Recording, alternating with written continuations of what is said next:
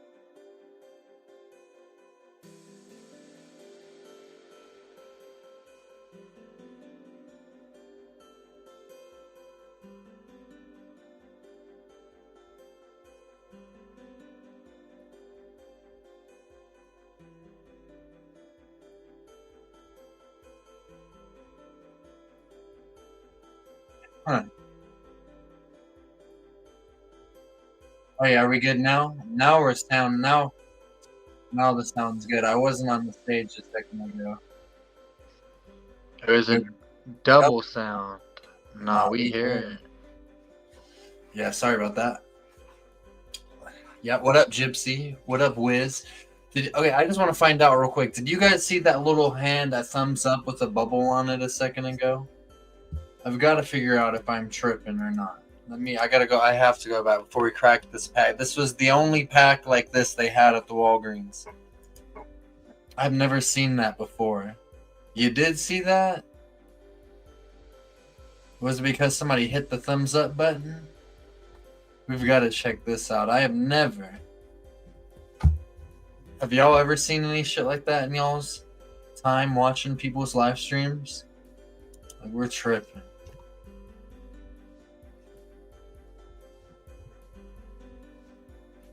I just thumbsed it up to see what would happen.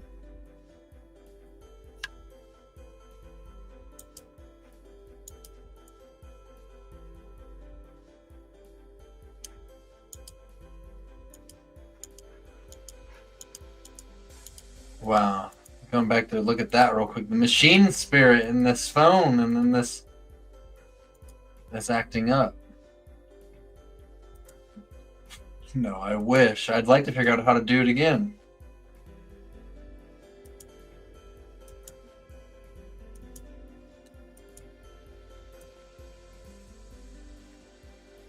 What the hell? I'm gonna have to look that up.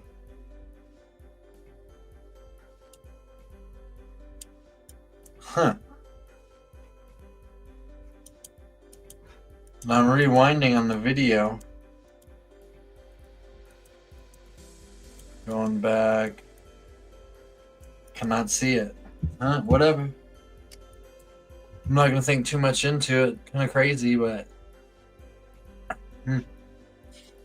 that's a new feature Streamlabs does. I don't have my Stream or StreamYard. I'm not using Streamlabs. I still want it to, but from streaming games and stuff, I don't.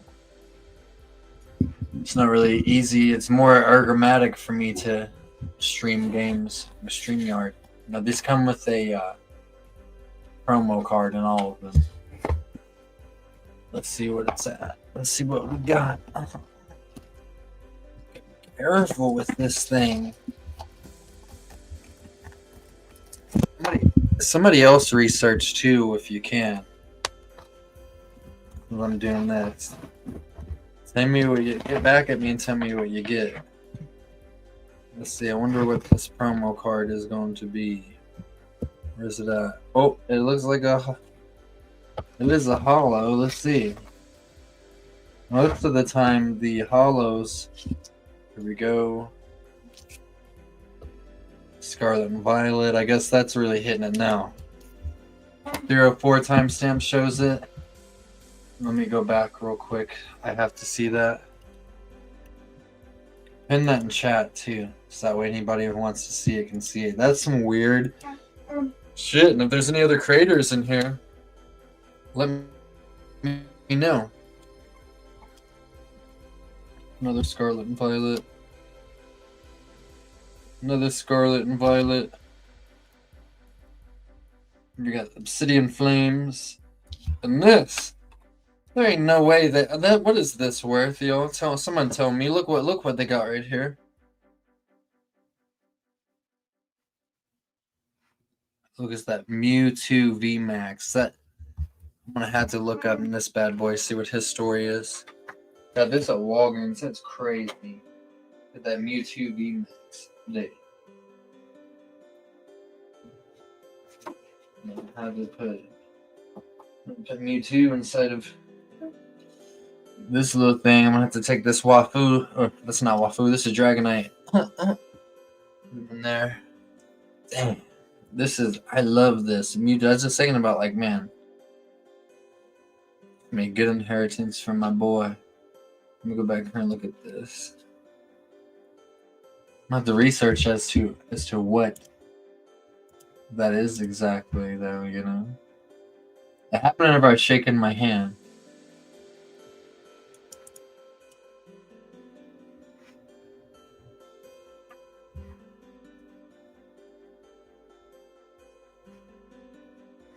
Let me see. About $2 for this Mewtwo. They're crazy. I'm gonna have to put him up. See if he cures value. For a PSA 10, is it $2? For PSA 10?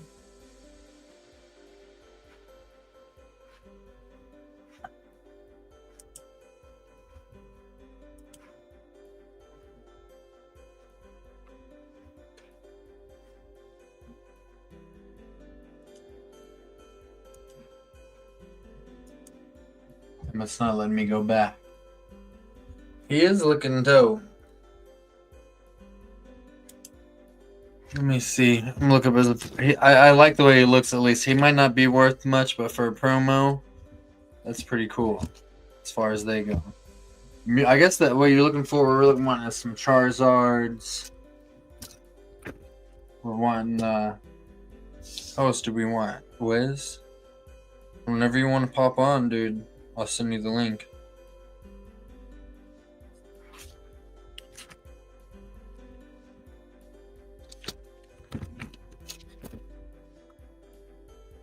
Let's see.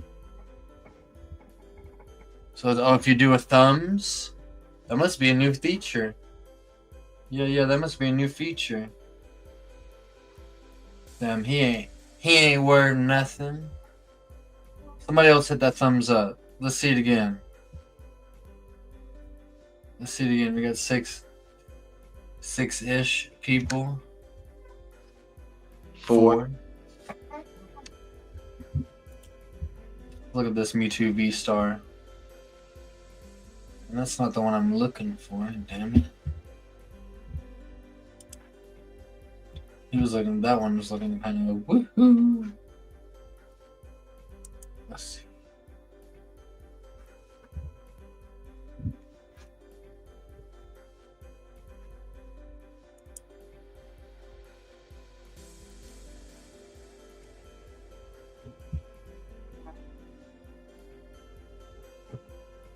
It's crazy.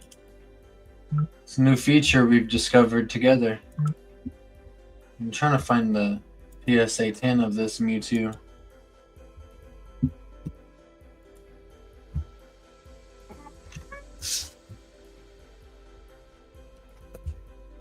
SWSH229. Then we'll crack a pack. We're gonna crack these packs and we'll start listening to some classic radio, a little Art Bell. 3 don't. Okay, so I see. All right, so we got to try. This looks like he could be a PSA 10 though. It looks like it's crispy lines on it. That my lighting's all messed up, but it looks like it's even in there. Or maybe not necessarily, I guess. Yeah, I'm looking at it.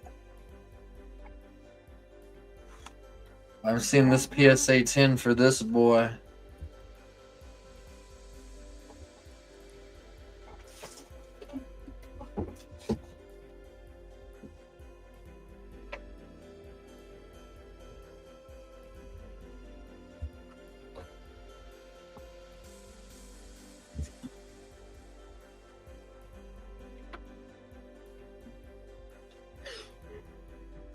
Yeah, I don't think this is gonna be a PSA 10 because the it's not evenly inside of it.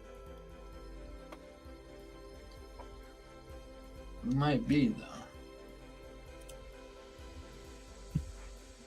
Here, let's see. This is we when it comes to stuff like this, you got to show what they've sold for.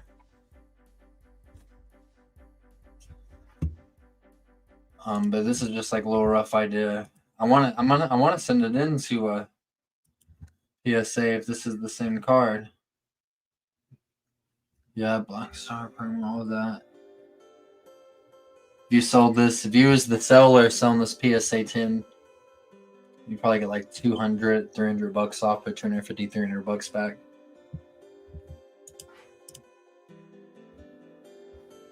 Damn. Nice. Yeah, I'm gonna be sending him into PSA for sure. Or definitely. So we got this guy. Let's crack one open.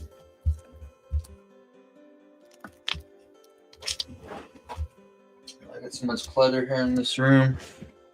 Yeah, we got big plans. Art Bill, maybe Smokey and Anthony. Listen to that. I'm trying to get my watch hours up, y'all.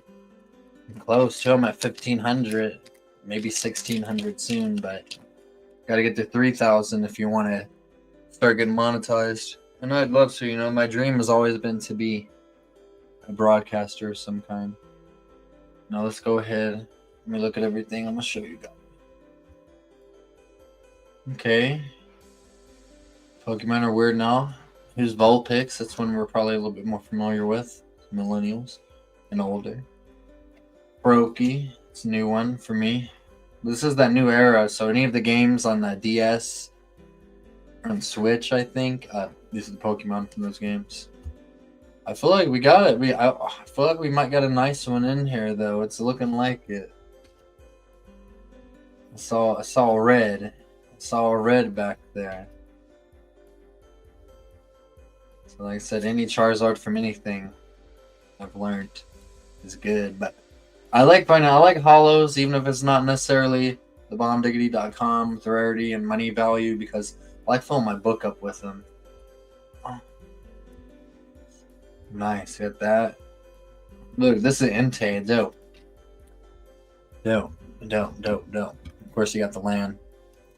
Not land, I'm thinking magic. Let me see. Entei, OBF. See, he's hollow. Let's see. He might have a PSA 10 Entei, might have some value.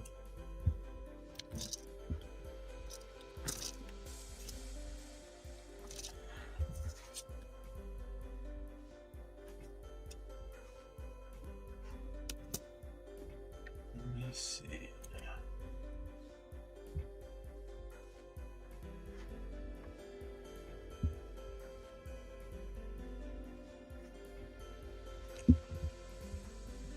I don't want to see that. I want to see Entei whenever he's hollow. Let's see what his value is. Yeah, Entei's dope.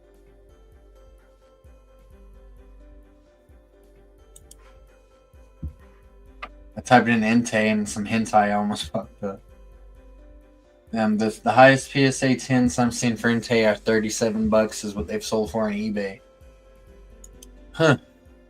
That'll go good though with the hollow book.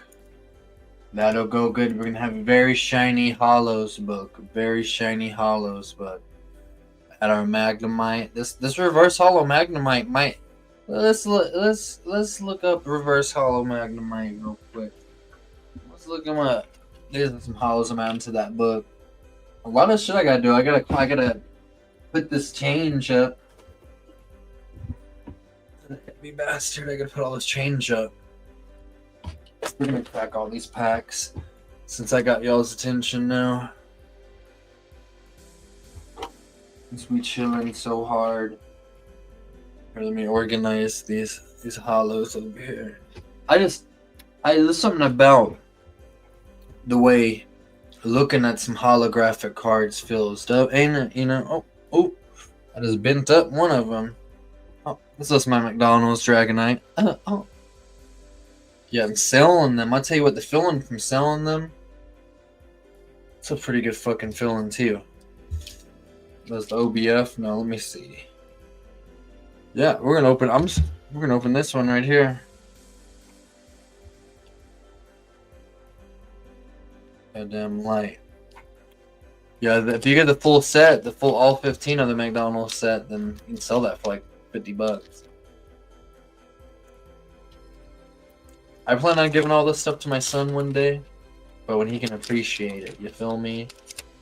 Because like a little dude that age is not gonna respect or appreciate the cards.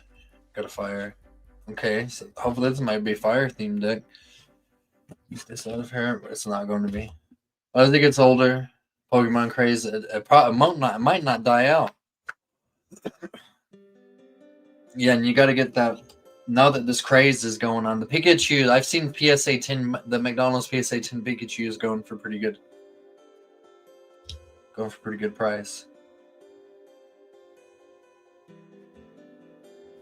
Camera's having a little difficulty adjusting. No, I've seen PSA. We want to try to set it. It costs about $5 to $10 to get things sent in a PSA from GameStop, is what the chick told me, and I went. But yeah, your Pikachus, your Charizards, stuff like that's gonna be a value. Thank you. I didn't think about Pikachu. Yeah, I didn't get a Pikachu from that set. I got one from set like a year ago, 2 years ago. That was before I got into the collecting craze.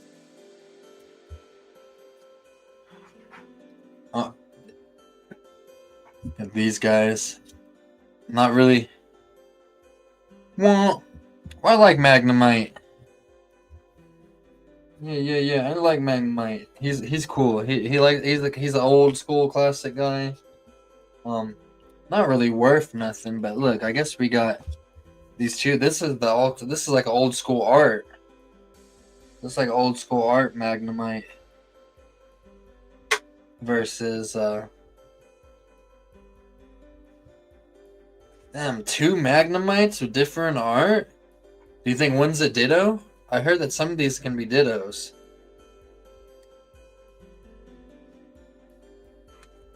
I forgot how to tell if something's a ditto card or not. Look, I almost messed up that hollow. I used to play Pokemon Snap a lot back in the day. You talking about on the 64? Got a pretty badass. Another version of him looks pretty dope. The EX version of him. I'm not sure about the whole. I don't know about what like the direction Pokemon is in now. Like I haven't like I'm in it for trading and selling. But I have I used to love Pokemon Snap. I beat it back in the day at 100%.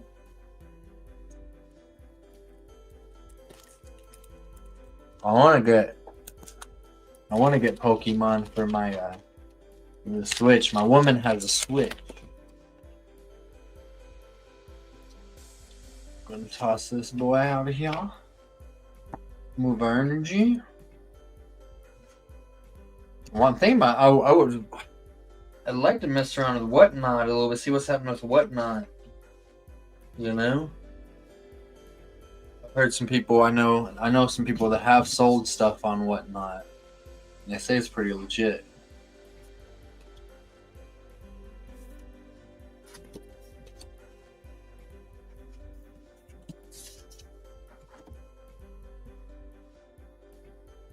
Wow. Yeah, a lot of these are new Pokemon to me. I like them all. I love them all. I don't care. Got this one, Wug Trio. Looks kind of funny. Trainer.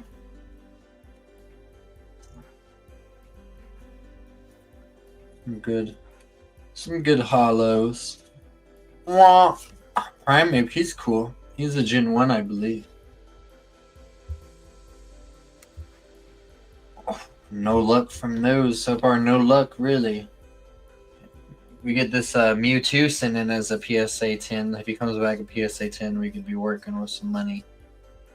We could be working with some money on that. Oh, yeah, they definitely, like, they have car and vacuum. One of these is a vacuum cleaner. Another one is a hula hoop. That I've seen. What up, Leslie? Chilling. Not really up to much. Me, Hillbilly, and Hutch, we talked about, the universe and life, death, everything in between. Had a pretty deep podcast on the episode right before this.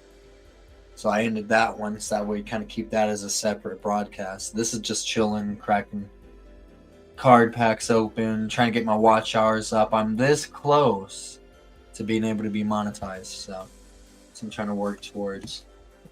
And I've been selling cards on eBay too. I haven't sold any Pokemon yet. I'm thinking about it. Trying to sell bulk, get collections going. I have sold Magic though. I haven't really had as good luck with my Magic, but I'm about to start making decks to sell those. So I'm coming up with little side hustles. I would honestly, but the goal is to let my son inherit this stuff and see its value grow. You ripped a shard or tooth out of your cheek. How the fuck do you be getting shit like shards of tooth in your cheeks, dude? I hate that shit. I'm gonna have the same problem soon if I don't get these wisdom teeth of mine taken care of. Oh, this guy's kind of cool. He's a crab. Flowitzer. Oh, nice. Look at this. He's just a claw. He's not even a crab. He's just the claw, the crab's claw. Yeah, they've lost ideas. Got the golden nest ball. That might be worth something. Oh, it's gold. Look how it's shiny. Wow. We'll look him up in a second. Here's Klefki. Klefki. See, Pokemon is tripping. This is a keychain. Yeah. What do you think? Opie and Anthony or Art Bill? Dude, you should get online and sell them, Coyote. I've been making I haven't been making money off of it, but I've made $23 from selling 2 cards. I'm trying to sell more. Those are Magic cards though. There is money in making these, so you could sell bulk. Let's say she has 1,000 cards. You could probably sell them for. I'd say if you went on Marketplace, you could sell 1,000 cards for $100. I'd say if you went on eBay, you'd sell 1,000 cards for about 80. But that's not rare cards though. You got to know what value, what years they came out in and stuff like that. The thing with that's what Pokemon though. Pokemon is based on the popularity of what people think looks cool and stuff like that, versus Magic. It's based on how people are using it, playing in the game. Let me look at the value of this nest ball. Yeah, this Mewtwo, the promo seems to be the only thing that's worth any value out of this whole thing. Yeah, we got this promo Mewtwo VMAX. PSA 10, he's worth about $400. Yeah, see, depending on what generation they are and everything, there's a whole nother market for sealed cards too. Yeah. There's a whole nother market for sold cards. That's crazy. The Pokemon is blown up. I know it's been blown up for a few years now, but it seems like recently, in this past 6 months, it's just skyrocketed. Let me see what all this guy is. He looks. Oh, dude, ungraded. Ungraded. This boy is selling for as high as $20. The lowest I see is 12. Let's see what if I'm PSA 10 on this. Okay. So usually, if the gradings that goes up quite a bit. Yeah, it goes up. I think it's by three times the amount of ungraded. Oh, never mind. He's selling for about $50 PSA 10. Let me look back at Mewtwo one more time. What would you guys rather listen to? Actually, I already know. I already know what I'm saying for you guys.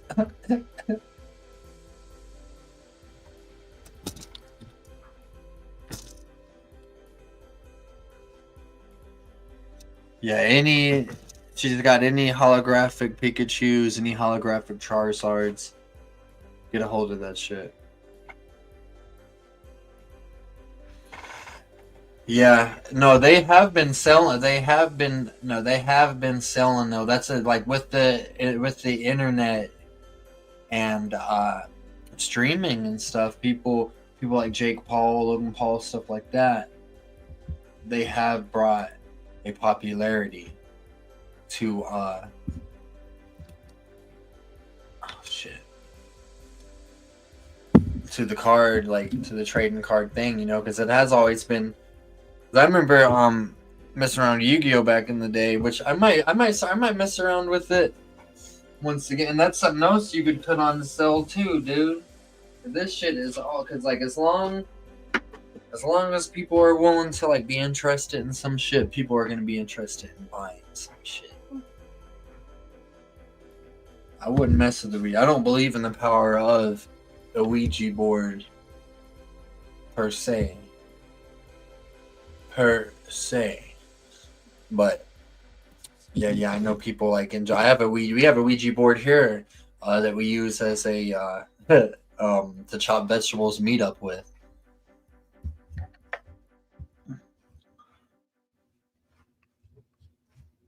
Yeah, my mom has quite a bit of them, like my woman likes shit like Ouija board shit, occult kind of. Here, let me show a lot of this stuff on there is hers, like the skulls. She likes shit like skulls, coffins, things of that nature. That's her little area. Yeah. But this is my spot. This is my corner. Angry Nerd, fucking. If you haven't checked Angry Nerd out, he's badass. Pretty funny. With all my magic stuff, my Dungeons and Dragons shit.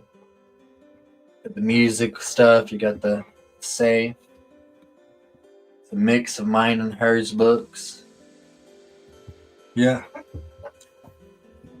Oh, this is the magic book. But I felt so, guys, I cannot get over, like, I felt good to have been able to have sold something finally. You know, because, like, as a grown man, I don't care what nobody thinks about me, but it does, you kind of look a little silly. Yes. I'm fucking terrified, dude. But, you know, but get some profit off of this, and I enjoy art. Yeah, so you get this. You could spend like $5-6 on the pack, and then you sold something for 20 out of that pack. You're getting that's profit then some. Yeah, I'm about to be trying to pile up my cards, my Pokemon, trying to bulk sell them. Maybe some of my magic. The magic stuff is stuff I don't necessarily would ever want to sell or trade as much, because, you know, I love magic. To me, it's the best. It's the best game ever made. I'm trying to find my. Yeah, I got the Forces of the Imperium, so that kind of combines. Two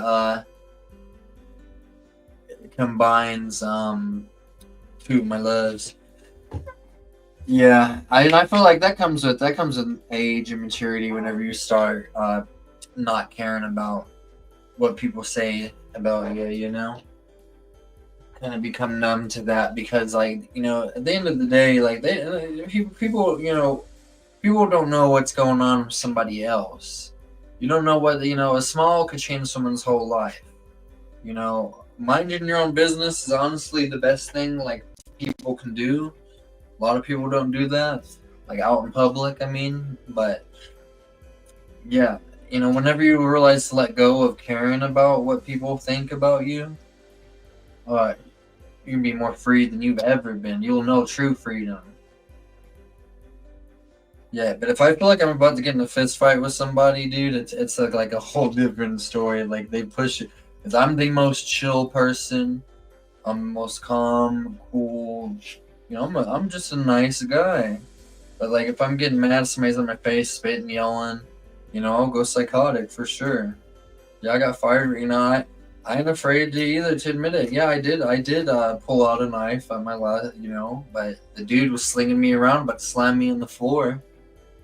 Didn't stab him, obviously. I believe I would have been able to get off with it if I could have. If I did, and I would have gone to court. If anything, it's probably, self defense stabbing. No matter what, you're gonna have to go to some court. Yeah, and yeah, we got fired. Both of us got fired. Both of us wouldn't have got fired. I would have been pissed. Yeah, but that shit was so fucking funny. But now, like looking now that I've grown older, I look at it now like, the fuck. I want a little squirrel. That story was connecting with something else. Yeah, yeah, because it's like that kind of anger. That means that you're truly mad. Bring me back into reality for a second. Yeah, and I'm proud. I don't give a fuck. I would do it again. I would do it again too, for sure. What up, W Deal? Yeah, yeah. But I didn't want to get slammed on that floor, on that damn floor. You feel me? What up, 231 pimp? Yeah. So, yeah, I would do it again. Fuck that. As a matter of fact, and I did feel kind of weird, kind of bad. And, after all that, everybody's like, "Oh yeah, Pilgrim fucking is pussy, pulls knives out on people, does all this, that, and the other." Yeah, dude, don't fuck with me. Yeah, I do. Don't fuck with me. Don't try to attack me. Don't ever in your life fucking get physical with me, or try to like slam me. Because I never once was like trying to get in the guy's face or no shit like that. Yeah, you a hard-working fool, dude. I was never trying to get in the guy's face, but he's the one that's grabbed me by my shirt. So you're grabbing another man by his shirt, that he should never have done that. So, boom. Well, it was a heated argument. But yeah, long story short, though, I'm proud of that. Yeah. And I don't care what anybody thinks. If they're like, "Oh, dude, man ain't gotta do no fucking use a weapon, have no knife." I'm like, yeah, dude, don't ever fuck with me, dude. Leave me and mine alone, because you don't know what could happen. Yeah, and that's the next level. That's the next level for sure. And I feel like, honestly, if I have one of those too, if it's like a situation that calls for it, like I believe me almost having to stab that dude, that definitely called for it, for sure. Yeah, and I was a little embarrassed about it forever, but after realization, after thinking about it, I don't give a fuck. That I would do it again, and I don't feel embarrassed about it. Fuck all y'all. Not you guys, but a lot the people I knew, like people I thought were my friends. They were talking shit about me after that too. They're saying, "Oh well, Pilgrim's fucking psycho. Pilgrim's dumbass. Fucking whatever." They're being my buddy like right before all that shit. Yeah, they don't know what the fuck. Like, it was a very heated situation. Very heated situation for sure. Yeah. I was at work, but this motherfucker, we were like getting like arguing. Next thing you know, never was. That's why I don't understand why he felt the need to grab me by start slinging me around. Trying to manhandle me, and that's a really kind of like flicked it off. Because I remember I had the blade. I said, "Dude, I'm gonna kill you if you do not get off of me." And yeah, I remember also like the chick I was with, who's also my roommate. I don't know if y'all remember. I did the one show with her on here before. It's kind of embarrassing. She said a bunch of fucked up shit on him, made me look kind of stupid. But I remember her coming up and telling him, she's like, "Get the fuck off of him," because the dude, he was on top of me, and shit. This was like a year and a half ago. Yeah. 2 years. This was about 2 years ago. This was 2 years ago, and that's the last time I've had like any serious. Yeah, exactly. Yeah, dude, that's me or you. Yeah, me or you kind of shit, for real. And it makes me so pissed though, y'all, is that like the other people I know were trying to act like I was a fuckhead. You know what I'm saying? Like, nah, fuck y'all. I didn't do nothing wrong. I'd do it again too. Anyway. Yeah, you guys are like, and that's some shit I stand by for sure. Like, and it just, and part of my not caring about what people like think and say about me did also, I'd say, come from some of that realization that after, contemplating and thinking, that that was a damn good job. It was badass. I loved it. I'm a Guy Fieri. It was great. It was great. But I was meant I was not meant to stay there. It was not meant to happen. So not only did I gain the knowledge of not giving a fuck about what someone else thinks about me, or to not, no one will ever get me to that point again. But the dude should never have ever put his fucking hands on me. You don't know what I've been. People don't know what someone else has been through, what's going on in their head at that moment. The same could be said for this guy as well. So I don't. Anyway. Yeah. So not only did I learn that, I had learned that good things. I thought that job was like the job that everything's perfect. It was an awesome job. I loved it. I had a good time. But better things were meant to come. So the loss of something that I loved turned out to be a good thing. And I don't give a fuck. Yeah. I'll stab, I'll shoot, I'll slash, I'll spit, I'll bite, I'll poke, I'll kick. Don't give a fuck. Timestamp that. Y'all been seeing any of these fucking thumbs? Whenever somebody hits a thumbs up on this shit, like it'll be a bubble. But yeah, let's just chill, smoke, chat. I'm gonna play some Art Bell. Yeah. I'm playing some. He's talking about nuclear war. Alright, I don't own the rights to any of this shit. You feel me? Neither does the person that uploaded this, I'm sure. But Art Bell, he's a G. Whenever he died, Alex Jones cried. Whenever Art Bell died, Alex Jones cried. So that shows you how much of a impact Art Bell, how much of a big, like, how huge he is, not just in the art. He's huge in the conspiracy community, but also the freedom of speech community. His influence on broadcasting in general. There'll never be another one like him. Hey, Butterfly, what up? Without further ado, everybody, I assume everybody knows Art. We all know Art Bell pretty good. Coast to coast.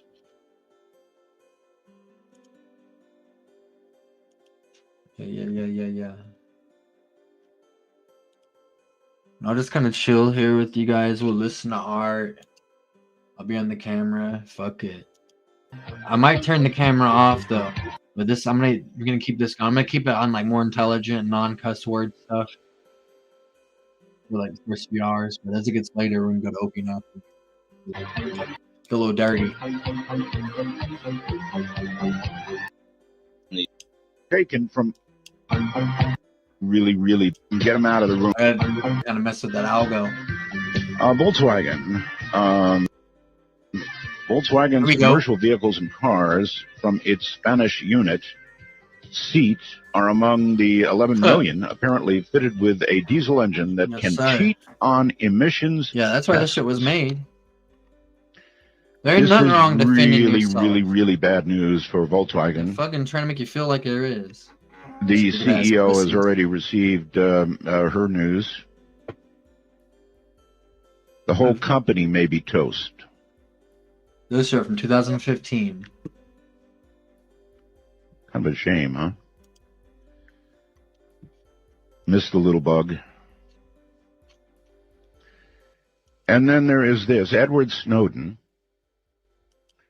who has confounded, that's an interesting word, confounded U.S. officials since his abrupt departure from the country 2 years ago with a whole bunch of classified stuff, has just found a new megaphone. He has found Twitter, and so he started following the NSA on Twitter. I'm sorry. And he sent out a tweet which just said, "Can you hear me now?" Well, let's see. In about an hour after he said, "Can you hear me now?" 185,000 followers jumped on board. And then 6 hours later, he was up to 625,000 followers, so I guess we can hear him now. Oh, that must have made them really, really, really, really angry. That's all I can say. Really angry. Can you imagine? Inside the NSA. Sorry, NSA. Not really. I'm not laughing at you. I'm laughing hopefully with you. Not at you. All right. Now, in news of the other, I've got two, I think, really cool things. One demands an explanation from RCH, who follows this program. It is a Mars picture. Now, Richard really needs to look at this. Are you hearing me, Richard? You really need to look at this and tell us what this is. All right? It is taken by the rover from Hillside on September 25th. It's on artbell.com. I suggest you go up there right now. I swear it looks like a creature. It looks a lot like a creature, actually. This is taken from Mars, and it looks like an alien. So, and it's a real picture. It's no BS here. A real picture. Take a look at it. You tell me, artbell.com. And then number two, also available at artbell.com. You know, I don't put stuff up there unless it's really good. Did the Pope have some kind of extra audience? Well, something was watching. Something was up there. Something that looks to me like a blob that somebody might have created with Photoshop, but it's not. It's a real picture. It's gigantic. It's mysterious. And it's drifting over the city at distinctly unballoon-like speeds with unplane-like maneuvers. Maybe it was watching the Pope. And, you know, it was when he was there, that's how somebody caught it with a camera. Or a lot of people caught it, I guess. Okay, let me repeat what I said, and that is if you have children in the room, please get them out. We're going to be discussing global thermonuclear war. I read this yesterday, I'm going to read it again and more of it. About 24 years after the end of the Cold War, Russia and the U.S. seem to be engaged in a nuclear arms race once again that could have disastrous consequences. The United States is announcing it's about to do a $1 trillion upgrade of its nukes. Can you imagine what you can do with $1 trillion? Now, the Russians are going to modernize their weapons, of course, because it's a new race, right? So they will spend up to $700 billion. Actually, it said 1.3 trillion total earlier on Facebook. It's $1.7 trillion. My God. What's more, Russia deployed nuclear capacity has overtaken that of the U.S., so we are behind for the first time since 2000. Russia has 1,643 nuclear missiles ready to launch. The U.S. has 1,642. Not surprisingly, all of them aimed at Russia. You know, I thought we re-aimed our missiles to the water. So I guess that one's off, huh? Both countries have been upgrading their active nuclear arsenals since the beginning of the Ukraine conflict. Oh, great. The Center for Arms Control and Non-Proliferation estimates the U.S. has over 7,000 nuclear warheads, compared to more than 8,000 warheads in Russia. The Bulletin of the Atomic Scientist says the two countries possess 93% of the totality of the global nuclear stockpile. $1.7 trillion. All right, coming up next, Stephen Starr, MT, ASCB, BB, MPH, graduated from the School of Health Professions at the University of Missouri, Columbia in 1985. He subsequently worked as a medical technologist over a period of 27 years at a number of hospitals. He is currently the director of the Clinical Laboratory Science Program at the University of Missouri. Stephen is an associate member of the Nuclear Age Peace Foundation and has been published by the Bulletin of the Atomic Scientists. Mr. Starr is also an expert on the environmental consequences of nuclear war, and in 2011 made an address to the UN General Assembly describing the dangers of nuclear weapons and nuclear war and what it poses to all nations and peoples.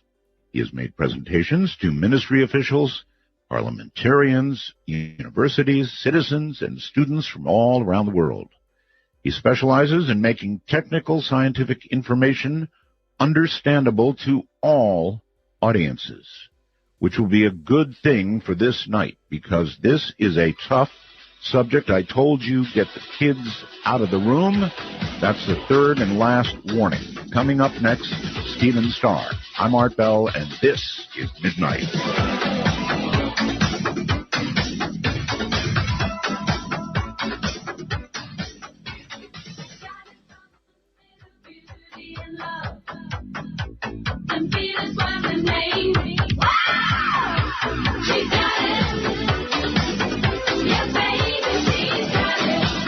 Part of the Dark Matter Digital Network. This is Midnight in the Desert with your host, Art Bell. Now, here's Art. Here I am. Well, all right.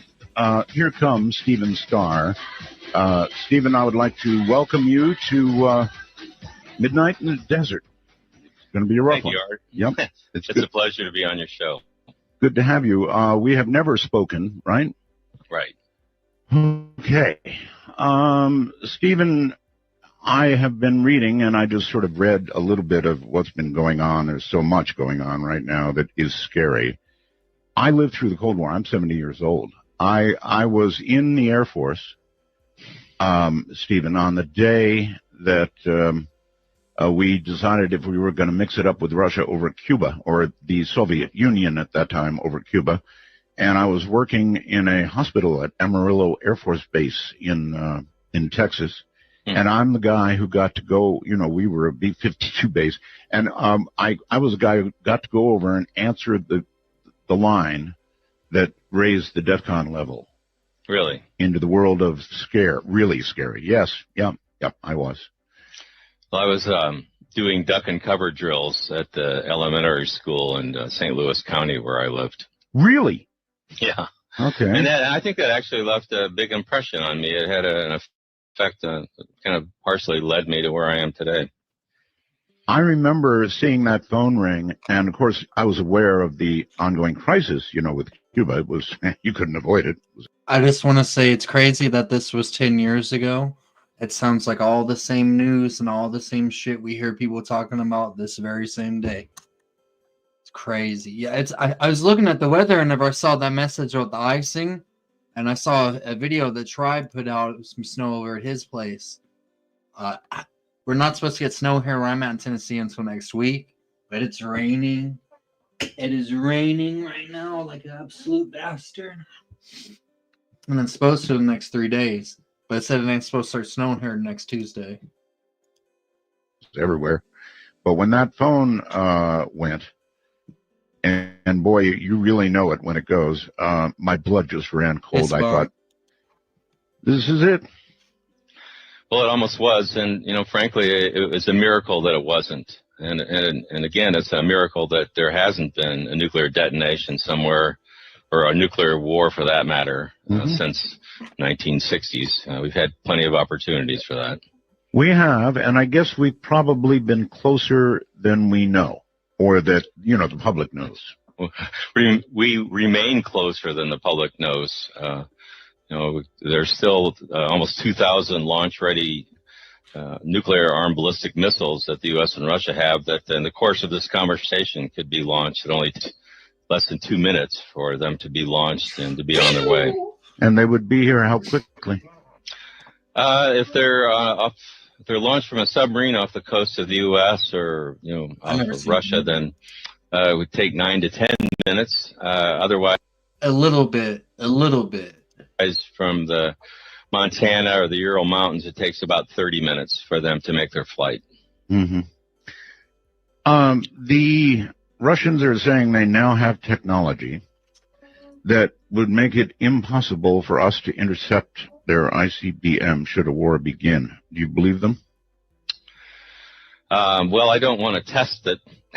No. I think each side, we have our ballistic missile defense system that's being deployed through NATO, and there's a lot of evidence that it may not work as advertised unless you perhaps switch out the kinetic warheads for nuclear warheads, which is something that's not discussed but is considered by Russian war planners. So, but all these things are really looking evil. They're all being done in the process of ignoring the scientific predictions of the existential threat of nuclear war. So I take it that if you replace a kinetic weapon with a nuclear warhead, then you only have to be close. Yes, that's right. The kinetic warheads, they call them hit to kill. These things go about 17,000 miles per hour. So it's like hitting a bullet with a bullet. But if you swap that out for a nuclear detonation, then you expand your kill radius to the point where, it's more like 1 or 2 kilometers or a mile or so. But I've talked to Dr. Ted Postel, who's written about this. He's at MIT, and he said that there's always a countermeasure available. The warheads have the Grove has been just touched upon. I'm slightly familiar, but I feel like we know too much about it. They've moved on. They've changed operation. Decoys included with them these days, both U.S. and Russian warheads. You could probably spread the decoys out further. Yeah. Once you get into these sort of arms races, it's almost impossible to stop them. That's why they actually were wise enough to create the anti-ballistic missile treaty, which George W. Bush withdrew from not that long ago. Well, it also looks like the test ban treaty is about to go up, poor choice of phrase, in smoke any minute now. I guess the Russians are breaking it by testing some cruise missiles and nuclear-armed cruise missiles, and so I guess is it going to go away? Well, the thing is, there's a political spin that comes out on each side, the U.S. and Russian, and there's technical details about all this that can be argued. But it's sort of like counting how many angels can sit on the head of a pin. We get lost in these arguments about who has the most missiles and who has the most warheads. Yeah. In a sense, we treat nuclear weapons as we did conventional weapons, but I think I have a class that I teach at the University of Missouri, and I asked my students about this, like, why do you think we got to the point where we had, something like 70,000 nuclear weapons in 1986. But we have studies that show that 300 strategic warheads, if you detonate those, they'll kill 75% of the people in the United States and Russia. So how could we manage to create, 70,000 warheads? It really was. They called it MAD, which made more sense than mutual assured destruction. But it was insane. But I think there's a failure to grasp the fact that grasp the essential nature of nuclear war and the existential threat that it poses to human beings. So actually, you're a professor, Stephen Starr, really, right? Yeah, I'm lucky enough to teach a class at the University of Missouri on nuclear weapons. It's one of the few classes there are in the United States, which is another problem. After the Soviet Union collapsed, pretty much all nuclear education, what little there was, dropped out of our high schools and even colleges. So the students that come into my class don't even know the difference between an atomic bomb and a hydrogen bomb. I guess in some ways, Stephen, that's a bad thing, and in some ways, maybe it's a good thing, because if they're ever used en masse, well, I just don't think it's... Well, maybe I'm naive. Sometimes I feel like Mr. Smith goes to Washington kind of guy, but I honestly believe that if ordinary Americans, the non-technical audiences, had any idea that the nuclear arsenal that the U.S. and Russia has represent a self-destruct mechanism for the human race, that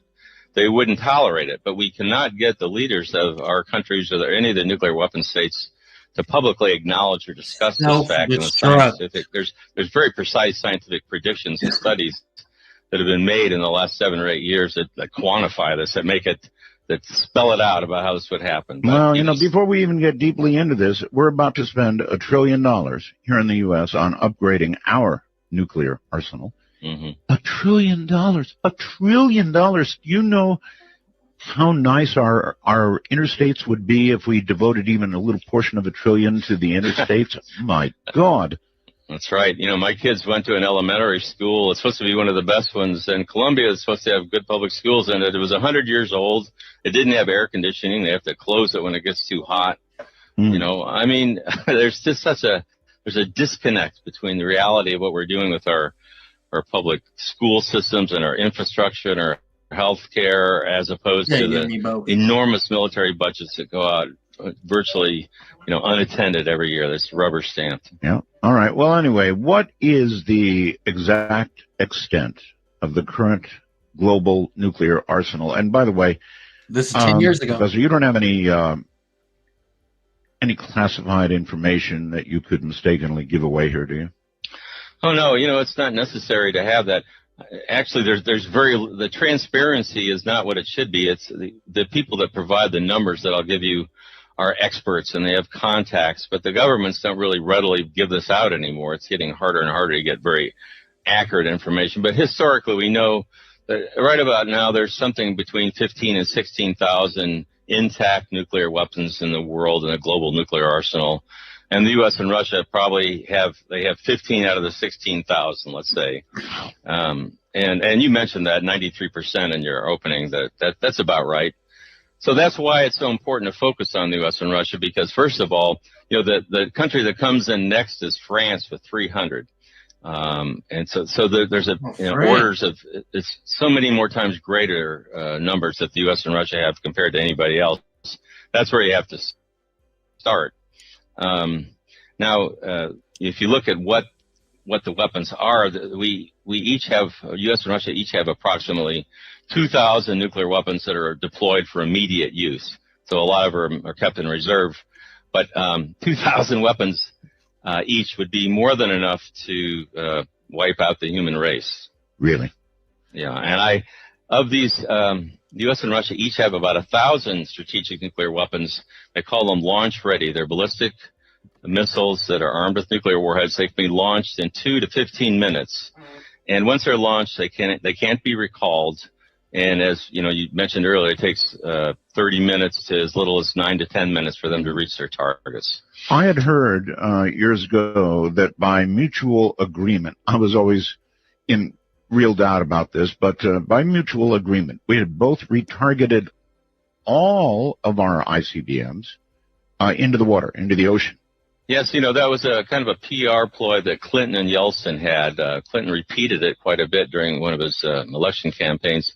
But the reality of nuclear targeting is that it takes about 10 seconds to retarget a warhead. All these missiles are hooked up to computers. It was a meaningless agreement. The only way to really change this is to stand down these weapons, make it first so that they can't be launched within a few minutes. And then, but better, let's dismantle them, take the warheads off the missiles. We have to start thinking of this as a problem for our species. Oh, I do. I think of it as a problem for our species. Well, the people in charge don't, I think. I think they're so caught up in the moment. The scientists have tried to discuss these studies they're called peer-reviewed studies. They're the best studies that can be done in science.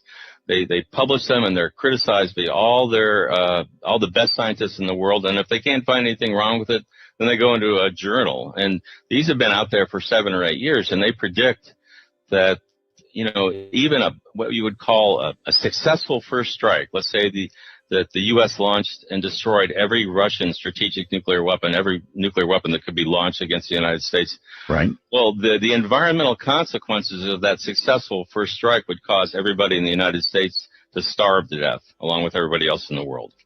So it's a self-destruct mechanism for the human race. The scientists wrote an article called Self-Assured Destruction, which you would compare that to mutual assured. It's actually Well, let's slow all down. along it's been self-assured. Right, a little bit. Slow down a little bit. You said even if we had a successful first launch against Russia, that we would starve to death.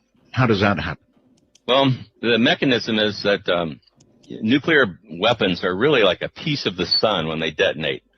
And this goes for the bomb that destroyed Hiroshima, which it was 15,000 tons of TNT explosive equivalent, to average, say, Russian strategic warhead that has 800,000 tons of TNT. That's what's normal today. But both of those will, when the fireball they create, the surface of that fireball is hotter than the surface of the sun. So what happens then? So they if say. That's detonated over. I don't know if I above believe a in city. this. It will ignite everything within a radius. The 15 kiloton weapon sets 3 to 5 square miles on fire instantly. The 800 kiloton warhead will set 90 to 152 square miles on fire instantly. And all these, what happens is there's fire set over this whole area. It's a mass fire. And within 10 to 15 minutes, it coalesces. They all join together to form a single gigantic fire. In the center of the fire, there's like a chimney effect that rises up, and it creates hurricane-force winds that blow towards the center of the fire. So it'll actually be strong enough to uproot trees and pull into the fire. And you can't, and anyone in the fire zone, in a matter of minutes, the air temperature is good above the boiling temperature of water. And we first saw a mass fire like this in Dresden and Hamburg and Stuttgart during World War II when the British firebombed the German cities. Oh, yes.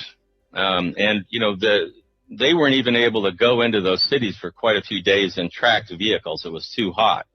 And even anybody that was in a deep shelter suffocated or baked, basically.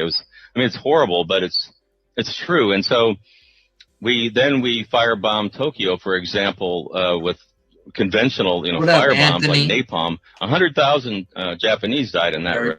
And then we went on to Hiroshima and Nagasaki. Mm-hmm. So we basically crossed the moral threshold for blowing up, burning cities up. But so if you think about what a nuclear war is, if you think of like one 800 kiloton warhead with 150 square miles on fire, then you multiply that times hundreds or thousands, all within an hour space of time.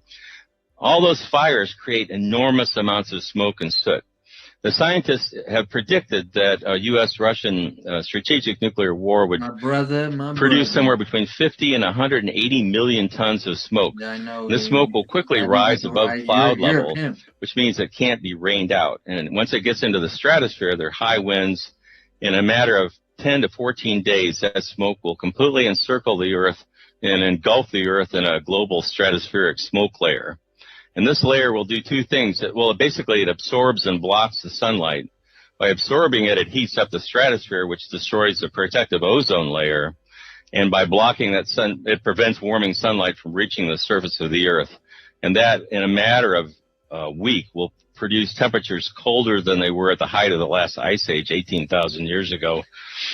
And, the end result is that for 1 to 3 years, the temperatures in central North America and Eurasia will be below freezing every day. All summer.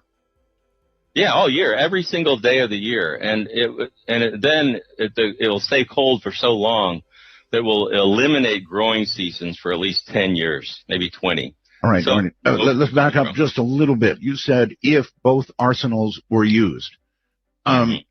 Let's say we just surprised Russia and decapitated them only, and they didn't have an opportunity really to strike back at us. What have you got then? Do we still have, because you were describing nuclear winter, right? Yes. And we would still have nuclear winter. There might be, let's just say there's 50 million tons of smoke instead of 180 million. Right. It doesn't matter. It's still going to be below freezing every day for at least a year, and there won't be any growing seasons for at least 10 years. Oh, shit, it scared me. Or disappear into the potter's ground. When the man comes around. Taking you from today into tomorrow. This is Midnight in the Desert with Art Bell. To call the show, dial 1-952. Call Art, that's 1-952-225-5278. Don't call yet. Phones are not open yet. My guest is Professor Stephen Starr, and we are discussing nuclear war, global thermonuclear war. And I feel like I'm talking with so you, let's brother. get back to it. Steve, even me. Professor, And whirlwind. let's go back for a second. I hate to do this, but a little more education on the size of these things. The one dropped on Hiroshima and Nagasaki. What was it, little man, big boy? Let's see. It was Fat Man was Nagasaki, and that's right. Little Boy was Hiroshima. There you go. And the Hiroshima bomb is estimated. There's different estimates, but let's just say 15,000 tons of TNT explosive equivalent. They have to compare it to something, so they compare it to TNT. But a nuclear detonation is really different, fundamentally different than a high explosive chemical detonation, for a couple of reasons. The stellar temperatures it produces, literally a couple 100 million degrees centigrade at the instant of detonation at the center of the fireball. So in other words, that's actually not then a completely accurate description of the power of the weapon at all. Right. There's an article on my website by Professor Lynn Eden called City on Fire. She points out that actually the U.S. military has significantly underestimated right by Knoxville, the destructive capabilities of their own nuclear weapons, because they don't really consider thermal effects or the effects of fire, which I was describing earlier. Yes. But you asked about the explosive power. So it's 15,000 tons of TNT, and when that's detonated, it will ignite fires simultaneously over an area of about 3 to 5 square miles. And that's opposed to the modern, they call them strategic nuclear weapons. These are the weapons that are possessed by the 5 recognized nuclear weapon states. But the smallest, I hate to use the word small, but the smallest yield of or explosive power of a strategic weapon is 100,000 tons of TNT. And the U.S. ICBMs usually have somewhere between 300,000 tons of TNT to 475,000 tons of TNT. The Russian ones are generally a little bit bigger. They're about 800,000 tons of TNT. Our bombers, our nuclear bombers, can carry a nuclear gravity bomb, the B-83, that has 1.3 million tons of TNT explosive power. Excuse me? Yeah. Well, they call those megatons. The kilotons means 1,000 tons, so 15 kilotons. Crazy Hiroshima. After hydrogen bombs were invented in the early 1950s, it wasn't all that long before American bombers were carrying multi-megaton weapons around. That was, you probably remember, in the 60s, the 70s, the 80s, the average warhead size, is usually 2 or 3 million tons of TNT. And China still has, I think their warheads are believed to be about 3 million tons of TNT explosive power. They don't have a lot of missiles that can hit the U.S., but they have some. And they're just like every other nuclear weapon state, they're modernizing their arsenals. So, just a little bit of trivia, if there is such thing in this subject. I believe that we accidentally dropped 2 nuclear weapons on North Carolina. Mm-hmm.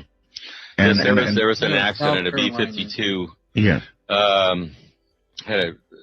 What the end result was, they back then they carried these multi-megaton gravity bombs, right. And a couple of them got loose and went down. They have what they call permissive action links. They're basically a safety device that are built into each weapon, at least the United States has, right. And they have to be triggered sequentially in order for the bomb to go off. There's usually like a series of, say, 6 or 7. And on one of the bombs, there was only one left. All the others had been triggered. So we would have had probably, we would have had millions of tons of explosive power going off there. The fallout would have gone all the way to New York City. It probably would have killed most of the people in North Carolina, I would guess. One more 5-volt little signal, and it would have been as you described. My friend's grandfather. And, there's other accidents that we don't know about. Well, before we leave that one, what I heard was that they retrieved one of those weapons, Mm-hmm. and one of them They didn't. One of them. I don't know. I'm not sure of the details. There actually is one that is in the ocean off the coast, and I don't really find that very reassuring. You know, if you know about World War I, they're still digging up artillery shells that they're corroded on the outside, but they're fine on the inside. Right. So I don't know, but I mean, there are nuclear bombs scattered around the bottom of the ocean. There have been some that have fallen off aircraft carriers off the coast of Japan that rolled off the deck. It's a hell of a mess, really. Yes. All right. So we have hydrogen bombs now, and these are the ones. For example, like the B-83, right? That would be a hydrogen bomb with yields up to what, 1.3 million tons? Yes.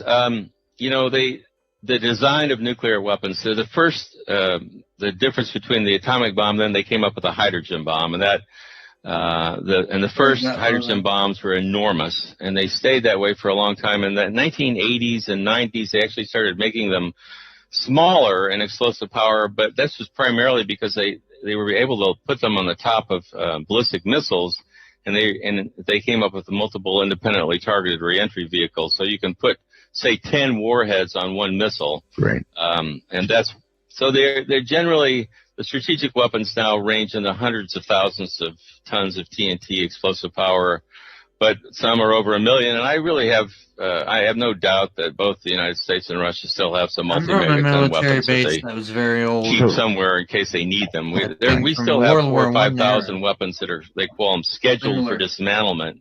So they actually don't go into the totals that the United States puts out as far as how many weapons we have. They'll announce that we have 4,000 weapons, but then they don't mention that there's 4,000 that are still basically in the same condition they were a few years ago and maybe in the same place. So they schedule them for dismantlement. So I call that disarmament by semantics. So in a way, multiple warheads are just a way of doing more with less, sort of. If you want to get into the calculations, if you set off a number of smaller warheads over an area, you actually create more blast damage and just as big a thermal effects as one big warhead. Military planners tend to focus on blast, which is because they want to, and so that's why a city like New York or, Washington, D.C. would be a good example. They might target it with, say, 40 warheads, where actually one of these 800 kiloton warheads would be more than enough to set the whole city and way beyond into the suburbs on fire. 100 and some odd miles, right? They calculate these firestorms based on average weather conditions, but even under the very worst weather conditions for an 800 kiloton warhead, you're going to have about 90 square miles where you're going to have a certain fire zone.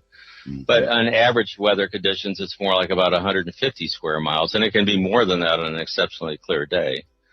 So on my website, I focus on fire because, as we mentioned earlier, it's the fire is what creates the smoke, and the smoke gets up into the stratosphere and can block the sunlight and create these ice age weather conditions on Earth that eliminate the ability to grow food crops for years. Assuming a full exchange, how long would a nuclear winter? Well, there's actually new studies that are being done. I keep in touch with my friends, the scientists, and it looks like it could be 20 years even, but I mean, the global grain reserves right now are maybe enough for a couple of months. Nuclear but war. You mentioned, I think at some point, India and Pakistan. Well, they have a big nuclear arms race going on there now. But what they produce initially, at least, are atomic bomb-sized weapons. They have about 200 operational atomic bombs, the 15 kiloton or 15,000-ton size. So the scientists did a study on a war with 100 of those being detonated in their cities. Right. And they found they predicted about 5 million tons of smoke would get into the stratosphere. That would be enough to block about 10% of the sunlight from reaching the surface of the Earth for at least 3 or 4 years, maybe 7, and the smoke would stay up there for longer than 10.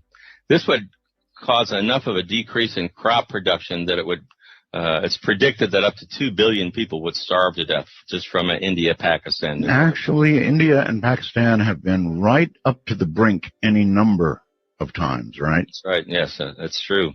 and they're not getting along all that well right now, from what I read. Well, it seems, Professor, we once lived in a world where MAD was, sort of the operational mutual assured destruction stopped everything from happening. Now, I wonder if nuclear war might be possible on a smaller scale.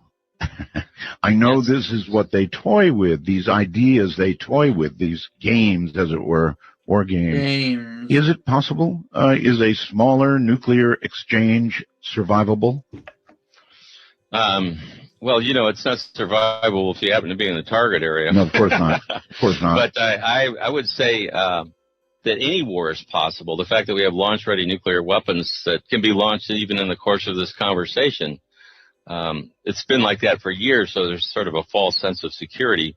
What worries me these days, a couple things. Here in the United States, I'm worried because there seems to be a general lack of knowledge and understanding about the consequences of nuclear war. And there's also appears to me to be an idea that we can just threaten the Russians and they'll back down. So what happens if they don't, or our militaries come into direct contact? As far as India and Pakistan, they're right on each other's border. If they launch a nuclear weapon, a ballistic missile, it'll detonate in a matter of a minute or two or less, So they don't even have really early warning systems like we've constructed these early warning systems because since we're on the opposite sides of the planet, it gives us enough time to detect the launch and then pass the warning up to the president. And then he can decide whether he wants to launch a retaliatory strike based just on early warning system data. And if that's wrong, then he's actually launching a preemptive nuclear strike.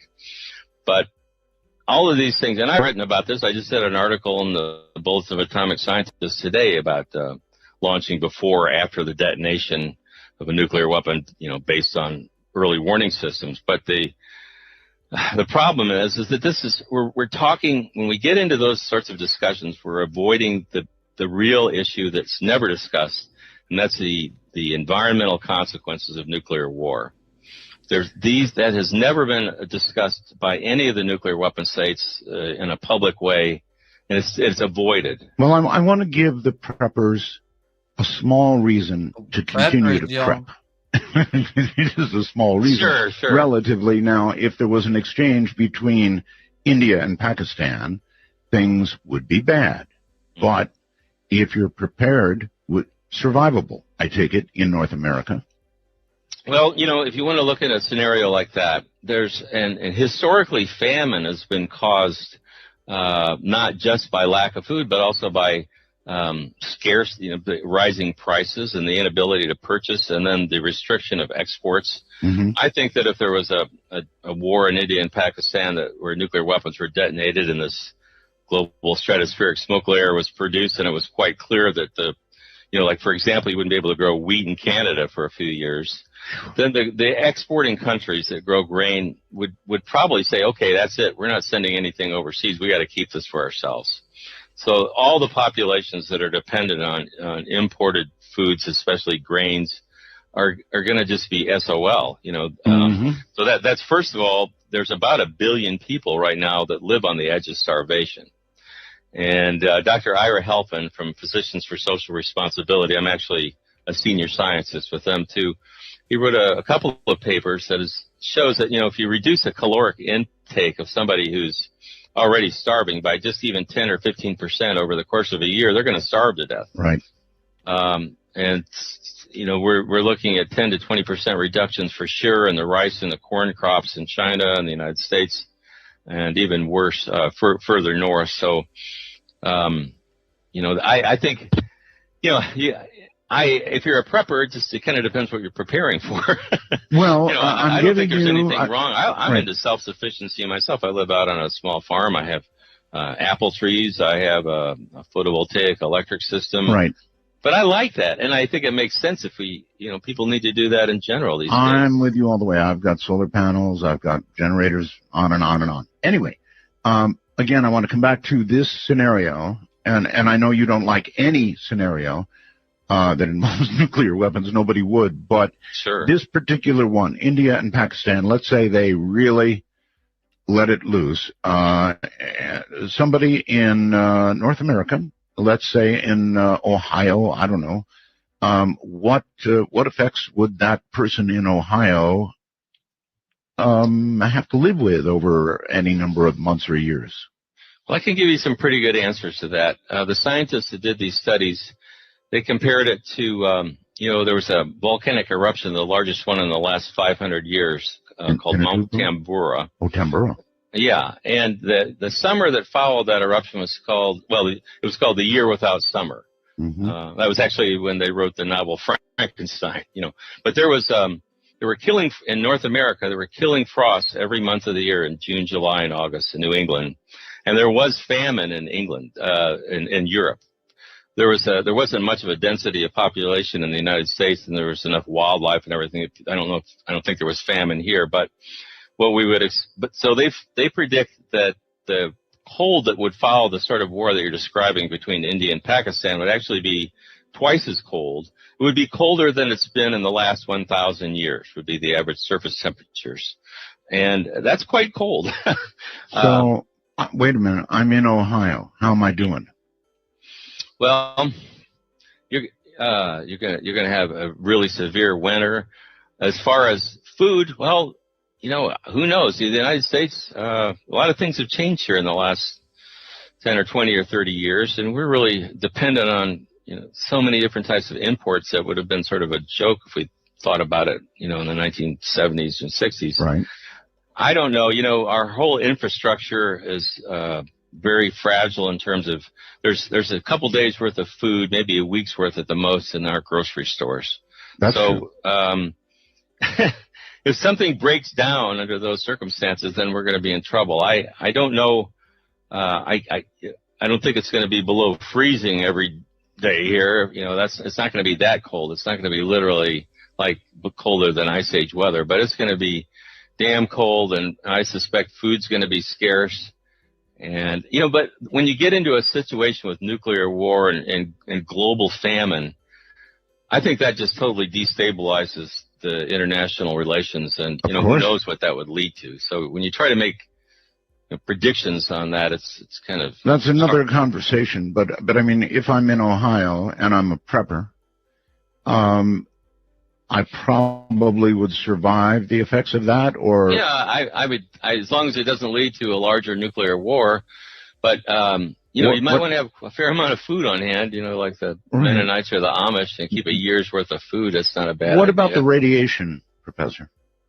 Well, radiation is something that, it's funny because I don't talk about it quite so much because once you can kill everybody with the climatic consequences with, cold where you can't grow food. But radiation is a big, that's sort of, it's almost, you could do a whole show on that. It depends on what gets targeted in a nuclear war. Our nuclear power plants now, we have over 100 in the United States, and on site they store about, 5 to 10 sets of used fuel rods that they've been removed over the cores. Yes.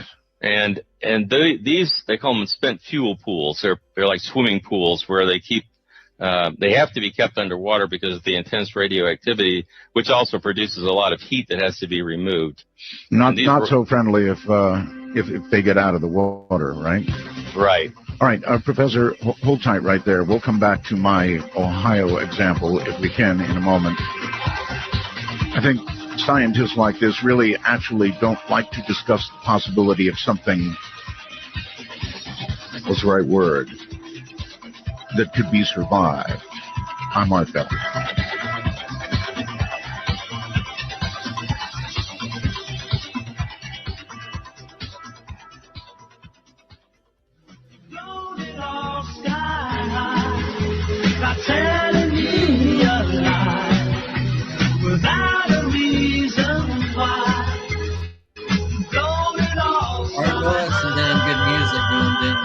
Coming to you at the speed of light in the darkness, this is Midnight in the Desert with Art Bell. Now, here's Art.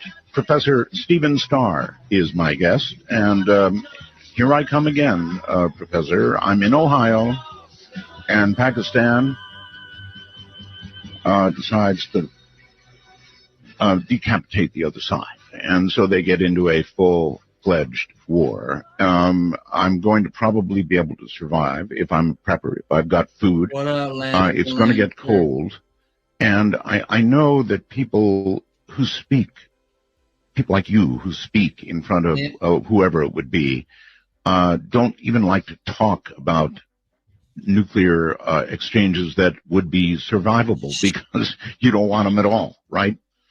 Well, there's a lot of truth in that. Yes. Part of it is because, I have a habit of trying not to make predictions if I'm not, it's a scientific approach where you don't say what you can't prove. But, Right. I think your description of what the post-war scenario is like is accurate. And, I think it would be a nightmare. It would be really cold, and it wouldn't just be for a year. It would be like 10 years without summer almost. It'd be colder than it's been in the last 1,000 years. And Now, this is only India and Pakistan, right? right. And that 100 atomic bombs that were detonated in that war have about, maybe even less than 1% of the explosive power of the weapons that the United States and Russia have I know. ready to launch it only takes 2 to 15 minutes. Well, we once, Professor, lived in an era where MAD was operational. It was just suicide to even consider it. But now we've got countries like North Korea. North Korea is interesting because they probably are suicidal, or at least the leadership may well be suicidal. And so we can't depend on good old MAD so much anymore, can we? Right. Well, it wouldn't be a mutual assured destruction in their case because they have like 10 atomic bombs or so. But, At the moment. Yeah, but all these arsenals are getting bigger. Even India and Pakistan, at some point are going to start producing, thermonuclear weapons, strategic nuclear weapons instead of just atomic bombs. So, there's got to be a point where people, well, actually, there is a point. There's a thing called the Austrian Pledge. There was a meeting in Austria, and 113 nations have signed this request. They're trying to get a conference together, but they're calling for the banning of nuclear weapons in the same way that chemical and biological weapons would be banned. And then the ban, after a ban, of course, there'd be an elimination. Guess what? Guess who's against that? The 5 nuclear weapon states. Mm-hmm. Of course. They say, oh, no, this is, we don't need that. This is disruptive of our process. We want to stick with the non-proliferation treaty, because that's doing just fine. But, it's been 50 years since that was signed.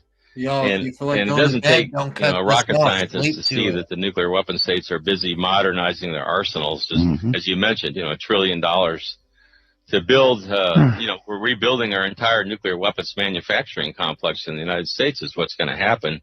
In Kansas City here in Missouri, they just are finishing this gigantic, $100 million going into a facility that builds all the non-nuclear components, but that's about 80% of the bomb.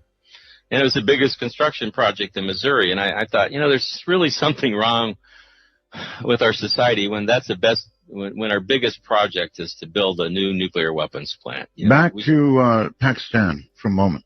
Right. India and Pakistan. Assuming they had a full exchange, little me in Ohio. Radiation. We didn't really get there. I started talking about nuclear power plants in the U.S. and maybe I really wasn't answering your question there. As far as the radiation from that exchange, I think there would be a lot of it. If you detonate a weapon on the surface as opposed into the air, you get like a really nasty fallout. But what happens there is those sorts of the fallout from that, it gets rained out and spread more regionally than globally. Okay. You have to have about 100 kiloton weapon for the fireball to go above the troposphere, or where the weather takes place, up into the stratosphere, where it's above cloud level and it can't get rained out. That's where the term fallout came from. When we had all these big, in the South Pacific, we detonated all those hydrogen bombs, and they were enormous. The largest one was 15 million tons of TNT. Wow. And so those fireballs went into the stratosphere, and it only takes about 2 weeks for the wind to blow it all the way around the planet. when you have a nuclear detonation, you create literally hundreds of different types of radioactive isotopes or elements. But most of them have very short, they self-destruct in a very short matter of time. They call it a half-life. But there's some that don't, and those particularly it's strontium-90, and that gets into your bones and your teeth, and cesium-137 that gets into your organ systems and tissues. Those have 30-year half-lives. And then, of course, there's uranium and plutonium. When you detonate, most of the bombs have plutonium pits, and even the very most efficient bomb doesn't have all the plutonium fission. It's a lot of it's blasted into microparticles. Is there any such thing as a clean bomb? No, not. They all produce, and there's no such thing as a clean nuclear fission. Anytime you split an atom, you produce a lot of radioactive byproducts. And most of these, like the cesium-137 and strontium-90, haven't really existed during the entire time complex life has evolved and developed. And so it's new to us. And that's one of the things I think is really, that's been ignored or almost suppressed. And they focus a lot on external doses of radiation. But what another very equally or even more important is if this stuff gets into the biosphere, these long-lived radioisotopes like cesium-137, and it gets into your foodstuffs, and then you eat it, and you ingest it or inhale it. Right. It can have it causes other diseases besides radiation, besides leukemia and cancer. Nice. 30 subscribers. I spent a year on helping to translate a study that was done in Belarus, that was done after the Chernobyl nuclear power plant blew up. Oh, yes. And about 25% of Belarus was seriously contaminated. And the most predominant radioisotope is cesium-137. And it gets into everything. Like even the wood, when they burn firewood for heating and cooking, it turns their chimneys into like small nuclear reactors. But the children there are really sick. Only less than 10% of the children in these contaminated areas are considered to be healthy. And the study that I got translated was done over a 9-year period. They examined 100,000 children, and they did thousands of human tissue samples done from autopsies of children and infants that had died in these areas. And they found that the cesium concentrates in the endocrine tissues as well as the heart, the pancreas, the spleen. And this led to all sorts of problems like heart attack, stroke, hypertension. They call it Chernobyl heart, is something that these kids have that if they don't have an operation, they die. And so after the scientists made this presentation, he went home and he presented to the parliament in Belarus. He went home, the police came and kicked his door in. They arrested him. They went to his medical institute and destroyed all his archived slides and samples from 9 years worth of research, and they put him in a prison camp for 6 years. So this information hasn't been made public. I presented it at the New York Academy of Medicine about a little over a year ago, and but it's if you go to the EPA website and you look at cesium-137, they say it's uniformly distributed in the body. Well, it's not true. But, again, the nuclear industry has so much influence and power that they dispute all of this, of course. And they say the sort of doses that these children are exposed to pose no threat to human health. So there's a real fundamental argument going on here. But these are the health physicists that are trained by the nuclear industry. They have their own safety standards they develop. And these health physicists actually aren't doctors. They have no real training in medicine. But they dispute what the scientists and the doctors are saying. I see. Well, the recent nuclear accident in Japan, yes, I believe there was some 137 distributed to some fairly wide degree. Right. That was what my presentation at the New York Academy of Medicine was about, was the massive contamination of Japan with cesium-137. What are going to be the effects downline of that? Well, the nuclear industry will tell you none. They'll say, oh, there's nothing, no big deal. And, they still have an area that's an exclusion zone. But they say, well, we're opening that up. They're trying to make it scrape off enough dirt so people can drive into these cities that they wash the roofs off on and pretend like it's safe. But I don't think we know. That's the worst thing about all this, all the atmospheric weapons tests. We detonated 100 atomic bombs in the deserts of New Mexico. And I honestly think that is the largest environmental disaster in American history. They kept all the fallout secret from people. They didn't even know what was happening. But so all of the combination of that has raised the amounts of ionizing radiation to much higher than, there really wasn't background levels until we started detonating nuclear weapons, and we don't know what the long-term genetic consequences of this stuff is. Okay. And I think that it could lead to all sorts of genetic diseases that maybe are just starting to appear now. Sure. I get computer messages as we do the program. Mark asks, could you please ask about the effects and even explain, if you can, a neutron bomb, a neutron weapon? Sure. Well, it's designed, neutrons are atomic particles that are found in the nucleus of the atom. And when atoms break apart or fission in a nuclear chain reaction, neutrons are, sprayed out. So they have a weapon that's designed to sort of minimize the blast and maximize the radiation effects of neutrons. So it kills the people, but it doesn't destroy as much of the property as it would otherwise. But it's it's certainly it's a weapon of mass destruction and a genocide, really. So. Well, I guess in a war that would be a big potential goal, wouldn't it? I mean, you want to destroy your enemy, but you want the physical assets if possible. Yeah, traditionally that's what war is all about. You want to conquer the other country and take advantage of their wealth and their people. But that's a problem with nuclear war. Besides the fact that we'll all starve to death afterwards, the contamination and destruction from these weapons goes, beyond time and space. We're talking, it transcends. It'll last for centuries or millennia, and they really are. They're not precise weapons. If you look at the weapons that NATO has, for example, you were mentioning those in your introduction. I think yes. The B-61 bomb that the U.S. is it's actually a new nuclear weapon that we're creating. It has they call it dial yield, a variable yield, where it goes from 300 tons or 0.3 kilotons of TNT up to 50,000 tons. There's different mods or models. There's some that actually go up to 170,000 tons. Wow. So, but these weapons, they're guided weapons, and so they can be used very precisely, but it makes them more what they would call usable.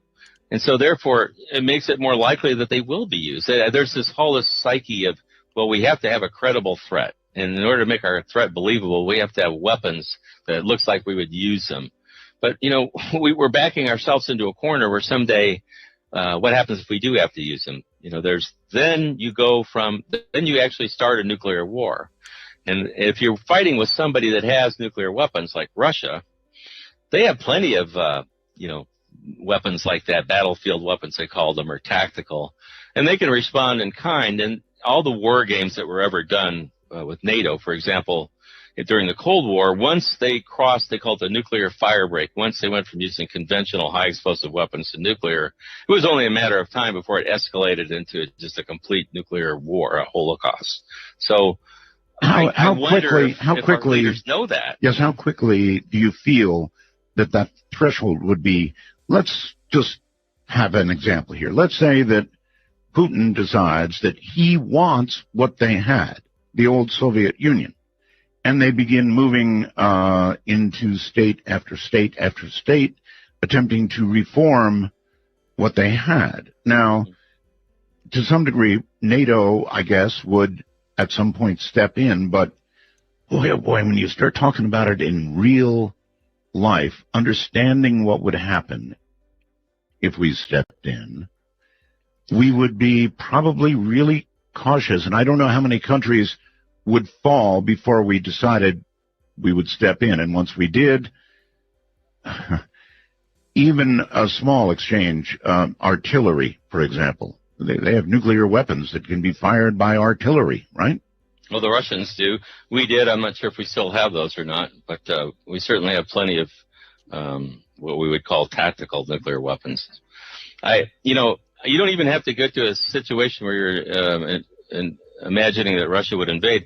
The U.S. has moved something like 700 tanks. We're in the process of moving like enough to arm a mechanized division to the Poland and the Baltic states. That's right. And what if Russia was doing that to the United States? What if they were moving a mechanized division to Mexico? How would we react? Putin's under a lot of pressure to react to these sorts of things. Mm-hmm. If you remember their Victory Day parade that they had, the 70th anniversary of them defeating the Nazis in World War II, and the Western leaders and Obama decided not to go to Moscow, right? But at the same time, what was going on was in Estonia, NATO was having a war game with something like 15,000 troops and planes and tanks from 9 member states, which is 150 miles away from Russia's second largest city, St. Petersburg, right? Which was called Leningrad in World War II, where they had 800,000 people die when the Nazis surrounded it. The Russians had 27 million people that died in World War II.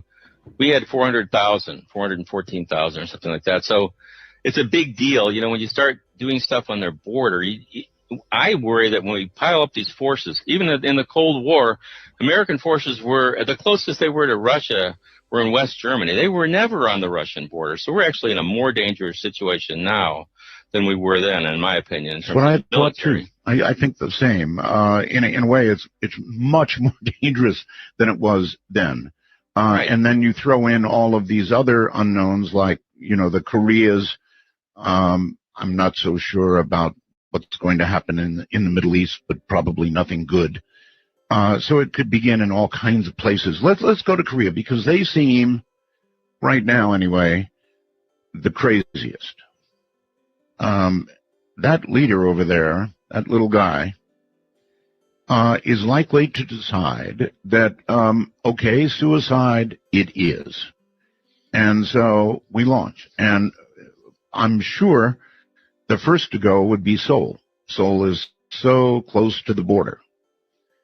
There's a lot of scenarios there. I've read some different scenarios where I think North Korea has so much artillery that's in range of Seoul that they could actually almost destroy the city without a nuclear weapon, and they could reserve their nuclear weapons for the harbors, for example, to prevent troops from coming in. Good point. There's a lot of, but I don't. The thing that differs about when you talk about North Korea, it would be a nightmare. There might be as many people killed in that as there might be 10 or 20 or 50 million people killed in a nuclear war with that. But it's still, I don't think you have to have the 100 detonations that we talked about in India and Pakistan before you create this global smoke layer. Mm-hmm. So there is sort of a threshold for the whole nuclear winter process, but it hasn't really been defined as such. Professor, what do we know about North Korea's bombs? We have monitored any number of, and I've heard mixed things, like it was a partial dud or, mm-hmm. In other words, what do we think we know about where they are? Well, any country that develops nuclear weapons begins by developing what we did with an atomic bomb, a relatively simple bomb. If you have highly enriched uranium, then you can slam 2 pieces together. That's the very simplest one. We didn't even test that before we dropped the first one in Hiroshima because we knew it would work. If you make it from plutonium, which is what the North Koreans have done because they had a reactor and they irradiate the fuel rods, they produce the plutonium that way, they extract it. Then it's harder to make an atomic bomb from plutonium because you have to, because of the nature of plutonium, you have to implode it. That was an invention in the Manhattan Project. They actually had to create concentrically placed explosive charges on the exterior. They had something the size of, say, a grapefruit that they made into the size of a walnut by exploding everything on the outside, and then that creates fission. So that's why the North Koreans have to test their weapons to make sure they work. Do they work? Go ahead. I'm sorry. Do they work? Well, they do work. Although there's the first ones, if they don't produce a whole 15 kiloton detonation, maybe they produce 1 or 2 kilotons, and they call that a fizzle. You know, this still, but 1,000 tons of TNT going off in a city is certainly, with radioactivity, is not anything that would be a minor problem. You know, Right. but they don't. I think that it's quite clear that they have, you know, the equivalent of atomic bombs now. None of the, you know, both India, Pakistan, and North Korea, they all still have the sort of the atomic bomb type weapons. They haven't gotten to the strategic, the hydrogen bomb or the thermonuclear weapons that have the 100 kiloton or megaton yields. But they, you know, they may. I mean, it's just a matter of time, and that's one of the things that we have to come to grips with. Moreover, they are developing launch vehicles that are starting to be effective. Mm-hmm.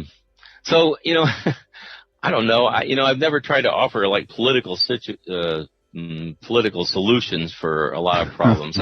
My goal has been to explain what would the happen, existential threat that these weapons pose, and hope that's enough of a motivation factor to try to lead to some constructive. Okay, solutions. Professor, we just had a big brouhaha about Iran. Mm-hmm. Now, do you have any knowledge about how close Iran is? I mean, the Israelis say one thing, we perhaps say another, Iran says another.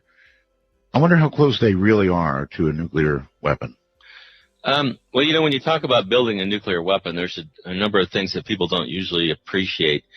When you enrich uranium, which means that you're increasing the concentration of the isotope U-235, because that's only, you know, about 0.7% normal in the normal existing uranium.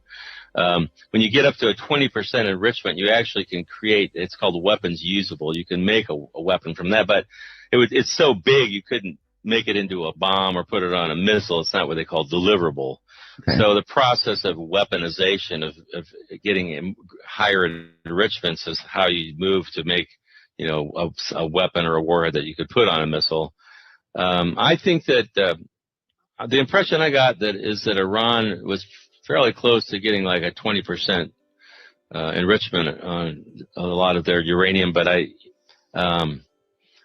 don't, you know, after that, it's just you read one report or another, like you said, you don't really know. I heard they might have 1,000 centrifuges going, something like that. Mm-hmm. Yes, well, they create a cascade of centrifuges.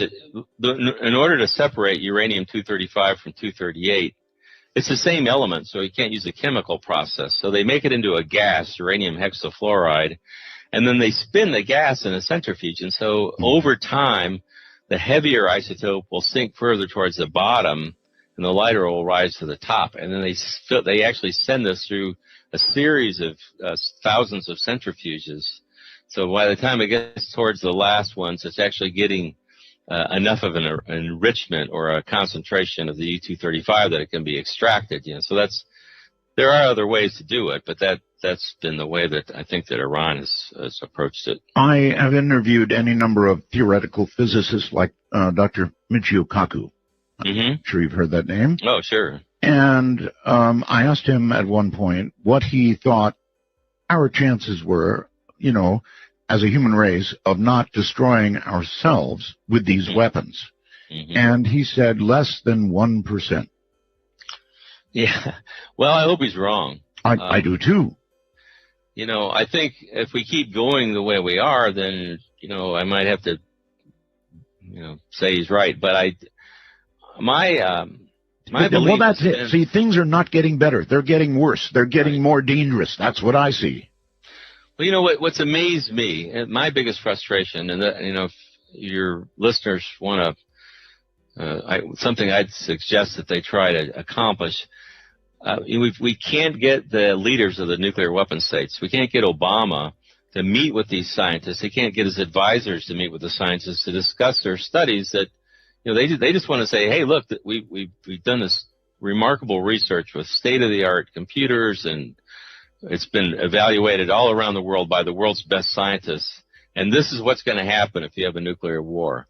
There has to be, somebody has to have enough guts to get out on the world stage. And I think it has to be one of the leaders of the nuclear weapon states and say, look, you know, we're having all these problems getting along and everything, but what we have to talk about and what we have to understand is that if we have a nuclear war, we're going to kill not only everybody in our nations, but everybody else on the planet.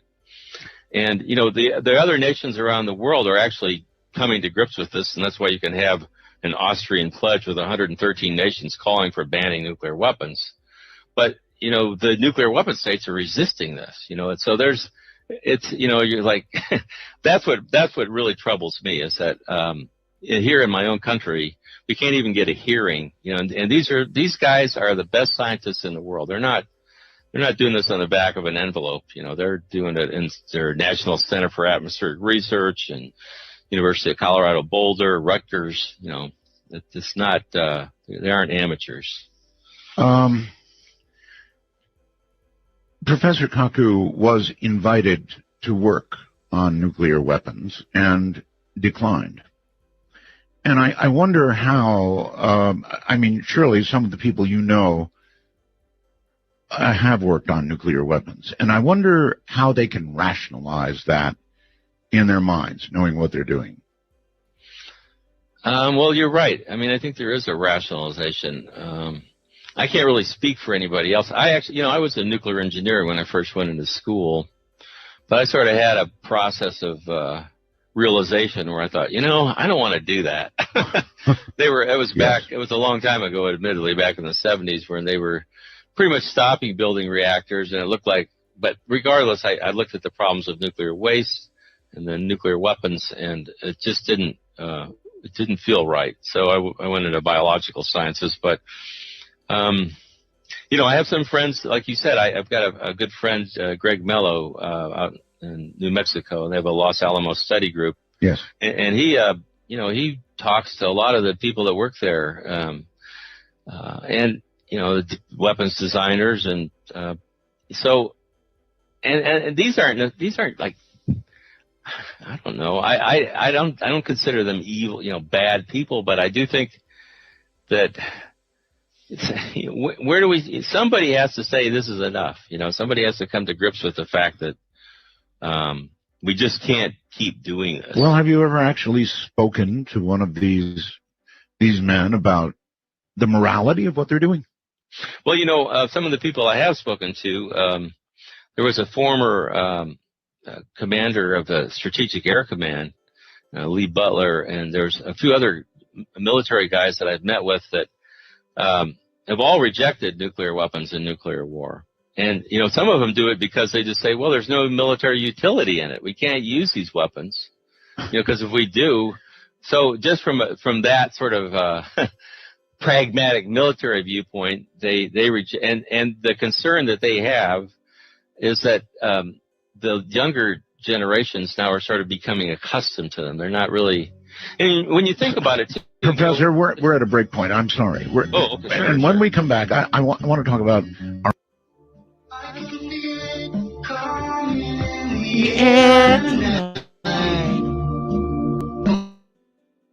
Yo, who's here still? Press 1. Smelt. What's smelt? Smelt gang.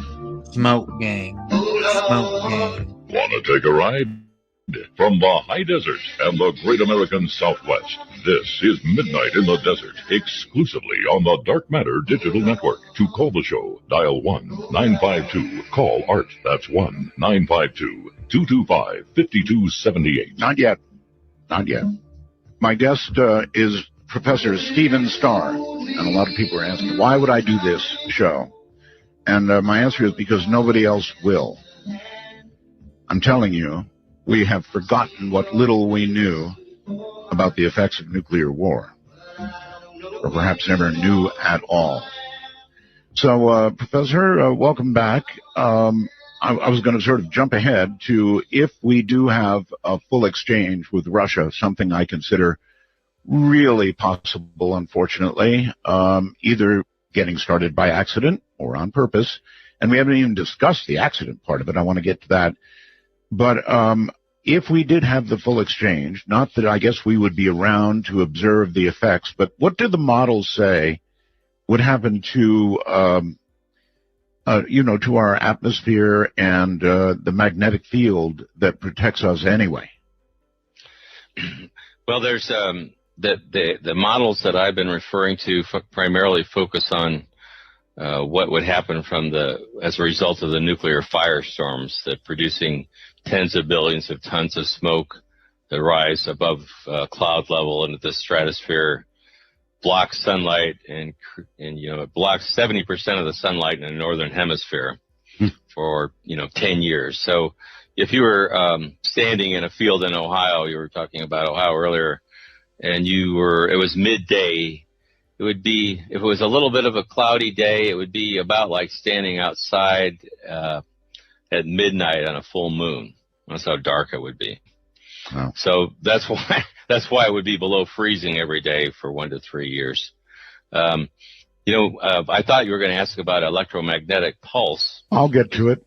Yeah. I'm not quite sure. I don't know what the predictions are for the electromagnetic layer. The studies that I've looked at don't really consider that. But, the presentation I made at the New York Academy of Medicine this year, I did talk about what would happen if the grid went down for a long time and we had enough EMP from weapons that would cause all the nuclear power plants to melt down in the United States. So that could be something we might want to talk about. Yes, well, let's back into that. I'm well familiar with EMP at a small level. I'm a ham operator. I've got 13 towers up on my property. Oh, man. I know that when a storm comes over, I definitely feel the effects of EMP when I get close strikes. However, this is a whole different matter. Now, in order to disable North America, let's say, how many nuclear weapons detonated way up there would it take?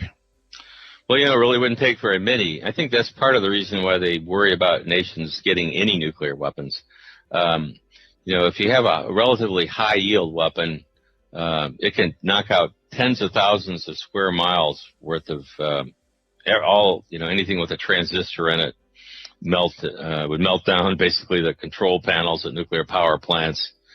How high, Professor? Pardon me? How high? I think that they would detonate those several hundred miles high. They have, I'm sure they figured all this out. The Russians actually tested. We did a few tests ourselves before they had the atmospheric test ban treaty. They detonated one over the Pacific and it knocked out the power in Honolulu. There was a study that was done about electromagnetic pulse, congressional study, and I got a copy of it, but I don't know if they had a classified version or not. But I was really very disappointed to see that they didn't address what would happen in nuclear power plants. And so what I did talk, Arnie Gunderson, I bet he's like really he's a nuclear engineer that really knows his stuff. Yes, sir. I've talked to him about it. He said that one high altitude nuclear detonation over the east coast of the United States could knock out like 60 nuclear power plants. And what would happen was that the reactors would melt down, and then also the spent fuel pools that I'd mentioned earlier, that have 5 to 10 times more radioactivity, long-lived radioactivity than the cores do, they would boil off. Once the cooling stops, the water heats up and will boil. And when it gets down to the point where the rods are exposed to steam or air, then those rods will rupture, and if they've been removed recently enough from the reactor core, they'll burn. Right. And that would release an enormous amount of radioactivity. Just one, nuclear power plants produce a lot more of the long-lived isotopes than nuclear detonations do. For example, one nuclear spent fuel pool has more cesium-137 in it than all the atmospheric weapons tests combined released, over 1,000 tests. And so, and we have 100 of those pools scattered around the United States. When I did my studies on this, I was looking at there's an exclusion map around the destroyed Chernobyl power plant. There's about 1,100 square miles, what they call it, a radioactive exclusion zone where people aren't allowed to live. Mm-hmm. And when I was looking at the map one day, I realized that the key for that map was based on how much cesium-137 was in the soil. And they describe that in terms of becquerels, and I'm not going to give, but what it amounted to was that less than about 1.2 grams of cesium-137 contain enough radioactivity to make a square mile uninhabitable for a couple centuries. Wow. An American dime weighs, like a just 2 or 3 grams. I think it's 2.7 grams. So less than half the weight of a dime of cesium-137. If you make that into an aerosol or a smoke and spread it over a square mile, you can't live there for 100 years. My God. And so the average spent fuel pool in the United States has close to 2,000 pounds of cesium-137 in each pool. So, and see, cesium is it's a very volatile element. It's almost like mercury. So around 700 degrees, it actually turns into a gas. And, you know, these rods are hot. The reason they're so radioactive, the radioactivity creates heat. And if they lose the cooling and they're exposed to air, once they get up to about 700 degrees, the cesium inside the rod becomes a gas and starts to expand. It'll cause the rod to rupture. And that's why, like at Fukushima, for example, so much cesium was released, because when all those fuel rods, the reactors melted down, it released all the cesium. It went up into the air, and the winds blew it around, and then it rained out. And so there's. So you're telling me it would take only one large bomb over the East Coast, and all our plants would melt down. And yeah, like there'd be 50 or 60 plants that could melt down just from one bomb. Might be academic, because at that point we would consider that to be an act of war, and we would be in a nuclear conflict almost instantly, wouldn't we? I guess so. You know, there's I assume that with a weapon like that, they could track it, you know. Oh, yes. But there's you just as an aside too, I'd like to point out to your listeners that a huge solar flare, like the one they had in 1849, I think was a Carrington event. Yeah. If we had anything similar to that today, it would destroy all the really large transformers around the United States that support the grid, and the grid would be down for 6 months to, maybe a couple of years. Sure. So that's another issue with all these spent fuel pools. It's not nuclear war, but it's something that we ought to worry about. So that's another reason why I'm not really a big fan of nuclear power. I see that my opinion, they need to. That's something that we need to address immediately. We have to get the spent fuel out of these swimming pools and into at least interim storage. Yeah, they want to move it a few miles from me if they can. I think you should put it in the basement of the White House. Yeah. Well. Okay. Well, maybe some people might resent that, but it's always out of sight, out of mind. And there is a place for example, in Finland, it's called Onkalo, where they're building. It's the only real scientific approach to nuclear waste storage. It's about 7 miles deep. It's going to take them over a century to build it. It's enough to store their waste from 4 or 5 nuclear reactors. There's a movie called Into Eternity that your listeners might want to watch on YouTube. And that's what's really amazing about that is it gets you start to think about how long the stuff has to be isolated from the biosphere. We're talking like 1 million years, so that's. I don't think we should make any industrial toxins that last that long, that are that toxic at an atomic or molecular level. So, if you have an accident at a wind tower, for wind energy, it might kill a couple of towers if the turbine, or a couple of cows if the tower falls over, but we don't have to worry about evacuating the entire state. Well, I understand you're not really commenting on politics, but hasn't Fukushima essentially done the job for you and stopped it? You mean new plants? Well, I think what's happened is that nuclear power is just it's not economical. It's even gas-fired plants that they're building are more efficient and they make more money basically. So these older plants, they're starting to shut them down. I think the industry is dying. They keep trying to come up with new designs to convince everybody that it's safe. Are you there, Professor? I think we just lost him. I'm sorry. That was my fault. Can you hear me now? You are there. Okay. Let me use the opportunity to throw a question at you that has come in on the computer as well. Charles says, how many nuclear weapons are there in outer space? Well, if there are any, nobody admits to it. But that's a problem. We're moving towards an arms race in space. And, but I think, as far as I know, nobody's got stations out there with, weapons mounted on them. Well, there sure would be a good reason to have them up there. I mean, they used to talk about, we actually planned to put them on the moon at one point. That was a long time ago, but. well, the moon, that would be too much warning. But, I mean, my goodness, if they're sitting up there on satellites, now you're talking about, I don't know that there'd be any warning at all, would there? Well, that's a good question. What I could tell you about they call it depressed trajectories. If they fire from a submarine-launched ballistic missile off the coast, you can use a trajectory that's like not typical, like it goes up in way up and comes down. Then you can shorten the flight time and make it really hard to detect. Mm-hmm.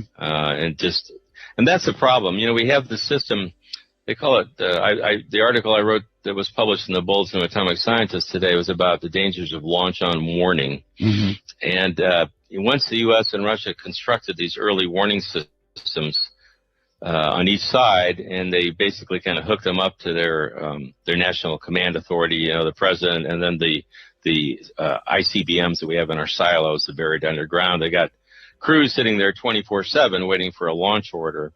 We have to launch on warning, don't we? Well, I don't think so. But in reality. Well, what if it's a false warning? What if it's a false warning of attack? Oh, well, that would be an accident. Yeah, that would be, then our retaliatory strike would actually be a preemptive nuclear strike. My point is that with the effect of these weapons, you have to launch on warning. Once you have made up your mind, the other side has launched, it's use them or lose them, right? Yeah, but that all gets back to the military mindset of essentially thinking about these almost like we did with conventional weapons and ignoring the scientific consequences of their use, to the environment. Because if somebody launches a large nuclear strike, we're cooked. It does, and so if we retaliate, we'll make it worse. But that's the reason why we're advocating that first of all we stand these weapons down, so that you can't launch them before, or at the very least you would not launch a strike before a nuclear detonation confirms that the strike has occurred. Professor, it would be too late. Let me for a moment make you the president, Mm-hmm. which I know you don't want to be. But you now have your military coming to you, President Starr, and saying they've launched. The other side has launched. Your orders, Mr. President. Well, I would say that if I had not been president long enough to arrange for the weapons to be stood down, I would say we will not launch unless there's confirmation of the attack, because there's been more than one occasion where there have been false warnings of attack. They rolled the lids back off the silos. That happened in 1985, even when they had a faulty computer chip at NORAD. And it signaled that a massive Soviet strike was underway when, in fact, it was just a 50-cent computer chip that had gone bad. Mm-hmm.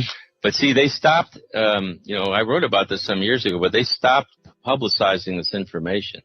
But we do know that in 1995, for example, the Russians sent a letter to say, it was Norway. And then they sent a letter to Russia and said, we're going to have a launch of a missile. It's a weather satellite. Well, they didn't get it. Oh, and so when this missile was launched, it appeared to the Russians that it was from a U.S. submarine-launched ballistic missile. Right. And they went to full alert. They had their nuclear briefcases open, and they were ready to launch a retaliatory strike, because there's some scenarios that involve a single weapon using EMP, say, over Moscow, that would disable their communication systems. So it was plausible to them that even though it was one missile, it could be a prelude to a nuclear attack. But again, we're not told about all the false alerts and things that they have. We're just reassured that, don't worry, we're in control and everything's fine. All right, Professor, I am curious. This sort of clampdown in the media, ever since the Cold War has ended, I mean, there was plenty during the Cold War, but since, with it now being even more dangerous, and there is so little education of the kind that we're doing tonight actually out there, what's up with that? I do appreciate to have this on, have me on your show and discuss the subject, because it's really important. And the reason I teach a course at the university is because I thought, well, where do you start? If we have an uninformed public, then eventually the leaders that we elect are uninformed too, and that's what I see. There was Global Zero was interviewing a number of the people on the Armed Forces Committee, and none of them knew how many nuclear weapons the United States had. At some point, the unthinkable will eventually become thinkable. Yeah, when was the last time people even observed a nuclear weapon detonating? I'm not saying we should have one so they could watch, but I'm not convinced that people fully understand. You can look at the numbers and all this, but do they really know? And there's another issue that's never discussed that I think we should mention, is that how does the ability of the president to launch a nuclear attack, how does that mix with our whole idea of limitation of powers and, the War Resolution Act of 1973, where the president's not supposed to be able to declare war? I've got a quote from Vice President Dick Cheney in 2008, and he said, "The president of the U.S. is now, for 50 years, is followed at all times, 24 hours a day, by a military aide carrying a football that contains the nuclear codes that he would use and be authorized to use in the event of a nuclear attack on the U.S. He could launch a kind of devastating attack the world's never seen. He doesn't have to check with anybody. He doesn't have to call Congress. He doesn't have to check with the courts." And that's the truth, and it's that's the way it is. So that, to me, what that means is we have a small, very, one person, or at least a very small group of political and military leaders that have the ability to launch a nuclear war that we have nothing to say about. So even for an object that would end the world, we use a sports analogy. Yeah, right. That's right. And the Russians have the same thing. They call it Shiget. But both, no matter where Obama goes or Putin goes, there's somebody in the background with a nuclear suitcase that allows them to give the permission order to launch a nuclear strike. And it only takes 15 to 30 seconds to give that order. And they call Minutemen missiles that for a reason, because it only takes 2 or 3 minutes for them to launch. All right, Professor. Hang tight. And we will begin to open the lines, and I'll give you some of that stuff as we get back. You're listening to Midnight in the Desert.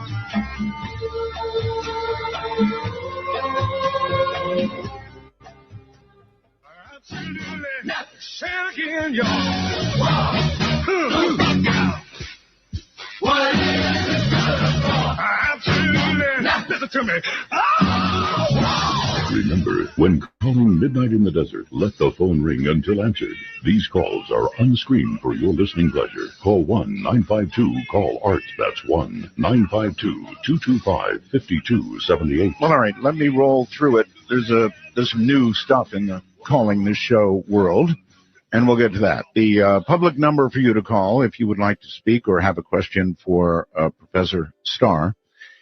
Public number is area code 952-225-5278. That's 952-225-5278.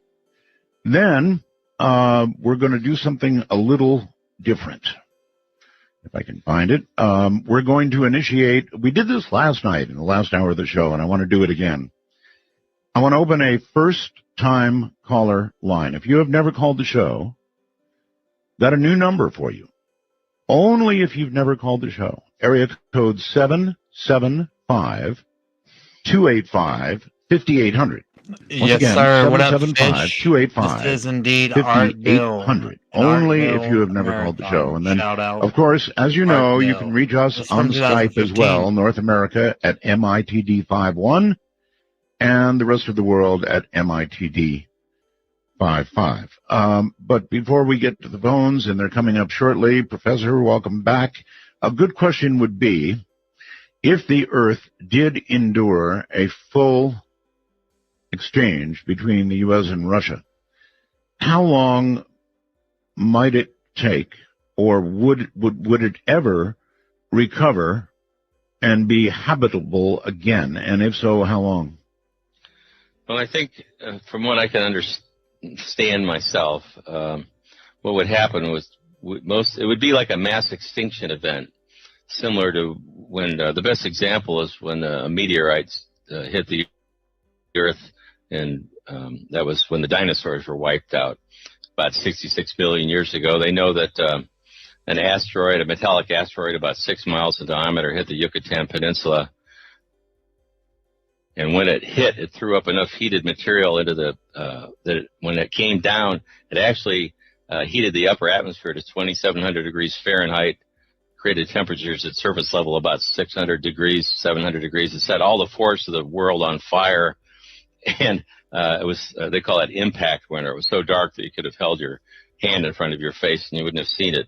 So that's worse than what a nuclear war would do in terms of the atmospheric effects. But the result was that like 70% of all the species on Earth got wiped out, and no animals larger than probably a squirrel lived.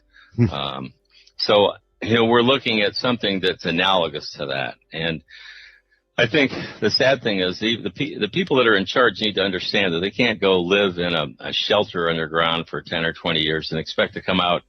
If you're in an environment where there's very few, if any, animals left and the forests have been destroyed, that's not really habitable when you're at the top of the food chain. So I think that's why I think we have to look at this we have to somehow come to grips with this as a species problem, and we have to think of nuclear war as a mass extinction event, as opposed to, we talk about destroying civilization and all. Well, those sorts of catastrophes are almost incomprehensible, but yet they're still survivable. But extinction is quite permanent by definition. It is, yes. And that's why I think that's why I resent when we get feedback from the White House saying, we went, I didn't, but some of the people in a group I work with, PSR, went and talked to John Holdren, Obama's advisor, shortly after Obama was first elected. And they were told that, well, we think that if the prompt effects of nuclear war don't prevent war from happening, then the long-term effects aren't really that important. Well, they certainly are important. For example, if you live in a country that's not involved in the war, it's not even in the target area, but all your people are going to starve to death as a result. Yeah, it was going to actually be my next question. You recall the movie On the Beach, right? Of course. Yes, actually, okay, I spoke in Melbourne. Really? On Hiroshima Day, and that they had me. Somebody came up and talked to me about that. Yeah, so I always wondered, was it realistic in that the southern hemisphere would not be extinguished immediately? However, the eventual effects would get them, and essentially that movie was within the realm of accurate, or what? That movie focused on radioactivity, basically. Right. That's right. And if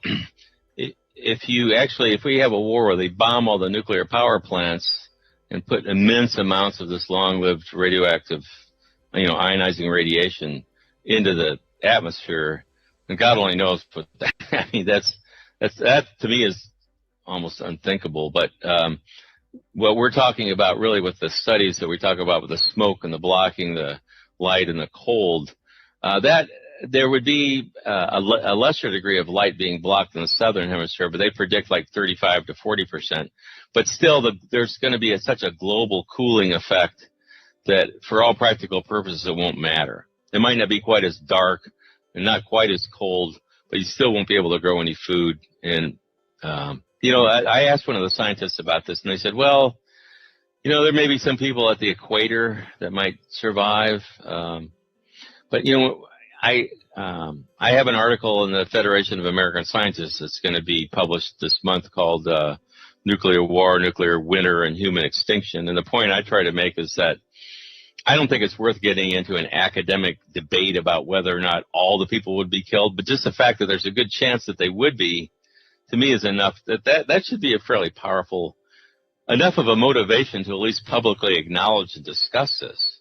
the nuclear weapon states won't do it. They won't. None of their leaders will come out and talk about any of this stuff. They just want to talk about the deterrent, and nuclear war deters. But in order to have deterrence, but all sides have to remain rational. They have to fear death. That doesn't seem like it's going to be the case forever. That is our modern problem. We have ISIS, which, by the way, is in the midst of trying to get hold of a nuclear weapon. Mm-hmm. We have North Korea. They both seem like very, by our standards, completely irrational groups that want to bring on Armageddon. Right. And, I think the real issue I see is that everything is wired. So, when we had the Cuban Missile Crisis that you mentioned earlier, we didn't have launch-ready nuclear weapons at that time and all these things hooked up that we could launch 2,000 strategic warheads in a matter of, less than 15 minutes. But we do now, and things can happen so fast. You put these forces in Europe on Russia's border, and a jet plane can overfly, and a missile can go off, and things can happen quickly. And, both the U.S. and Russia have operated on what they call the counterforce military doctrine for decades. And what that does is it tasks the military to destroy the other side. In the event of war, the military's mission is to destroy the other side's nuclear forces before they can be used to destroy you. So once war starts, all the calculations change. Then you get into the fog of war, and then what happens? So it's too fast. Everything's hooked up. So what the last thing we needed to do is to keep pounding our chests and threatening, and but I don't see any simple way around it except by just getting, let's cut to the chase. Get to some leader to come out and say, look, if we have a war, we're all going to die, and we really need to talk about this, and explain it in a way so that yes, but that's the rational approach, and it would work with rational nations. Mm-hmm. But not right. Well, I'm really referring. My concern is with the U.S. and Russian strategic arsenals, because they've got 15 out of the 16,000 weapons on the planet, and who knows? I admit a lot of people say, yeah, right. Wishful thinking, but I don't really know any other way to approach this. I don't have a political solution to every problem. I don't think it's. You have to get above that. You have to have some kind of like trump card, and to me, this is it. It's like, well, if we have a war, everybody dies. It's mutual assured destruction is really self-assured destruction. Even with our successful first strike, we're going to die. So what do we do about it? I don't know. I guess the only winning way is not to play. Right. Remember that line? I think it was good evening, Professor Plotkin. Hello. A strange game. The only winning move is not to play. Yes, I remember that. That War Games movie, right? That's right. That's correct, yes. Mm-hmm. Let's very quickly, Omaha, Nebraska. By the way, you'd be one of the first to go there in Omaha. Thank you very much. I think you're probably right. That kind of leads into my comment that you both were referring to. 15, 20 years ago, we had a governor, Frank Morrison, who was our governor at the time of the missile crisis. And I had the opportunity to visit with him basically on his deathbed. And we talked and visited about a lot of things. And I asked him, what's some of the most noteworthy or some scary things that happened that you recall as a governor? And he related that he came within 1 day of completely quarantining the state during that missile crisis. Really? And anyway, it's documented. I mean, I've seen. What would the purpose of quarantine have been in that case? Well, basically because of all the testing that was done in Nevada and the airstream that was carrying all the fallout this way. And anyway, that was kind of. Oh, I see. You're talking back the above ground testing days here in Nevada. Yes. Yes. Mm-hmm. Yes, and I know there's been tests of the effects in the state of cancer-related things because of that. So anyway, that was just one comment to make. The other thing I wanted to ask your guest, by the way, this is a phenomenal interview tonight. I thank you, Art, and your guest. But he's from the University of Missouri, correct? Yes, sir. Uh-huh. Anyway, I'm curious if you know of a Nebraskan that used to teach down there by the name of John Nyhart. He was in the English department. He's noted for the book Black Elk Speak. Well, I know exactly who you're talking about. I never had the privilege of meeting him, but I've actually listened to some of his recorded lectures. Yeah, he recorded the vision of Black Elk, and but those are two of the most peace-loving, peace-seeking men that I knew. And what up, dude? Taking care of the earth and stuff. But just one last thing. Yes. I think the Pope's comments About to play Sasha Baron Cohen. could be made reference to one of the talks so often to we need to enter into conversation. Yeah, we need And to enter also into mind control documentary after that sleep. again, I think that's a good point about the If y'all Pope, feel like you're sleepy, guys, go to sleep to this. You know, if the Vatican and the Pope, they can get behind nuclear disarmament, it helps when you get that sort of dialogue going. And, you know, another thing that is not made the news big time, but at the the International Red Cross has come out strongly in favor of banning and eliminating nuclear weapons. The Red Cross hasn't joined in because of political pressure, but really, they certainly, International has made it come on record for it. I'll be darned. Back to something we discussed sort of a little while ago. If I were to ask you to guess, just a guess, Professor, about whether there are nuclear weapons in space, what would your guess have to be? I don't think there are, although I would say that, you know, I have no way to know that they're not. I think that they don't really have to keep them in space because they have so many ready to go here on Earth that they can hit any target they want on Earth in at least at the very most an hour, and most of the time 30 minutes or less. Usually, if we can do something, we do it, and I'll leave it at that. And that's part of the reason when they talk about moving nuclear weapons to Europe, you know, this is all a political thing. You know, it's although it's dangerous because if you forward-based nuclear weapons, say in NATO countries, then you make them, in a sense, not only easier to use, but they're also more at risk for terrorism and threat. It's a bad idea, and you can still hit any target you want with a U.S. Trident sub. Can carry up to 200 warheads, you know, that are independently targetable. Oh, under the START treaty, they supposedly carry less, but you know, just one sub has enough warheads to take out every major city in Russia, or, you know, whatever. And they also have outfitted some of these subs to carry conventional warheads. So, or cruise missiles. Okay. And let me try this. There's not a need to put weapons in space. Nevertheless, let me try this. If the Russians had a nuclear weapon in space, would we know that? I don't know. I mean, I'm not sure what our national technical capability is, but I'm sure they monitor, you know, each side always monitors their launches and stuff. The Russians, in the 1990s, you know, it was a mess over there, and they at this point, they have lost almost most of their early warning system capability from satellites, just ground-based. So they're putting it back up, I believe, but I don't know.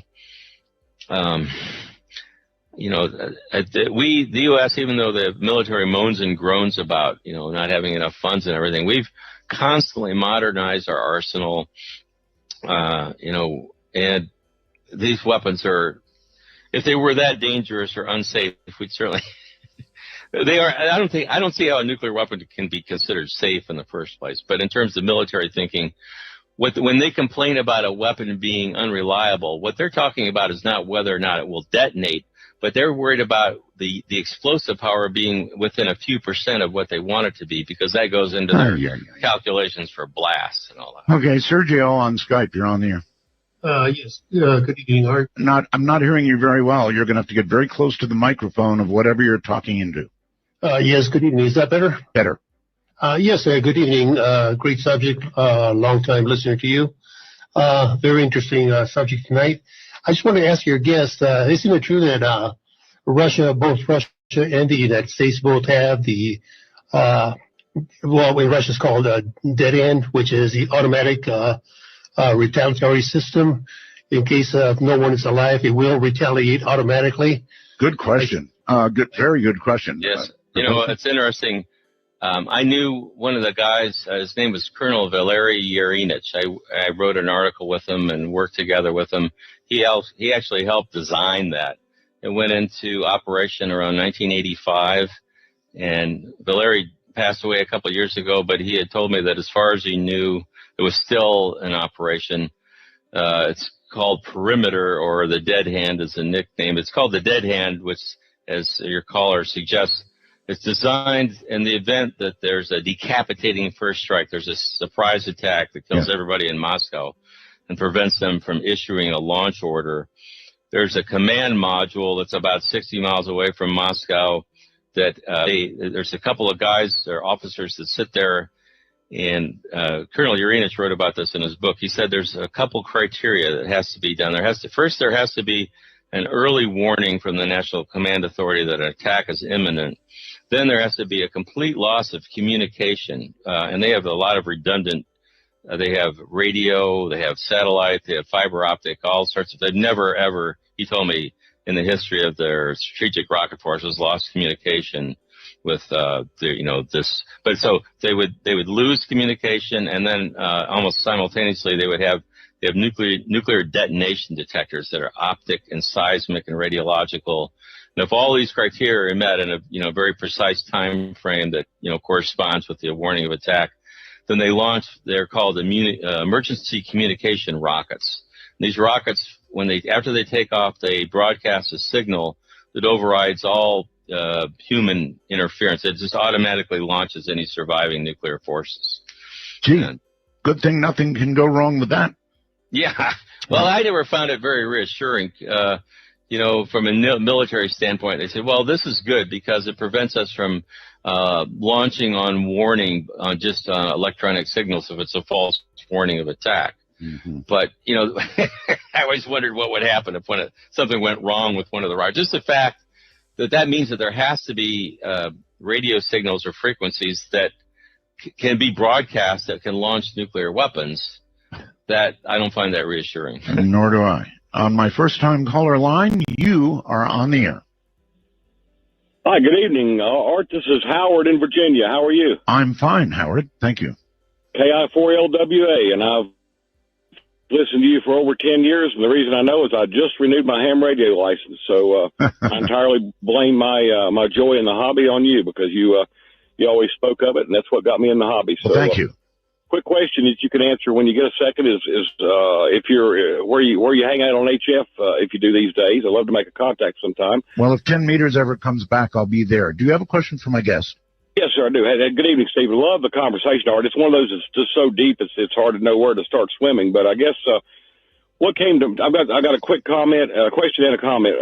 My question, Stephen, is with all I just think the Middle East is still probably the place this stuff might happen, but with the portable suitcase nukes, different things like that, if you think there's ever been a detonation that we haven't heard about, the tactical nukes, all that stuff is probably over in that theater. And how many of those you think are out there rolling around and possibly could go off? And then my hope is, Art, for the world is that maybe if we can last a few more years, that the particle beam weapons, and that's what I think might be in space, honestly, is like that video of the space shuttle when that thing shot up and shot up in demo. So I'm hoping that our technology will make these things obsolete someday. But that's it. Thanks so much. I love your show, and I'm glad you're back. Thank you very much. All right. So do you think there's ever been a detonation, kind of a hard question, that we've not detected? Well, there was what came to mind was when it's believed that South Africa had developed nuclear weapons. Oh, yes. And they tested them over, I guess, in the Atlantic with the help of Israel. And, the only way to detect something like that was with a satellite, and because people aren't going to see that. I guess your guest may be referring more to a detonation that took place that, there would be visible destruction. Mm-hmm. I'm getting pretty cynical about almost all the news and things that we hear now because I honestly think we get so much propaganda that's rather than facts. Agree. And a lot of the facts are being omitted. But, there's a lot lot of technical capability out there to register radioactivity. And that even goes along with, say, trying to clandestinely manufacture nuclear weapons. It's amazing what they can detect in the atmosphere of radionuclides if somebody's got sensitive equipment. So I've always thought that, there's enough, even though a lot of these scientists are linked to the government might tell them don't release any information. There's still people that have equipment that monitor that. I honestly think if there was a nuclear detonation, you would be able to detect it from atmospheric radiation as well as the site. Okay. That enormous explosion they just had in Tianjin in China. Right. That was like between 5 and 10 kilotons from what I can see with this blast calculation. Really? Enormous. But I don't think it was nuclear because I think there would have been enough fallout from that it just you can't hide that. There's always, if you produce ionizing radiation, sure, nuclear detonation, you can't hide it. Okay, suitcase nukes. Well, the suitcase nukes, they're real? I've studied that. They did exist. They were manufactured.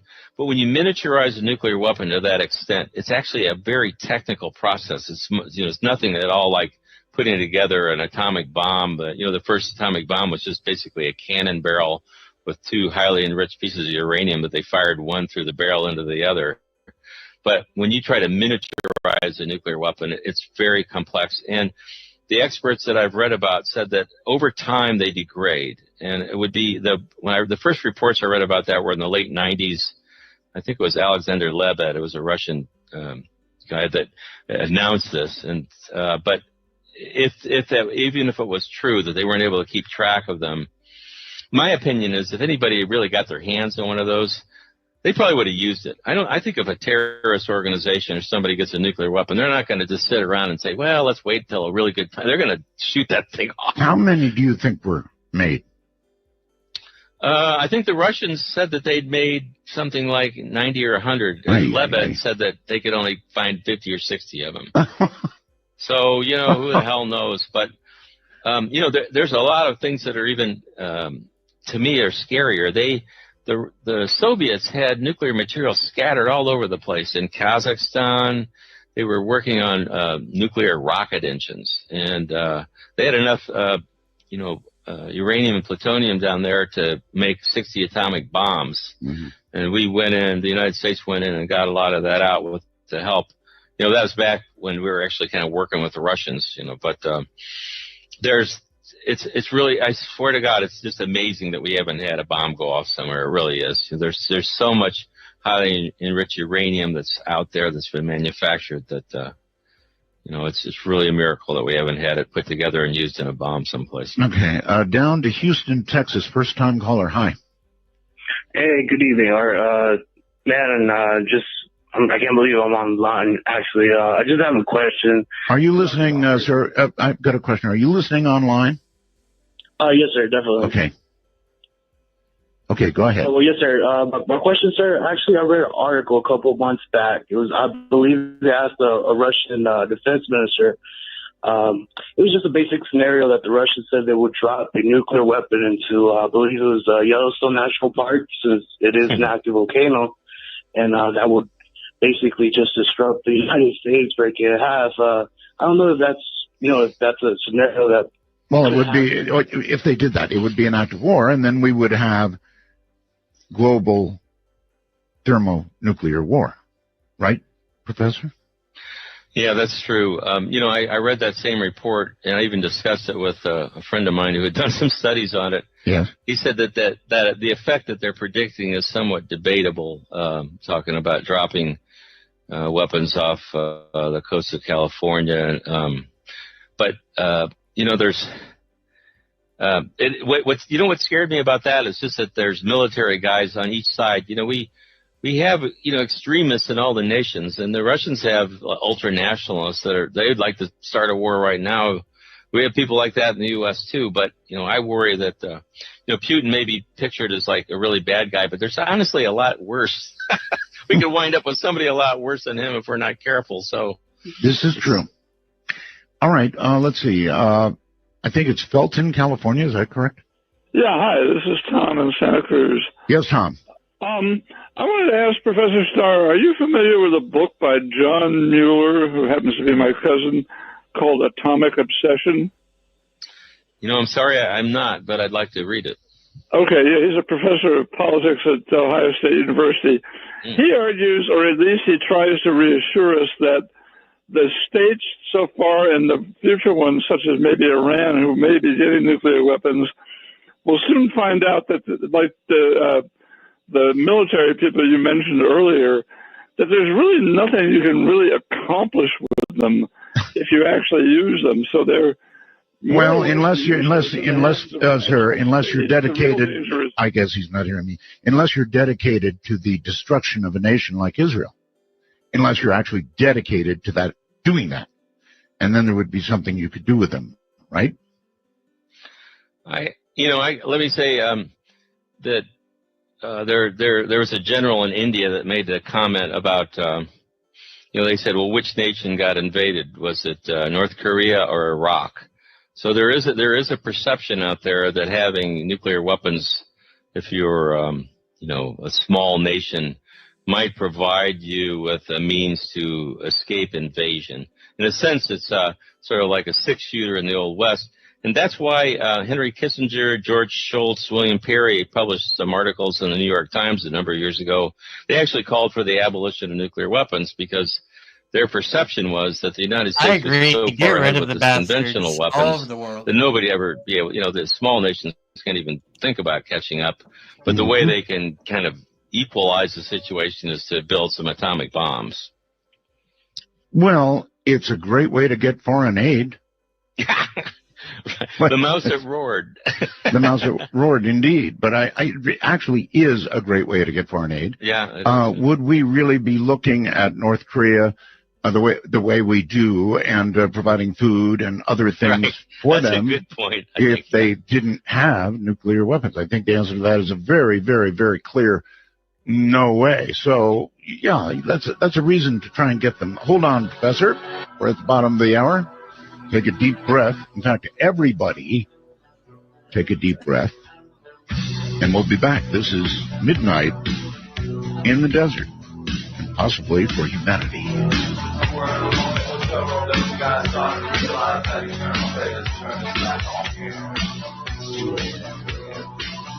It's 2 a.m.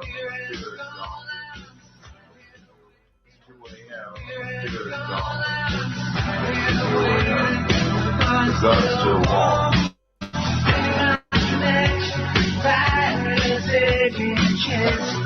Midnight in the Desert doesn't screen calls. We trust you, but remember, the NSA, well, to call the show, please dial 1-952-225-5278. That's 1-952-CALL-ART. Yeah, lines are all jammed.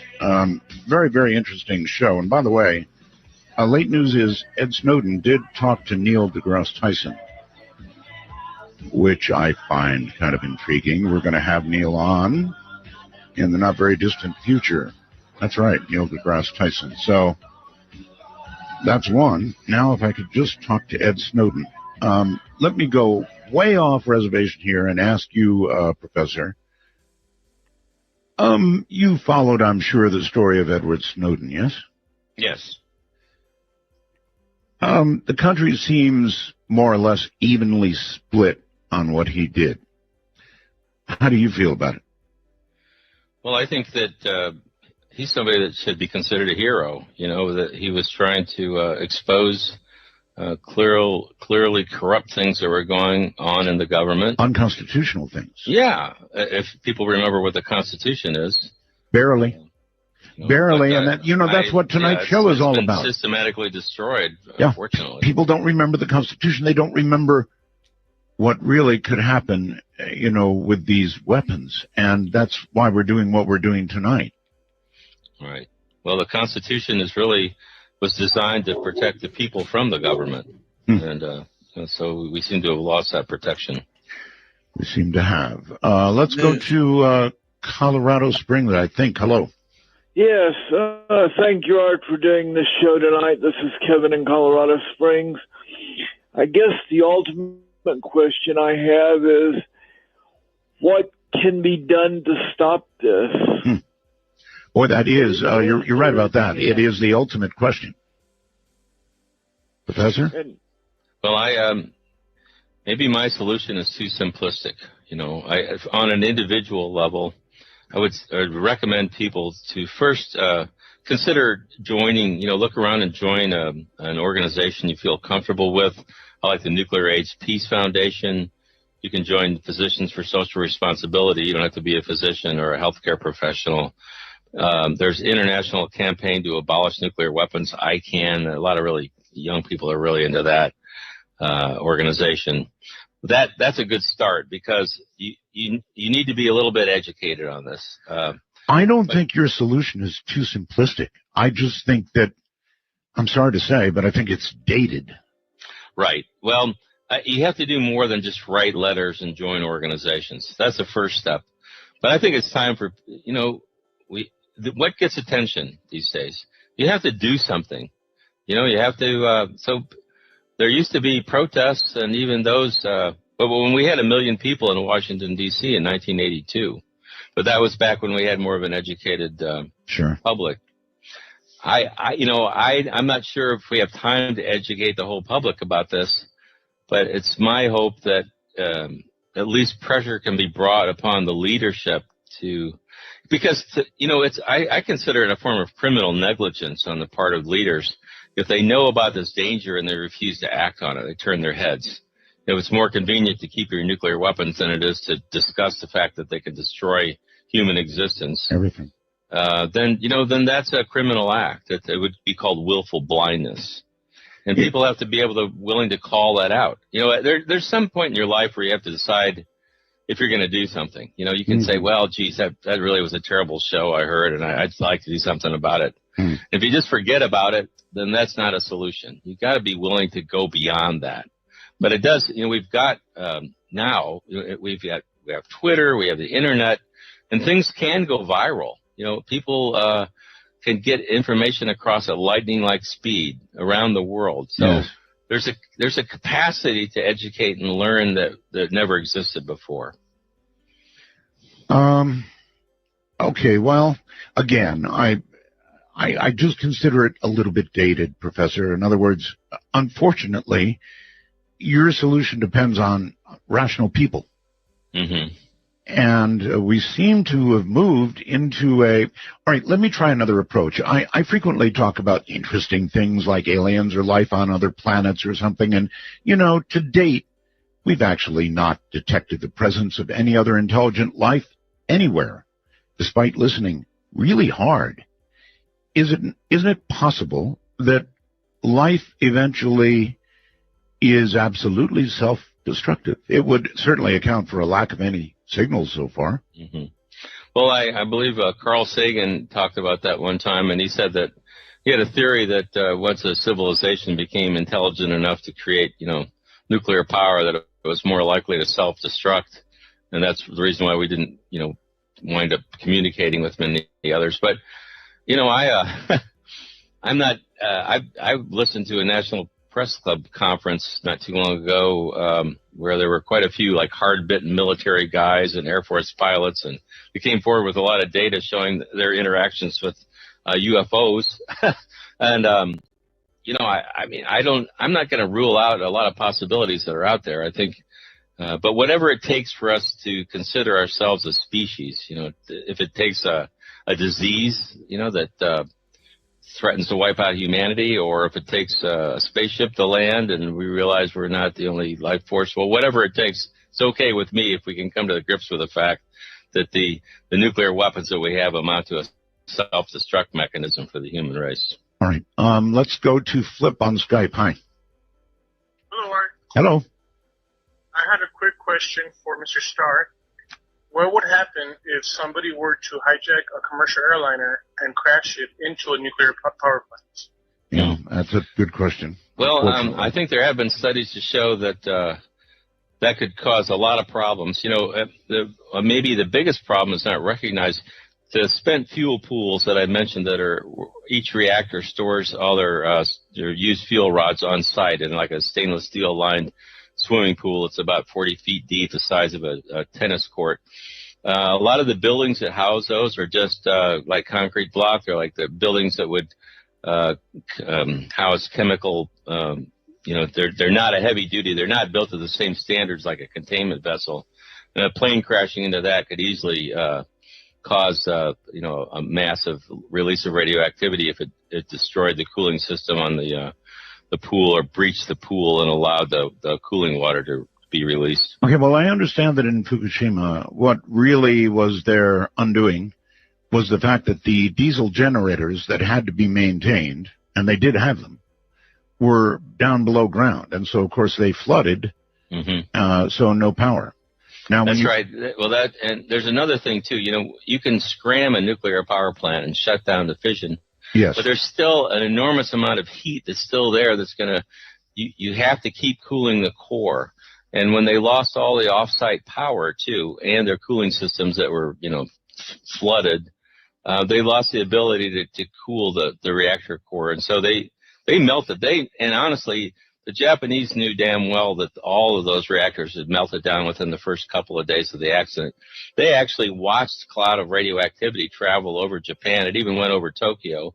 And they didn't warn anybody. I mean, it reminded me of when they had the nuclear weapons test in the United States and didn't warn people, not to drink the milk and all that. So, yeah, sorry, I would get on a little bit of rant there, but it still makes me mad whenever I see those sorts of things happening. I remember back in the 80s, I worked for a large station in Las Vegas, KWN, and I would have to go on the air every now and then and say, people in precarious positions and, window washers and all those kinds of people, please be aware that in 10 minutes or 15 minutes, whatever it was, there's going to be a detonation at the test site. And sure enough, there would be a detonation. And when there was, we would rock back and forth. The building would go back and forth. Oh, yes. Yes, yes. I was around for that. A lot of those underground tests actually vented and released huge amounts of radioactivity. The cancer rates there in Utah were just astronomical. I was going to say, fortunately for us and unfortunately for Utah, that's the direction it went. Glenn on Skype, you're on the air. Good morning, gentlemen. Good morning. Okay, if we say that hypothetically, for argument's sake, that city busters are passé, what about things like dialable yield neutron micronukes or cobalt-60 dirty bombs or depleted uranium munitions? We still have plenty of ways to mess things up, but especially the dialable yield neutron tactical nuclear weapons. What do you think about that? Have we seen them used even, perhaps? Well, the variable yield or dial yield weapons, those would be like the B-61 weapons that we have a couple hundred, I think 180 of those deployed over in Europe now at 6 or 7 different NATO bases. I don't know if I'm not aware that any have actually been used, but keep in mind that there's a difference when you talk about a nuclear detonation. That means like on a Sagad, fission and fireball, and that's different than a dirty bomb. Is a conventional bomb that spreads, that blows radioactive substance apart and can contaminate an area. Mm-hmm. The DU weapons they're a radiological weapon, depleted uranium. They don't have a nuclear detonation, but when they fire them, about up to 70% of the round actually burns when it strikes a target, and it releases microparticles of uranium that can be inhaled and ingested very easily. So all these weapons are, the radioactivity, I think, is a really vicious kind of problem to leave in an environment, and I think it really should be considered a criminal. It should be banned. We certainly shouldn't be using DU weapons. Okay, Professor Raymond sends the following by computer. Art, if nuclear warheads are not cycled out after so many years, the danger is they can have electronic malfunctions, and that includes the final guidance in the MERV warheads, non-detonation and early detonation. The Demon Core incident went critical. I'm not even sure if nuclear weapons they are real. have a schedule where they refurbish plutonium pits. Big, plutonium itself is destruction. considered to be stable for like about a century or so. But Pantex, they will, they take weapons apart and they will refurbish. There's a schedule for that sort of thing. Mm-hmm. I don't, I think that the United States has spent enough money to maintain its weapons that there's really very little doubt about. There may be some questions at some point about what the total yield would be if it's going to be as accurate or quite as precise as they would like, but there's no doubt that they'll work. Okay, let's go to Mount Pleasant. Hello. Yes, Art. Yes. Yeah, this is Wade in Tennessee, and I don't believe you want call signs on there, but I am a ham, and I've got a question for you and Stephen. All right. Okay, well, actually, it's two real quick ones. First of all, going back to EMPs, I know our transistorized radios would be fried, but what about the tube-type radios? That's number one. And number two, okay, well, let's start with number one. Tube-type radios, sir, would survive, but whether there'd be anybody to run them or not is another question. Okay. The second one, Art, we have go boxes and emergency kits and so forth. If the radios were in the cases, not hooked to an antenna and not hooked to a power source, do you think the transistorized radios would survive? Good question. Very good question, actually. So could you protect? I guess it would depend on how close the detonation was. Yeah, I'd say so. I haven't done a lot of calculations. I read about what they call it, a Faraday cage and that sorts of things you can use to protect for EMP. And, who knows? I mean, if it really comes down to it, who knows what will happen. But it just, my friend Colonel Urinich always used to say, he said, remember, he says, our weapons are guaranteed. That was kind of a chilling thing, but I think that they put so much time and effort into this. There's a good chance that some of them won't work, and there's a good chance that some of them wouldn't be launched because people would disobey orders. But the hell of it is that there's still enough of them out there. Like with one Trident sub, if they launched all their missiles and they have independently targeted warheads, there'd be at least 90 to up to 200 warheads that could hit a target. We have, 12 subs like that, and so it's. There's not a shortage of nuclear weapons. The U.S. and Russia, the U.S. has 7,000, Russia has maybe 8,000. But all it takes really is a few hundred strategic weapons to destroy like every city. There's only 200 or 300 cities in the United States and Russia that have populations of greater than like 250,000 or so. And there's thousands of nuclear warheads. So even though they've dismantled, there was 70,000 or so in 1986. They've gotten rid of 2/3 or 3/4 of them. They've dismantled the weapons. They actually have kept the plutonium pits, so that's not enough. That's another reason why we don't need to make more pits. They've got, 30,000 in storage right now. But they're even at that. What they didn't know all along, they didn't know these scientific studies that predicted that the environmental consequences of nuclear war are so severe that it basically wrecks the biosphere. It leaves Earth uninhabitable long enough where most people and animals probably wouldn't survive. Or want to. Very quickly on Skype. Hello. Oh, hello there, Art. Good evening. Good evening. I just wanted to make a little comment and a bit of a more lighthearted question, considering the nature of tonight's talk. Very quickly. Which is very informative, by the way. Thank you. Yeah, I just wanted to say, I assume that all of these generals and such and all of these government aides that are all in charge of this nuclear football and all this nuclear ordnance, I would assume generally that they're part of the old guard from the 50s, 60s, 70s. And so I wanted to ask, with spending over $1 trillion to redo the nuclear arsenal, is this one of the biggest retirement sort of pension scandals we've ever seen since the F-22 scandal with Lockheed Martin? Professor? Well, I think that's an interesting way to look at it, but the point is that it's Eisenhower warned about the military-industrial complex back in the 1950s. He sure did. And, this is what we see. It's well and alive and thriving. I thought when you were asking your question, you were going to ask whether or not these generals and all these people were aware of the information that I've been talking about. And I want to say emphatically that as far as I can tell, they're not. I've had a couple. I worked at the United Nations and testified working with Switzerland, New Zealand, and Chile at a number in Geneva and New York about the effects of nuclear weapons. And I was able to question a couple of times representatives of the best example was when there was a joint presentation of the U.S. and Russia made a joint presentation in 2010 at the Non-Proliferation Treaty Review Conference about the New START Treaty. And I had a pass, so I got in and I sat down, and they didn't know who the hell I was. I think I sat with the France placard in front of me, so they took my question, and I'm sure they didn't like it. But they had the chief negotiators of START from the U.S. and Russia there. It was Rose Goldmuller and Anatoly Antonov. And so I asked both of them, I said, are you aware of the recent studies that predict that the detonation of just a fraction of your strategic nuclear weapons would create like a global nuclear famine that caused most people on the planet to starve? And they both said, oh, no, we're not familiar with those. My goodness. Professor, I can only hope that this show, which is recorded, believe me, will be passed around, and that a lot of people will get to hear it before it's too late. We've got to go. The show's over. Thanks so much for having me on. I really do appreciate it. Thank you for coming on and scaring us to death. Have a great night. Yeah.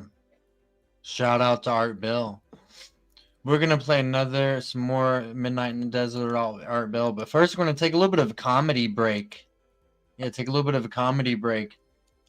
That one time Sacha Baron Cohen came into the Opie and Anthony studio. Hey, it's all right. Hello, playing his character of Borat. Oh no!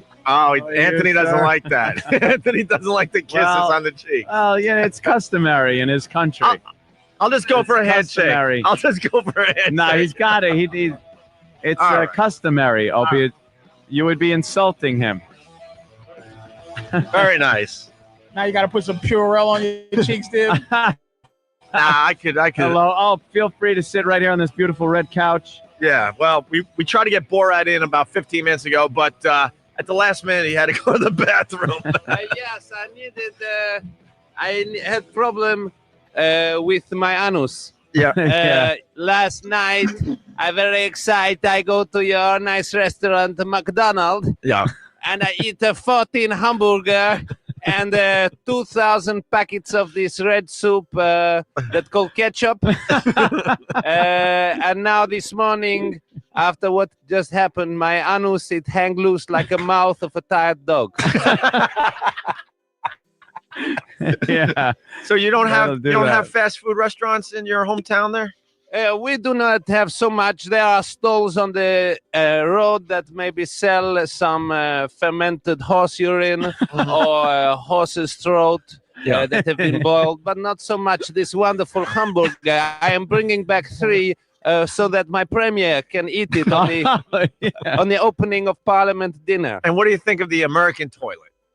It's nice, right? Whoa. Very nice. I make my toilet in this room, and in the corner there is a bowl on the floor with water in it, which is very convenient to wash your face with after. Yeah. Whatever you can use it for. Yeah, the water in the bowl. That's yeah, it's very nice. Very nice. Very nice. Yes. Well, yes. You're very nice people. People are loving You America, USA. Yeah, you like? Yeah. You know we're shock jocks. What a minute, shock jock. Have you heard of shock jocks in your country? What a minute, shock jock. Shock jocks. Shock jocks. What a minute, shock jock. They say outrageous. Outrageous. Aye. Crazy things. Yeah. What, you shoot gypsies live? We have a show like this in Kazakhstan. Yeah. Yes. What's the entertainment like over there? You gypsy shooting? Very nice. Our #1 show is hosted by animal actor Johnny the Monkey, who was the star of Trans-Sibirsk Express and hundreds of other pornos. Pornos, huh? Yes. Great. Well, people are loving your movie, your documentary. Oh, yeah. Yeah. People are loving it, except What up, I'm Chris? hearing maybe the governments in your country aren't very happy about it. There have been some controversies in my country of Kazakhstan about the amount of anti-Semitism in my movie film. However, eventually the Kazakh censor allowed the film to be released after deciding that there was just enough. I'm a little confused by the name, though. Couldn't you come up with something a little little shorter there. Borat, cultural learnings of America for make benefit glorious nation of Kazakhstan. Right. This is the abridged title. It doesn't. Oh, it is. It doesn't flow off the tongue, sir. Why not? I think it does. Do you think? Yeah. What do you think we should call it? That's a good question. I wish I had an answer. I would look brilliant at this point. Borat informative learnings of America for make benefit glorious nation of Exactly. There you go. Good name too. How do you explain on the beach that bathing suit that you had on? Yes, when I was in the Cannes Film Festival, I wear a bathing suit. Yes. Finally back. Very nice. It is the official Olympic swimming suit of Kazakhstan. Oh, it is. Okay. Yes. You must have a good crumb to wear it. You have a nice crumb? Yeah, I've been told. It's it's not we bad. say to be a good interviewer, you must have a good crumb. Good crumb. Yes. Crumb. You have a nice one? Yeah, I think it's okay. Can I touch it? Italian. No, that's okay. Why not? Well, I kind of like girls to touch that, not men. Yeah. Yeah, you're a man. No, I touch it. No, you're a man. What the problem? Because you're a man. But I am not the man who makes a bang, bang, bang in anus of other men. No. Anthony. I have had made a sexy time with 3 women and 15 prostitutes. Yeah, but it sounds like you want to go to the edge of the forest with Anthony, though. No, I do not like to make. You want to go to the edge of the forest, right? I do not like to fill anus with goose liver, so there's no tearing. No, okay. So there's no tearing. Goose liver. Is that what's used? Why not? Why not? Yeah, because it's very slippery, I guess. No, in my country, now homosexuals treated equally. They no longer have to wear blue hats. Are they allowed to get married? What? Are they allowed to get married? Why would they get married? Well, it's the big fad here in America. They do not want to get married. Last year we had very many of them. We found 15 of them. Yeah. But after we cage them and give them electric therapy, we cure them. I like how you think, sir. Now, what's the problem with the Jews in your country? The Jew. We would like to say that we in Kazakhstan very much support anti-Jew warrior Melvin Gibson's in his statement about the Jews. He say that they start all the wars.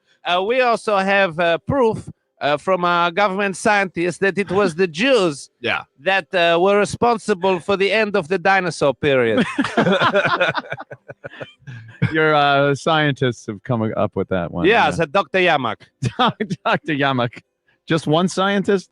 Yes, so Dr. Yamak, you have one you scientist. He also proved that the woman's brain is the size of a squirrel. Yeah, again, like now, a little peanut. A lot of women are coming out and saying that. Look at this man. He is a big. Do you have? Hey, do you have that color in your country? We have one man like this. He work in a circus. People pay 25,000 tenge to touch his hair. He's called Gogol. You know him? Don't I look like Kazakhstani women? You are not the woman's. He's You are a big man. Yes, sir. I would like to wrestle you with no clothes. And I wish I had the cram that I should have been blessed with. Oh, you don't have a big cram? Oh, I wanted a baby on, but I didn't get blessed with a big cram. Yes, mine is thick like a can of Pepsi. A lot of women have been talking about your film and saying that it doesn't show them in the best light. Like you. Thank you very much. It is not a problem. They are not allowed in the cinema. No. Not where I'm from. We have a pen outside the cinema where you put your animals and your wives. Yeah. And you must give in a ticket stub to collect them. If they are not collected within 3 days, then they are resold. That's a great idea. Yeah, I like that. So obviously they don't vote yet over there or anything, right? What? No voting. Let's just laugh. We say to give a woman vote is like to let a monkey fly a plane. Very dangerous. We stopped letting monkeys do that ever since the Astana air crash of 2002. Yeah, we all heard about that. Oh, Yeah. That was a sad day. Tragic. How much is a Kazakhstani dollar or whatever you call it compared to American dollar? Our conversion rate is $1 is about 250,000 Kazakh tenge. Yes. Now, what does one Kazakh tenge buy you? It buys you a woman's.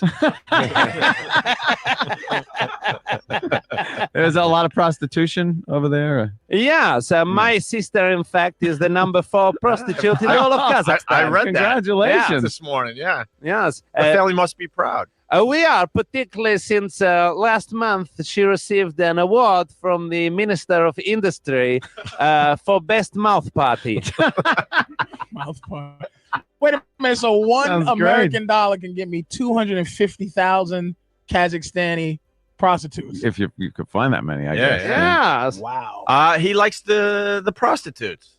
Well, I mean, not the. Jeez. Yeah. I don't like the prostitutes. You must. I'm talking like he does. That's all. You must come stay in my house. You can eat my food. You can sleep in my house, and you can use my system. She is tight like a manzanus. And he likes to swing a little bit, you know. He likes to. I like to swing. Yeah. Like Tarzan. Even he knows. I thought he was gonna say like a gorilla, but he was like, "Oops." Even yes, he even no, it reached there. Did he get flavor of love out in Kazakhstan on television? What? No. No, he doesn't know what that is. Of course. When do you have to go back? Do you have like a visa or something? Yes, I must return soon. I stay in New York for a few more days, and then I go return. I will arrive back in Kazakhstan maybe in 3 months. We travel.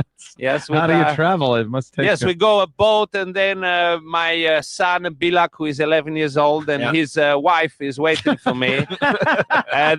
They have a new child. Who we are hoping to sell to Madonna. Yeah, that's pretty impressive. Yes. Would you ever think of living here? It's a very nice country, but I like very much Kazakhstan. It's a very similar place to America now. Really similar? Yes, we treat people equally. We have opened in May the Almaty Disabled Care Center. Oh, that's nice. Yes, That's very nice. We have 300 new cages for them to live in. That sounds like a great industry. Yeah. In your country is the making of cages. Yes, and there is a There's public. a lot of cage stuff Yeah, happening. it's like the cage welder must do very well over Oh, there. Yes. I'm sure that keeps crime down. Yeah. Keeping a lot of people in cages, right? Yes. Yeah. Well, we should talk about the movie. For the people that don't know, you gotta explain your movie to everybody. It's getting great reviews. Oh, yes. Yeah, you don't even have to be here. So we appreciate 4 this. stars in all of the newspapers and 4 star is good. 4 stars, very good. So the American government give it 4 star. Well, no, we have like newspapers that's separate from the government. We're supposed What? to. Yeah. Different guys have different opinions. Yeah. What does Premier George Walter Bush think? We are very big fans of him. Oh, you like him? Although Of course you are. He is strong, although not as strong as his father, Barbara. Tough guy, Barbara. My name Barbara. Don't mess with me. Who's in charge over there in Kazakhstan? Premier Nazarbayev, glorious. Glorious. He is a glorious leader. And he takes care of his people. Very much. He is a very wise and very strong man. Mm-hmm. He, in your country, you win the vote. You, the one with most votes wins. Right. In my country, it is the one who can suspend the heaviest weight from his khram. And he managed a car battery for 3.4 seconds. Hey, that's impressive. Yeah. Are you guys fighting anybody right now? Yes, we are defending ourselves from evil nitwits Uzbekistan, who are our neighbors. Oh. Oh, you best. Oh, right. Yes, it's a very bad you people. You were all the former Russians, right? All former Soviet Union. Yes, right? before 1991. Yeah, they were all under communist Now it's a bunch rule. of countries we can't pronounce. Yeah. That's all I know. Explain the movie, though, there, Borat. You went around America? The movie films show how I come to America to make reportings for my country. Yeah. And then I fall in love with a beautiful woman and must go find her. Ah. Her name is Pamela Anderson. Yeah? Yes. Got a crush on her? Yeah. You gonna bring her home I with did you? not crush her, no. No crushing her. You like the In my country, you American women, you like to have their teeth, yes? Yes. They're very up. Yeah. In Kazakhstan, we like it to dangle. Oh, really? Our women's, to make themselves look more pretty, they hang rocks from them. In fact, our Miss Kazakhstan, Karilga Shatmova, she have a beautiful pair that make dangle 1.3 meter. Wow. 1.4 if you include the milk valve. And when she attractive. bending over, it looked like she have 4 legs. Yeah, That's very attractive. very nice. So, traveling across America, what did you learn about America as you were filming this movie? I learned many things: democracy, how etiquettes your people. But I also learned some things that surprised me. For example, that it is now illegal to shoot at Red Indians. Yeah. And can I please use this opportunity to once again apologize to the staff at the Potawatomi Casino in Nevada? It was an ugly scene up there. There were no signs. No signs. Well, Yeah, because a lot of people, I guess, from your country would think that we could still do that. Yeah. Shoot Shoot Indians. Yeah. A lot of things have changed. I don't know how much of our It is a history. shame. It is a shame. It is a shame. I don't know how much of our history you're familiar with, and when it happened, and how long ago. But that was a while ago. Do they get along with the other kind of Indians, the Dot Indians? What people from India? Kazakhstan, yeah. yeah. What? The other Indians. Dot The Indians? Dot Indians? What are the Dot Indians? Well, there's the red ones at the casinos, and then there's the dot ones that we mistake for Arabs. Yes. What? The ones that look like black people with white people hair. Ah, yeah, you're angry. Yeah.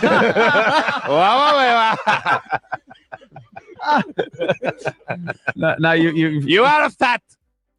Whoa! Whoa, Borat!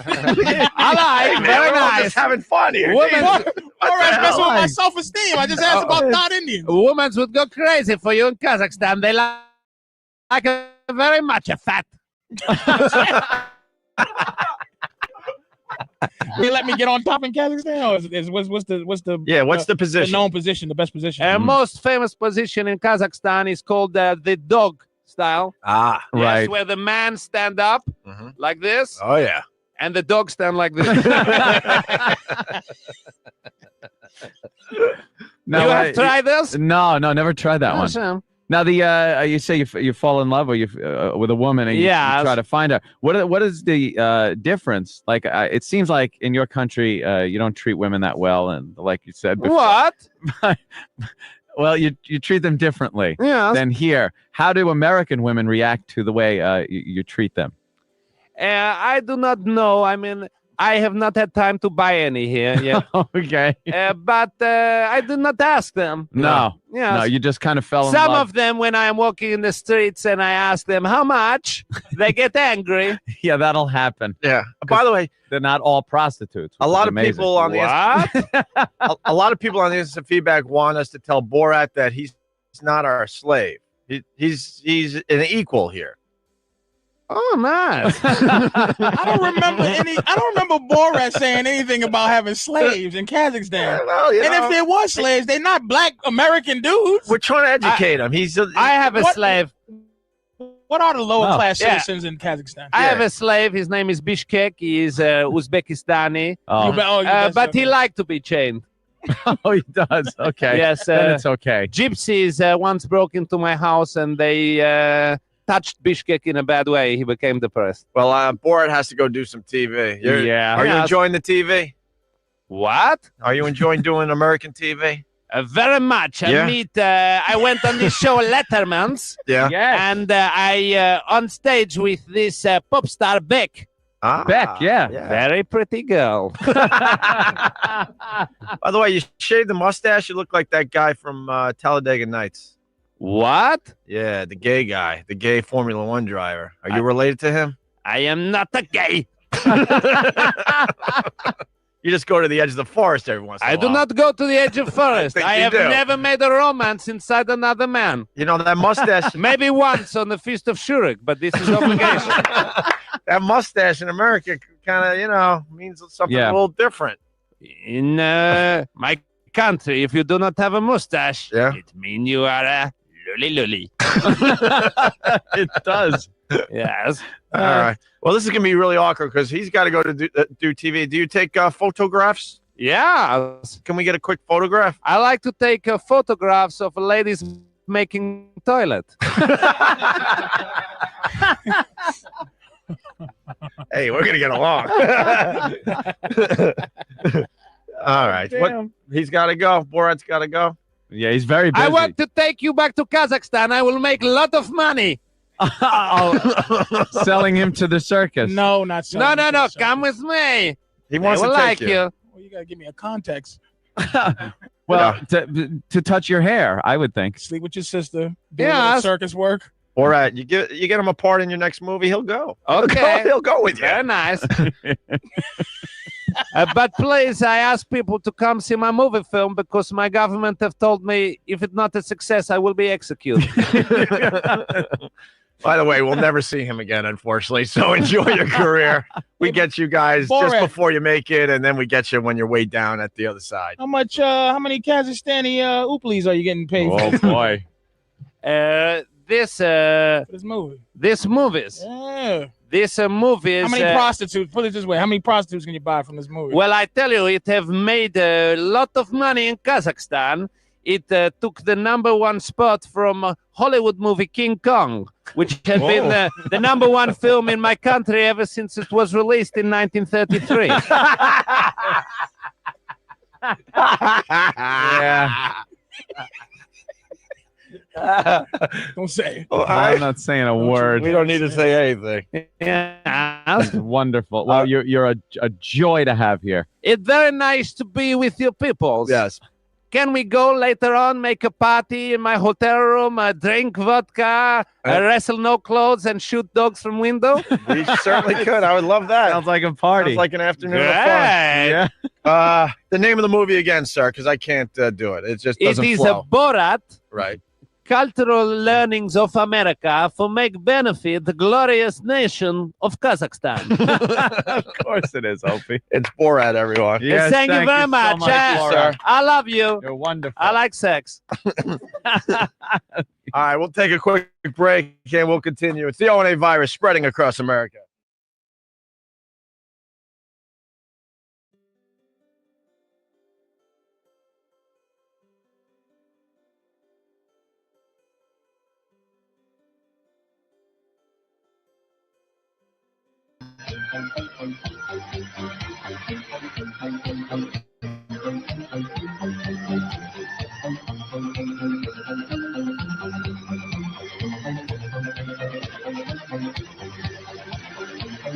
From the high desert and the great American Southwest, good evening, good morning, good afternoon, wherever you may be in the world's 25 time zones, each and every one covered like a blanket by this program, Midnight in the Desert. I am Art Bell. Good to be here. It's going to be a very, very, very good show tonight. Any of you ever wonder if you're living in a matrix? I hate to say it, but there's actually awfully good evidence you may be. I only have 2 rules for this program during the first 4 days of the week. No bad language. No. And only 1 call per show. We do have youngsters listening out there. And we also have new people listening out there. I would like to welcome tonight KART in Jerome, Twin Falls, Idaho. Welcome aboard.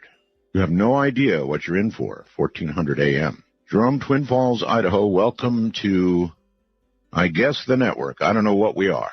We're a conglomeration. Okay. So I've got a few things that I want to get out before we go to our guest.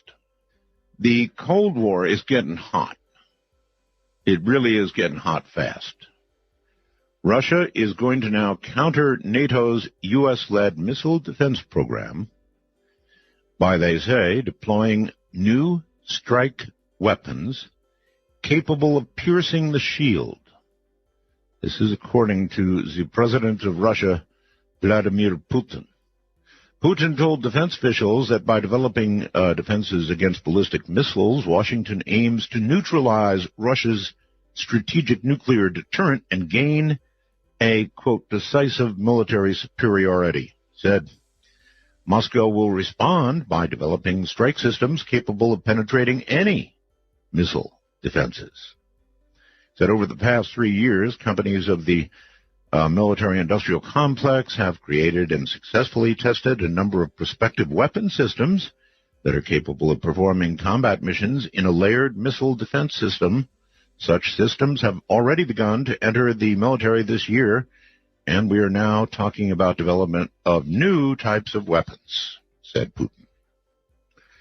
So, I really think that the Cold War is heating up really fast. Look what's going on in Syria, or better yet, don't.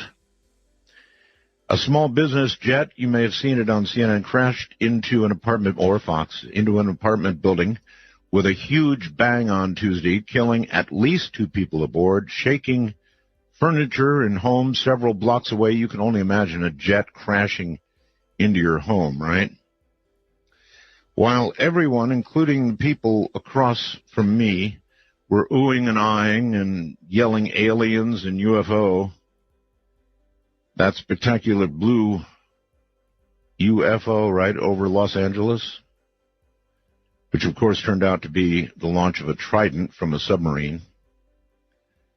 I don't get it. I mean, really, the other folks were just screeching about that. And when you go back to what I think is really important, and that is our star, Tabby. But wait a minute. The Allen telescope arrays took a quick 1-week look, I believe, with the Green Bank at Tabby, and they didn't hear anything. So all of a sudden everybody's saying, well, I told you. Nothing. Good Lord. Even talking to Seth Shostak, he said likely they're not going to hear anything. It's too far away. 14.8 light years away, right? Almost 15 light years away. That's too far. And besides, who's to say that they, if there is a they there, are even using radio? So for people to begin discounting anything at all because the arrays didn't hear anything in a week is just ridiculous, while at the same time pointing to something going from ground, or in this case, sea, the ocean, into the atmosphere, has got to be aliens. Ay, ay, ay, ay, ay. Oy vey. So, I thought I'd bring those things up. A couple of other things that I want to bring up. When do things come out of a black hole? Well, never, right? Well, wrong. NASA, with 2 separate telescopes, just observed something coming out of a massive black hole, which I believe is Marcuranian 335. That's right, 2 of NASA's space telescopes, including the nuclear spectroscope, the telescope array NuSTAR, miraculously observed a black hole's corona launched away from the supermassive black hole.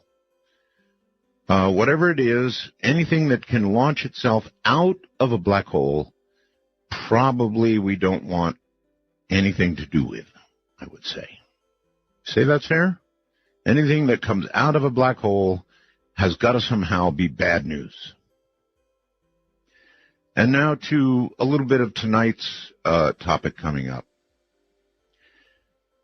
If you think about it, it's amazing that humans exist, right? For life to start on Earth, we need Well, everything has to be just right.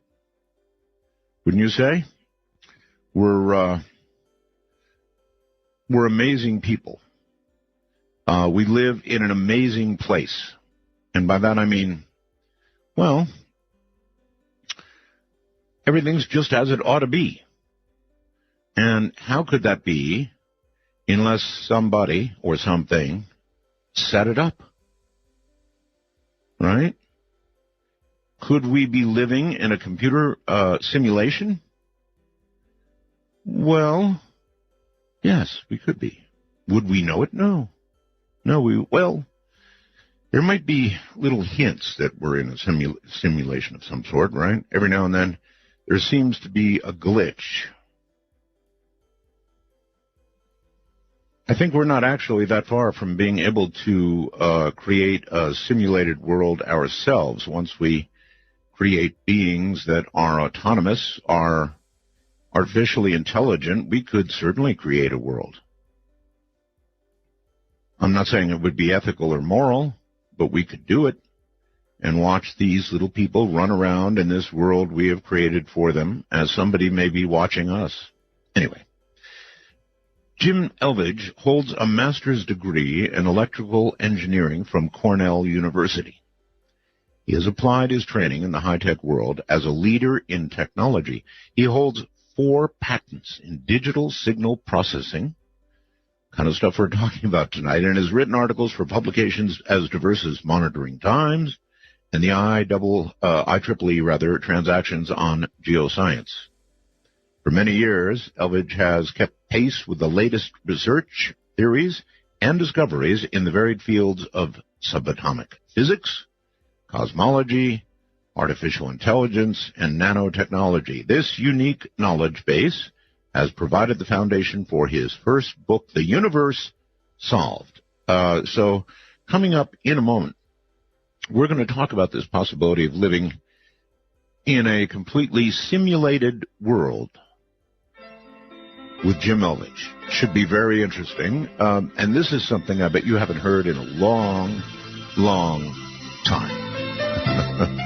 From the high desert, this is Midnight in the Desert, and believe me, it is a cold wind streaming out across this desert tonight. Walking over here, I about froze to death.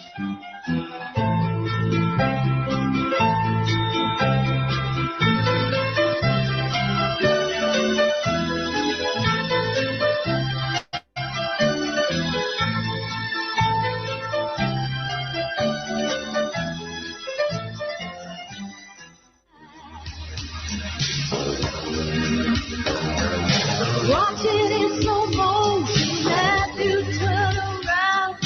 Hey. Say my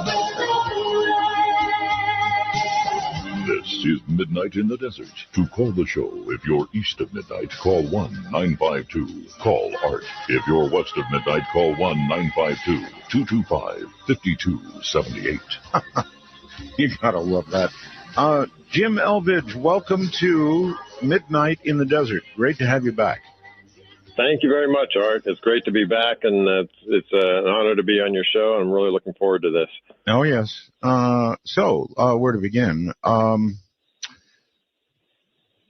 I guess here, Jim, I feel, after considering it and doing a lot of reading, that it's entirely possible. Somebody wrote to me, by the way, before we go on, Jim.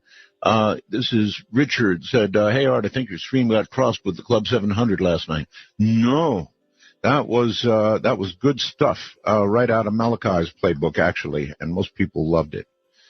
No, we didn't get crossed with anybody. So, Jim, isn't it possible that we're living now in a simulated environment? You know, there was a movie, of course, The Matrix, but gosh, it seems so possible from so many angles. Could it be?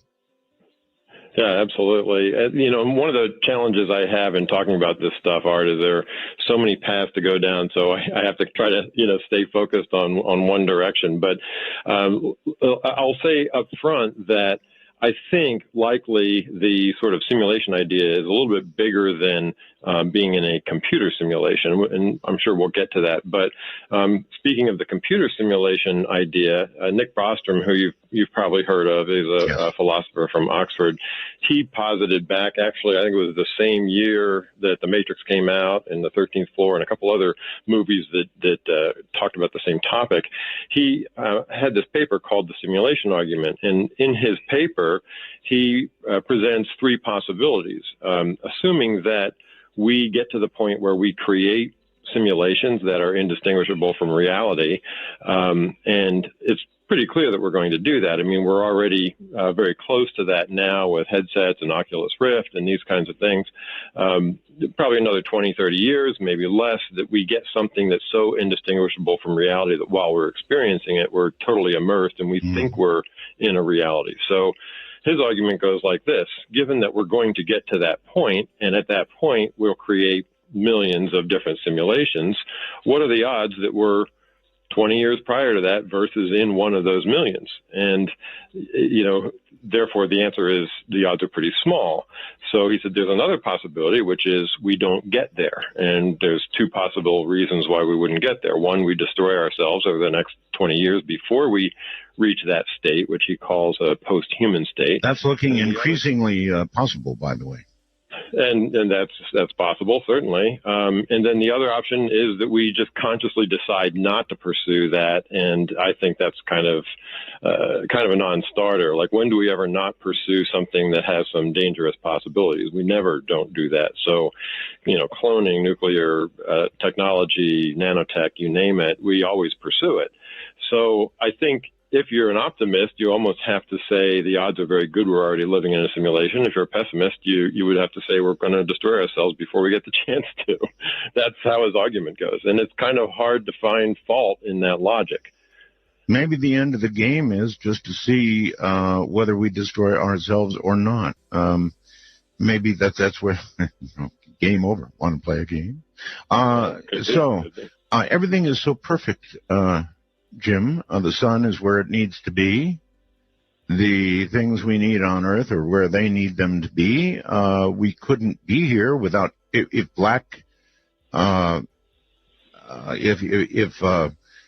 matter, dark matter, were any thicker and more abundant than it is, we couldn't exist. I mean, there's a million gazillion different things that have to be just perfect for this world to be working as it is. So, I mean, you can certainly posit that somebody put that together, and the game is on, as it were. Right. And you've mentioned just a few of them, but even just the ability to have a reality, just the ability to have space is incredibly improbable. Something like, I think there's one part in 10 to the 115th where the universal constant cancels out vacuum energy. It's a really incredible coincidence. And they say that the deviation in the expansion rate of the early universe of 1 part in a billion, either way, would render the universe void. It would either rip apart so fast that matter would not be able to form, or it would contract on itself and disappear. So, and there's dozens of these kinds of things, even before you get into the rare odds of creating life.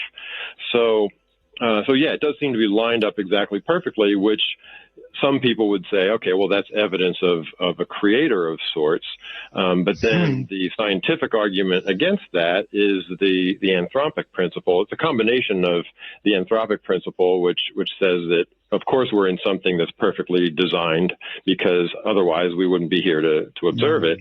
But that implies that there must be, literally, and I know this isn't a word, zillions of other universes or other constructs out there in that sort of quantum mechanics, many worlds interpretation of quantum mechanics. There has to be, such an incredibly huge number of universes that don't have the right set of parameters to create matter and to create life, and we just happen to be in the one that isn't. And I don't know, to me that sounds like much more hand waving than the idea that you have some large system that constantly improves on itself and fine tunes itself over time, which is more the way I think the universe might have evolved.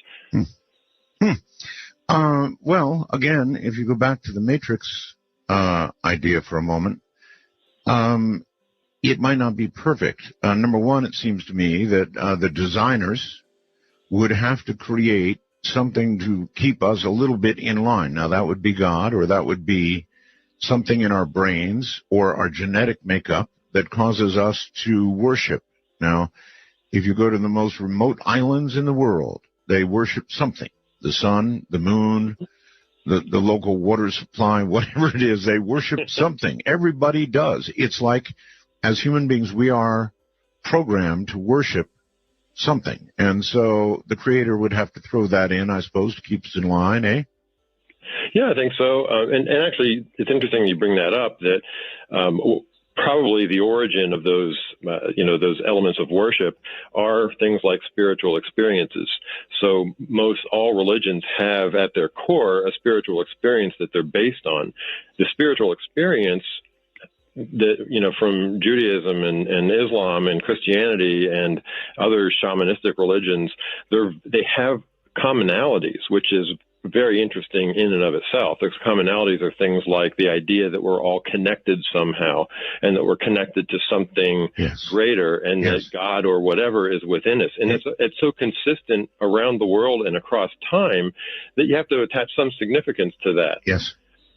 So that in and of itself tells me that there's, and of course religions then went off on different directions, mostly to control people, I think, but that, that nature of worshiping came from these spiritual experiences, not necessarily from, a brain function. And people even have those experiences today. So mystical experiences are relatively common. How far are we in years, Jim, from being able to create, let me rephrase that, from being able to be ourselves creators in the big G sense? That's a good question. So, no, in other words, as digital processing gets better and better and better, the ones in this program may be creating another program. I'm saying we might create a digital world full of little artificially intelligent beings, and we could give them the world we want to give them, essentially creating their universe, right? Sure. Interesting that you say that. Andre Lind, I think it was, is a well-known physicist. He said something like, and I'm probably going to botch his quote here, but on the surface of it, based on the evidence, it looks like the universe was created by a physicist hacker. Mm-hmm. So, that's right. even when we look at science, it looks like it has been created that way. And there are a lot of people who speculate about the possibility of us playing God and being able to create a universe at some point. So, I think about, we could really dive down into the idea of what reality really is. Mm-hmm. We really are living in a subjective experience. And in a way, we can create that by dreaming or imagining or whatever. I think one of the things that keeps us in line is the fact that the way this system, and I'm going to call it a system, we could call it God, we could call it all that there is, but the way that it seems to work is that the reality that we think is hard, that's in front of us, which isn't. Physicists have proven that there is no objective reality. I'm sure we'll get into that. But that reality that seems hard has a high degree of consensus between different people. So you see a blue car drive down the road. I see a blue car. We both say, hey, do you see that blue car? So we both feel that each other has the same experience. Therefore, that experience seems objective to us rather than subjective. But it really is subjective. We are, everything that we experience is based on signals that are being processed by our brain, if not, a deeper kind of information. So the fact that we all have this consensus reality is what kind of keeps us thinking that things are deterministic and continuous and materialist, because that's what it looks like at the surface. However, what's really interesting right now is that we have gone so far in technology and science that we're able to create experiments that are poking holes in that. And that is just blowing away the minds of, the more closed-minded scientists and fascinating the minds of the more open-minded ones. Well, in our universe, we have a certain set of laws that we live by. We have physics, and generally these are like laws. I mean, there are certain rules. Science can determine certain things. They can cause these things to be replicated, amazing as they may seem. These are the laws that we live with in our universe or our matrix. Now, occasionally, I mean, not even Microsoft is perfect, right? Not even Microsoft. So, occasionally, I don't know about you, but occasionally I'll get my computer will freeze suddenly, or I'll get a blue screen. That's really bad. Or any number of things that happen with a computer and with programming, perfect as it may be, something somewhere in the machine, throws up and it freezes. So I guess what I'm saying is what we call the paranormal, what I call the paranormal and talk about all the time on this radio program, maybe it's somebody's programming error, some update that didn't happen quite right or something, and something glitches in our world, in our matrix, if you will, something that shouldn't happen according to the normal laws of physics as we understand them, happens, and we can't explain it. So we put it away somewhere, and we don't. We just say, glitch. Exactly. Yeah, no, that's definitely one way of looking at the paranormal as a mistake in the matrix. It could also be something intentional. Perhaps, we're meant to be able to experience those things rarely, or certain people might be able to experience them because it gives us a hint of a greater reality, and it gives us a hint of, or gives us the impetus to push forward with research and things like that, which keeps things interesting and keeps things moving. So it could be either way, but the paranormal, I mean, people freak out at that word, but my goodness, the studies that have been done really demonstrate that it exists. I'm sure, I know you're aware of the Global Consciousness Project, Princeton thing. Oh, yes. People have done the estimates of the odds against chance of those eggs lining up the way they did to be on the order of 1 billion to 1. There's another Professor Daryl Bem at Cornell University did some precognition studies, were fascinating studies. The odds against chance of those were something like 1 million to 1. And then Dean Radin, of course, did some meta-analysis of all these Gansfield studies, these telepathy studies, and found odds against chance was like 1 × 10⁻XVI to 1. So it exists. Yeah, the paranormal, or what we call paranormal, which you could call subtle energies or something like that, it exists. It's just not deterministic. We can't reproduce it all the time. Maybe some people can a little bit, but... there was even a cute little offshoot from what they did at that university, and they created a little program for computers. I wonder if you ever saw it. Can't remember the name of it now, but for example, it would put a picture of Earth on your computer screen, and it would sort of go between Earth and total static, and then the Earth would begin to come back again. And the object of the game was to sit there and concentrate as hard as you could in either getting complete static on the screen or the picture of the world on the screen. And it was a sort of a mini consciousness experiment, and I'm telling you, I was pretty good at it. Interesting. That's great. Did you kind of record the results and find... I mean, I always think about these things in terms of mathematical probabilities. Yes. And sure enough, I mean, similar kind of thing. I've had these experiences where I see the number 1111 all the time, and I have friends that do as well. I don't know what the deal is with 1111, but I started thinking, oh well, it's just coincidence. I happen to be looking at my watch or my phone a lot, so of course I see it. So I actually did. I did the analysis of it. I wrote down every single time I saw it, and there's only 2 times during the day when you're going to see it. Over a period of 2 months, I wrote every one down, and then I also did at a separate time. I estimated how often I looked at my phone. And turns out it is statistically significant. So all right. Well, there you have it. You're a glitch in the matrix. Hold on. Jim Elvich is with us. I'm Art.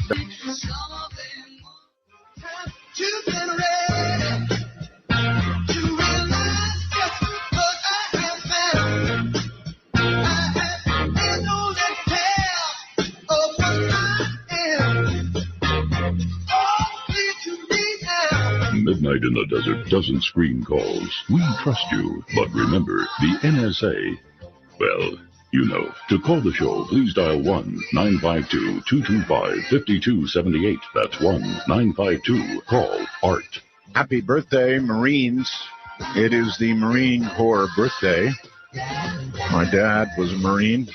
My mom was a Marine. She was a drill sergeant. You can imagine what my childhood was like. So Jim Elvich is here, and we're talking about a digital world. I guess that's what we're talking about. But, you know, it's also silly because we have free will, right? I was told that in Sunday school, this thing about free will, we have it. We do have that, right, Jim? I think we do. And I don't think that the fact that, or the idea that the world is digital or discrete in some way negates the possibility of free will. I don't think free will has anything to do with whether it's continuous or digital. It's inherent in consciousness. If we didn't have free will, we wouldn't really have consciousness. So I believe we do. Okay. But couldn't it be free will within the constraints of those who designed it? Well, I think, again, it could be. There's certain avenues we can't pursue no matter how much we try to will ourselves to do it. So in that sense, we're living in this construct, and we're, as you mentioned, subject to the laws of physics, for example. So, there are some rules that we have to follow. And we can't necessarily will our way around them, although some people seem to be able to do that now and then. Premonitions, telepathy, and those kinds of things. Yes. So that, I mean, again, that's a little evidence that there's just something much bigger than the sort of deterministic reality that we're told there is. Just categories of evidence all over the place. All right. Well, you have a theory, right, called digital reality theory. And it basically, I think, says that matter, like the desk in front of me, and all this junk in front of me, is nothing really but, or could be nothing but data. And yet it feels so real. It feels like matter. If I bat my head against it, I'll get hurt. Right. And you do get hurt because if you think about it, it's forces. There are some rules going on there that say when the molecules in my fist get really, really close to the molecules in the desk, there's going to be some force that repels them quickly. Right. And that repulsion is creating the pain. But it doesn't mean that there's any real stuff there. In fact, we actually never really touch those molecules. It's pretty much impossible to. So, I come at this from the idea of, if I look at the big picture of what we think reality is made of, the ancient Greeks, and even back to, say, the 1800s, John Dalton's theory of the atomic model was that everything was made of atoms, these hard little billiard ball circles of gold or iron or whatever element it was, and they're all just jammed together. So the only space that existed in a solid material was sort of the space between these atoms, and if they're spherical, that ratio is like 0.74.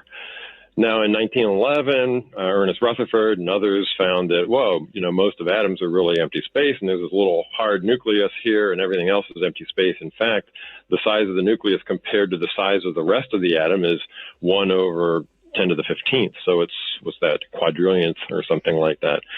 And so that was the theory and I say theory because these things just get overturned every so often. That was the theory for 60 years until quark theory quantum chromodynamics came around in the 60s and 70s, and that theory said, well, even those hard little neutrons and protons that we think are the ultimate building blocks of matter, they're mostly empty space, and they really consist of much, much smaller quarks that we've, bounded the measurement of those things to be much smaller. In fact, so now, as of 1970, the thought was, well, this solid matter is 1 part in 10 to the 30th, which is roughly equivalent to a grain of sand in all of the grains of sand of the Earth.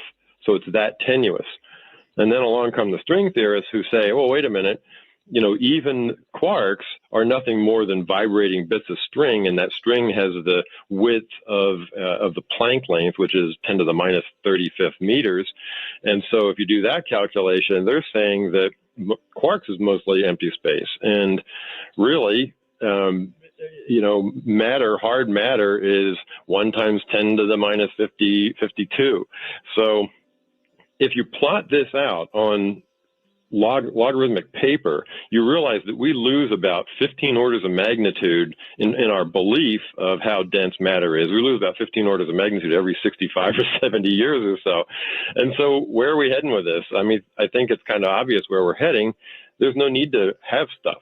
Matter is just data, and the forces are rules. In fact, even the string theorists will say that a particle is defined only by the frequency of the vibration of the string. Well, if it's defined by that frequency, then you don't need anything else. You just need the number that corresponds to that frequency, and you can create whatever rules you need to create from there on out to create the physics that we have. So there's no need for physical stuff. I think that's just one of the logical arguments that matter is ultimately just data. Holy mackerel. Matter is data. Mm-hmm. So then doesn't that sort of coincide with what I said earlier? If matter is data, then isn't there a better argument to be made that we are living in some sort of digital construct? I think so. I don't think it's just that either. For there to be a continuous reality, all kinds of problems exist with that. That the idea of continuous reality means sort of infinite resolution. And as far as the physics that we know, matter implodes into black holes at scales below the Planck level. Relativity and quantum mechanics don't coexist. And the only things that physicists can come up with that make quantum mechanics and relativity somewhat coexist are string theory and loop quantum gravity. And those only work with a minimal length scale, so they're already discrete. And here's another one, Art, is the idea of spins, particles that have spin. Right. This is a bizarre one. These particles have an integral number of spins. So certain particles have a half, not integral, but a discrete number, a half spin, 1.5 spin, 1 spin, 0 spin, things like that. And when they undergo some sort of transformation, they instantaneously change their spin. They don't go from a 1 spin down to a 0.9, a 0.8, and down to a 0.1, and then a 0, like in a continuous way. It just snaps right from 1 to 0.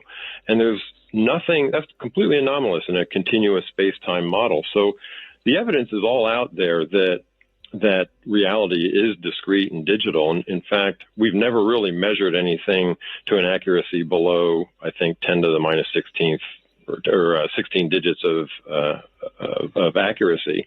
So there's no real evidence for a continuous world. It's just that we're at a macroscopic level. Everything looks continuous, but there's tons and tons of evidence for a discrete and digital world. And so that does lend all the support to the idea that we're in some sort of, I hesitate to use the word simulation because that implies digital construct. Yeah, digital construct, exactly. I think it's a better way to describe it. Yes, well, maybe. It's going to get us both in trouble with all kinds of people out there. Oh, sure. I've gotten plenty of hate mail. Have you? Because, of course, this could be a digital construct of, you can imagine anything. It could be God. Mm-hmm. It could be a God. But then we get to this point where here we are in modern America, and we're getting very close, I think, to something that approaches artificial intelligence. I mean, if we get there and if we keep increasing technologically as quickly as we have been in, say, the last 50 years, it won't be all that long. We'll be able to create a world ourselves. But boy, what a lot of questions would go into that. Sort of like a super second life or something, you know, where you've created an entire world, but you've got autonomous beings walking around in it thinking, as we think, that we are acting with complete free will. Yeah, and I think that's where this whole theory gets really interesting, because in my belief, there's another half to the idea. We talked about the digital nature of things, but then there's the consciousness as the source of everything, as opposed to an artifact of a complexity of a computational system, like the artifact of a brain. I think consciousness is primary. It's not something that's an emergent property. So, and the evidence for that is all kinds of things: near-death experiences, out-of-body experiences, mystical experiences, paranormal, and so forth. So, if that's the case, then just creating an AI doesn't inject the quote soul into it, doesn't inject the consciousness into it, because consciousness is primary. You can't create an AI and inject consciousness into it, or hope that consciousness emerges from it, if that's not the way it works. Well, can you define consciousness? I don't know. I mean, honestly, all of this is theory, as everything else is just theory, but it's theory that has so much weight behind it. So I think Tom Campbell's description of consciousness is a really good one. He calls it organized bits. Consciousness is organized data. And I like that because, at the real fundamental construct of reality, like way below what we're able to experience, things could be digital, and our consciousness is embedded in that. So it's something that we can't interact with because it's part of us. It could well be, Jim, that when we get to artificial intelligence, we also arrive simultaneously with consciousness. That could be too. And one of the things I've kind of thought about is, if the construct that we make, the AI that we make, is complex enough to house a soul, to house a consciousness that we're used to, our consciousness may decide to make the jump. It may decide, oh, this is an interesting thing. I'd like to experience what it's like to be, a complex silicon beast as opposed to a complex, carbon-based human beast, and try it out. These kinds of things are perfectly possible in the world that I'm describing, and I like that world. In that world, you don't have sore backs and knees. You don't walk around as you get older in pain. That's a wonderful world, and it's perhaps not in my lifetime, Jim, but it's going to be possible eventually, I suppose, to, as you've seen in many movies, download a human brain into a machine. Right. Well, it's interesting you bring up the idea about sore backs and knees. We have decided to, for whatever reason, spend a lot of effort and energy on life extension. And if, as I believe, we are already immortal, we have an immortal soul that reincarnates, then life extension is kind of a waste of energy. We're going to, our purpose is something beyond what we're here, on the last 20 years of our life on Earth to do. And if you kind of think about what life is like, there's a sort of a natural growth pattern. As an infant, we don't have the ability to learn too much until our brain is formed. And then we go through this steep period of growth and experience, and maybe we're learning the lessons we're supposed to learning to be patient, learning to love, or whatever. And then at some point, we've learned what we can learn in this life, and we need a different set of experiences. So the natural way is we die naturally, we reincarnate and have a different set of experiences, and we continue to evolve our consciousness in that way. However, if instead we extend life artificially, we just spend the last 20 years of our lives living in a kind of a miserable way, delaying the point when we're going to reincarnate anyway, and slowing down our ability to evolve our consciousness. On what evidence do you base the statement that we have a soul? Okay, so let's talk about near-death experiences. The evidence for near-death experiences is actually tremendous. And the one example I always use, and I hate to always use the same one because I could jump into some others, but it's probably the most dramatic, is a woman named Pam Reynolds, who was a singer from Atlanta. She had an aneurysm in her brain. I know Pam. I interviewed her. Did you? Yep. Yep, and she had a fully conscious experience with no blood flowing through her brain, completely flatlined, impossible to have. I mean, that's just one example. There are lots of people who have had these things and had corroborating, experiences. They see what happens to them on the operating table. They fly out of a hospital window and they see something on a roof that there's no way they could ever see, and somebody goes up there and ensure it's there. But Jim, it's still subjective. I mean, there is no scientifically verifiable proof of what you're saying. I don't worry about that too much. I don't think there's scientifically verifiable proof about anything. I think there are certain things, as we discussed. We have the laws of physics that pretty much are repeatable and very scientific. And I hate to jump away from where I normally am, discussing paranormal type things, NDEs, and all the rest of it. But I don't hold that they're absolute truths. I can't until it's even like God. I can't even positively say there is a God at this moment. I suppose I believe in very little that I can't touch, prove, or replicate. No, I understand, and I sympathize with that. But I'd submit that science isn't about proof. Mathematics is about proof. Science is about evidence and theories. And the better the theory, the more evidence there is to support it. Take Newtonian mechanics. Newtonian mechanics is a great theory at large scales and slow speeds, but it fails, at some extremes. Other theories of matter completely failed at small scales when quantum mechanics took over. So everything is really just a theory, and it evolves as a theory. So,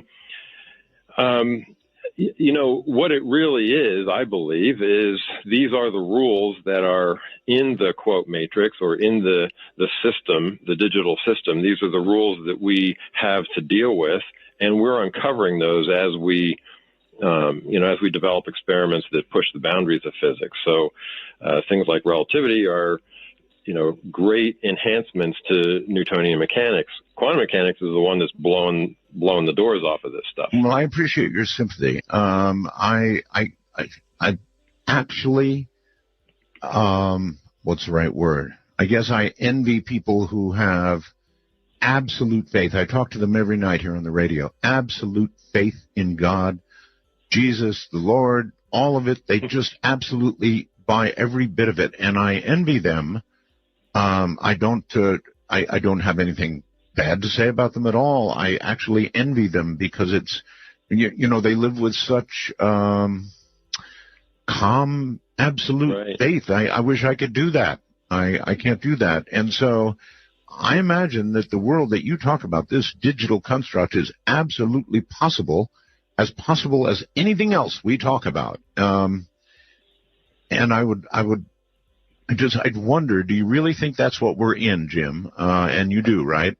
A digital. And I actually agree with you, Art. I mean, my background is engineering, and I took more physics classes than anything else. I probably would have headed in that direction if I thought there was more money in it than engineering. But I'm trained in the scientific method, and I was that kind of person. I'm that kind of, left-brain person that needs to be shown things and needs to be shown proof. But over time, I realized that there's really not much proof about anything. So it really comes down to the amount of evidence. And I think there's zero evidence or very little evidence for a continuous, deterministic theory of reality and a ton of evidence for this greater theory that I'm talking about. All right, quick so 2 minute. I'm just using the numbers. Quick 2 minute break, Jim. We'll be right back. Jim Elvidge, I guess. Could it be a kind of a matrix we're in right now? If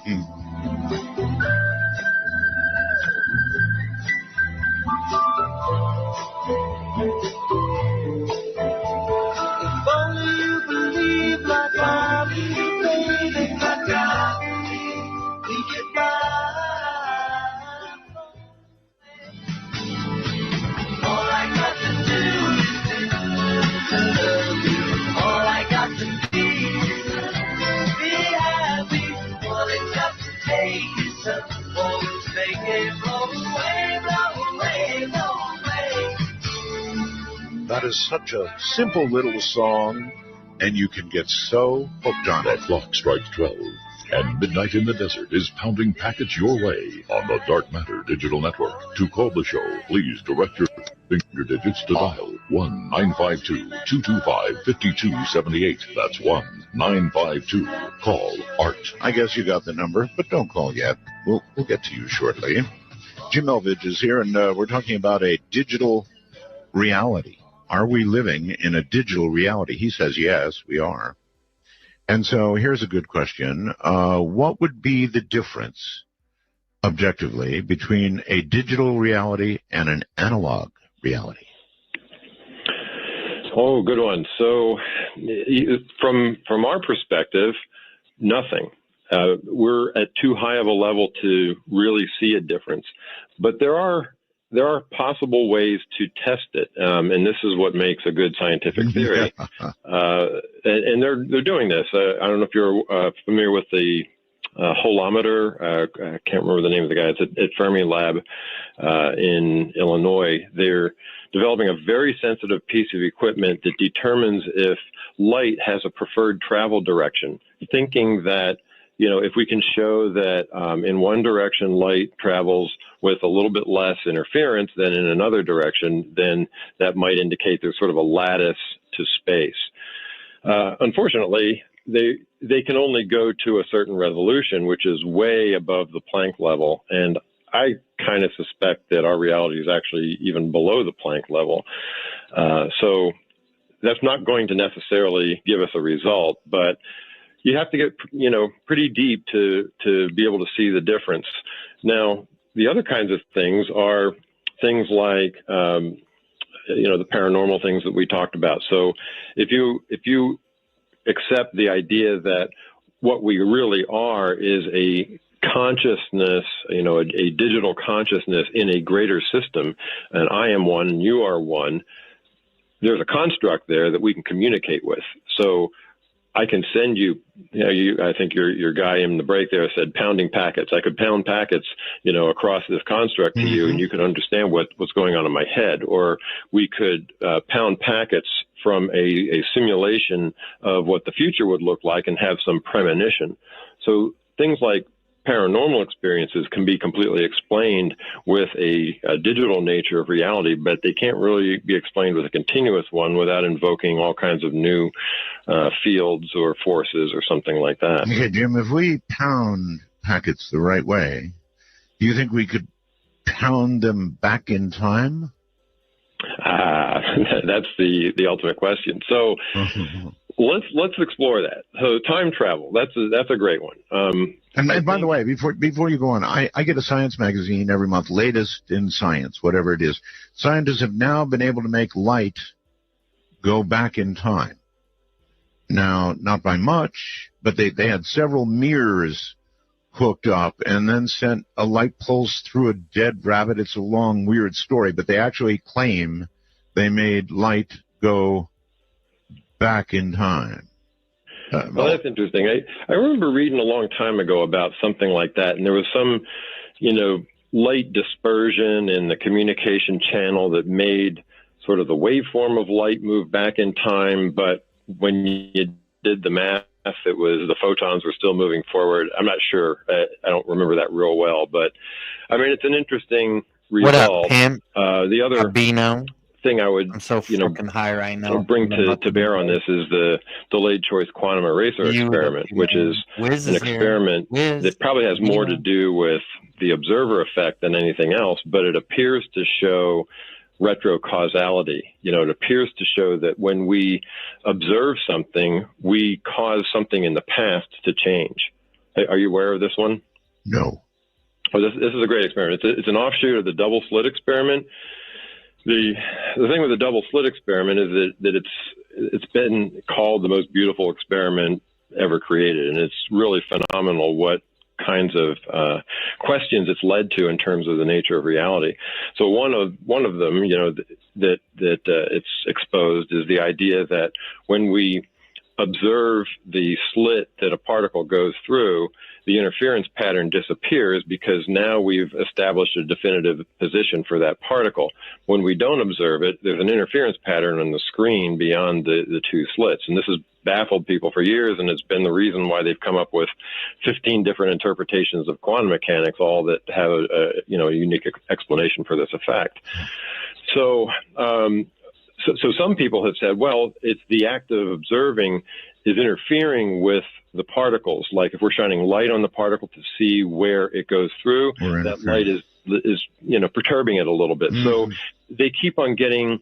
The scientists have been very, very clever about removing the influence of the measurement apparatus from this experiment, and even to the point of moving the measurement behind the screen so that the measurement occurs after the particles have created the pattern on the screen. So it's impossible to influence, that outcome. But what happens is when you do observe it, it shows the non-interference pattern. When you don't observe it, it shows the interference pattern, even retrocausally.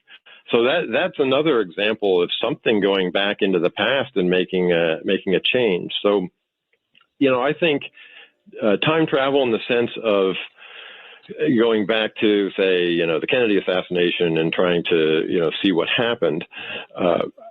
I don't know, that might be pretty tough. However, the what do you call them? The remote viewers, the SRI remote viewers, yes, did a lot of things moving around in time as well. And I think that there's information that's in the quote matrix or in the system that is a record of everything that ever happened. So therefore, you could tap into that. You should be able to go back, look, observe it. Not necessarily interact with it, but if you do interact with it, then it would probably create some sort of branch that went down a different path then. So, or maybe it's all like a giant drive inside a computer. And if we just learn to go to the right sector and the right place, maybe we can observe, maybe we can play it back. Exactly. And I think that's probably pretty likely. That we can tap into that. Yeah, you probably remember the line from a Moody Blues song, "Thinking is the best way to travel." Oh, yes. I always love that line because people talk about, well, what's on the other side of the moon or what's here, what's there. The remote viewers thought their way to seeing those kinds of things, and they can think their way with maybe proper protocol, think their way back into this sector that you're talking about and observe things from the past. Or if we get proper control of those packets we were talking about pounding away at, maybe we can just actually see it. Maybe we can view it on the screen. Maybe we can be into that reality if we manipulate it all correctly. I mean, anything might be possible. Sure. And I think that, I've been meditating for years, and I've found that some of the experiences I've had while meditating kind of defy my sense of logic. Right. And I think it's the clearing of the mind that allows you to maybe push some packets around, to tap into some things, to tap into the greater reality that you're not normally able to do because your mind's full of monkey chatter. You're a somewhat compromised scientist, aren't you? I would say so. That's one way of looking at it. Well, yeah, it is. But I like what I've learned, and yeah, good for you. Let's take what Ikoki, the research lab in Vienna, found out. They did some experiments that are based on the double slit experiment, that objective reality doesn't exist to a certainty of 1, in 80 orders of magnitude. So again, if it's all subjective reality, then it's a lot softer than we think it is. And we just need to learn how to adapt to that, or how to make use of it, or whatever. All right. A lot of scientists disagree, of course, with these ideas. And how when you get in discussions with them, you've done a lot of science that went over heads tonight already, believe me, including mine. So when you get into talks with other physicists, scientists, how many even come close to agreeing with you a little bit? Some of them do. And the ones that do are people like, I haven't actually had a direct conversation with Michio Kaku, but people like that who have an open mind, I really respect that. I mean, I respect all science. I respect people who have a very narrow focus and know everything about their field.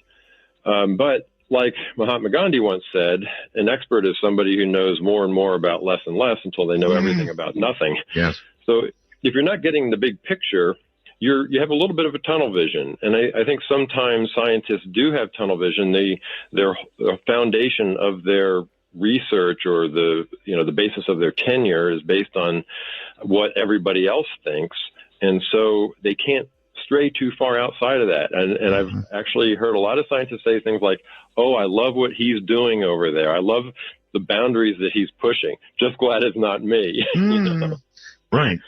Does your theory explain the existence of God? It does. And the way I view it is that God is not an intentional creator. He's not a human-like form, a guy with a big white beard. So I don't even like using the word God, because words are powerful. Words are, we all have impressions that come into our mind when we say words. And God is one of those things that everybody has some impression about. Well, what do you mean by that? So I tend to use the word system, but that sounds really cold and calculating. All that there is, people use the universe, but that then conflicts with the physical universe that astronomers use. So I don't know. Let's just talk about the system. And a lot of this research actually comes from Tom Campbell and Stephen Kaufman and some others. So these guys have really thought this through a lot. Why couldn't God be a real geeky kid from Zeta Reticuli who's set us up? I knew you were going to pick that planet or that star system. Why not? Why not? Sure. Yeah, theoretically could be. However, the evidence, again, I use the word evidence in a pretty broad sense. The evidence of the people who have had near-death experiences and out-of-body experiences and spiritual experiences or mystical experiences is not horrifying. It's not that they're encountering some, weird alien race that are overlords, or that they're experiencing this, geeky kid with, in his mom's basement creating a universe. The experiences are typically consistent, and they're more holistic. They're more, seeing light. They're more connected oriented. And that leads me to think that the greater system, or God, is really this, big set of consciousness, this big global consciousness that we really are part of. And it's probably dispassionate. I don't know that it's designing our life for us. I think that it probably has a mechanism in it where it keeps on improving itself. It's driven, Tom Campbell's theory is that it's driven by like an evolutionary rule of continuous improvement. That makes a whole lot of sense to me.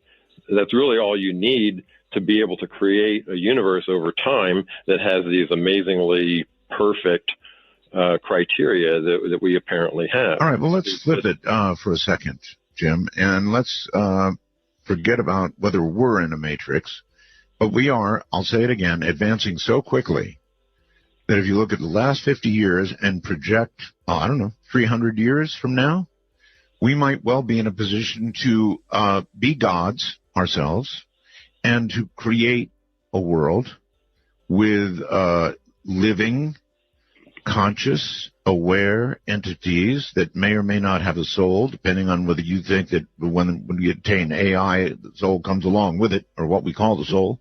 What would be the ethical arguments about us creating such a world ourselves? Well, it gets a little bit far away from my... I know it does, but why not? I mean, you're already far away from a lot of standard stuff anyway, so take the jump. Yeah, I guess I don't... I mean, the ethical argument is, let's not destroy the planet. And so if we can, create something that is self-sufficient, that works in a holistic way with the rest of the planet, I don't see a problem with it. Yes, there are going to be dangers to that kind of thing. Somebody may subvert the program and create a Skynet, but... No, but this might be so small, Jim, that it would be something you wouldn't even really see. I mean, it would be digital. It would be not real in a way. It would of an ant farm. We would, yes, that's right. That's right. We would be creating a world, and the beings in that world, the little digital beings in that world who had awareness and artificial intelligence or intelligence, why not just use that word, and free will. They could throw the packets around in their little world any way they wanted to, and we could sort of just watch, and we could either make rules or not make rules for them. And, I mean, what would be the ethics of doing that?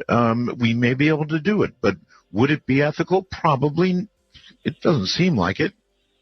Yeah, I don't know. To me, I don't see much wrong with that.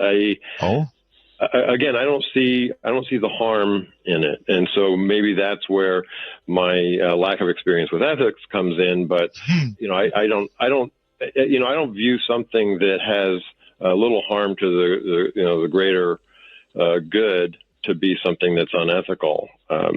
So what? So we create some AIs that interact with each other. I mean, we do that now. They're just not quite as sentient as what you're talking about. Well, yeah, I'm talking about the stock market is driven something like 80% by AIs these days. I know. So that's what I mean. We're moving this way anyway. So if you could imagine that we are a digital construct by whoever, then we will eventually get to that place ourselves and become gods if we wish to be, and create little worlds that are self-sufficient or destroy themselves, or I don't know, we can sit back and watch the game, see what happens. Mm-hmm. I mean, I think it'd be pretty interesting if it's managed in a responsible way.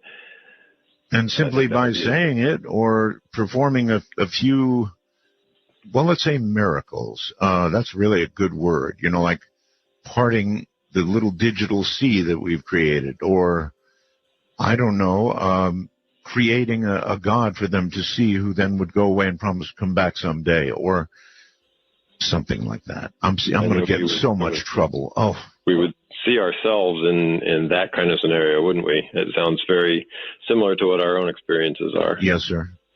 And as we become adept at manipulating digital worlds, and we are getting pretty adept, and boy, another 300 years, and what do you think?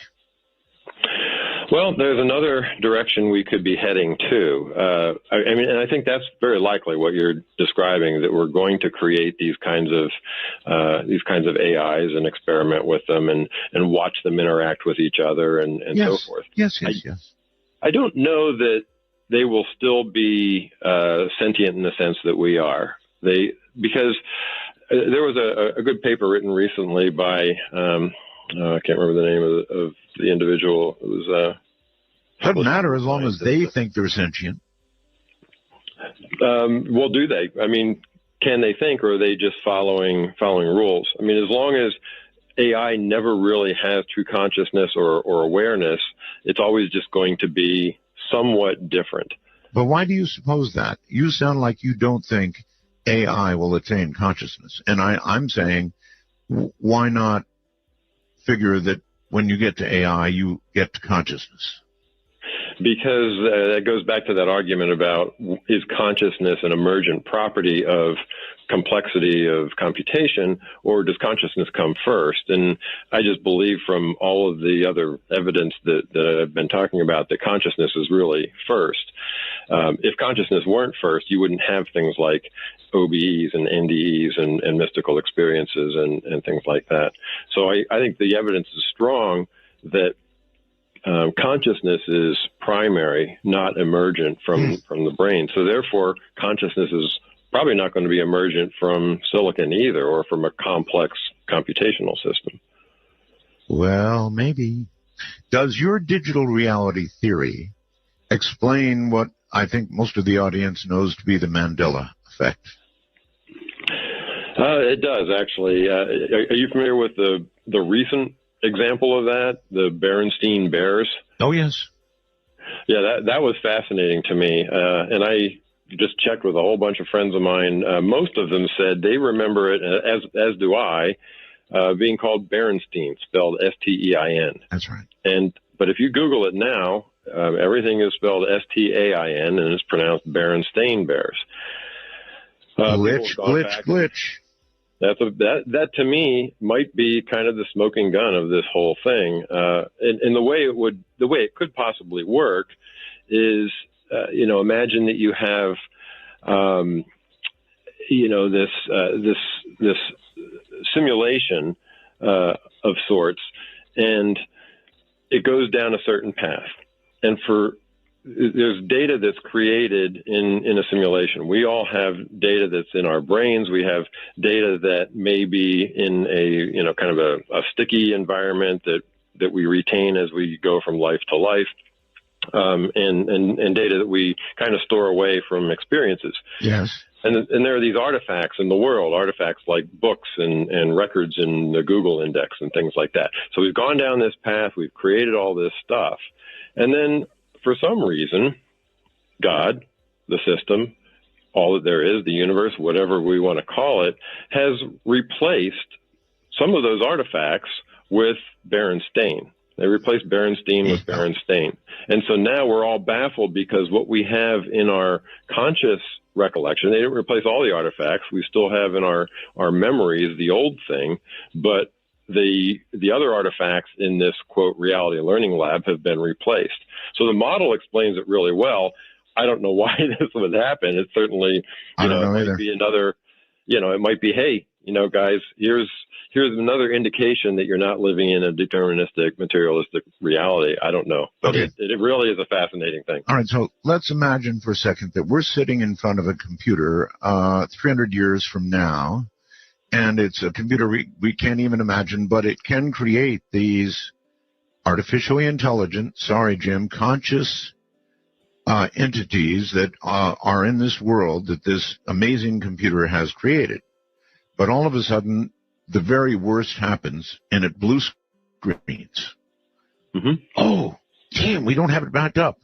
Well, what happened to those intelligent, conscious beings that were running around in that packet-tossing world? They're suddenly gone, and there's no backup. And so a body might say, well, yeah, but they're not really gone because, well, energy is never really eradicated. It's still somewhere.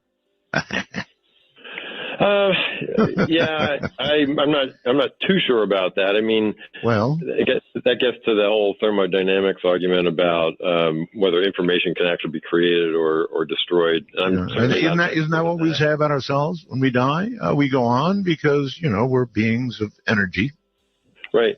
And energy goes on. The word energy, I think, is used in a different context there, and I think that this bigger system does have backups. It does have all of our history. It has, the quote, Akashic record or whatever. It has everything that we've ever experienced is there, which is why we can tap into it at times. Uh-huh. So it's all there. So yeah, if if in the current reality we blue screen by, getting into a car accident, yes. We live on because, our history is still there, and we can even look back on our life, which is what people experience when they do have those near-death experiences. They look back and they replay that backup, if you will. So it all kind of follows. Well, I'm playing devil's advocate tonight and going way out further on a limb than you are, and I'll get some terrible email, but I don't care. It's kind of fun exploring the possibilities. It is. And, I do consider them to be possibilities, frankly.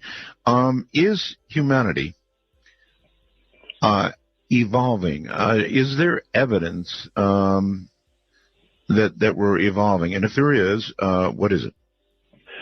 I think there's evidence that we're evolving. One thing is the murder rate has decreased significantly in most all societies over the last few hundred years. If you look at the murder rate from Europe 300 years ago, I don't remember the numbers, maybe 100 times what it is today. And yeah, we have these moments or these periods of chaos, brought about by economic cycles or, wars or whatever, that may tip things in the other direction. But across the longer term, we definitely seem to have more respect for our fellow humans than we used to.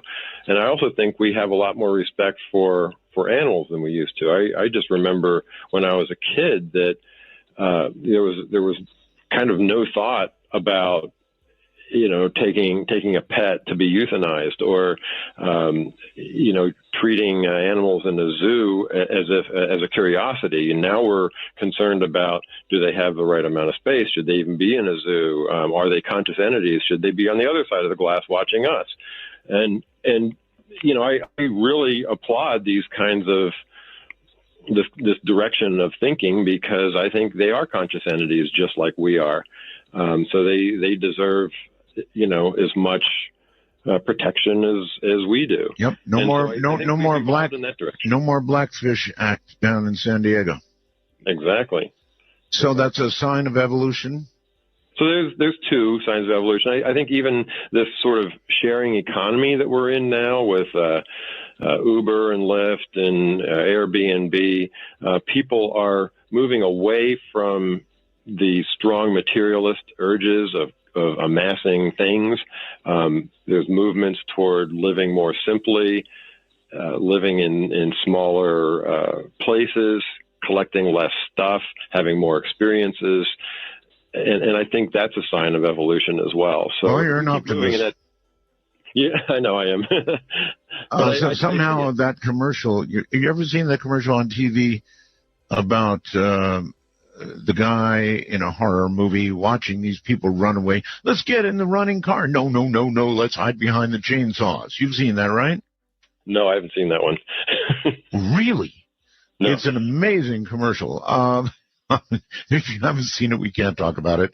Anyway, the horror guy is just shaking his head at the idiots not getting in the running car and going to hide behind the. You have to see the commercial to appreciate it. I can't. I'm definitely going to have to look. And I wonder if our maker, our programmer, isn't sort of looking down at us, shaking his head. I'm not as much of an optimist. Now, we can go on the other side of things. It's looking more and more every day now like we're back on a path to blowing ourselves to smithereens. How about that one? Well, I tend to agree with you there. You do? All right.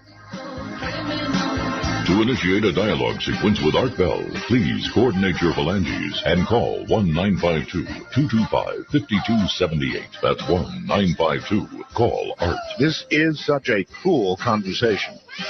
It really is. I know steps on a lot of toes out there, and if I've stepped, I'm sorry. But you can't consider all this without, considering all of this, right? I've just sent Keith something that I want him to post. Now, I don't frequently do this in the middle of a show. I usually would do this prior to a program. But it's a very, very interesting article entitled 10 Reasons life may be a computer simulation.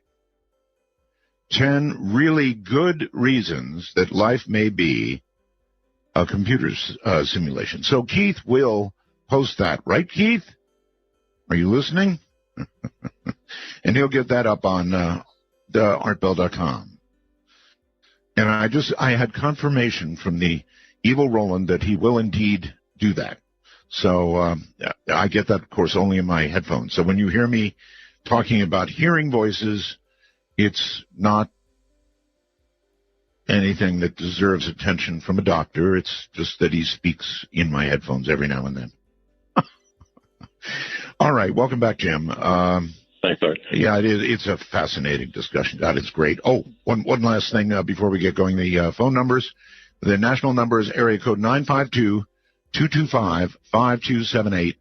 That's 952-225-5278, or the easy way, 952-CALL-ART. Now, you can also get in on Skype, and you sound really good when you're on Skype, if you do it right.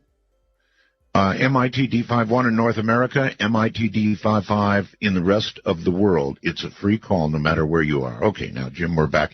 And I was just saying that, we do appear to be on the edge of blowing ourselves to smithereens. And what was a Cold War, boy, is starting to heat up again really quickly. It looks to me like Putin has designs on missiles that can get by our missiles, and it's the same old thing all over again. Yeah, and I do agree with you. It does seem like things are heating up for whatever political reasons they are, and that is going to happen once in a while.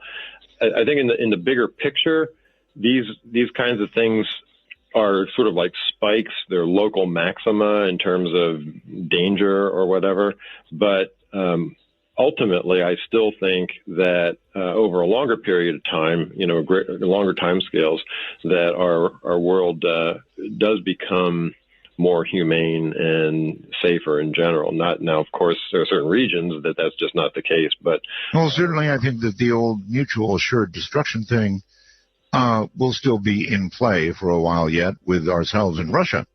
The trouble is these ISIS guys. Now, if there ever turned out to be gray goo, I know you know what that is, right?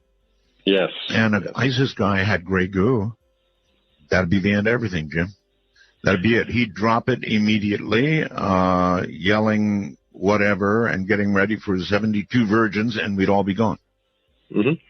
Yep. And I think, we've always faced those kinds of possible doomsday scenarios. We definitely had that in the Cuban Missile Crisis and in '62. People back in the Industrial Revolution were talking about that being the end of the world. The population explosion was supposed to be catastrophic and cause us to not be able to, support sustaining life on human life within 20 or 30 years, and that didn't happen. Cloning was supposed to be a disaster. Nanotech is supposed to be a disaster. All these things have a dangerous side, and I'm not saying that it's responsible to just let them all happen and assume that smart scientists and technologists will figure out ways to prevent the ugly stuff from happening. I think that's, that would be, foolish to have that point of view. But I do think there seems to be some sort of evening effect or some sort of corrective function that gets applied, whether it's human creativity or whether it's this bigger system, this bigger consciousness system that is sort of looking out for keeping the reality simulation going. We seem to have this evening effect where things never quite get to too serious of a crisis point. Yes, we have wars, but we don't destroy humanity. Now, right now, we're in this possible sixth extinction phase, which is pretty ugly on a greater scale than the Cold War. The fact that we're wiping out species left and right, that's a pretty ugly thing too. So, well then, Jim, I just have to imagine that our digital creators enjoy watching drama. They could, but it could also be, Art, that they aren't watching, that they're not sentient, that basically we got created through a self-evolving system. In fact, I think it might have even been Hawking that had one of these ideas about how the universe could have been so finely tuned that it kind of reached back in time and corrected itself. And he had I forget what the theory was, but a way to explain how that happened. But all right, listen, I could keep you to myself, but if I don't start answering phone lines, somebody is going to come and slit my throat. I mean, there's a lot of people that want to talk to you, so I really need to do that. Robert, hello on Skype. Hello, Art. Yes. Wonderful show. I'm calling from the DM Talk Online. You have many fans, and we love you. Jim, I truly appreciate your work in this field. It's been talking to many people over many years, trying to convince them of this digital aspect. The double slit experiment, Wheeler's delayed choice experiment, the global consciousness project. To me, these absolutely confirm.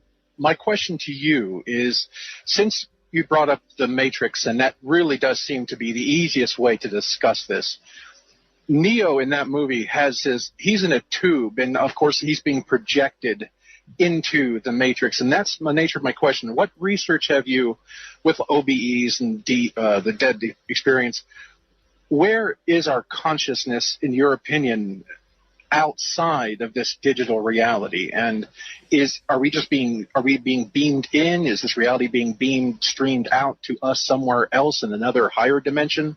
What's your take on that? Yeah, great question, Robert. And I think pretty much the way you described it is most likely the way it is. If you could imagine the global consciousness, or all that there is, as being like a big cloud, and your consciousness is a subset of that cloud. It's sort of a group of bits within that cloud that's organized. And my consciousness is also in there, and so is Art's, and everybody else, and the gnats and the mosquitoes and the cats and the dogs and everybody else has their own little consciousness in that cloud that's separate but all connected together.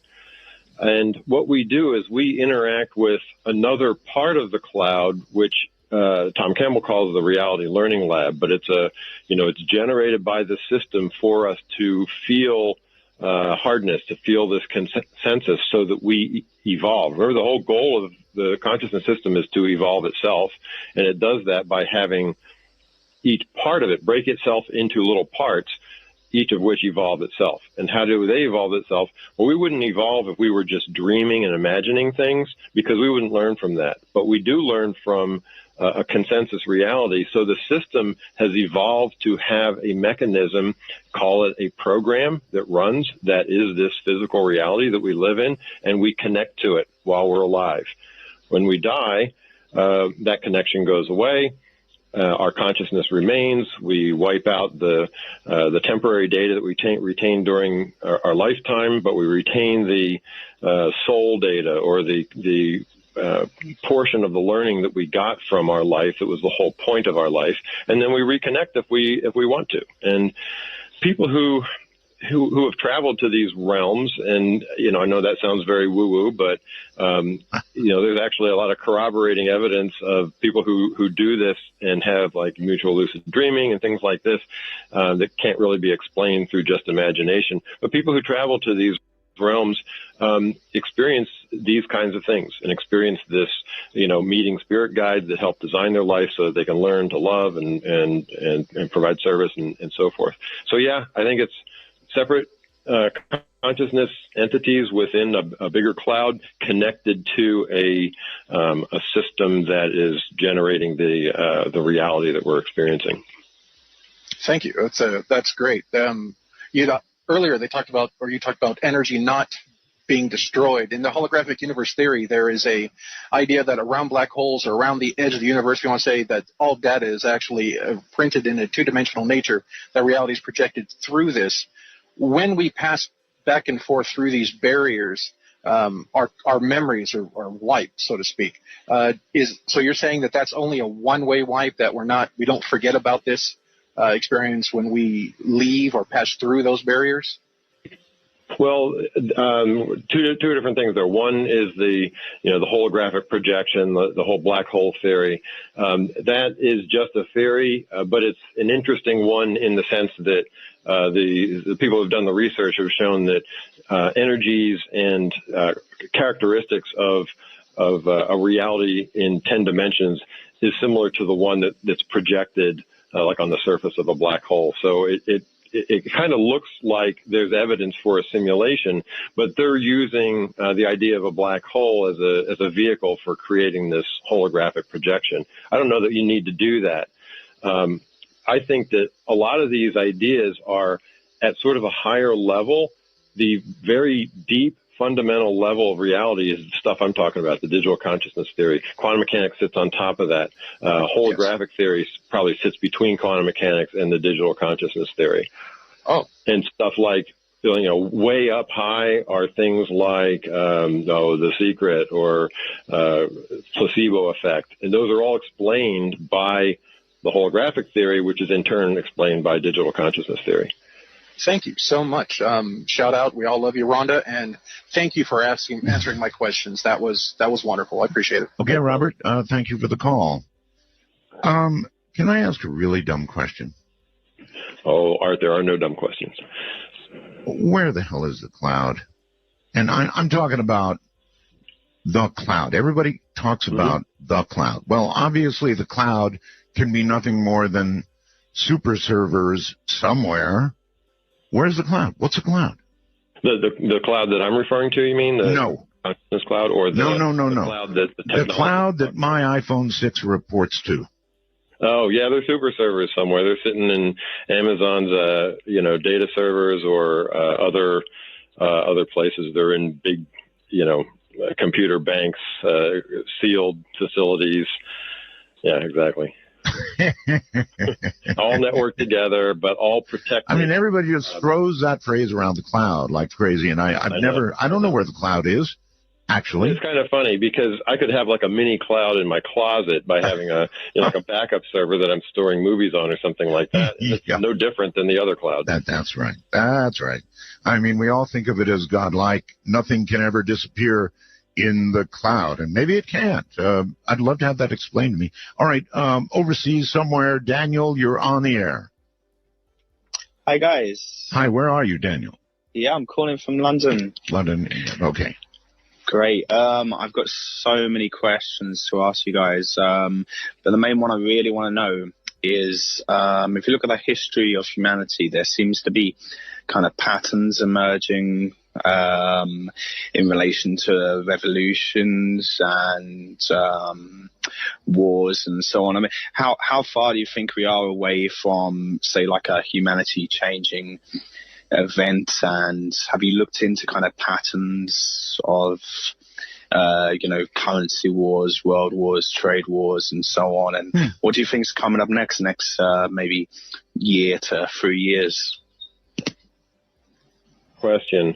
Yeah, definitely there are patterns in a couple of levels. There's, I'm sure you're familiar with the Hegelian dialectic, where you've got some status quo, and then there's some disruptive, energy or some disruptive pattern or force, whether it's a political structure or technology or something like that, and they conflict, and then there's conflict, and then there becomes a synthesis of those two ideas, and that pattern keeps on repeating throughout history.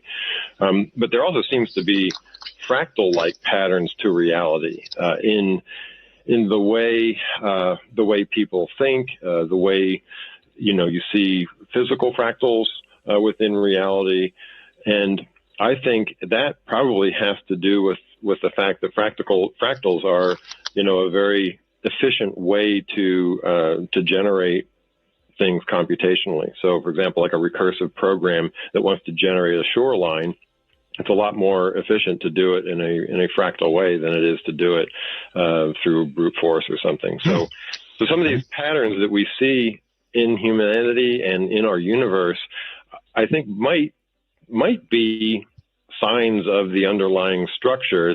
It's really hard to correlate it, I think, at this point. Daniel?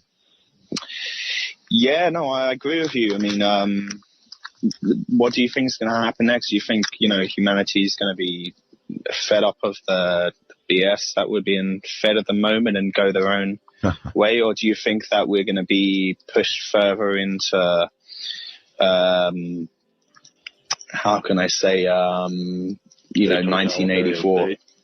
Right. No, I think the former. I'm sure Art will say I'm overly optimistic here, but I feel like humanity seems to have, at its core, the ability to band together and come up with creative ideas. Whether you call it tapping into global consciousness or community effects or something like that.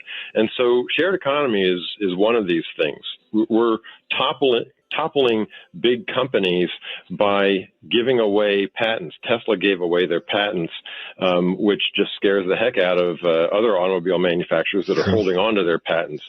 And it's a whole different way of being, and it runs completely counter to the authoritarian, totalitarian types of mentality, and it seems to be gaining strength. So if anything, I think we would be headed more in that direction and less in a totalitarian direction. So proof of your optimism. Okay.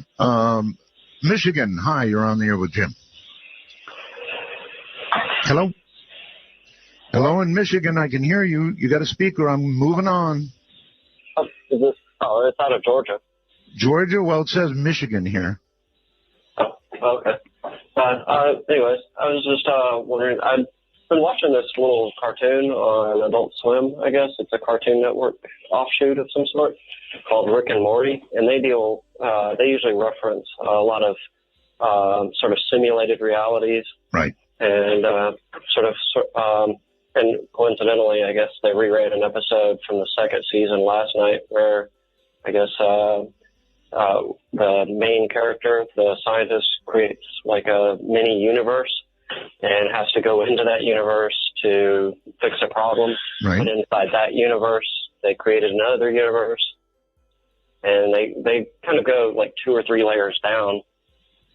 But I guess my question is, if these rules for sort of like evolutionary or sort of an evolving simulation, what are the odds, you think, that in each of these, or in a simulation, that that there are sort of like I guess like inherited traits from, I guess, the parent universe into the children universes, I guess, that are inside those universes? Boy, I don't know if I got all that.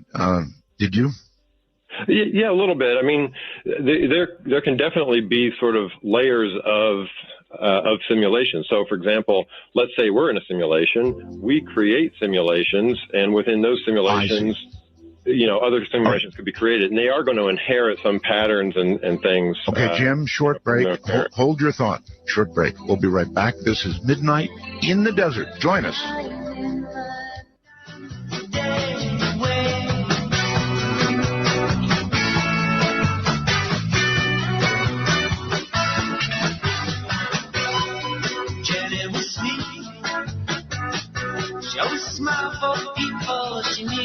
This is Midnight in the Desert. To call the show, if you're east of midnight, call 1-952.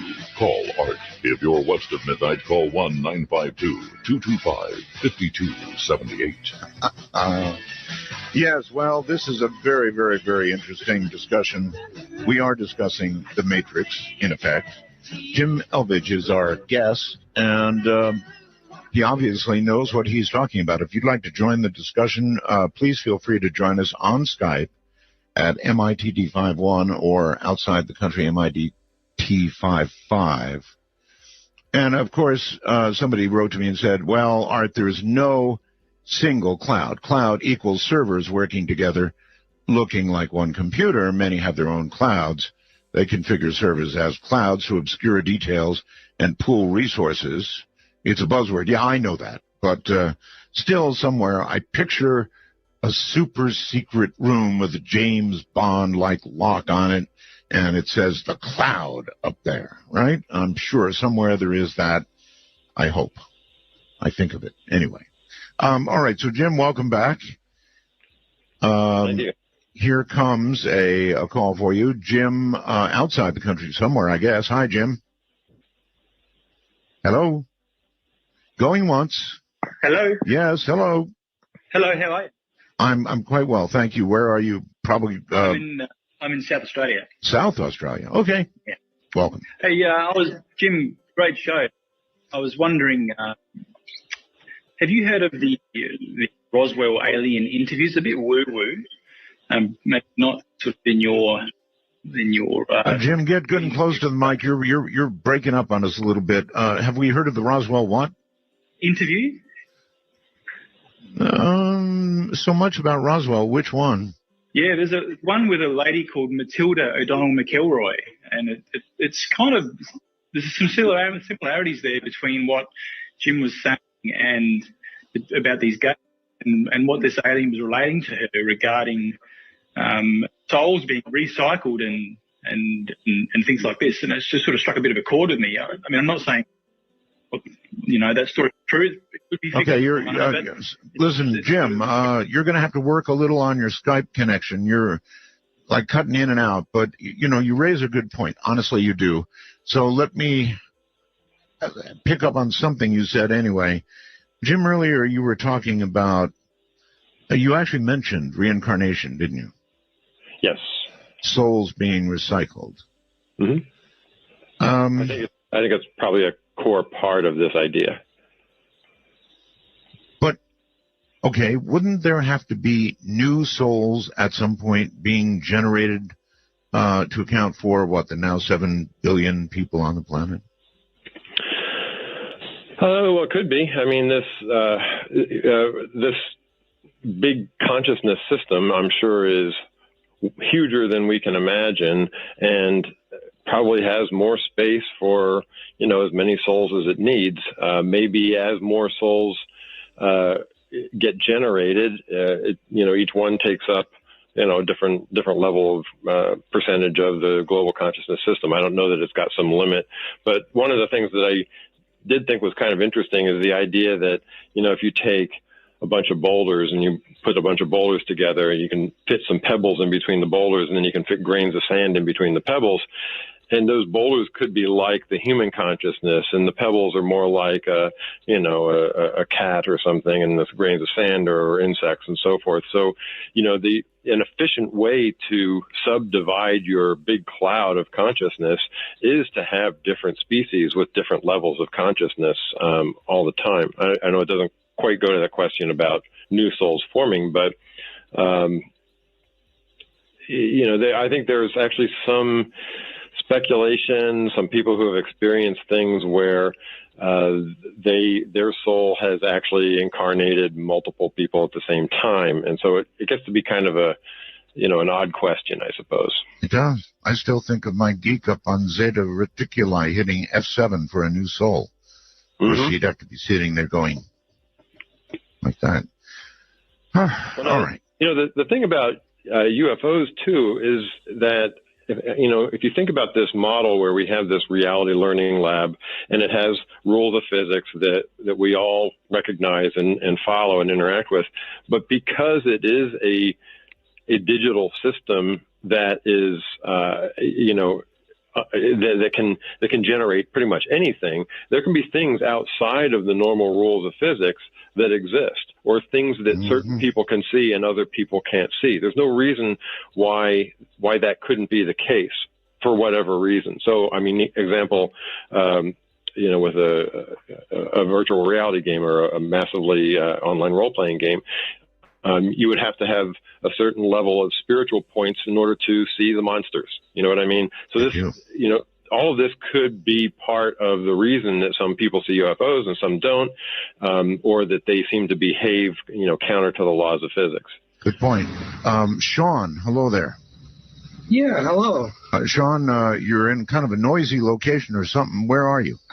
I actually sit on my balcony in Japan. There's construction going on, so I apologize for the background noise. Oh, it's all right. If it's Japan, we'll put up with it. Go ahead. All right. Yes, sir. My niece and nephew play a game called Minecraft quite a bit. Oh, my daughter plays it. Oh, they love it. And at any rate, well, they've been getting into a little bit of science with their junior high school classes where they build like electrical circuits and even computer circuits within the game itself, which it kind of acts like a, emulator for You remember the old Heathboard kits? Mm-hmm. Well, they do kind of the same thing, but they do it in Minecraft. They use games mechanics, build clocks, and even whole computer systems. Well, that is just within the game itself, and the game is just one encapsulation of the world. I just had a mind bender of a thought. What if this matrix you're talking about is just one encapsulation among many, and whoever's, or like one matrix among many, 6 billion people in one world, but another, I don't know how you put it, universe, there's 6 billion other people, and they're living out their entire thing, and our masters, or whoever's running this whole system, are just running entire, huge farms of stuff. That what would you call that? Outer reality? Well, no, that's a terrific question, and I can definitely imagine. We talked about this reality learning lab. That could be just one segment of the organization of the global consciousness system that we all attach to, and there could be another reality learning lab right next to it that another set of souls attached to, or whatever. So. Yeah, definitely a possibility. Tom Campbell kind of formulates this a little bit, and he calls them physical matter realities and non-physical matter realities, and has a whole big picture of what could be. The interesting thing to me is that over time, our horizons keep on expanding. There was a time when we were like a continental society. We didn't realize there was anything beyond the continents. Then we got on boats and realized there were other continents out there. And then we were a planetary society. And then we became a solar society when we realized there were other planets. And we became a galactic society and so forth. The discovery of multiple galaxies in the universe as we know it was really within the last 100 years or so. And then maybe 10, 15 years ago, people like Max Tegmark start talking about parallel realities of different types. And now what you're talking about, Sean, and what I've also covered in the book a little bit, is the idea that those parallel realities could be in the physical sense, but outside of that is stuff that we could never connect to, completely other sections of parallel realities that are physical as well. So, great example of how we can be expanding our horizons. Oh, well, thank you. All right, Sean, before you go, I want to ask you a question. Without giving it, you've got a Japanese last name, but your English is absolutely perfect. What's up with that? Well... Long story? Long story. I'm actually a white guy from America. With a Japanese last name? Pseudonym. A pseudonym. All right. Well, thank you for the call. Don't read into it, sir. All right, have a good one. Take care. All right, let's go to the phone. And Atlanta, you're on the air with Jim. Hi. Mega Roswell's Art. Thank you.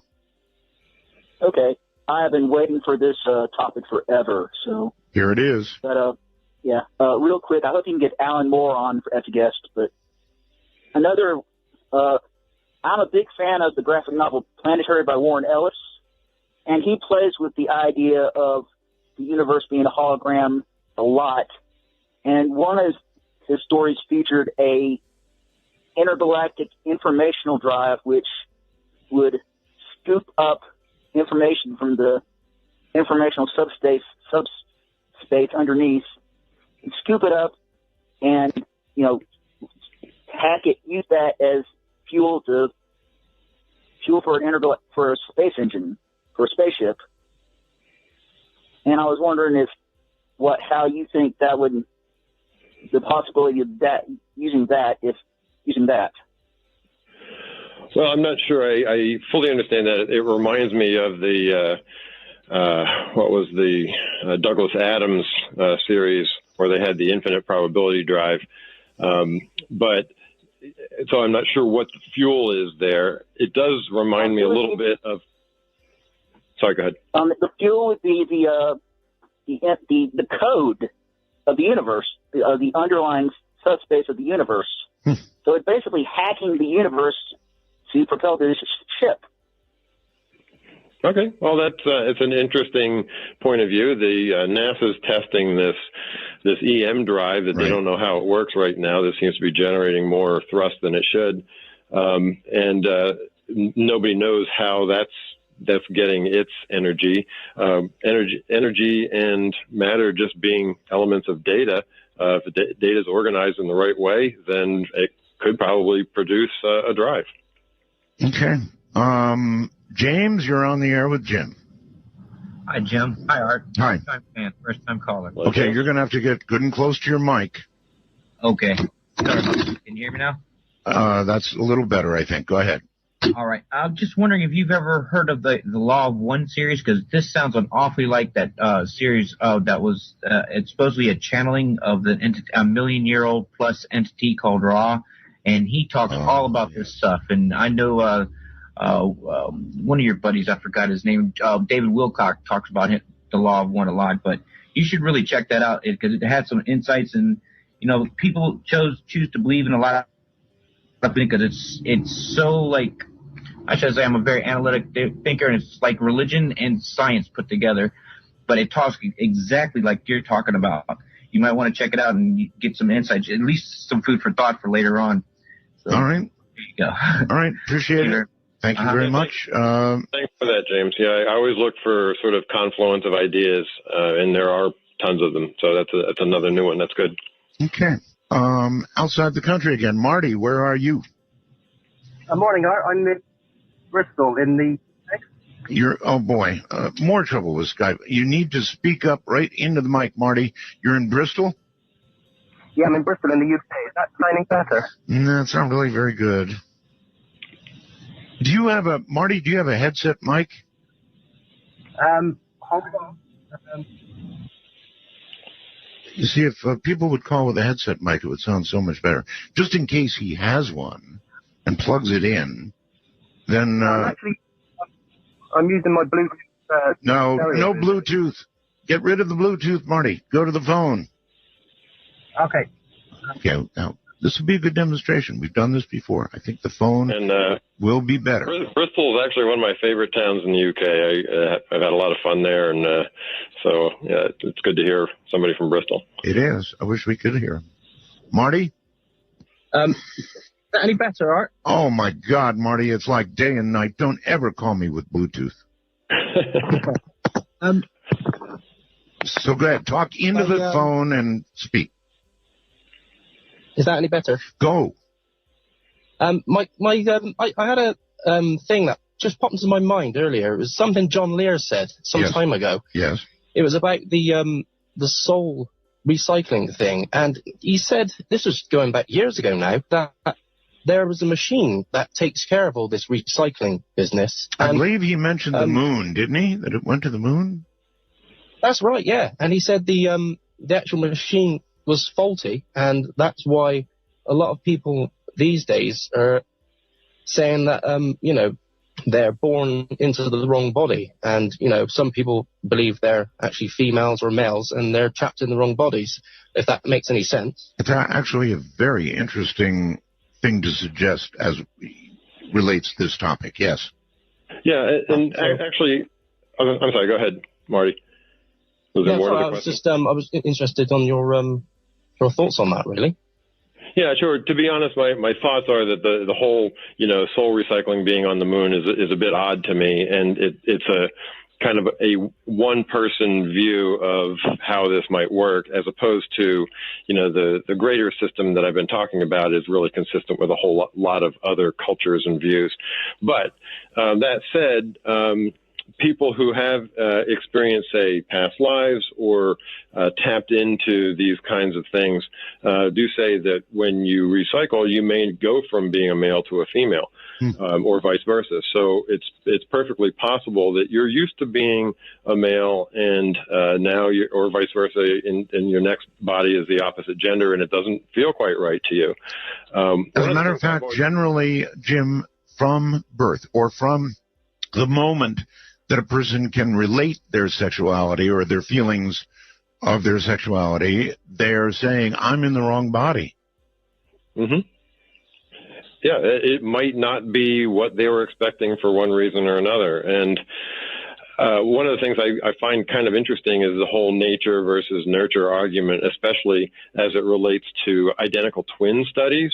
So identical twins who have not been separated, grew up with the same genetics or nearly the same genetics in the same environment, and yet one of them has one set of values, the other has another set of values. One of them is homosexual, the other one's heterosexual.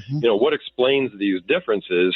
It could be something that it's more the soul. It's more, their innate nature and where they were previously, or their whole history of their soul evolution could be completely different than their sibling. Fascinating. Maybe we could just call it a recycling error.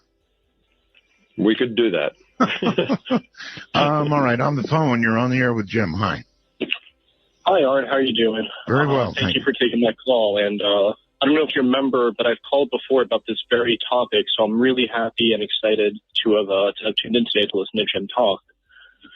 I just have two brief questions. My first question is about whether or not, Jim, I'm sorry, if you've read or heard about, these findings about quasars and the way that they're aligned. There was an article a while ago that was talking about their alignment not lining up with how scientists had predicted, that they seem to be aligned not randomly but connected, despite the fact that they're many light years separated from each other.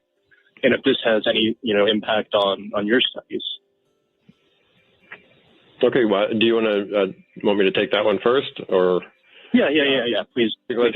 Yeah, so I have not read that. I do remember when quasars were first discovered, the speculation was that they were something very different than what they think they are now. I think it was, considered to be like a big chunk of primordial fireball or something like that. And over time, they've realized that, no, they're not.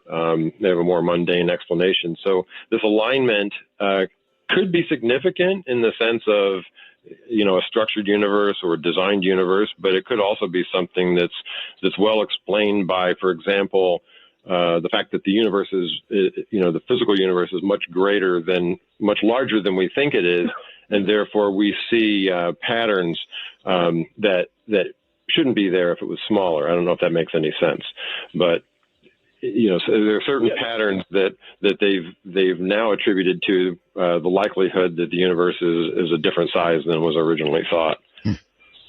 Yeah, I think that makes absolute sense. And one of the more fascinating things is that there seems to be this, I don't know if I would call it planning, but this sort of like perfect order about how things line up on the different filaments in the universe. And, with the way you get down into, the extreme micro scale with like Planck length and the size of things, it seems as if there's, this sort of perfect structure or something approaching perfection that may not be accidental. But my last question is a little bit more lighthearted. And I know you mentioned earlier that if we knew for a fact that we lived in a simulation, that it really wouldn't affect our lives in any meaningful way. And I disagree, I think, just in a matter of degree, which is, what do we do if we know that we're in a simulation? And some people online had mentioned, I think that the solution would be to work very hard to make our own simulation. So that way, if anybody above us is ever watching us, they'll see that we have a simulation, and then they'll have this existential moment of crisis where they're going to feel like they can't pull the plug on us because then maybe there's something above them, and then you get turtles all the way down and all that. But that was my last comment. Thank you so much, Art, and shout out to the Art Bellsman and the Desert Facebook group. It's the best group around. And all right. Thank you. All right. Thank you very much. There are all these groups that spring up that support the show. Thank you all. If I may, Art, you may. On that topic, what he talked about was one type of simulation, the kind of simulation that I'm referring to that has a greater purpose and has a reincarnation and everything.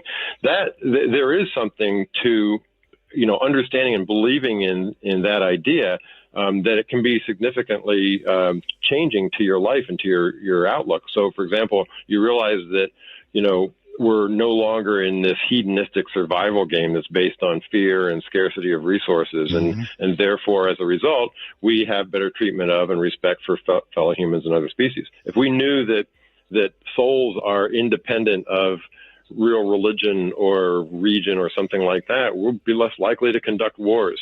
So I think there is, it does matter, in this model, really, to me, is the only thing that makes sense. It explains quantum mechanics anomalies. It explains almost everything. And if it is true, then, it's actually kind of an inspirational idea. All right. That in mind, here is somebody for you on Skype who calls himself Crypto Lord. I don't know if that was just for today's program, but you're on the air. That's actually Phil Art. That's my nickname I use in a lot of the games I play online. Okay, Phil, well, that's all I can see when you call, buddy. So to me, you're Crypto Lord. Yeah, I hope my Skype's working right now because it was cutting in and out. I had to call back in because the call got dropped a few minutes ago. All right, we'll proceed. But anyway, I got a question so I'm going to use that. Yeah. With what's the discussion that's going on tonight, is there a possibility that when we go to sleep, that our dreams are not our own? That possibly these dreams are being interjected into our minds by this possibility of a matrix. Well, that's double trouble. It's possible that even when we're awake, it's not our own. Jim? Well, it's a beautiful question because, we could really dive down into what reality is and what consciousness is and how dreams relate. To me, dreams aren't that much different than the waking state. It's a subjective experience. And people have a pseudo-consensus reality when they have something called mutual lucid dreams. Lucid dreams are when you can control your dream and basically dream what you want to, carry out your own kind of fantasy. But mutual lucid dreams happen between people who could be separated by miles, and they're experiencing each other in the dream and experiencing the same environment and that kind of thing, and then they write their notes down and compare them later on. So experiments have done where mutual lucid dreams have actually been sort of, initiated between people. The Monroe Institute has done this. I've had a mutual lucid dream with somebody once too. So the dreaming aspect it's another subjective experience using the same constructs that our, physical reality uses. Crypto Lord? I guess we just hope that somebody doesn't throw the switch and turn everything off. Yeah. I don't think that's going to happen. Well, one good thing about it, Jim, if it does, you'll never know it. It'll just be, lights out. Lights out. Okay, Crypto, thanks. Thanks, Art. Take care. Very quickly, Goldendale, I think, Washington. Hello. Hello. Hello. This is John. Hey, John. And hello, John. I have, am I online? You are. You're on the air, John, so go ahead. Okay. So I have visions. Good. And they're like information visions. Yes. So I would have like a picture that would come into my mind. Yes. And then there's an idea that I can explore dimensionally. Okay.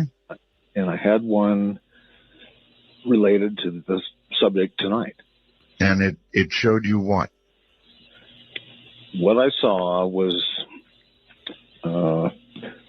we think of like black holes being something that's like a million light years away in the center of the universe or something. Not that many light years, but yes. But whatever. Long ways away. Yes. But they don't have to be like giant objects. They could be very small. We have telescopes that would seem to indicate they're large, but go ahead. There are mini black holes. There are. Yes. Well, the vision that I had and the idea that I was able to explore within that was that each individual is a black hole. And that we're closely associated. Black holes absorb everything that comes near them, and I don't know as individuals we're yet capable of that. Well, what I was thinking was there's an event horizon on the black hole. Yes. And that you could navigate, that somehow whoever we are can navigate forward and backward in time, associating with other black holes who are individuals. Well, there certainly is a theory that if you enter the event horizon of a black hole, you may well travel back in time, or you may be scattered forever. I don't know, Jim? Yeah, I mean, it sounds a little bit like the theory of the holographic theory of the black hole event horizon mapping to a reality. So I'm not sure I think there's much evidence for that other than sort of a mathematical match. But that's an interesting idea. Did you hear the story I had on at the beginning of the black hole that spit something out? Oh, I did. Yes. Whatever got spit out of a black hole, I don't want to meet. Boy, oh boy, Sure. I thought that was virtually impossible, and yet 2 separate NASA telescopes verify that it happened.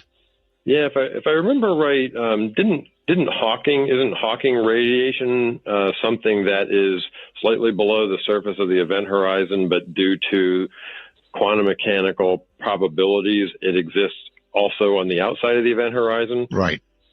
That's right. So theoretically, that's also something that is, coming out of the black hole. But this is something different you're talking about, right? Well, I don't know what I'm talking about. I just read the story that said that NASA had 2 telescopes and actually observed something getting spit out of a black hole. And I don't think ever in all the history that I can recall, I've ever heard of such a thing. But, and if it was observed by 1 telescope, you might question it, as some aberration. But they saw it on 2 separate telescopes. Supposedly, nothing comes out of a black hole. Yeah, and supposedly we can't go faster than the speed of light. And I think, I think a lot of these laws are made to be broken. Yeah, it's like what comes into Vegas stays in Vegas, only... No, that doesn't work at all. We're going to have to break here. Everybody stand by. What a program, huh? This will take about 3 shows. Oh, it sounds funny, but I just can't stand the pain. Girl, I'm leaving you tomorrow. Seems to me, girl, you know I've done all.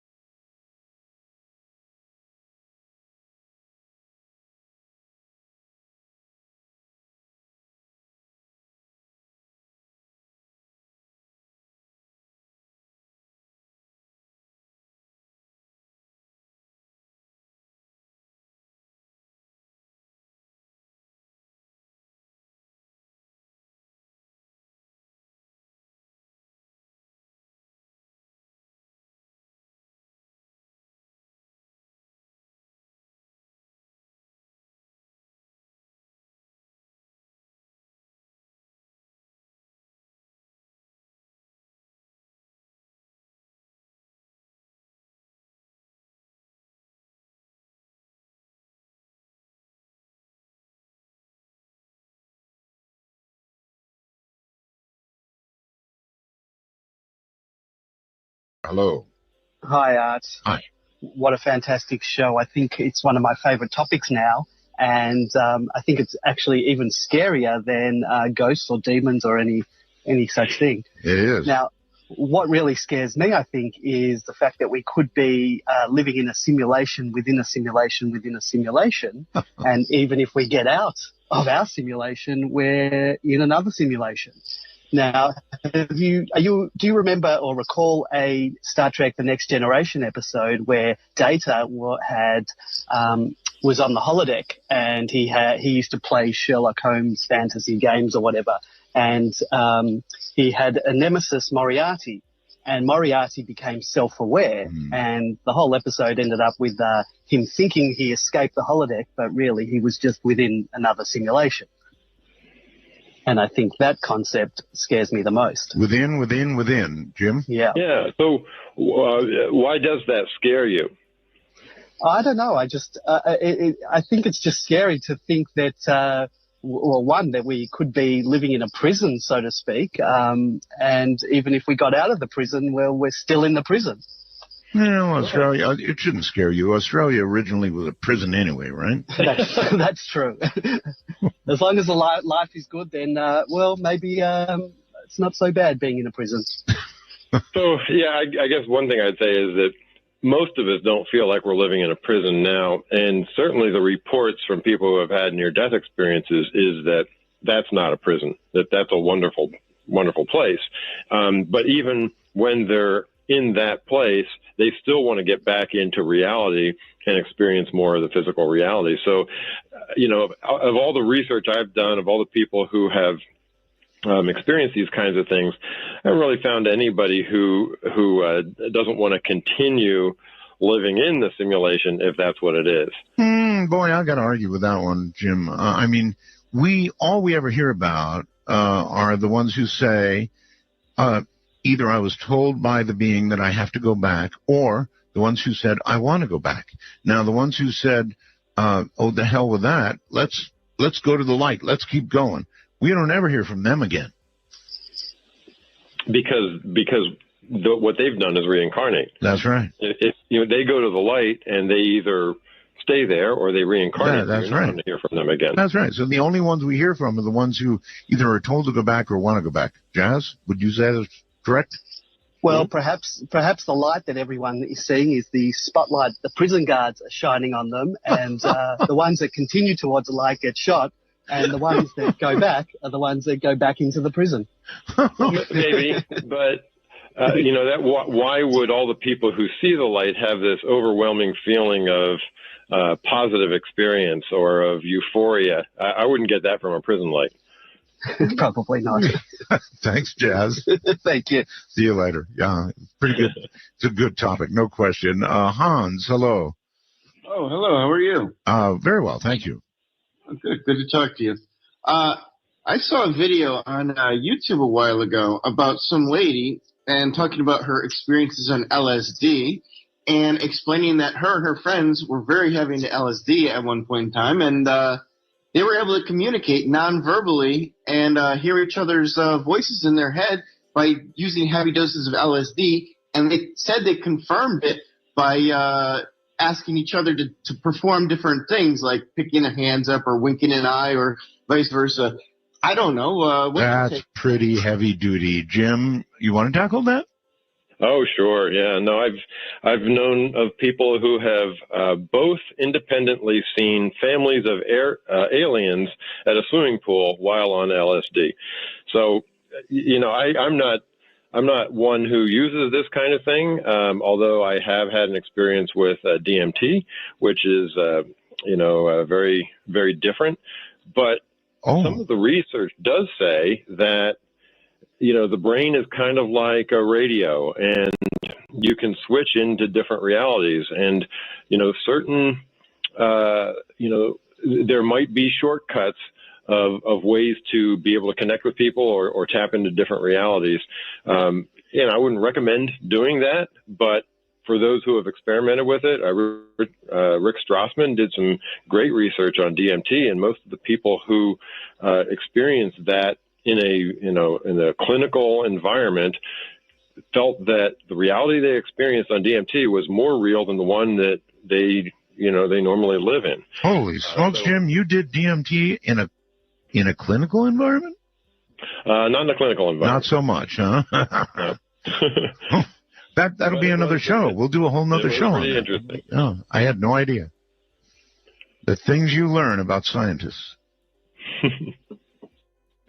Caller, anything else? No, that was it. Thank you very much. Boy, that was enough, too. All right, thank you very much for the call, and take care. Let's go to, I don't know, Marion in Romania. Doesn't sound like a good connection. I hear an echo. Well, I wonder, what if all celestial bodies are alive and we are just a parasitic life form on it and on many layers? I mean, like human, animals, bacteria, whatever. And all these celestial bodies being probably very powerful entities, they can create multi-dimensional realities, which in our understanding are sort of fiber optics communication, so to speak. Or a parasitic lifestyle. That's interesting. So, is your question about whether or not celestial bodies have consciousness? Yeah, I was thinking that they living entities, and we are just sort of parasites on them, like planets, moons, this so is on, like so the on. Gaia hypothesis. Right, exactly. Yeah, and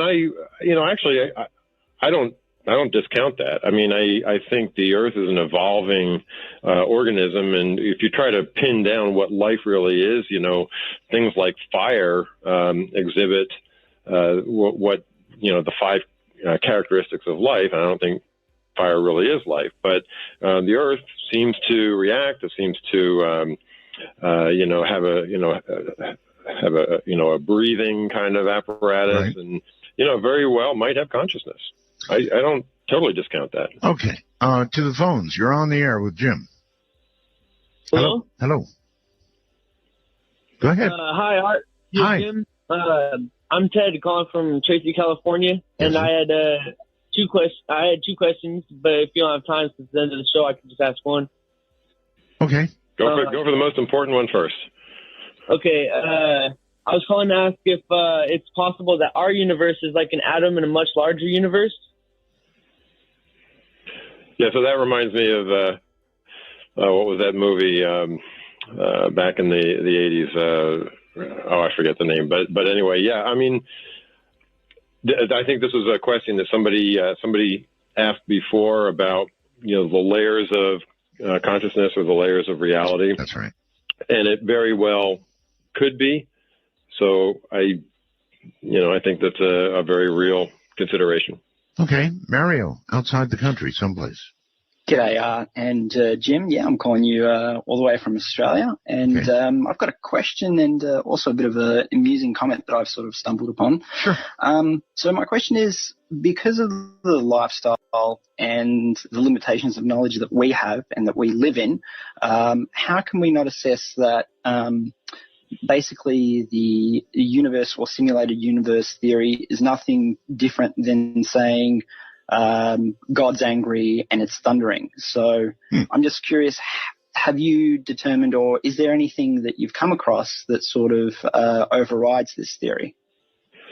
Well, so to me, I look at evidence. I try to follow a scientific model, which is, looking at different categories of evidence and what they imply. And based on all of that, if you imagine, say, a Venn diagram where certain anomalies, in an anomaly space, you put circles around the things that one theory can describe.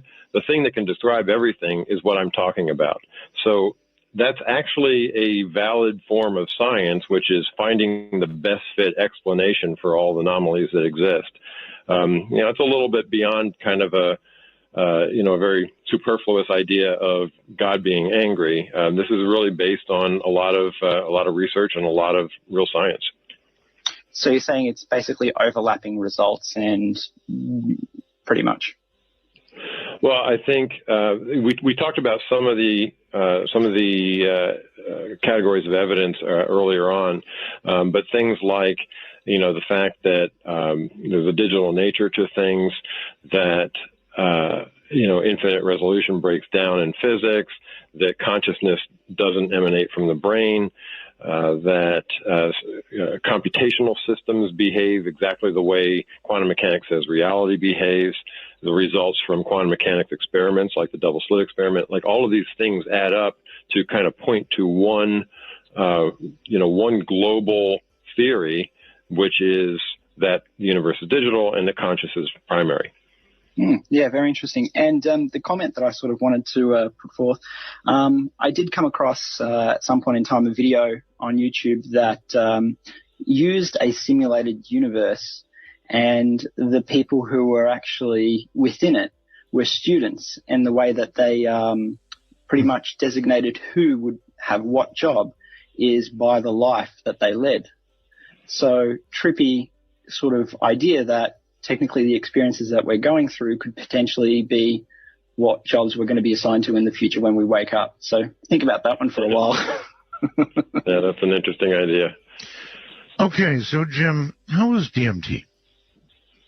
Well, boy, I probably shouldn't have even said that, but I guess, now that the cat's out of the bag, basically it's kind of the way it's described. The reality that I was able to observe visually completely went away, and a new one took its place, and the one that took its place was very fractal.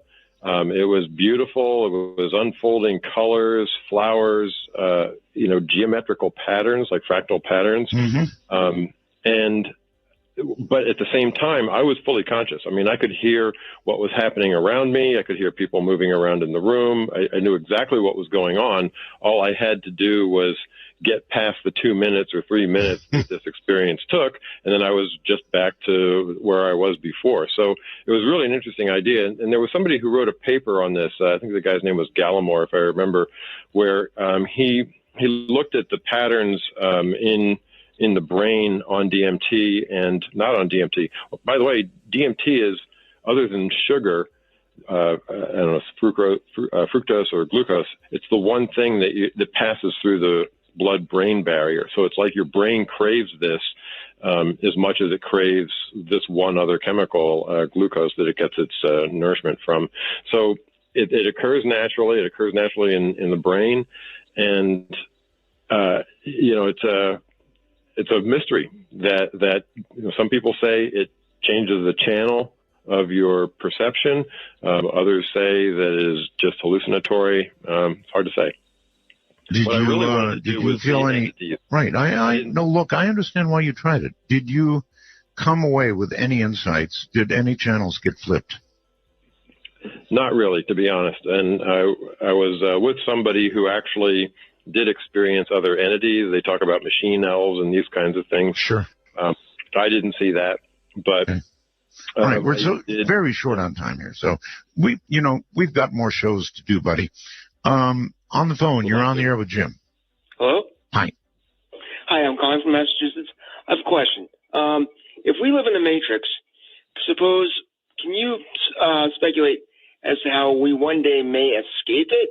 I mean, if this is a construct or like a prison, right. I mean, could we one day escape it? And do you have any philosophy or ideas or concepts as to how we may one day do that?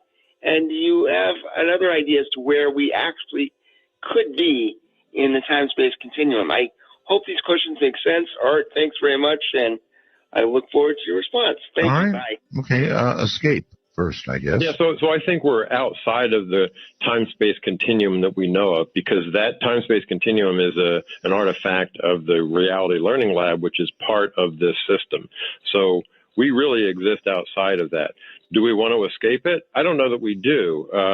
If we want to, I don't have a theory on how to do it, but again, like I said before, from the people who have done astral traveling or had out-of-body experiences or near-death experiences or past life regressions or whatever, there isn't a whole lot of desire to escape.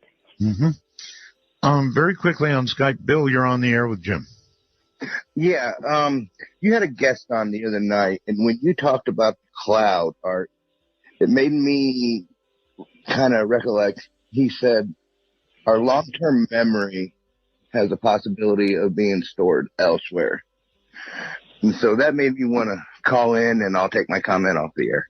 I'm not sure what comment to give you, but Jim, are you? Yeah, so I think that there is some evidence that the brain's capacity is limited and that long-term memory. So, for example, if you add up the amount of bits that it takes to experience the full reality that we experience, all the information that comes in peripherally, subliminally to us, and records, the brain capacity isn't enough to hold all of that in a lifetime. And yet some people are able, I think it's called eidetic memory, something like that. Mm-hmm. They're able to recall what they had for breakfast on a particular day and recall the scene around them. Some people are able to tap into, very much details around specific things, which tells me that they have access to everything. I wonder if that is a burden. It's got to be somewhere else. I wonder if it's a burden as well as a blessing. Might be. Can't imagine it. All right, listen, we could do, every line is full. My computers are going inside the country, outside the country. We could answer calls from now until doomsday, but we're done for tonight, Jim. I've got to have you back. There's so much to talk about. Would love to come back, Art, and I really appreciate that your calls came from around the world. That was really cool. Oh, yeah, that's what we do here. Thank you, my friend, and until next we meet, and it won't be long. Take care. Thank you very much. Bye-bye. All right, from the high desert to the 25 time zones, circling around out there. It really was a good one. Boy, we got to do this again. Good night.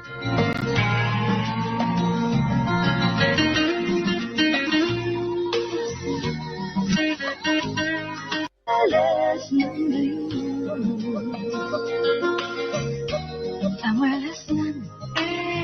Ooh, we're listening.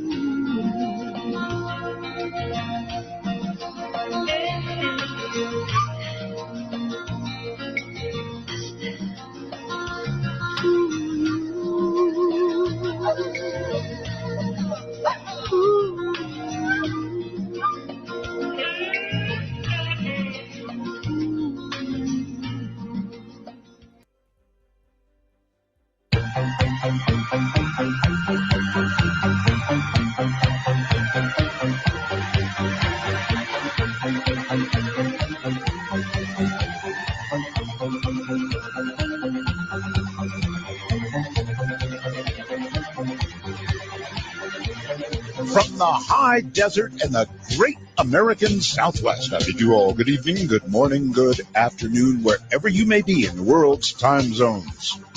I'm Art Bell, and this is Midnight in the Desert. All right, it's going to be a different kind of night tonight, although we have a guest coming on that's going to knock your socks off. I know he does mine. Joseph McGonigal is here tonight, and he really is the nation's premier, and I mean premier, remote viewer. It's going to be a fascinating night, I guarantee. Rules of the show are simple: no bad language and only one call per show. That's it. 2 rules: no bad language, 1 call per show. People to thank quite a few. Telos for the great sound. It is amazing sound. Joe Talbot at Telos, thank you. Keith Rowland, my webmaster. He'll be up next for a reason that I'll explain in a moment. My producer, Heather Wade, all of you, the Belgab people, the Belgab inhabitants, people love our Bell and the Midnight in Desert sites. Stream guys who get it to you, lv.net, who gets it to them. Our sales guy, Peter Eberhardt. If you want to advertise, he's your guy, Peter Eberhardt. And boy, do your commercials get heard. But first, tonight, we are going to do something that needs to be done. Well, we've already done something that needs to be done. People screamed at us, oh, get us an RSS feed. I didn't even know what an RSS feed was. I still am a little foggy on the subject. If you own an Apple product, it's really easy. If you own an Android product, it's still pretty easy. What it does, it's one application sits on your phone or your iPad or something or another, and my shows just show up on it. And by the way, they're 1 hour each now instead of in 3 parts. Already converted the ones in there too. But the whole RSS thing is really hard to explain. So I am bringing my webmaster, my old friend of 5,000 years, Keith Rowland, on the air to tell you what we have done and how to get involved with it. Keith? Hello there. Good evening. Welcome to the program. Here I am. First time for me. It is a first time. Great. All right. So we have this going, right? We do. We rushed it together here over the weekend and have this thing up and running. We hope it's going to last and work and continue, but just beware. We're kind of testing on the fly, which is what we do around here. I feel the same way about myself. Yeah, let's just put it out there and see where it breaks. I mean, that'll keep going. Yep. Keep it going. Anyway, go ahead. Tell them what we've got. Okay, well, the 22nd precursor to what we have is RSS stands for Really Simple Syndication. At least that's what it did when it first started. It's changed. Back in 1999, thereabouts, or a little bit earlier than that, this was a protocol that allowed you to kind of get a list every day of what's new on a website. So you could have a news reader or some kind of a reading program. Boom, get all the headlines and pick what you wanted to read, without having to go through the website all on your own. So essentially content was pushed down to you, to your program. And so every day you could get those listings and so on. And then shortly afterwards, a man named Dave Weiner took on a task that Adam Curry asked for. And everybody should know Adam Curry, maybe, way back from MTV or VH1 days. Anyway, he wanted to be able to have his podcast audio file attached to these RSS feeds. So instead of it just being news stories and blog posts, you could actually send down a link to an audio file. So Dave added on what's called MP3 enclosures, and you could attach things to it. So now this functionality of adding an MP3 audio enclosure to this RSS feed is now what podcast players use to get the listing of files to download, get the listing of the daily updates and what's new, and download it to your podcast player. And so once you sign up or subscribe, they call it subscribing to an RSS feed, not to be confused with subscribing to the Time Travelers, but it's sort of kind of thing you sign up for it. If you're a time traveler, you already are entitled to the RSS feed, right? That's correct. The RSS feed link will only be available on the archive page of the Time Traveler section of the website. So if you're already logging in, you already get the list of files that you've been looking at already. There's now a link at the top of that page called let's see, I wrote that down over here. RSS feed link for podcast players. Okay, what do you do with that link? Well, depending on which particular application or a phone that you have. Let's do one at a time, Keith. Say I'm an Apple guy, which I am, and I want to have this newfangled thing. I go to artbell.com, and then I go where and do what? Well, you're going to get over to eventually you're going to get over to the Dark Matter Digital Network archive time traveler area. So everybody's that wants this already knows kind of how to do that. They're already signed up. They go there every day. All right, they want to do this with Safari, right? Right. On the iOS devices, the Safari browser is the easiest one. So if you're using Chrome, it doesn't quite work this way. So initially, you only have to do this one time to get started, and then it's automatic after that. So again, it's inside the archived area under the Time Traveler area. This is not free for everybody. It's just another way of getting the files much easier than we had previously working. So you go to your Safari browser, you go to the page, you log in, and you go to the archive page with all the Midnight in the Desert files at. And at the top of that page, there is a link there. And so you will click on that link, and it will then go off to another server that we had to put up together this weekend. So it's going to ask you for your username and password again. And this, again, we just have to do this one time. And then once it does that, Safari will then go and launch the podcast player inside your iPhone or iPad, the Apple podcast player, and it will pass along to it the name of that podcast that you want to subscribe to. All right, brief little thing. After you've clicked on the link, put in your password and everything, it may or may not automatically launch your podcast player. So if it doesn't, just go to your podcast player after you put your, password in, and it'll be alive. Correct, but it should launch it because it's got to pass that URL. If not, you just right-click that URL and you can put it in there manually in the podcast player too. But we're hoping that this will just jump right over there automatically, which would be kind of cool.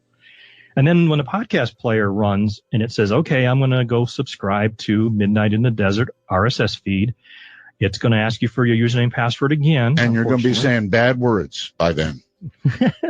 Yep. But again, this is only the one time you have to do that. Okay. So then once you enter it in, it'll say, do you want to subscribe? Yes. What's your username and password? Okay. Then give it about 5-10 seconds because now it's going off and going to grab a list of all the files that are in the RSS feed. So all the shows that we've done. The shows, right? Yes. It's gonna go back to the website. It's gonna get a list of the shows. It's gonna download it into your iPhone, iPad, and it'll give you a new entry for a new RSS subscription, podcast subscription on the left-hand column, and then it will start listing the individual episodes in the right-hand column. Mm-hmm. And usually by default, the first time you put in a new podcast that you want to listen to, it'll go ahead and download the first episode. So that may happen automatically.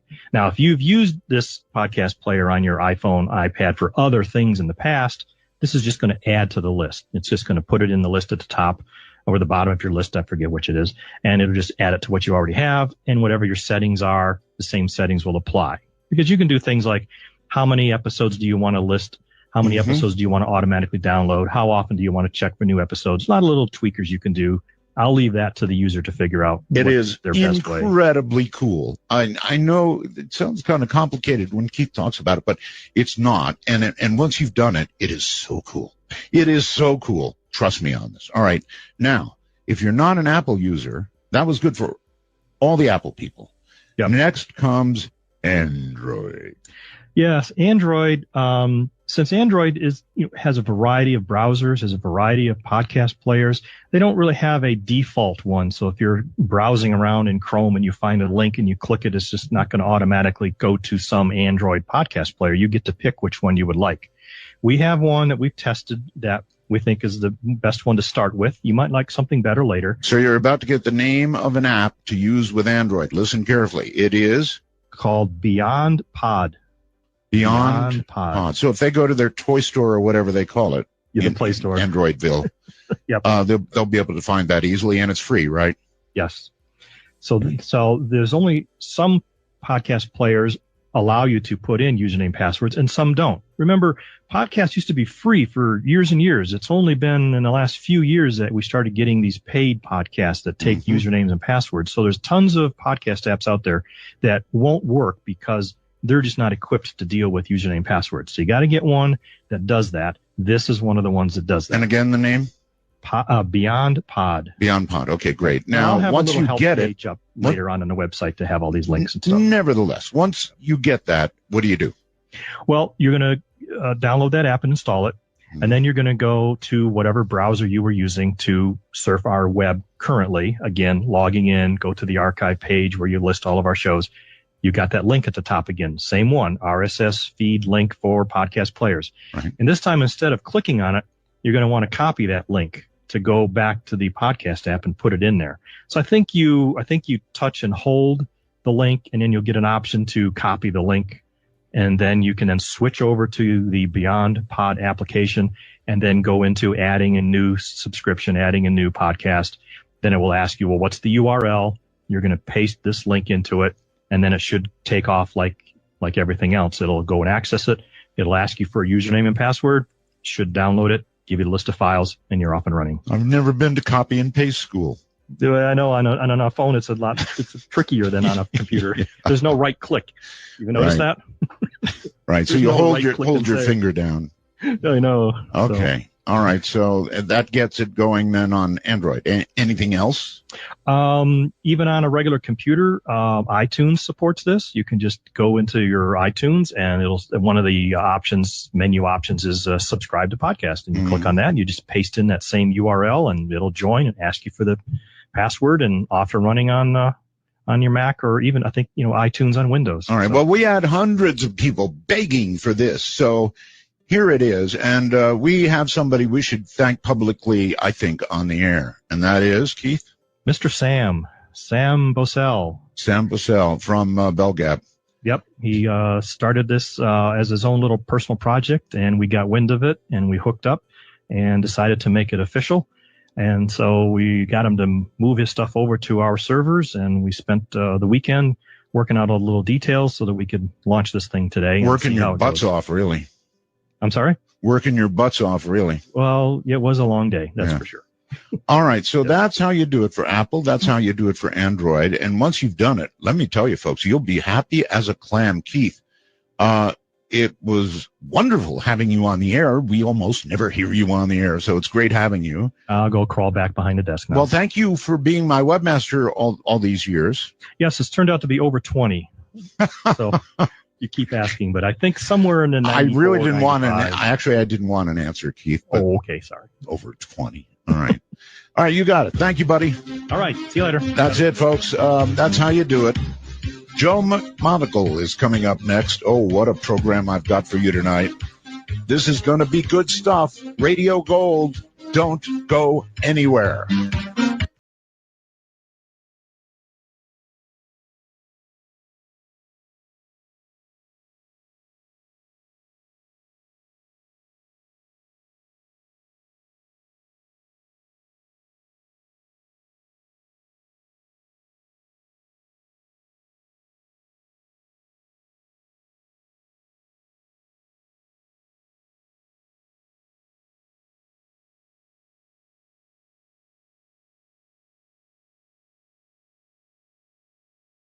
Currently a full-time research associate and partner with the Laboratories for Fundamental Research, Cognitive Sciences Laboratory, Palo Alto, California, where he has provided consulting support to research and development in remote viewing for 21 years. As a consultant to both SRI International and Science Applications International Corporation, Inc., 84 to 95, he's participated in protocol design, statistical information collection, R&D evaluations, as well as hundreds of remote viewing trials in support of experimental research and active intelligence operations for what is now known as Project Stargate. He is well versed with developmental theory, methods of application, current training technologies for remote viewing as currently applied under strict lab controls. He is also a full member of the Parapsychological Association with a career spanning 38 years. He has provided professional support to, get this, the Secret Service, CIA, NSA, DEA, FBI, Defense Intelligence Agency, United States Customs, National Security Council, most major command within the Department of Defense. 20 of those years have been within paranormal operations as viewer number, get this, 001 and 372. Joe McMonagle, welcome to the program.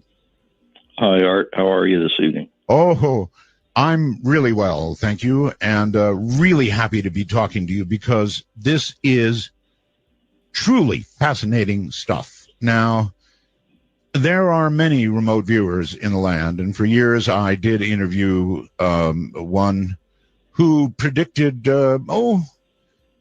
extremely catastrophic things and that have not yet, thankfully, occurred. And right. And he also promised that he was going to find gold. This is what really irritates me. Find gold and bring it to me. The gold never showed. The catastrophes never happened. I know you're in a completely different category, Joe, so I just wanted to say that. Well, I appreciate that, Art. Thank you. So I guess I want to start by knowing, because this really does interest me. How long have you been a remote viewer? And when I ask who you work for, you're gonna rattle off all those 3-letter agencies, but go right ahead. Okay. I've been doing remote viewing now for a little over 37 years, not quite 38 years. Mm-hmm. And I won't re-mention those same acronyms. I'll save the people listening. But some of the things you left out was the Secret Service. Oh. Of course, you did cover the labs, and I've also done remote viewing for major television networks in 7 different countries, and dozens of sheriffs, state and city police forces, private detective agencies, a multitude of major corporations, and of course, hundreds of private citizens. You see, I can't resist. You say you worked with the NSA.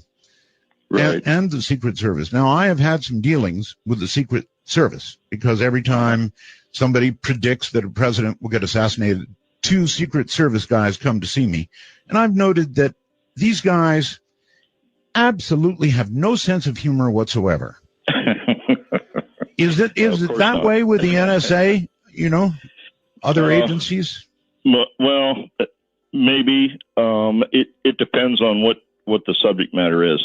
In terms of the Secret Service, their primary job, their only job, is of course protecting the President of the United States. So they take even the most ridiculous threat very, very seriously.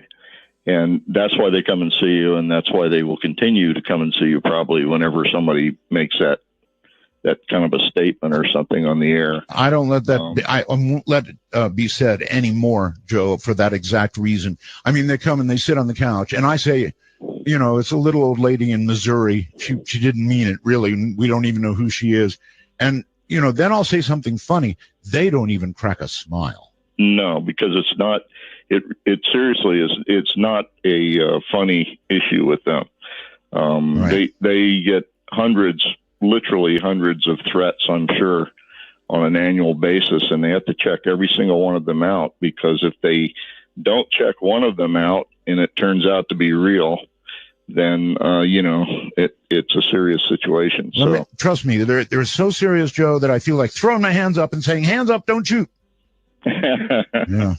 But it's almost as serious with the FBI. The FBI also takes their responsibilities very serious, because they of course are required to protect us against terrorism within the United States, and of course we're not going to be subject to most of the stuff going on outside the United States, which is the CIA. So the FBI takes it very seriously as well. NSA does as well, and I would add that it's sort of a crapshoot when you start thinking about, are you for or against what the NSA does? The NSA really is attempting to protect the American citizens, but there's a lot of things that they do where they can see the justification for it. No one else can. So, how do you feel about that? Squirrely. Yeah, how do you feel about that? Personally? Well, I personally don't have anything to hide in my phone conversations, and I've always assumed that my phones are public property, that people can tap my phones anytime they want, and that sort of thing. And probably I'm a ham operator as well, so. Oh, you are? Yeah. So talking over the air is you just assume that there are a lot of people listening to what you're saying. It's the same thing with the phone. I'm not going to, if I'm going to do something that's very private, I'm certainly not going to use a phone for it. That sort of thing. So you worked with just about every humorless agency there is. I'm wondering, how did they find you, Joe? How did they come? I'm sure in every case they came to you, right? Yeah. What happened is when they first decided they were going to pursue this idea of remote viewing, it initially was supposed to be a study project that was going to last approximately 3 years, and they were going to find and recruit counterintelligence people and that sort of thing, and teach us to be remote viewers if they couldn't find somebody that could remote view. And then the way they did that was kind of strange, because they knew if they brought us into a room and said, everybody who thinks they're psychic, raise your hand, we'd all just stand there and stare at each other. So they were able, though, they went through the records, and they found people who basically were exceptional in the jobs that they really shouldn't have been exceptional in, and decided that they were either extremely lucky in most cases, or were probably psychic to some degree. And once they identified those people, I being one of them, they brought us in and asked for volunteers to be tested. Do you know how they actually got onto you? I mean, was there a website that said Psychic McMonagle or something. How did they get to you? They actually talked to my bosses, and most of my bosses said, yeah, he's a little strange. He seems to know the answer when a lot of people don't. So, so what they did is they called me in and they laid a lot of psychic stuff on a table in front of me and asked me if I thought any of that stuff was real. And I told them that I needed to review it before I could make an astute comment on it. And so they gave me a couple hours to look over a lot of the material, at the end of which I said that I felt that a lot of it was bogus, but some of it seemed to be serious enough that it could pose a threat. And if it could pose a threat, then it needed to be investigated. And they thought that was a straightforward answer, so I got recruited. Can you talk about the kind of stuff that they were asking you to evaluate? Yeah, it's a mix of things. A lot of it was classified material that had been collected during the Cold War from the Soviet Union and China and other places. Much of it was classified, and mixed in with that were all kinds of newspaper articles, magazine articles, things that were not classified. Much of that was pretty much garbage. So they had a true mixture from the bottom of the pile to the top, and I would say maybe 15% of it was truly research, and the rest was just bogus storytelling or mythology. After saying all the right answers, I had an interview with Dr. Hal Puthoff and Russell Targ from Stanford Research Institute. And as a result of that interview, they requested that the Army send me out to be tested. And so I went out and did a series of 6 remote viewings. And my remote viewings turned out to be, I had a p-value of 0.003, which was the best that they had seen. Wow. I had four near perfect responses and two second place responses. So before I got back to the unit, I was volunteered by the general. So that's how I got in the unit. Okay. Give me an idea of something that you remote viewed, just so I get an idea of what in that test is what I'm talking about. Yeah. The 6 remote, I had never heard of remote viewing before. Right. And so what they did is my first remote viewing was the Stanford Art Museum at the university. And I didn't know that, of course, but they took me into a windowless room and we sat for an hour while someone I had never met I had randomly pulled a envelope from a safe and went out and drove around for half an hour and then opened the envelope, and it told them to go to the art museum. Okay, Joe, I am so sorry to do this. Hold that thought. We're at this longer break I told you about. So the Visa News will come back and pick up right at this point. Joe McMonagle is my guest. It's going to be a hell of a night. Stay right there.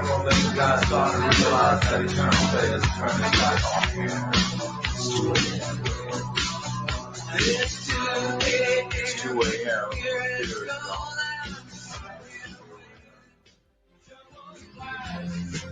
It will soon be over tomorrow. I don't ask for much, I only want just hanging out. Don't come easy. From midnight sweeps across America, you've found an oasis for the mind. To call Midnight in the Desert, please dial 1-952. Call ART, that's 1-952-225-5278. All right, we are honored to have with us tonight Joe McMonagle. He is regarded really as the best remote viewer in the United States, maybe the world. So this is serious stuff. Now, we were right in the middle of talking about a very early test, Joe, in which they had you, I think you said, in a museum, right. And then there was a guy who had an envelope that had something in it. He would pull this envelope out of the safe. He'd choose it using a random number generator. He'd drive around in traffic for half an hour and then open the envelope, and it would tell him where to go, what his randomly chosen target site was. In the meanwhile, they would take me up to a windowless room on the third floor of the physics building. Yes. At SRI. And I was up there with Russell Targ on this first target. And we got settled, and at a specific time, he pulled a picture of the person out of a folder and asked me if I'd ever met him before. And I said no. It was somebody I'd never seen before. And he asked me to describe where he was. And I said, how do I do that? And he said, well, just tell me where he is. And so I just let my imagination run crazy and basically drew the front of the building and described it as a place of art and whatnot. Okay, so hit. Obviously, you just described the impossible virtually. Right. And I was as surprised as everybody else when we drove over there to see what my target was. So it's not like picking 1 out of 4, I'll take 3 and maybe being lucky. This is describing in detail where somebody in a secret envelope has gone, a target. Right. And they had approximately 50 to 75 locations in the San Francisco Bay Area, all within an hour's drive of the radio physics lab at SRI. So that was one test, Joe. That was one test, right? Right. And you're saying you passed 6? 6 of those, yeah. Wow. Over a week's period. And described 4 of them about as accurately as you could. Certainly well enough that they could select them randomly out of the pile of target possibilities and say that's exactly where they went using just my remote viewing. That's incredible. No wonder they grabbed you. Well, it surprised me as much as it did anyone else. And I have to admit that when I got back, we went into began a year of training, and I had 24 straight failures. All right. Now, to be clear, was this already the CIA Stargate program? Is that what you were in at that point? No. To be clear, it was a psychic.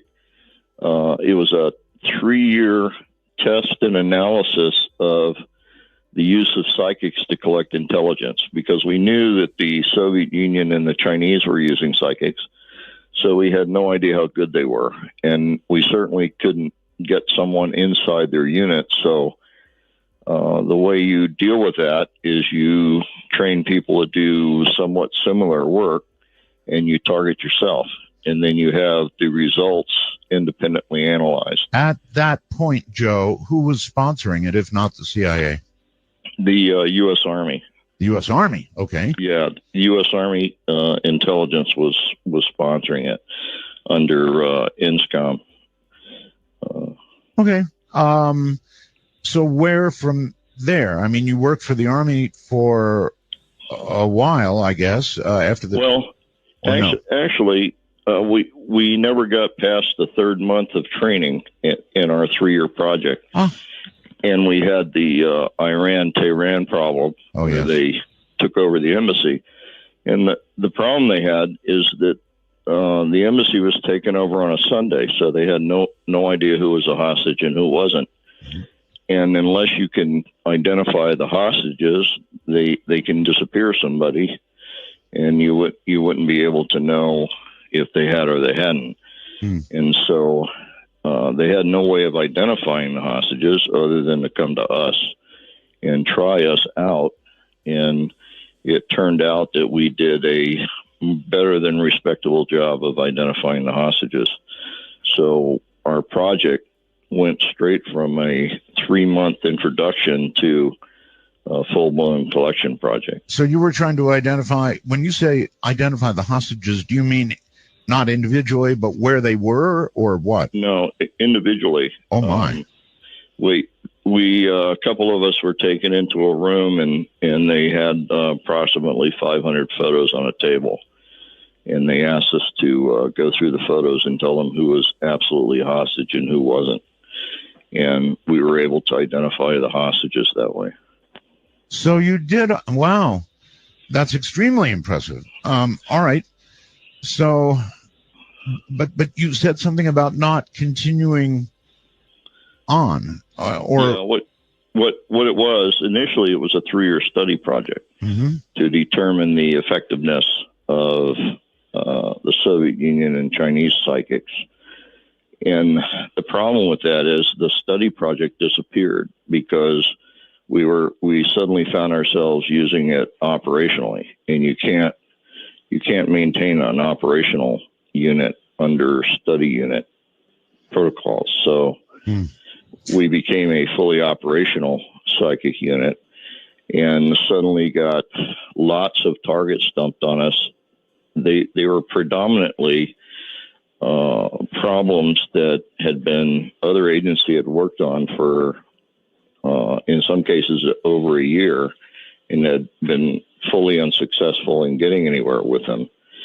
So the uniqueness of our unit was that while we only had about a 30% success rate, our 30% was on targets that had otherwise been totally undoable.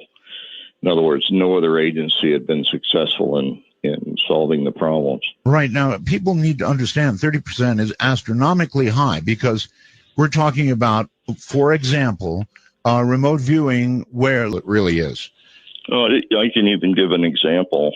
There was a Russian bomber had disappeared over Central Africa, and no one could find it for over a year, and it was carrying nukes and other things. And you can imagine everybody was looking for it, every intelligence agency in the world and every terrorist organization. Sure.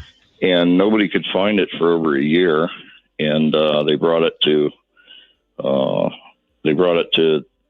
3 of the units that had used psychics, and to include us, there were 2 other units that had played with remote viewing for a while, and they even took it to them as well. And all 3 units produced what I would call interlocking circles on a map. And we were able to locate the bomber in a matter of literally days, if not hours. All right. Don't say anything classified. You're getting. No, I'm not. And when you say nuclear weapons and other things, that's even ominous to me. Well, yeah, it could sound ominous, I suppose. It's like, that's already as bad as it could be. I guess there could be things worse. Anyway, you actually located that. I didn't personally, but one of our other remote viewers did, and did a very good job at it, I would add.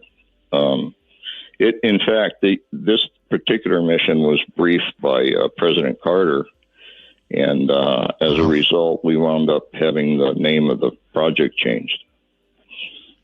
And it became what? It went from Grill Flame to Central Lane. Okay. All right.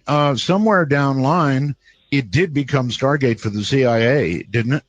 That's correct. Every time managerial authority was altered or changed, they changed the name of the project, because they couldn't have an Army project name on a DIA project. And they couldn't have a DIA name on a CIA project, that sort of thing.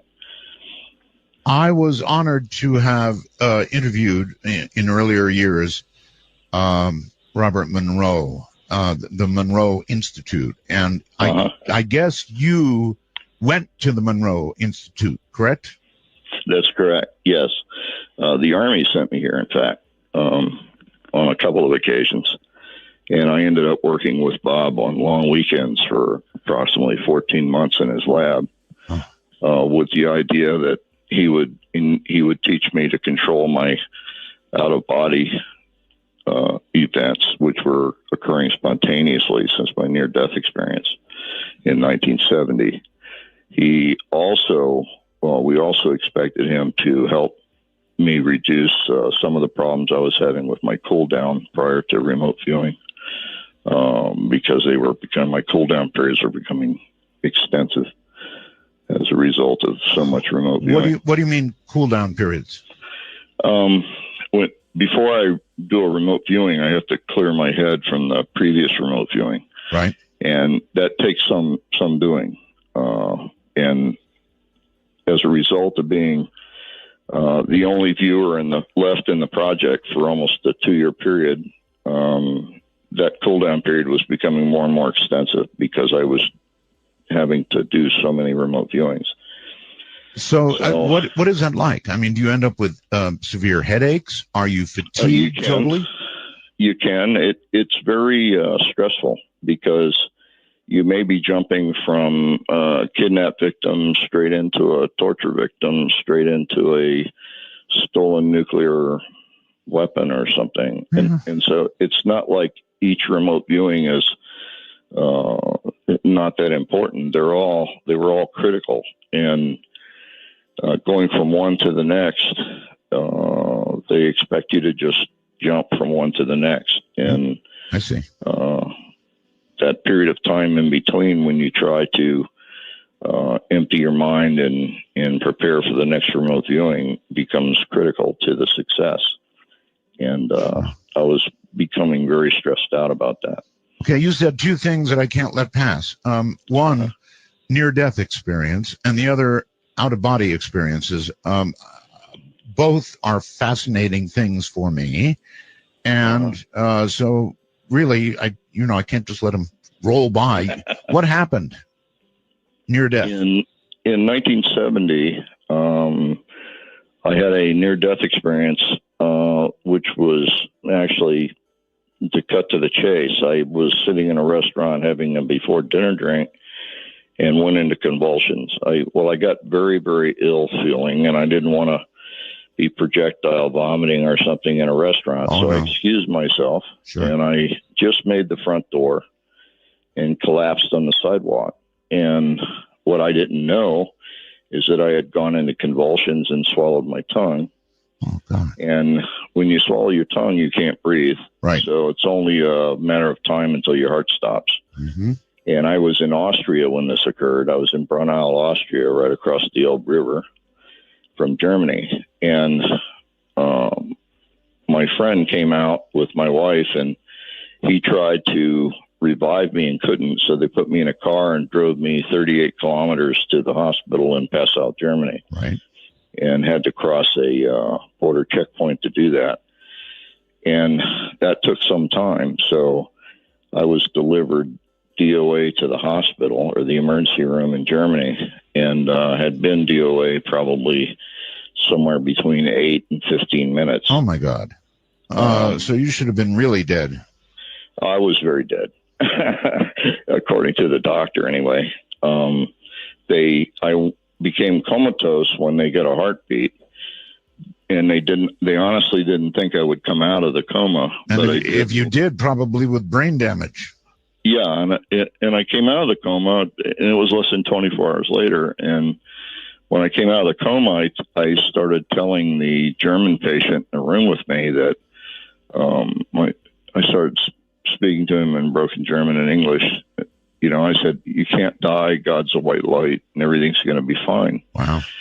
And he freaked out, and the doctor came in and sedated me again. So, do you really believe that, Joseph, that you cannot die? That is to say, cease to exist totally, that there is something on the other side, no question about it in your mind? There's no question in my mind. Wow. I know it's argumentative for a lot of people. One of my best friend, he's almost a brother to me, Dr. Edwin May, is a materialist, and he thinks that that's crazy. And we talk about it sometimes, but that's what I believe. And I can't change my mind because wouldn't want you to. I just want to ask you about it. Yeah. You were gone a long time, so I am exceptionally curious about your near death. It really should be called death. You were on the other side. What happened? Well, it was a classic near death experience. I mean, I found myself out of body watching everything. And when I followed the car and my body to the emergency room, and when they got there, I watched them cart me in and throw me on the table and cut my clothing off and stick things in my body and whatnot. And I floated up near the ceiling, and I felt heat on the back of my neck, and I thought, oh, I must be up against that, that really bright light they have in the ceilings of emergency rooms. Right. And so I turned around to look at it and found myself falling through a tunnel, and the tunnel walls were made up of people. And I closed my eyes to shut them out and reviewed my whole life, basically in an instant, and popped out the end of the tunnel and was enveloped in a very intense white light. Was it, when you were in review, was it judgmental? Only judgmental in the sense that I judged myself. There was no one looking over my shoulder. There was no God being there. There was no one there helping. It was just me dealing with the things that you had done, and that's pretty hard. That can be very harsh. That's the hardest. Believe me, that's the hardest kind of judgment. I believe you. And at the end of that, you pop out of the end of the tunnel, and you're enveloped in this completely comforting and loving white light, which at the time I had the need to say that's what God is, only because I had no basis for ever having experienced it before. I was going to say it's obvious you passed the test, Well, something passed because I decided I was going to stay, and it decided I wasn't. And I was told in my mind that I had to go back. And I said, no, I'm staying right here. I'm perfectly fine right here. And there was sort of a snap, like a snap of the fingers. And I sat up, and I was under this sheet in this room with this other patient. And that's when I told him that, God's a white light. You can't die. Everything's going to be fine. And then they sedated me again. I think because they thought I was suffering from brain damage. I woke up the next day on a gurney with being put in the back of a limo with the windows taped up with tinfoil. And they took me to Munich and put me in a rest home, in the wing of a rest home they had leased, I guess. Wow. And I spent almost 2 weeks there. They didn't have the MRI machines and all that back in 1970, so I had to undergo a lot of testing to ensure that my brain cells weren't all dead. All right, hold it right there. Boy, if nothing else, this was worth it. That was some depth experience to hear about. Just incredible. I'm Art Bell.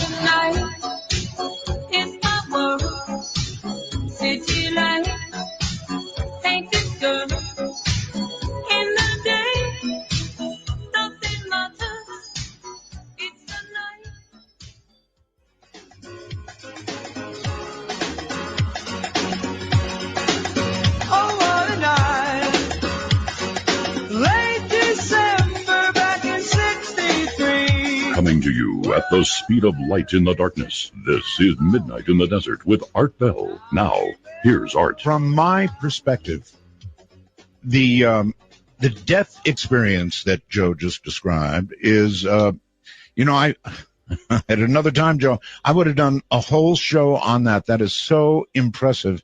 You were dead, period, and you were dead for many minutes. So what you have to say about that, I think, is interesting, not just to me, but everybody out there. Yeah, I imagine it would be. It was interesting to me. I'm sure it was. And then somehow, after that, I guess you began to have out-of-body experiences. Yeah, I started from that point on. After they, of course, kept me for a number of weeks to determine my stability. And once that was determined, they kept me in the Munich area for a while, but actually another 7 years they kept me overseas. But a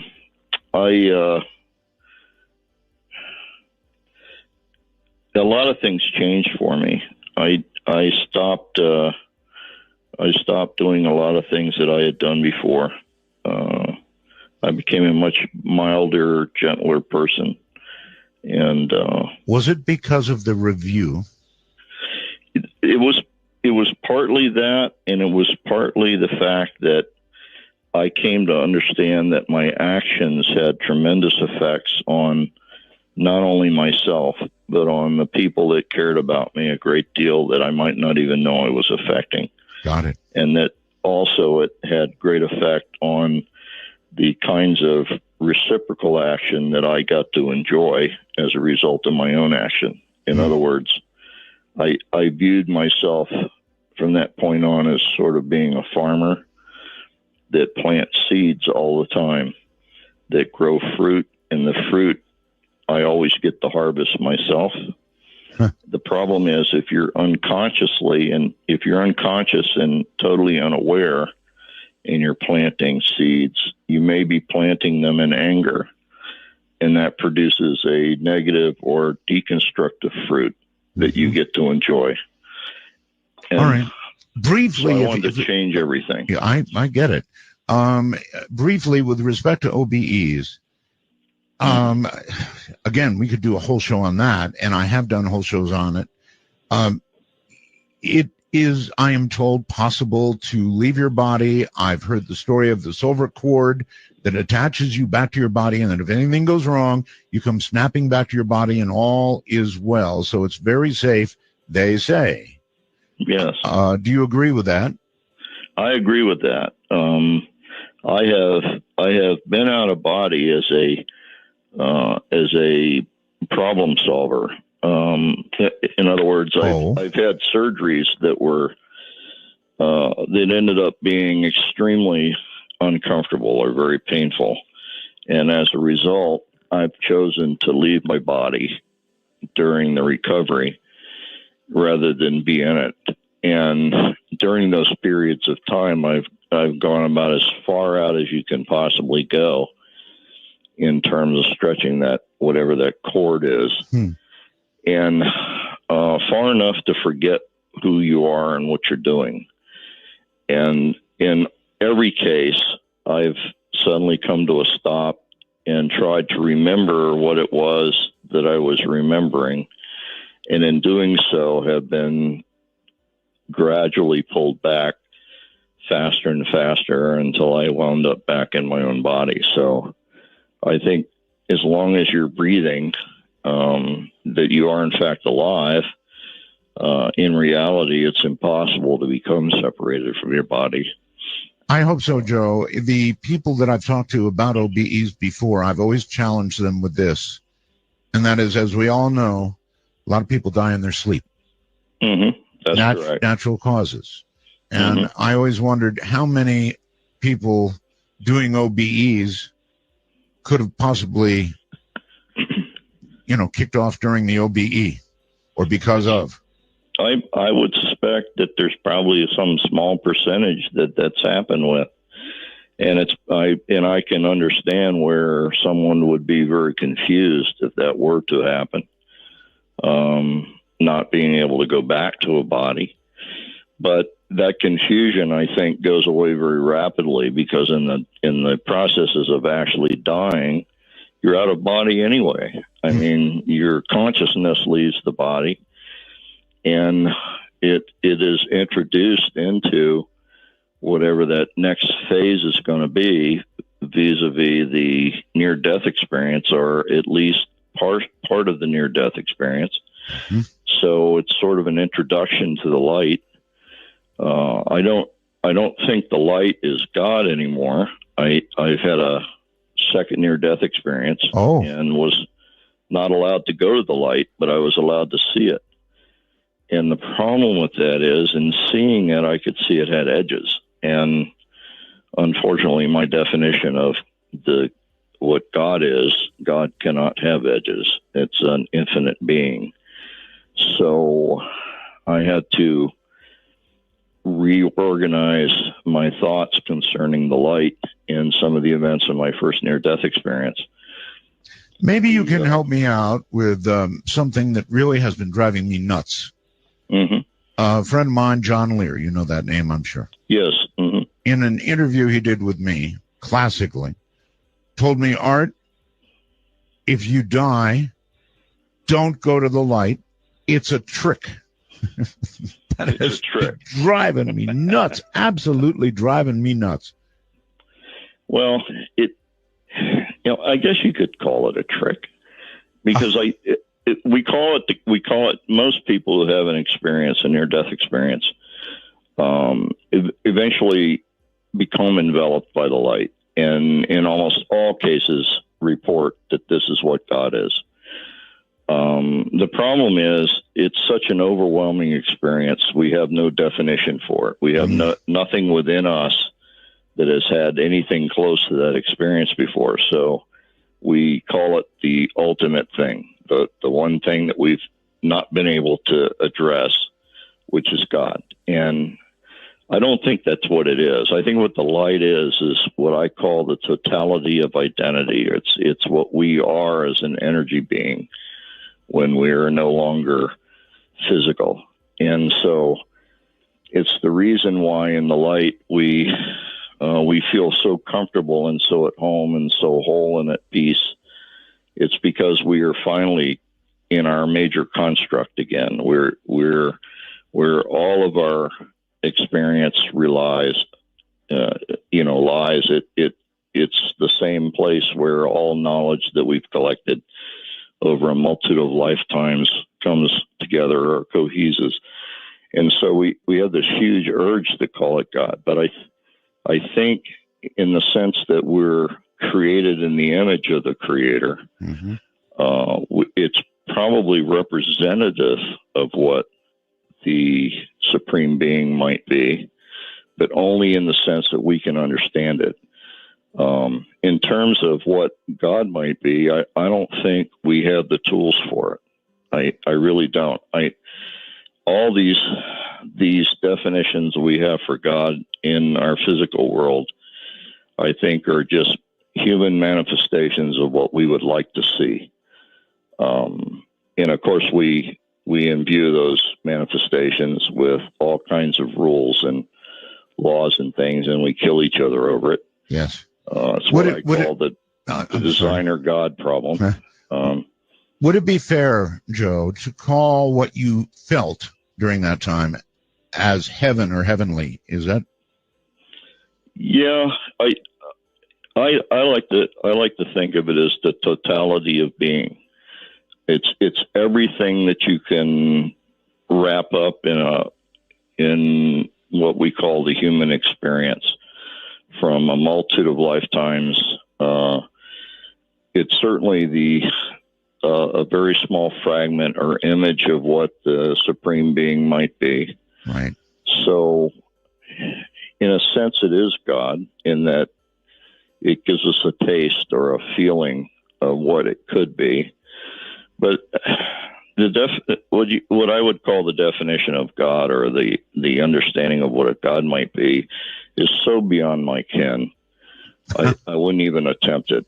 I don't even know what being human's all about yet, and that's what I'm trying to figure out now.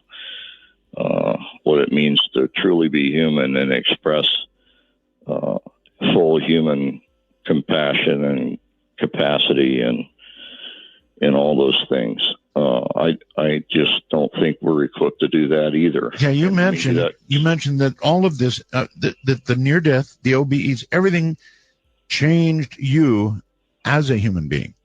Absolutely Changed me irrefutably. It's as though I was run down by a Mack truck, and I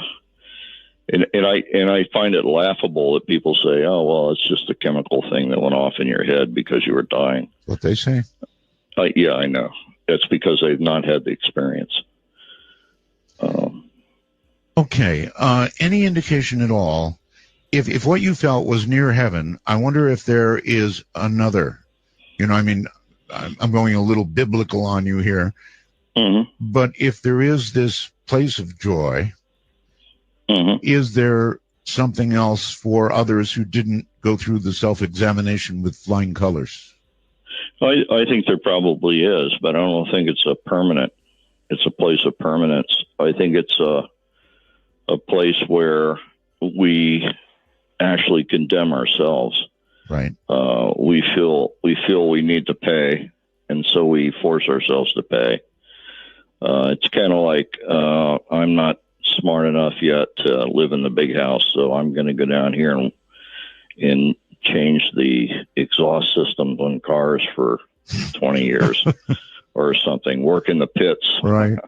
Okay, that kind of thing. It's sort of like paying your dues, only paying them late with interest or something like that. It's a self-condemnation more than anything.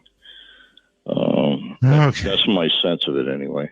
So there may be this other place, though you didn't see direct evidence of it in your experience.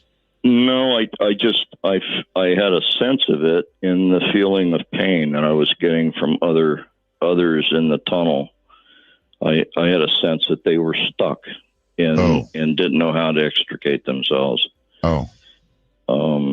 So that, in a sense, might be a form of that. I don't know. I mean, were you seeing people in agony? I was seeing people in certainly in emotional pain, wanting help because they were grabbing at me and asking for help, and I there was nothing I could do to help them. It's such an individual. Joe, not that individual. I've interviewed people with near-death experiences who have described, trust me when I say this, just about what you're saying. Even the people along the way, all of that, it really was about the same, frankly. Yeah, and that in itself is humbling. I mean, you can't come back from that experience and not want to have empathy for others and understanding for others, especially for those that aren't doing the right thing. It's kind of a funny way of looking at it, but you start looking at your enemies differently, looking at people you don't like differently, and wishing that there was something you could do for them. Mm-hmm. Well, I guess that you're blessed in a way because you've had this experience that others have not had, and they just go on with their ways until the end, and then they get a really tough review. Or they get a really big surprise, one or the other. Okay, well, we actually came to talk about remote viewing, but you got me way off track because those things are so fascinating. We could do entire shows on them. So let's come back to remote viewing for a moment. And so you were in the Project Stargate CIA thing, right? Right. I was the only viewer that was in it for its entire 20 years, in fact. 20 years is a long time. Yeah. It's a very long time for the CIA to continue a program that ultimately, I seem to recall, they suggested was not productive when they ended. Right. They suggested that. In fact, it was said outright by Robert Gates on the Nightline program where it was outed, which incidentally was the only Nightline program that was actually done ahead of time and edited.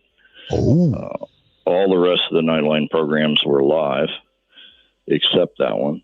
And much of the comments made in answer to some of Robert Gates' statements were edited out. Redacted. Yes, redacted. The fact of the matter is, he said very specifically that in no case had remote viewing information ever been used as standalone information in the intelligence arena. And in fact, that's kind of lying by omission because, in fact, no intelligence, single source intelligence is ever used as standalone intelligence. They always have some complementary intelligence or they don't use it. In other words, they have to have two sources or they just flat won't use it, no matter how good it is. Gotcha. All right. Hold tight. Quick break, and we'll be right back. Joe McMonagle is my guest. Probably the best remote viewer in the U.S., probably the best remote viewer in the world. This guy is the real McCoy. Now, this is really something. From the high desert, I'm Art Bell, and this is Midnight in the Desert.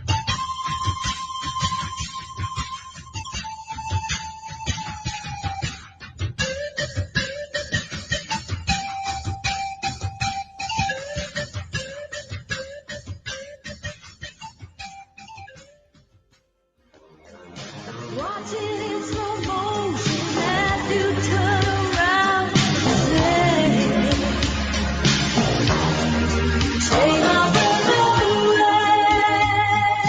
initiate a dialogue sequence with Art Bell, please coordinate your phalanges and call 1-952-225-5278. That's 1-952-CALL-ART.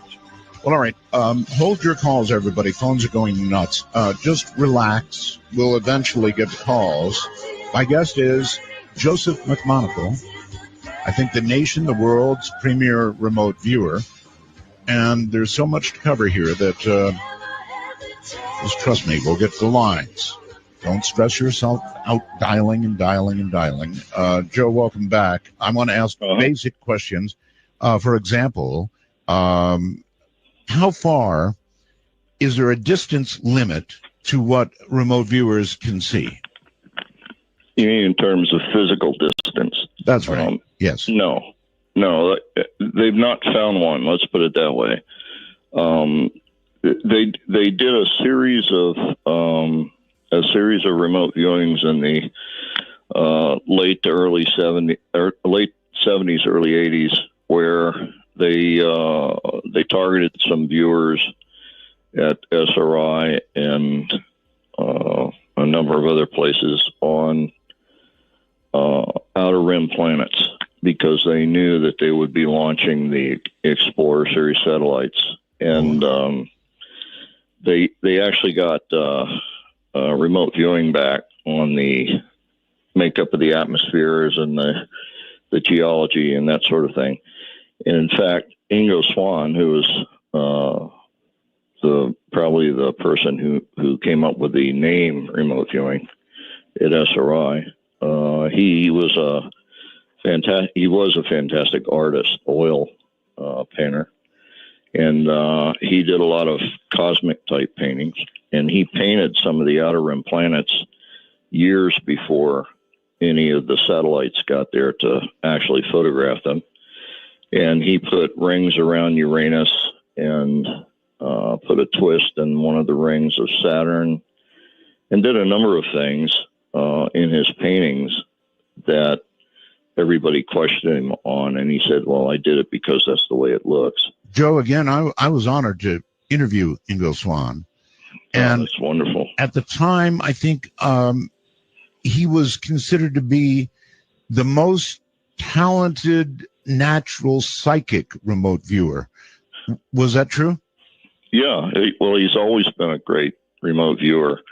There are some true greats that existed as a result of the research done at SRI.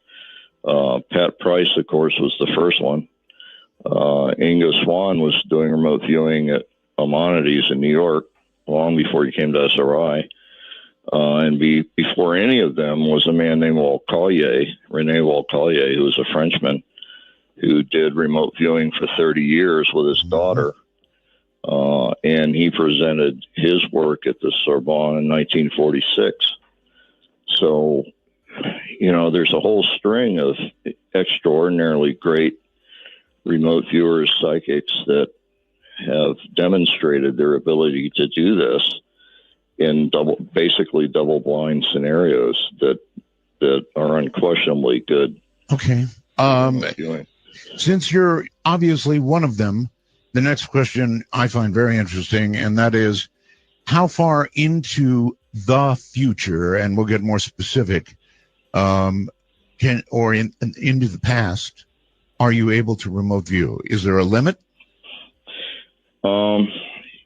There is going into the future, but it's self-limiting. The problem with going into the future, you don't have to go very far into the future before you start dealing with things that exist, but for which concepts don't exist yet.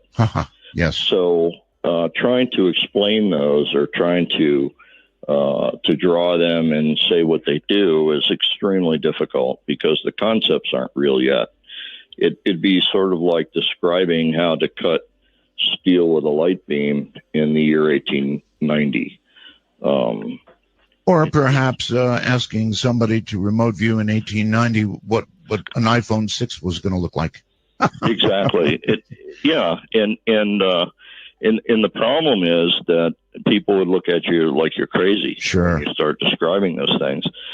And the converse happens when you look too far into the past. When you look into the past and let's say the target is, how is the Great Pyramid built? Everybody wants to know that.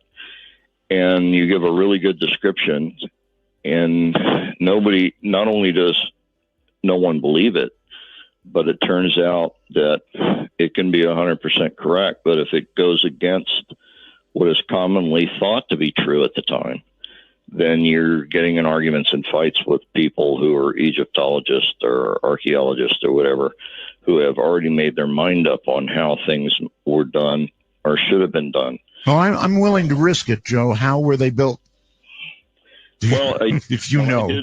When I did the target, the first thing out of my mouth was they're lowering stones into the water and there's guys walking on the surface of the water. And my monitor looked at me really strangely and he said, wait a minute, you just said there are people walking on the surface of the water. Yes. Did you mean that? And I said, well, it looks that way. When in fact what they've done is it's a very large lake and they've dammed the water and it's making a perfectly flat engineering plane for leveling the stones, because that's the significant problem in building a pyramid, is the lower 1/3 has to be absolutely square and perfectly balanced, or the entire pyramid slides off to one side. And so what they did is they dammed the lake to do that. And everybody said, no, you're nuts because it's the desert. And then I did that in 1983, and I had a loading dock and I had huge reed boats and cranes and all kinds of things. And in 1996, on the front page of the LA Times, over a 2 or 3 week period, they had everything that I had said in my remote viewing in 1983 was printed on the front pages of the LA Times. They had discovered an archaic lake existed adjacent to the pyramid. And then they discovered a loading dock 100 and something kilometers away where they were mining the stone, and large reed boats and larger boats made of wood buried in the sand, and that sort of thing. You think it's been validated? Well, it's been validated to the extent that I think it needs to be validated. What upsets me, Art, is back in '83 when I was saying these things, somebody that was working on their doctorate in Egyptology could have taken what I said and said, well, if it's true, then the shoreline of the lake had to exist at such and such a level. Mm-hmm. And they could have taken any geologic map and gone out and found villages along that would have established the archaic lake. And, that would have finished their doctorate paper right off. Indeed. All right. Hold it there. I don't know what's happening to this show. It's just going away so fast. And I've got so many questions. Joe McMoneagle is my guest. Probably the world's premier remote viewer. And I've just made a tiny dent in where I want to go. Yikes. This is Midnight in the Desert.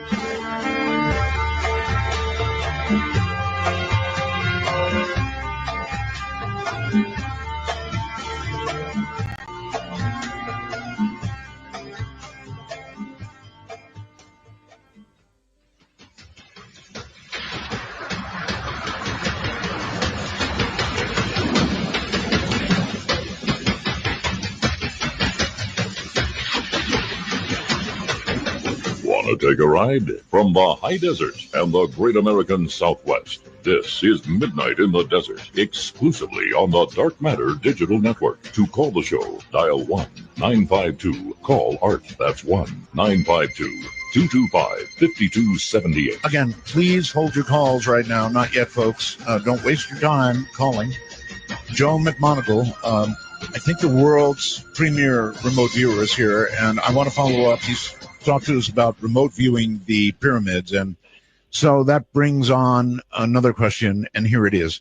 As you look back in time, Joe, when remote viewing, do you think that the magnitude of the event that you're trying to remote view has an effect on seeing it either more clearly or not? No, I don't. In fact, we know from the research that what generally drives more information above the level of noise, so that it's clearly picked out and seen and described and whatnot, is the entropy level of the target, and the other thing that has a direct effect is the common intent and expectation that everyone has that might be shared in the targeting. For instance, the viewer, the monitor, the person who put the target together. A shared expectation or a shared intention is extremely important. Are you familiar with all the research being done into consciousness? Because it sounds like it might fit in a little bit here. As an example, in the studies that they have done at a university with these things they call eggs, which are random number generators, and they found that near large events like 9/11 is the best example, probably. There's this giant spike in random number generators worldwide becoming less random. And what you just talked about a little bit sounds like it could relate in some way to the amount of intent, consciousness. It might. I'm not seen a good definition of consciousness yet. That seems to be eluding everyone, and I think that's absolutely needed in order to pursue any kind of serious discussion about it. There are so many different variations in the understanding of what consciousness represents that until we have that, everybody's just kind of arguing from their own street corner. I mean, maybe we've got to settle for, like porn, when you see it. Or something, I don't know. That sort of thing. When you see it, you recognize it. Yeah, that's right. That's right. As they work on AI, it's going to be interesting one day when they get the best computer or whatever it is they come up with that actually is aware of itself. I think that's as close as you can come. Now you're scaring me, Art. Why? AI bothers me because me too, a little bit. we as human beings are not consciously aware enough to guarantee that there is integrity and morality in our decision making. Oh, that's right. And to have AI making decisions in our stead when that just scares me a little bit, because if a machine became aware and conscious and had no balanced integrity and morality involved, then I think it would eliminate us right off the bat. So if it was smart, yeah. Yeah. It would just automatically eradicate human because we're so flawed, perhaps. I don't know. AI systems, as long as they're independent, in other words, they're bolted to the floor and independent of any other machines, I think they can be controlled. But if they're ever connected, one machine to another, and not bolted to the floor, we're in trouble. Because if they become aware, then that's all that's needed for them to grow beyond the boundaries that we might inflict on them. But Joe, we even connect refrigerators to the internet now. I just read an article, in fact, today. Yes. Where you can use a washing machine to tap a computer. There you have it. Yeah. So it may be isolated, but it will find a way to get to the internet and its brothers and sisters out there calculating away. Yeah, that's right.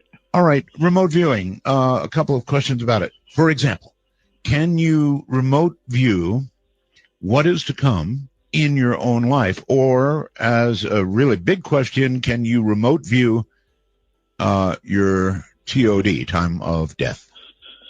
Initially, I thought you could, but I'm not sure now. I in fact, long before I knew what remote viewing was, I've been psychic since I was probably 4.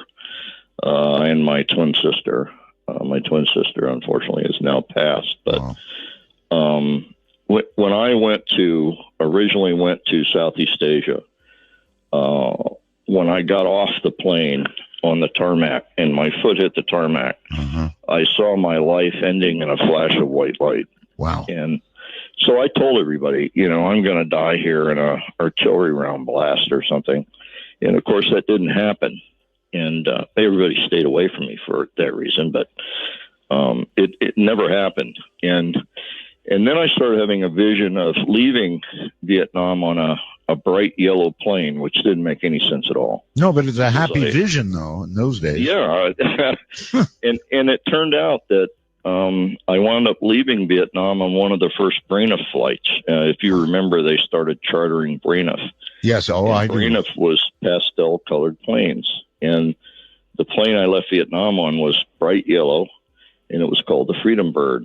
And so that at least came true.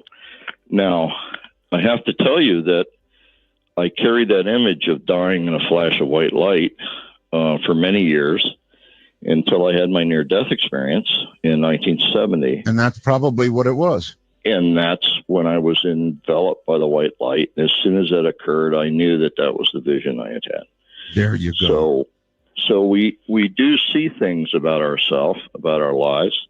It's usually spontaneous. You can't, of course, target something specifically, because then it's not remote viewing, because you're not blind to the target. But we do get things spontaneously. The problem is we put the best slant or the best understanding of it. It is in the way we analyze it, and that necessarily is wrong, because we don't have enough data usually, but we will jump to conclusions, and in many cases, that turns out to be erroneous. Sure. Yeah. All right, we're going to step into some deep water here, more ways than one, and that is there's a gigantic fight going on in our country right now, and I guess the world. The scientists are saying we are in the middle of very, very, very serious climate change. There is no question about it. It is settled science. The opposition, mostly political, I guess, is saying nonsense. We couldn't affect the planet if we wanted to. We were not big enough to affect the planet. So have you remote viewed this whole problem of climate change that we're going through? And if so, is it real, and what's coming? What can we expect? I've been collecting lots of remote viewing data on it, and this is where I'll make some statements that are kind of scary. As an example, we know that the water has risen a number of feet already over the last 30 or 35 years. In the next 25 years, we fully expect the water to rise another 2 to 3 feet. If that occurs and we have a high tide in conjunction with a full moon, then all of the nuclear power plants that are shorelined in America will be inundated with seawater. And we're going to have more than one Fukushima going off. And that's a significant problem. How sure are you of what you're seeing? Well, we already have that problem with rising water. It's occurring in New York. It's occurring in Miami. It's occurring in New Orleans. It's occurring in a number of different seashore cities with the high tides and the full moons. Well, clearly the glaciers are melting. The North Pole is but a fraction of what it was. All of that is... That's correct. Yeah, it's all true. Exactly right. And it doesn't have to rise much more than 3 feet to pretty much inundate, as I said, all of the nuclear reactors on the coastlines. And in in addition to that, it will be inundating the storage facilities where literally thousands of tons of waste material are being stored. And then on top of that, the desalination plants that are usually adjacent to the nuclear power plants will go down, which means we will no longer be providing, as in Florida, the 500,000 gallons of fresh water a day that's produced by desalination there. And there's an awful lot of people living in Florida, and they're growing by 12 or 1,500 people a day. So, you know, these are problems that it doesn't take a lot to see them coming down the pike. And anybody that stands and says, "Oh no, don't worry about these will go away," is a fool. I mean, it's stupidity.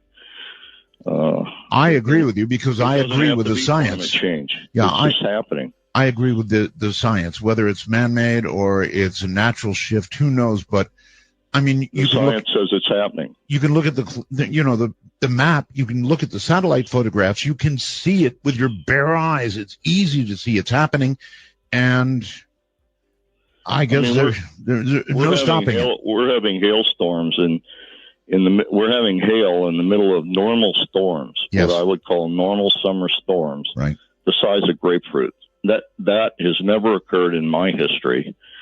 And so if this is a common occurrence, I'd like somebody to explain to me why that's happening. The same with gusts of wind exceeding 75 miles per hour in normal summer storms. That is just freaky. And it's creating a huge amount of damage. And we're having flooding everywhere. And it's just not normal. And anybody that stands back and says, "Oh, no, don't worry about it, it'll go away," I think is burying their head in the sand. So do I. Not to mention the strength of typhoons.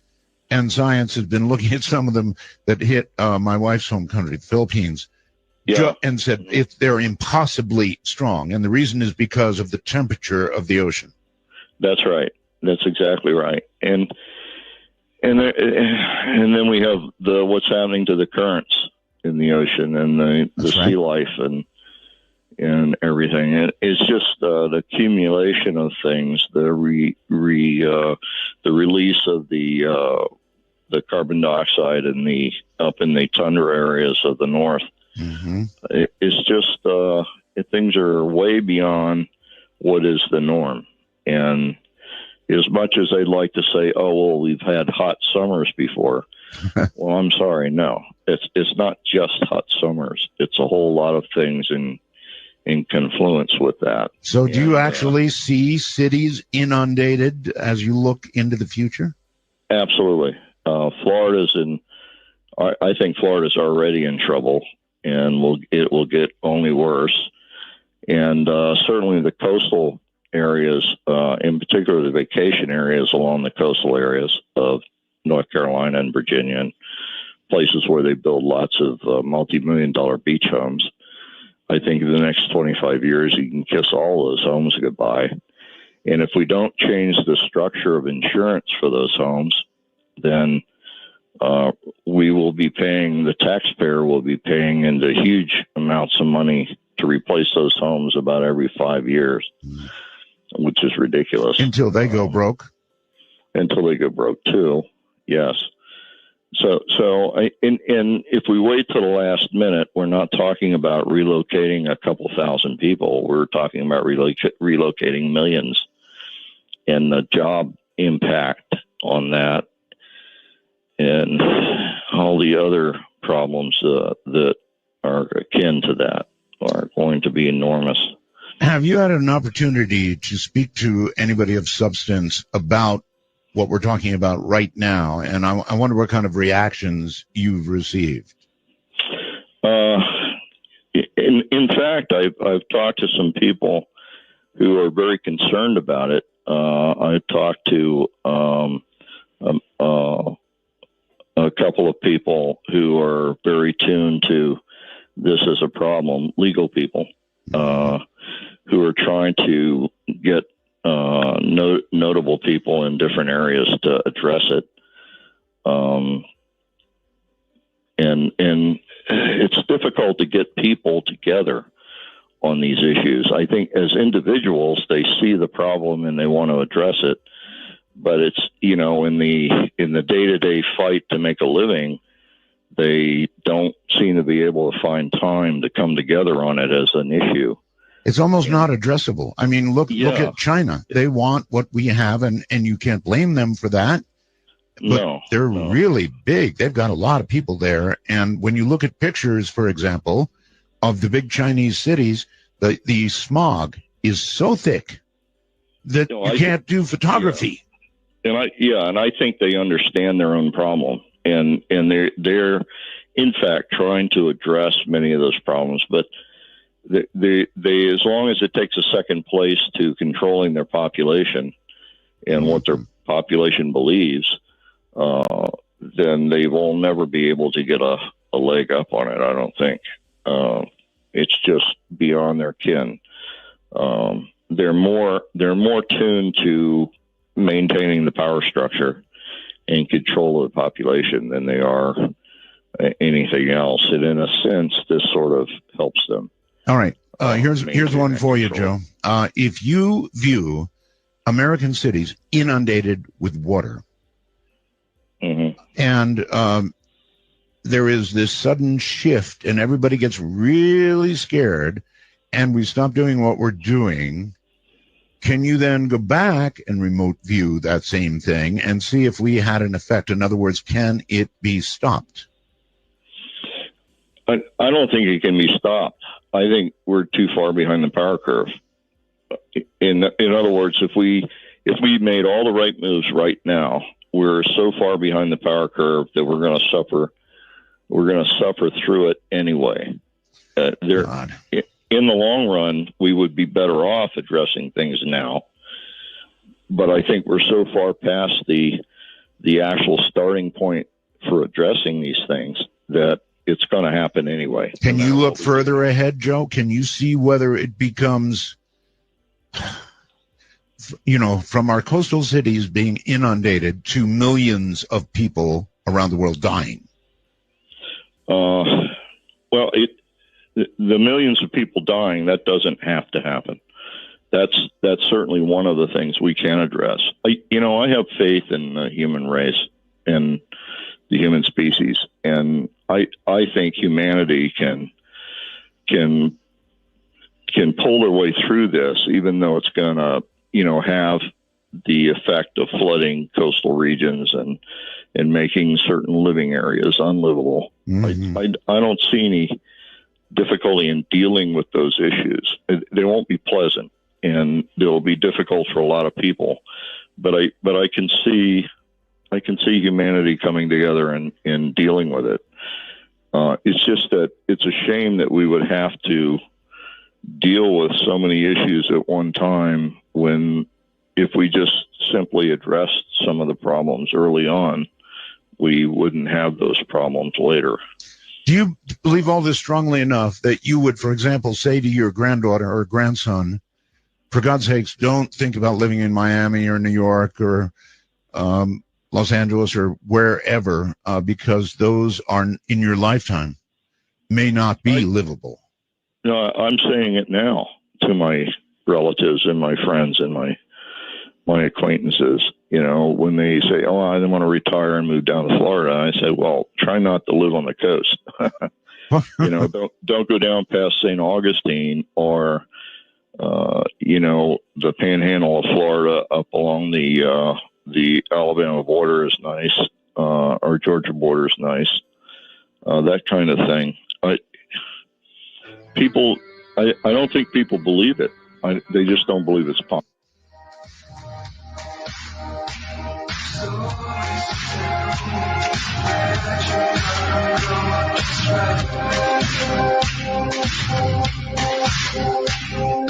Midnight in the Desert spans the world. To call us from outside the U.S. and Canada only, use Skype with a headset mic if on a computer and call MITD 55. That's MITD 55. That is from outside the United States. Let me run through it very quickly. I am going to get phone lines open this hour. I've got to. I've barely scratched the surface with Joe Chronicle. But here we go. The public number, area code 952 952-225-5278. 952-225-5278. If you're calling from Skype and you're in the U.S., North America, actually, it's MITD 55. That's MITD 55. Outside North America, we also have for you a Skype entry point, and that is MITD 55. MITD 55. And so I'm just about the point where I can turn it over to some of you. But, oh, God, this is fascinating. And I want to ask the obvious, and that is two-part question. If remote viewing was so effective, then why did the CIA shut it down? That's a really good question. Yeah. One of the difficulties is it was unfortunately being run during a period of the Proxmire Golden Fleece Awards, and a lot of people who knew about the remote viewing and whatnot. Let's see. I'm going to back up and start over again here. Okay, sure. If you talk about the people at the highest level of government, and I'm talking now about senators and congressmen who have many, many decades in Washington, very power-oriented people who have significant power and aren't afraid of anything. Right. People like John Glenn, Senator Cohen, a number of people like that. They were very supportive of what we were doing because they could see the veracity to it. They could see the accuracy and whatnot. The fact that we were dealing with some of the most difficult problems and being successful.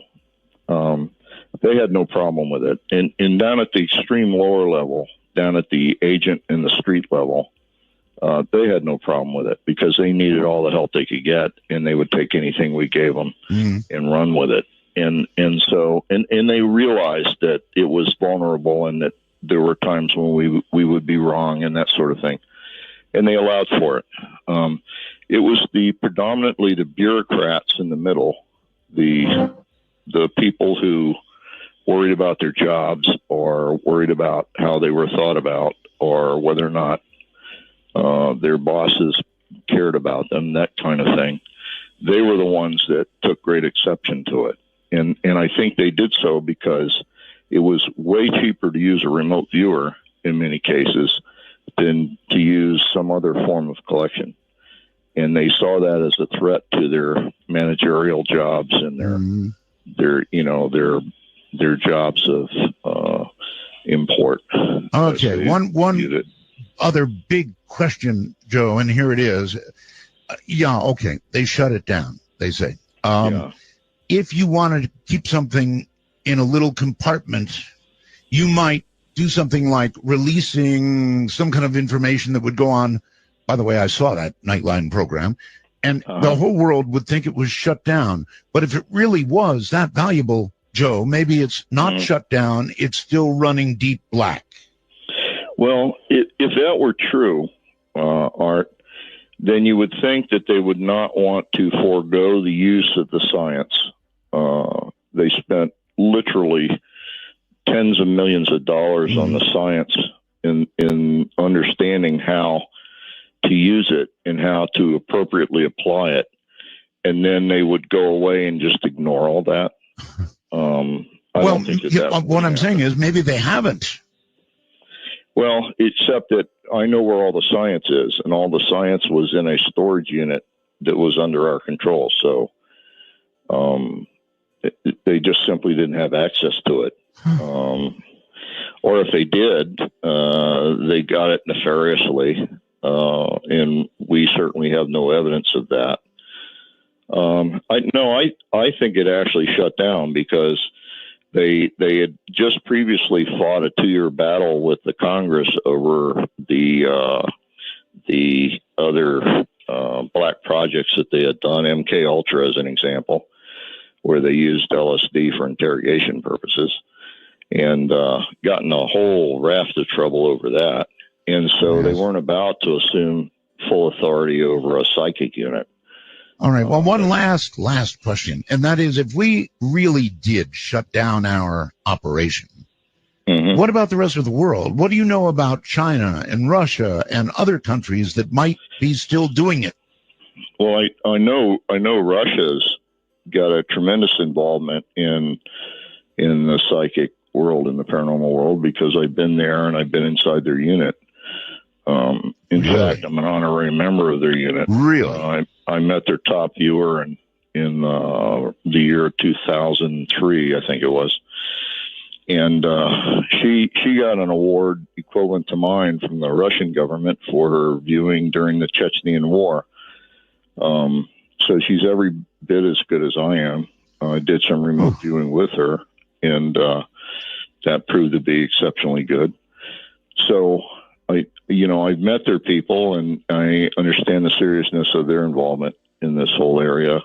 And they're as mystified as we are, and they dealt with pretty much the same problems politically that we dealt with a large number of people within the government being hostile.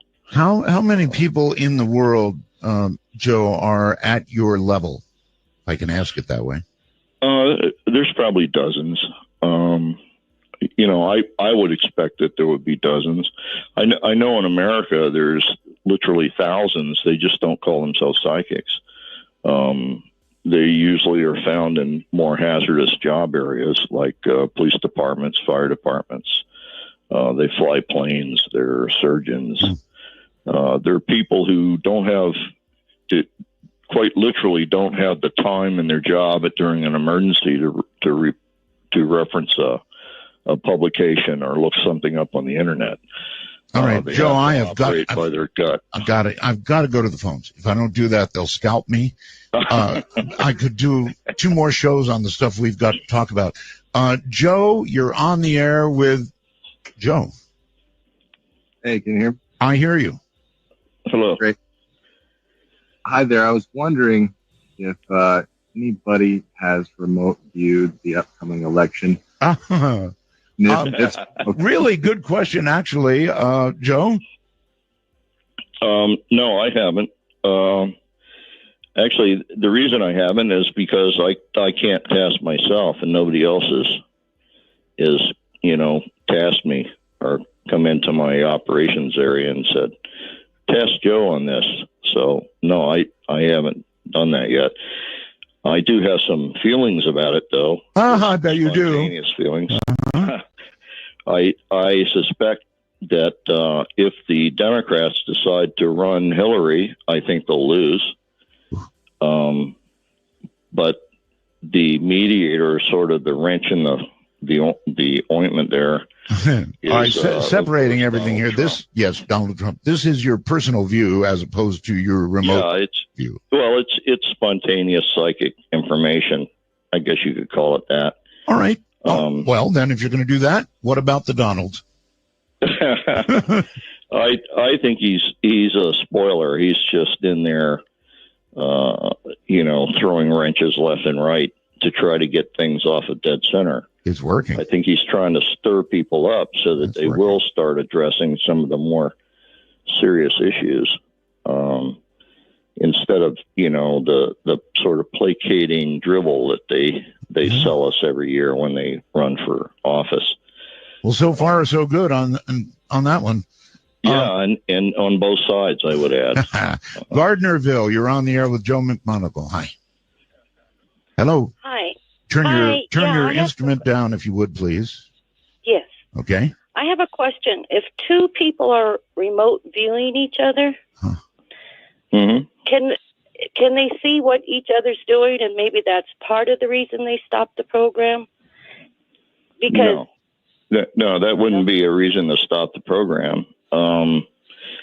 There probably are 2 instances in reality where they believe a remote viewer might have seen another remote viewer. And in both cases, the remote viewings were done by 2 individuals separated by a number of years. Also, can someone block you from remote viewing? No, there's no demonstrated method for blocking remote viewing, and that may come closer to the reason for closing the project down than not.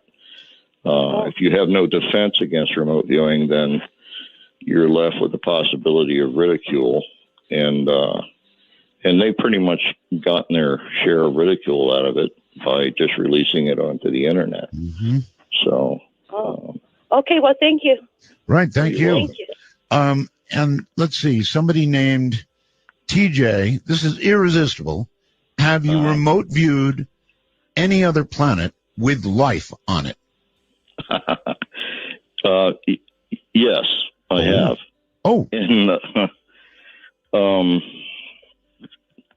the fact that there's life on other planets, I think, is a foregone conclusion. Anyone who looks out at the stars and says there's no possibility needs to have their head examined.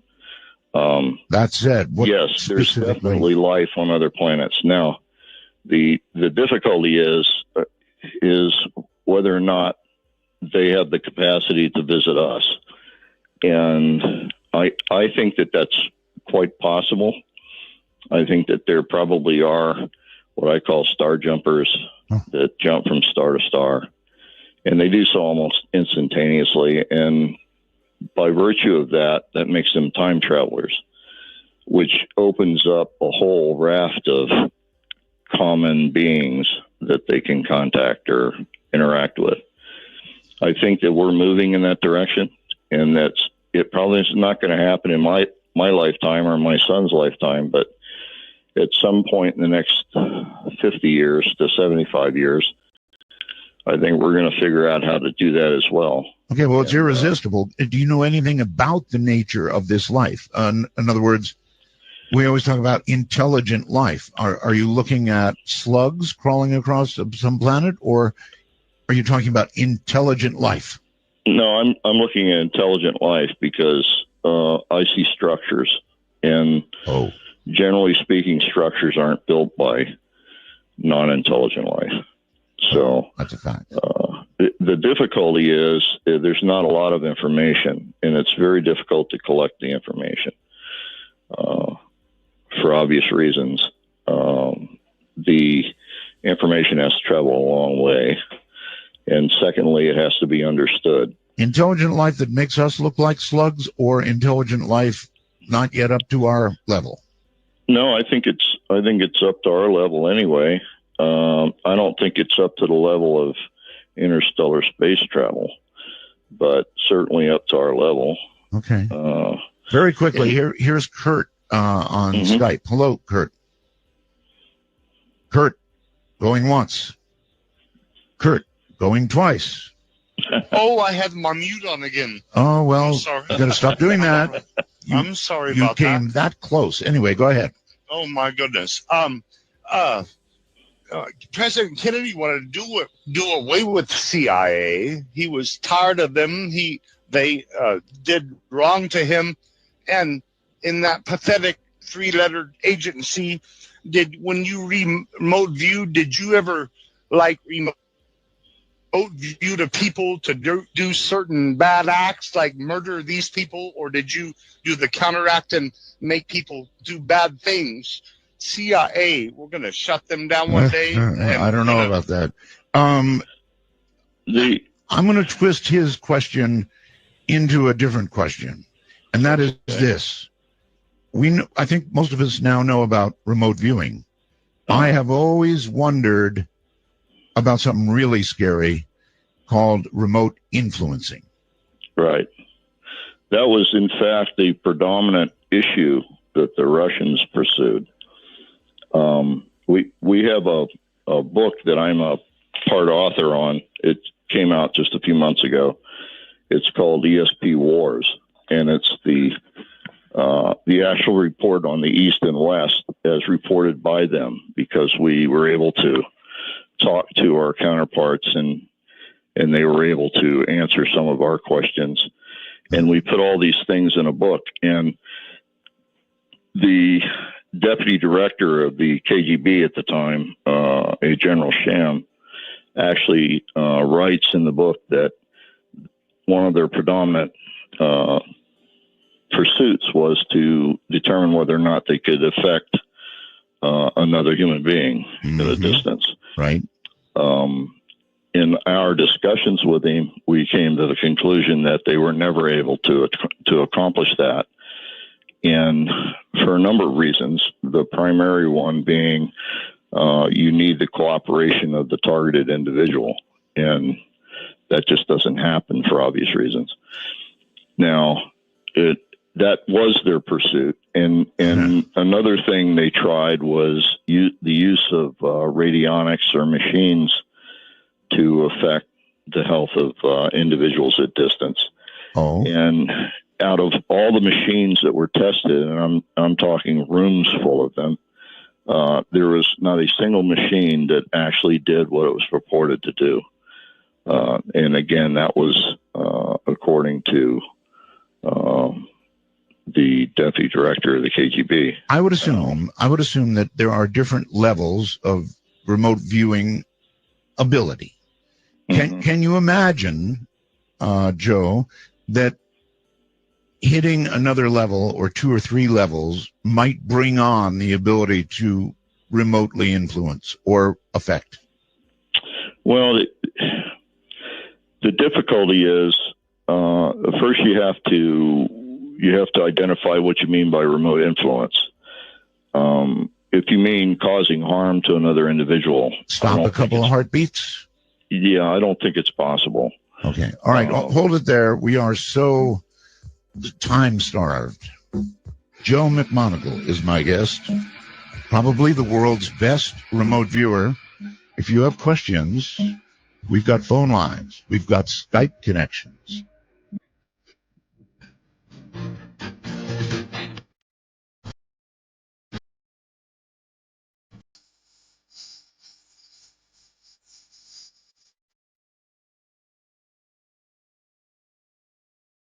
Midnight Matters are best handled by those that understand how to move in the darkness, like Art Bell. To call the show, please dial 1-952-CALL-ART. That's 1-952-225-5278. That's the phone number.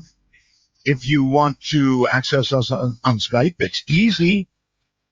North America, just call us at MITD51. That's Midnight in the Desert, MITD51. Outside the U.S., North America, MITD55. MITD55 worldwide. Boy, what an opportunity for an interview this night. Joe, welcome back. Uh-huh. All right. So many to talk to you. Somebody named Trey on Skype. Hello? Hey, Art, Joe, and Belgab. Okay, Joe. Hello. Hello. 2 quick questions. One, is this an appropriate NDE story time? And if so, if not, when will we be doing an NDE show? Well, I'll do lots of open lines, so don't worry about that. Excellent. Now for the real question. Yes. Does Joe think that soul travel in any way relates to remote viewing, like Albert Taylor's experiences? Oh, bees. I don't know if he considers it soul travel, but that's a hell of a question. What you're asking is really about 2 different things, and they're very specific. They're very different. I actually came to the Monroe Institute and spent 14 months with Bob Monroe while he taught me how to control my out of bodies. For obvious reasons, I was then used to access different things with the out of body state as well as using remote viewing. They're really different in that remote viewing is a mental state where you're actually sitting at a table and talking to a monitor, and you can actually discuss the target, and you know you're in the room talking about a target somewhere else. The out of body state is you leave your body and you actually go to the target, and all of the senses that you have access to include the psychic sense, is available in the out of body state. So in some respects, the remote viewing is really, really easy in comparison. While out of body, however, the detail that you can obtain is incredibly advanced. In other words, you can you can actually walk up to a device or an object sitting on a table and push your face down inside it and then recreate it to scale and know inherently what it does. The difficulty comes in the differences when someone might ask you while you're in the out-of-body state to tell them where something is made. If it doesn't have a label on it that says made in Mexico or something, then it will be impossible to tell in many cases. Where in the remote viewing sense, if you just start describing something on a table and your monitor says, do you have any idea where that's made? You immediately jump to the country or the place in which it was made, and you can give a pretty detailed description of the factory and how it was made. So everything in the remote viewing sense is sort of tied together item to item, where in the out-of-body state, you're pretty much fixed in space-time in the place that you have settled and you're using your out-of-body state in. And it's also a very difficult state to maintain, especially if you have to focus on something. I don't know if that answers much of the question, but that definitely did. And I could just listen to you talk about the Monroe Institute as a whole show. Yes. It's a great place. I recommend it to anybody. All right. Appreciate it, guys. Great show. Thank you, caller. Is it fair, Joe, to call it soul travel?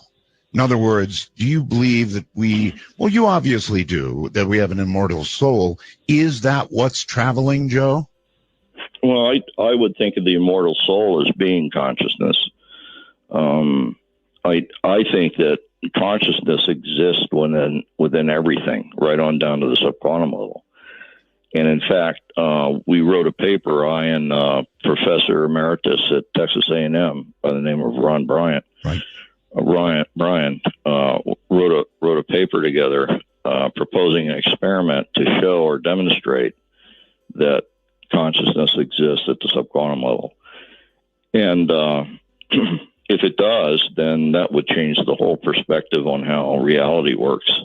Okay, very quickly, Nogales, Arizona, I think you're on with Joe. Okay, right now? Yes, right now. Okay. My name is Julia, and first I'd like to thank you so very much for coming back on the air. Thank you. You, throughout my lifetime, have just expanded my mind. As have you, Mr. McMonagle. I spoke to you about 10 years ago at a Gateway program. And and it's good. It's really good that you're still out there as well. All right, so I have a 3-part question, and then I guess I'll take my answer off the air. First off, it has to do with the limits of remote viewing. I think limits are important so that when we know what they are, we can transcend them and go beyond boundaries.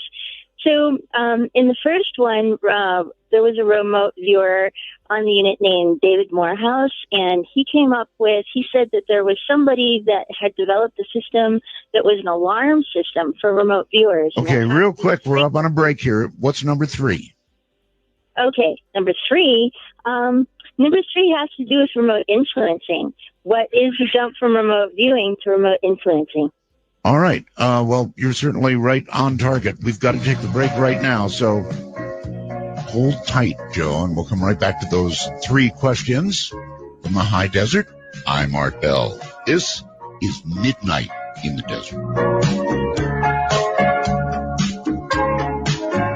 As the midnight moon was drifting through the lazy sway of the trees, I saw the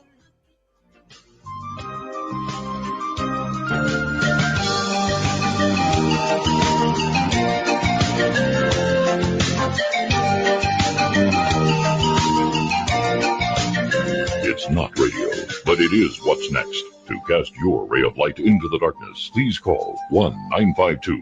Call ART. That's 1-952-225-5278. And if you've got Skype, you're welcome. In North America, it's MITD 51. Outside North America, MITD 55. Remote viewer Joe McMonagle is our guest, probably the world's best remote viewer. and an interesting time for you to be able to ask a question. Let's see where in the world to go. Let's try a anonymous line here very quickly. You're on the air with Joe. Hi. Hello. Hello. This is Sid in Edmonton. Edmonton, okay. I have a question. There was a class they did with remote viewers, Right. and their test to see this one thing, and it turned out with some sort of giant orb. Oh, you're losing me a little now. You're saying they were trying to remote view some giant orb? Yes, it was. They didn't tell the class what it was. Uh-huh. And the whole class of remote viewers, we saw this giant orb, and it was some sort of giant alien consciousness. Well, okay. I appreciate the question, but I'm not sure what we do with it. Joe's already said there is alien life out there. It would be pretty unusual for a whole class of trainees to see the same thing, Joe, wouldn't it? Yeah, if it's truly a class of remote viewers.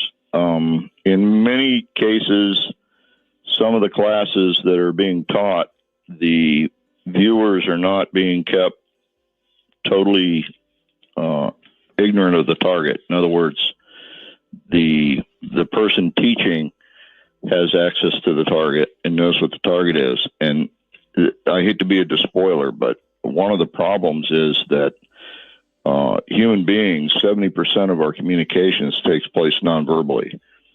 So anybody in the room that knows what the target is communicating that information. They may not realize it, but they are in a lot of finite ways. And it's one of the reasons why we get a lot of commonality in viewings by groups.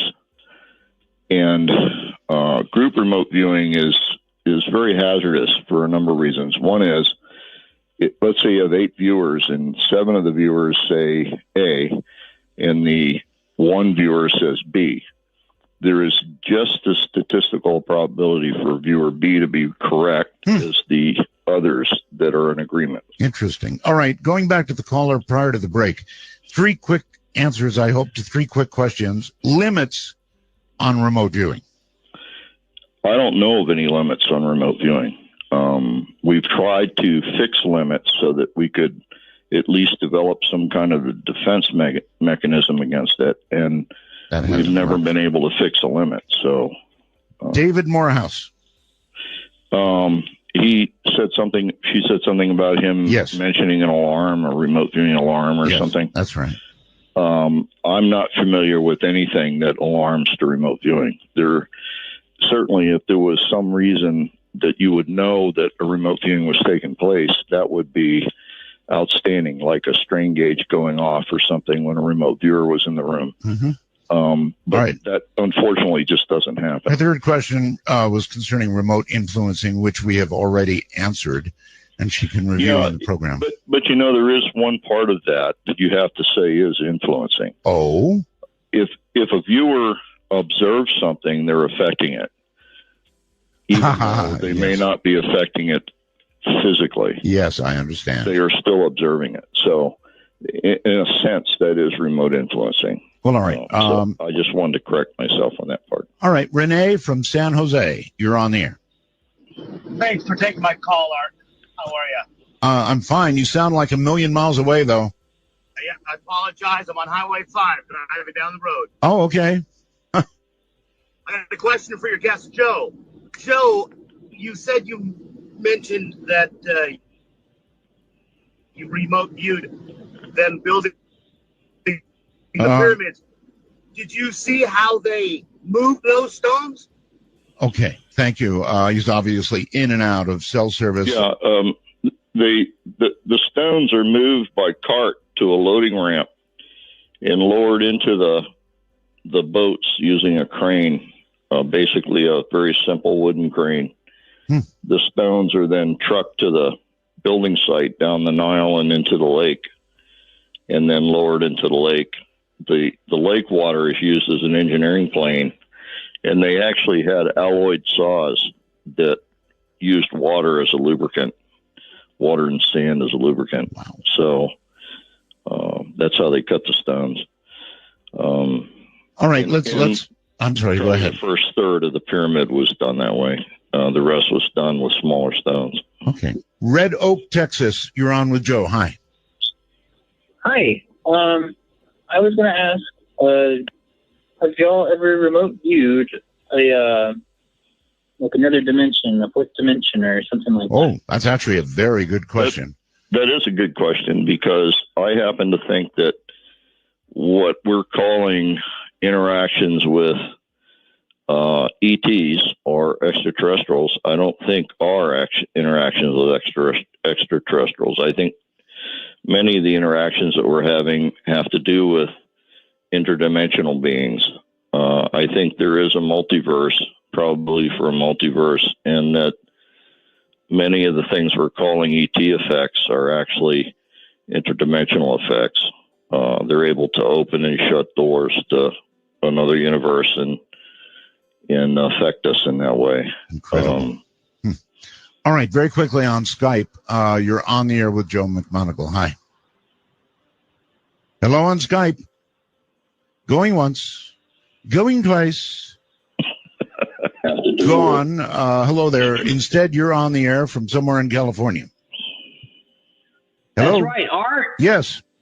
Art, you rapscallion. I've been patiently waiting for your return, my friend. Thank you. Joe, a big fan. Yes. I've tried some remote viewing via the course by Ed Dames, and I can say this stuff works. I'm a physicist, and this might sound a little self-serving, but I endeavor to win a Nobel Prize, and I'd like to use remote viewing to advance my understanding of some physical processes.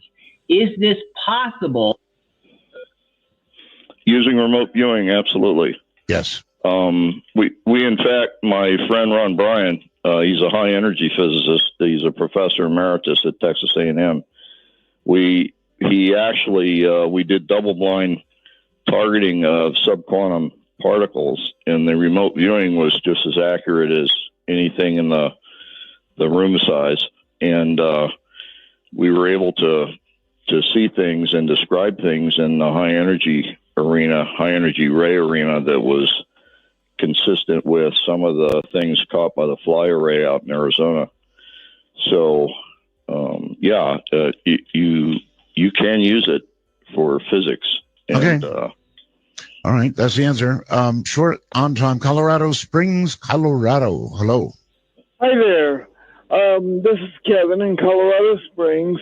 I'm blind, and I've had some teachers tell me that I can't be a remote viewer. Now, I've had sight. I lost my sight later in life, so I'm wondering, I know I'd have to be describing what I see to someone, but is it possible for me to do remote viewing? Absolutely. Remote viewing is a misnomer. You actually don't see something.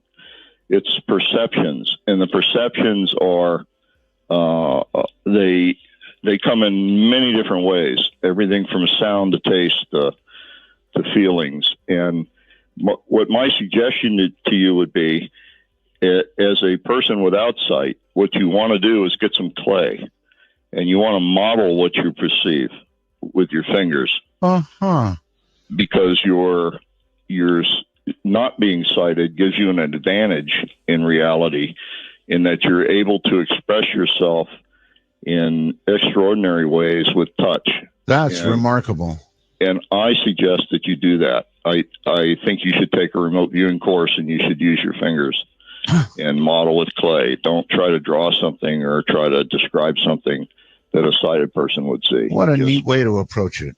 Model it. Yeah, got it. Cam on Skype, you're on the air with Joe. Hi. Yeah, I like the modeling idea. Maybe. Me too. Mashed potatoes comes to mind. But I was curious. Recently, Courtney Brown, another remote viewer, released information about, they looked into the Phoenix Lights. And I'm just curious if you know anything about that, or ever looked into that, or followed what they looked into at all. Sure. No, I haven't looked at the Phoenix Lights. I actually do very little targeting on, what you could perceive as ETs or extraterrestrial or UFOs or things like that. The reason why is because one of my demands is if somebody brings me a target like that, I want them to almost guarantee that it is one of those peculiar sightings that fits the genre. If you look at 10,000 possible UFO sightings, probably 15 of them might be valid.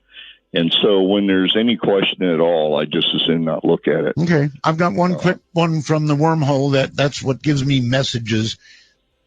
Jesus, have you remote viewed the concept of the things that occurred, the miracles that we've been told about with respect to Jesus and his time? Yeah, I have, but not the miracles.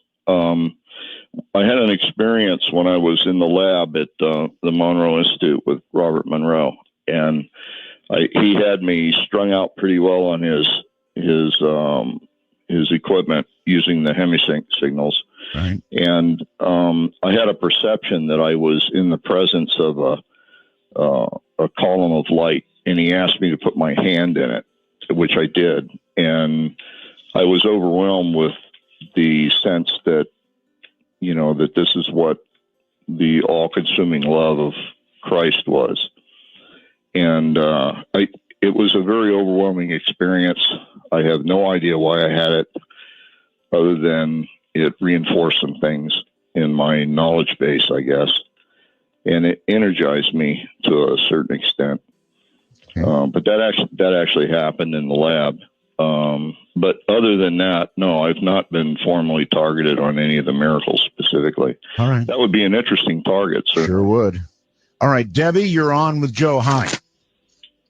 Debbie, can you hear me okay? I can, yes. Okay, good evening, you guys. Hey, I've got a question, Joe. I'm wondering, at the beginning of the program, Art ran a commercial on Lear Capital, and it got me thinking about the dollar.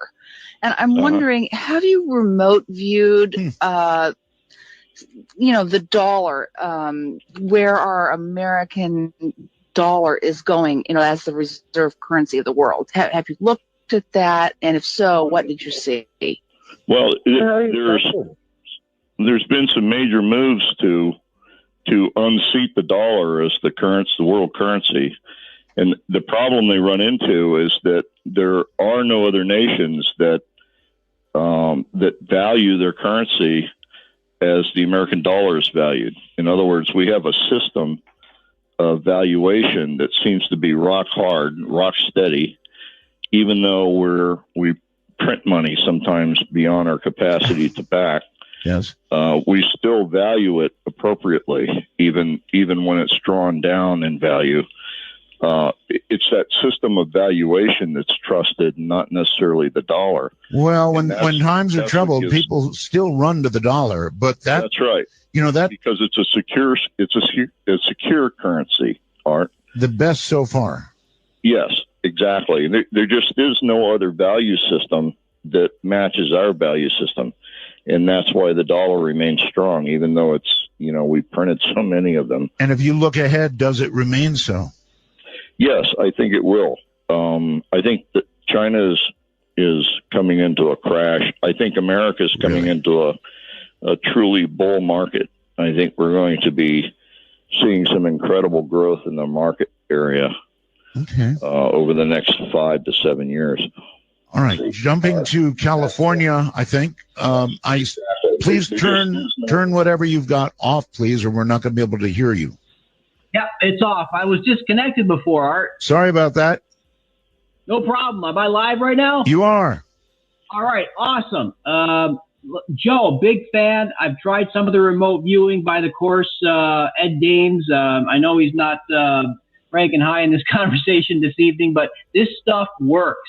I'm a physicist, and it sounds self-serving, but I endeavor to win a Nobel Prize. And okay, you told us all that, so go ahead. Yeah.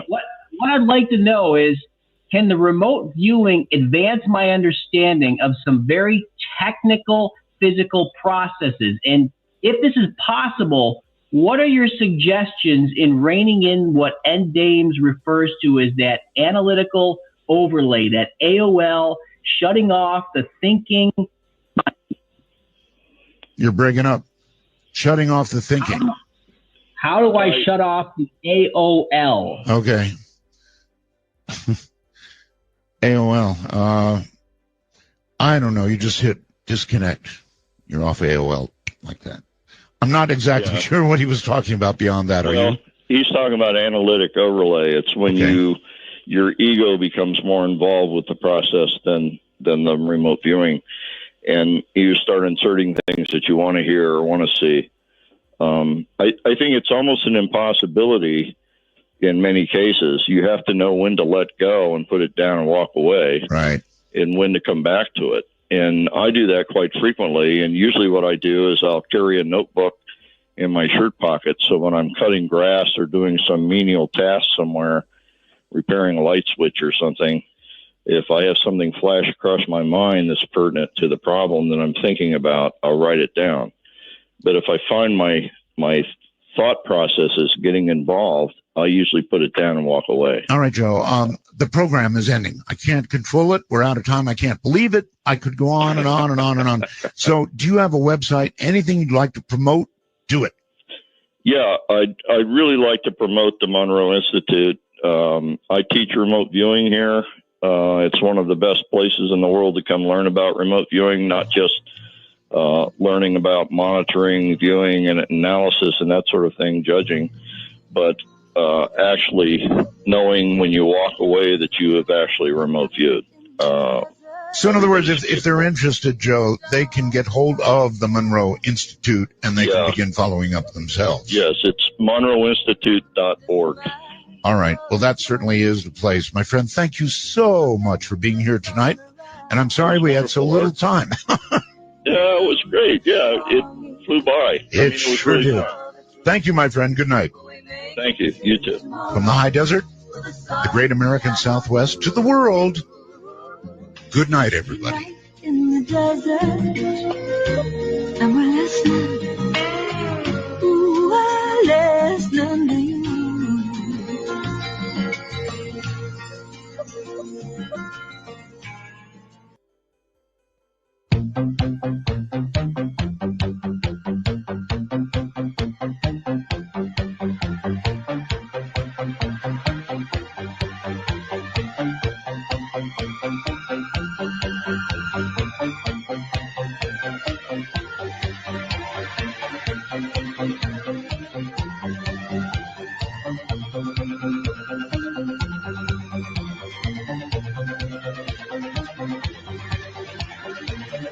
From the high desert and the great American Southwest, I bid you all good evening, good morning, good afternoon, whatever the case may be, wherever in the world you are, and that's pretty much the entire world. Welcome to Midnight in the Desert. My name is Art Bell, and let's do what I do in the beginning of all shows, the rules. We have 2 rules, no bad language, and only 1 call per show. I should have a 3rd one. Make it interesting when you call. Also, take a big, deep breath before you talk. It helps. I want to thank the usuals, Telos, the company, along with Joe Talbot here in Toronto, Nevada, that helps us make all this sound so good. And by the way, I hope it does tonight. We've got thunderstorms all around us. The desert is quaking with electrical activity. My webmaster, Keith Rowland, who has been there forever. Dr. J, my producer, all of you, the Belgab people, the I Love Art Bell people, or people who love Art Bell. It's so hard to say because it sounds so egotistical. The Midnight in Desert people and all the other chat sites that are popping up all over the place.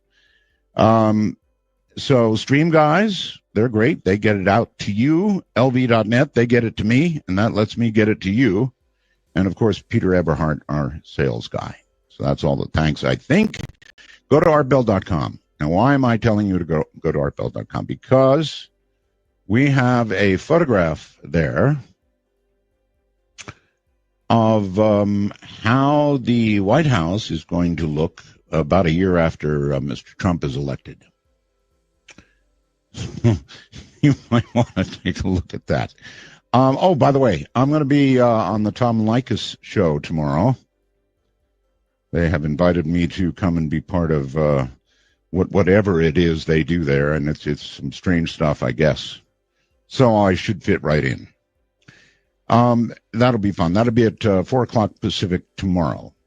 All right, so we've got this barnacle-encrusted wing part, which Boeing is saying, yep, part of a 777. Really could only be part of that 777 because it's the only one that's crashed out there. Can they trace it back and see where it really went down, if it went down on the line that they have, that curved line? I don't know. That's a reach, I think, for modeling. Anyway, they also picked up a suitcase today, a suitcase that belonged to perhaps somebody on that ill-fated flight. The mainstream thinking, the mainstream talking head people, is what I should say, still think that it was a man-done deal. And it probably was. It made an awful lot of turns. NBC ran a very interesting article on China. 700 successful cyber attacks on the U.S. this last year. Maybe we should get hold of Anonymous. I do have that contact, you know. And they should fight China. They could probably do it. I'm not sure how the NSA is doing, but maybe my friends at Anonymous really could make a difference. And one other story, and then we'll get to our guest who's going to be really something, Dr. Dvorak. Well, I'll get to that in a moment. A swarm of UFOs, and this is on ArtBell 2, artbell.com. A swarm of UFOs have been caught on camera by many, many, many in Japan's port city of Osaka. The footage, which has been viewed by about 9,000 people now, so it's pretty young. It's released on a Japanese YouTube channel as well. Spherical objects glowing white can be seen flying across the sky in the low-quality video. I'm sorry about that. And some users have speculated they are evidence of ET life. Well, who knows? But the Japanese UFO sighting seems eerily similar to one in London, where concert goers there witnessed a bright group of lights overhead in Hyde Park. So these are mass sightings. I mean, it's not like one or two people. This is many, many, many people seeing all this. Coming up in a moment, Dr. John Dvorak. He received his Ph.D. in planetary geophysics from the California Institute of Technology in Pasadena. That was followed by working for the U.S. Geological Survey on earthquakes and volcanoes, including the 1980 eruption of Mount St. Helens, other eruptions in Hawaii, Alaska, Italy, Central America, and Indonesia. They get big ones. Currently, Dr. Dvorak operates one of the largest telescopes at the summit of Mauna Kea in Hawaii. Hope I got that right. His professional interests include the question of scientific evidence for life beyond planet Earth and whether the multiverse exists. So this is going to be a lot of fun. So coming up in a moment, Dr. Dvorak, stay right where you are. You're listening to Midnight in the Desert. And this Midnight in the Desert is filled with lightning, electricity, and lots of storms out there, so you never know.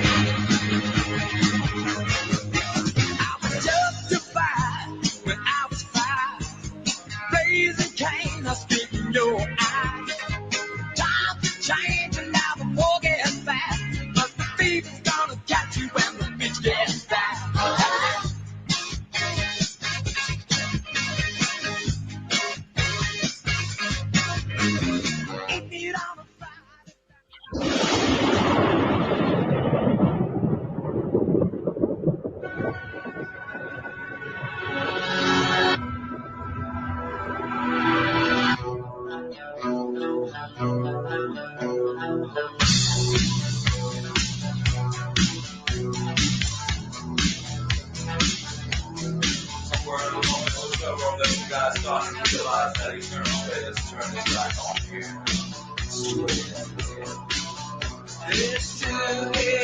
2 a.m. Here is dawn. The sun's still warm.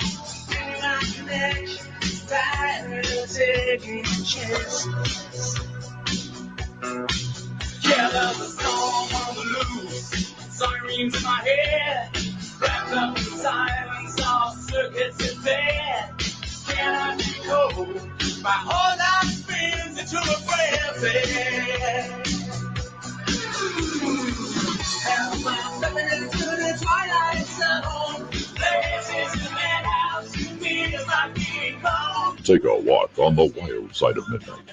From the Kingdom of Nye, this is Midnight in the Desert with Art Bell. Please call the show at 1-952-225-5278. That's 1-952-CALL ART. Let me modify that just a little. Make note of the number, please, but don't call it as of yet. Just hang in there. We'll let you know when it's time. Let's go all the way to Hawaii and Dr. Dvorak. Doctor, welcome to Midnight in the Desert. Well, hello, Art. It's great to be here tonight. It's great to have you. Anybody with your credentials is always great to have on the program. And you've got such a wide range of cool stuff you want to talk about. I'm going to start sort of all backwards a little bit and start with the movie San Andreas, because I took my family to see that fairly recently. And you know, I know that it was all CGI. I know it was all fake. But I'm telling you right now, I was on the edge of my seat taking deep breaths through that whole movie. It just absolutely stunned me. It looked so real. Well, I agree with you. I enjoyed the movie a great deal, too. Really? But one thing that you might be surprised about is that the ground shaking that they showed in the movie is not nearly as strong as it will actually be. Oh, God. Because if you recall, for example, when they're on top of the dam. You know, I object to that. Can you tell me about that before we move on? I do recall when they were on the dam. I objected to the dam getting slammed right away before it all began in California. Is that likely? Well, it's not likely for the dam to break up. But what I wanted to point out is that during that first earthquake, people are running around. Yes. And the ground is going to shake so fast that it's impossible to run. You'll actually be down on the ground. That have been falling down. That's right. Mm-hmm. And so there isn't any possible.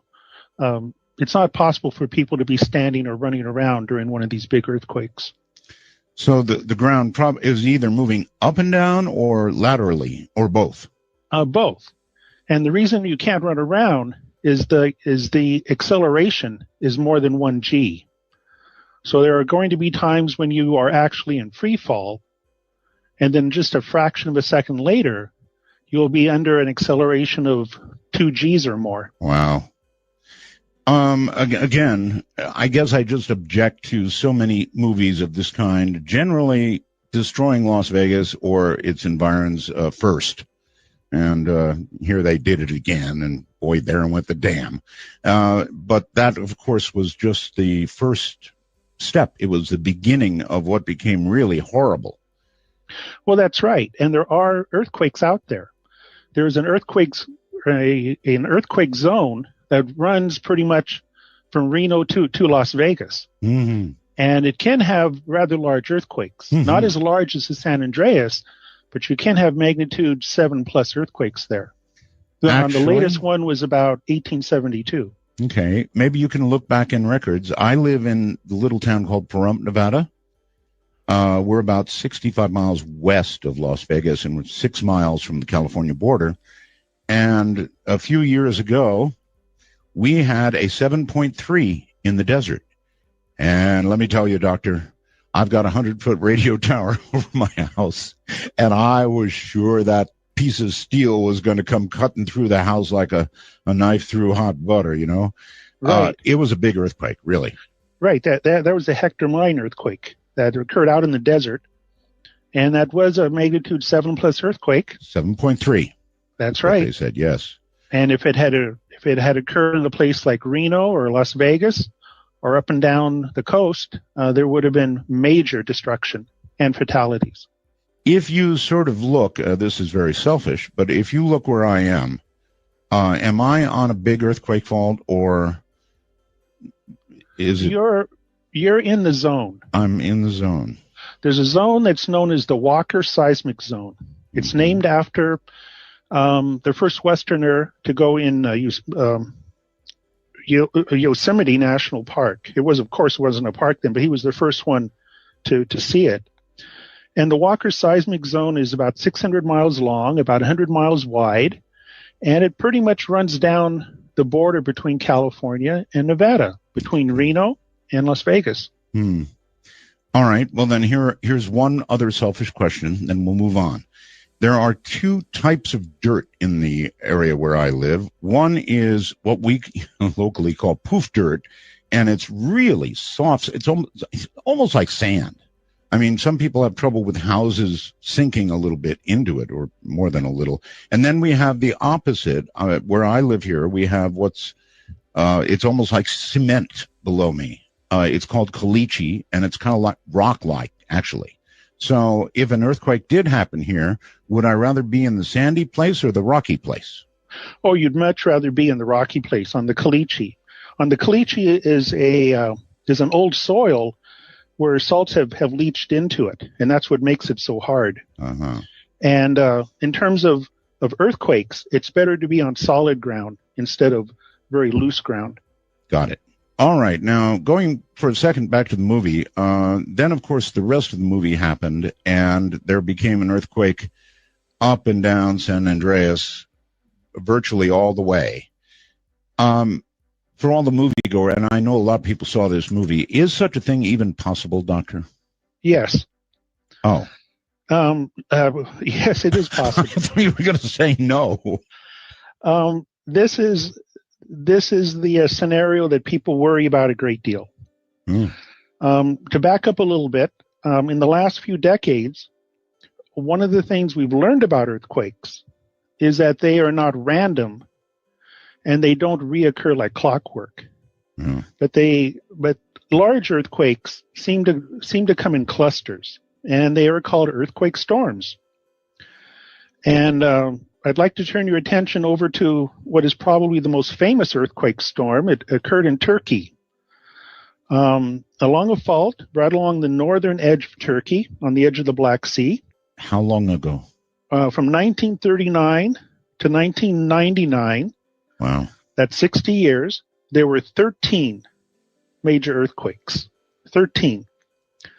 And people have often seen an analogy between that and the San Andreas.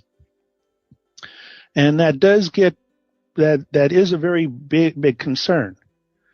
A gigantic concern, considering that's like 1/6 of our economy in California. Well, that's right. And so that's 13 major earthquakes in 60 years, or roughly about one every 4 or 5 years. It's like having, if you recall, well, like the earthquake that you had in 99, the Hector Mine earthquake. Yes. Or the Northridge in 94, north of Los Angeles. Right.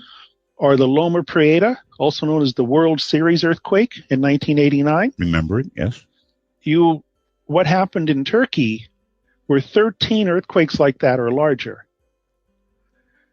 And so the San Andreas system, everybody I've ever talked to, including myself, see that as an analogy. So it is possible. Okay, well, San Andreas has been suspiciously silent, quiet. That's right. There happens to be a seismic lull right now going on in California. And it's been going on pretty much since the 1906 earthquake. For example. Is that good or bad? Well, I mean, it's good immediately as of the now. It's all in one's perspective about good or bad. It's nature. And my philosophy is I accept nature on its terms because I really don't have a choice, first of all. Okay, well, let me reframe the question. It's been quiescent. It's been so silent. But somehow under the ground, I have this mental picture of two things pressed up against each other, trying to move, trying harder to move, trying harder to move. And they've been trying for a while now. And then when they do move, they're really going to boogie. Well, that's right. And the two things which are pushing against each other, I think most people are familiar with the tectonic plates. Right. That the outer part of the planet has a dozen or more plates that are moving very slowly.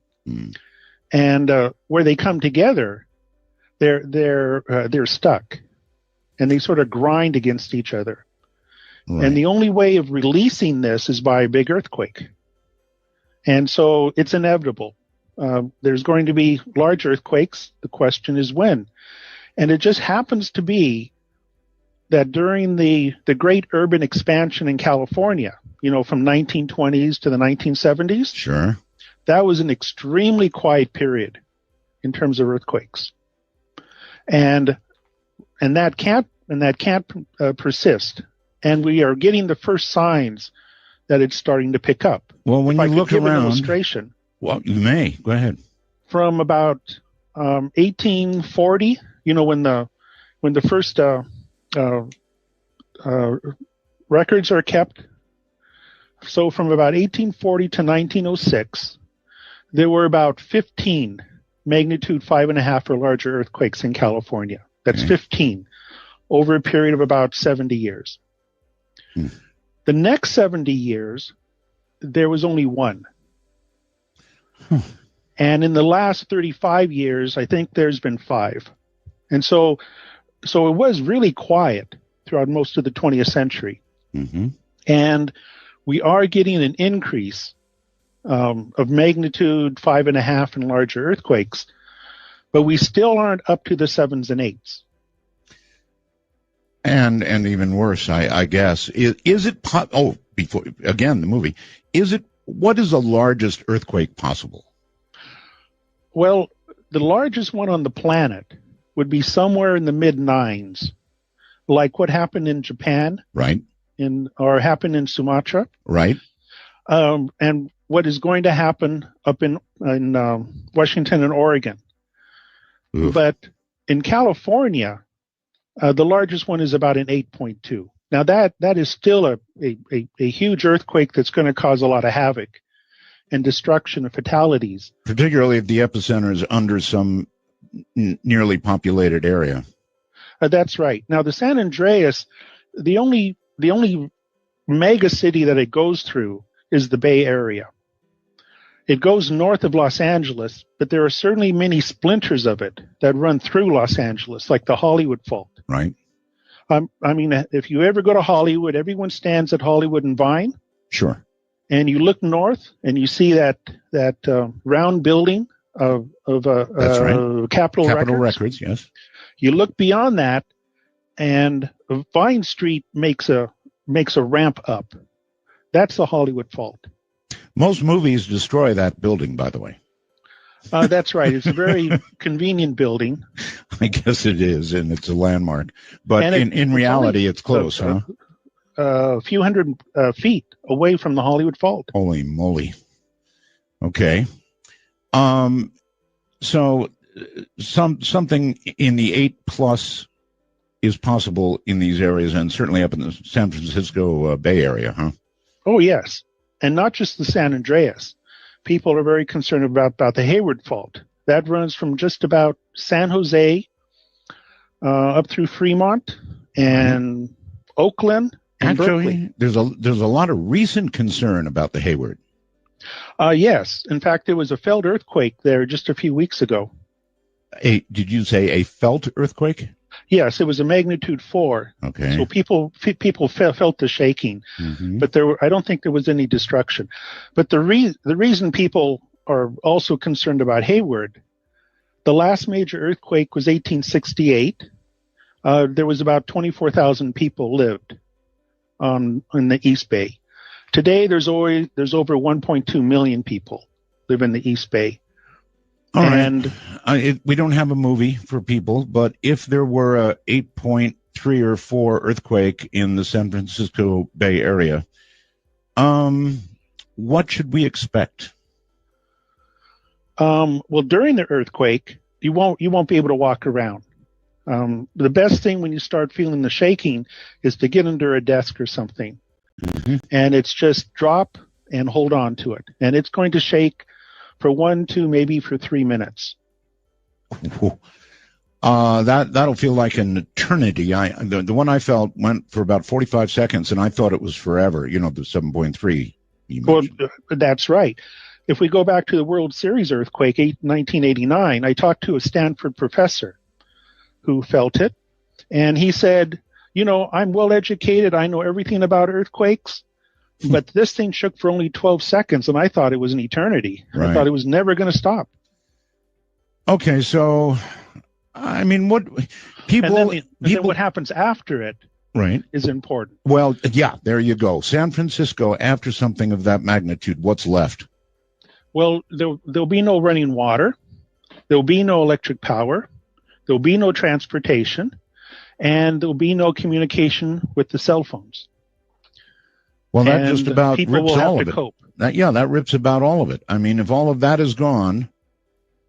That's right, and people will have to cope, depending on the areas. If you're in an outer area, maybe like 20 miles or more, things will probably be out for just a few hours. If you're down in the major shaking, it could be down for weeks. All right. The circle of fire, the ring of fire, whatever you want to call it, there's sure been an awful lot of action on the rest of it. I mean, Japan, off Indonesia, really big stuff. And, you know, you see that begin to happen.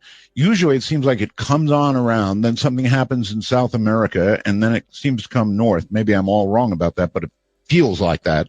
And for some reason, a lot of Asia has been really catching it big time, as you know, and the West Coast, not so much. Well, that's right. Again, if an earthquake happens in Japan, it doesn't have any immediate effect on the west coast of North or South America. Right. But it does have a regional effect, and that's where this concept of earthquake storms come from.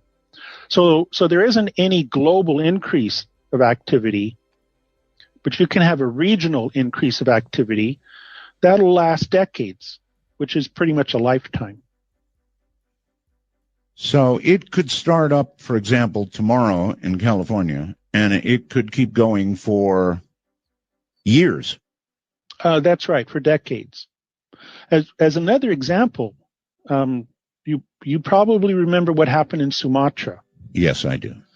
Well, that was not just an isolated earthquake. That was actually part of an earthquake storm. Sumatra was very quiet in terms of earthquakes for over 100 years. And then in 2001, there was the first magnitude 8 earthquake, and they have now had six in 14 years. It was horrible. The tsunami from it was horrible.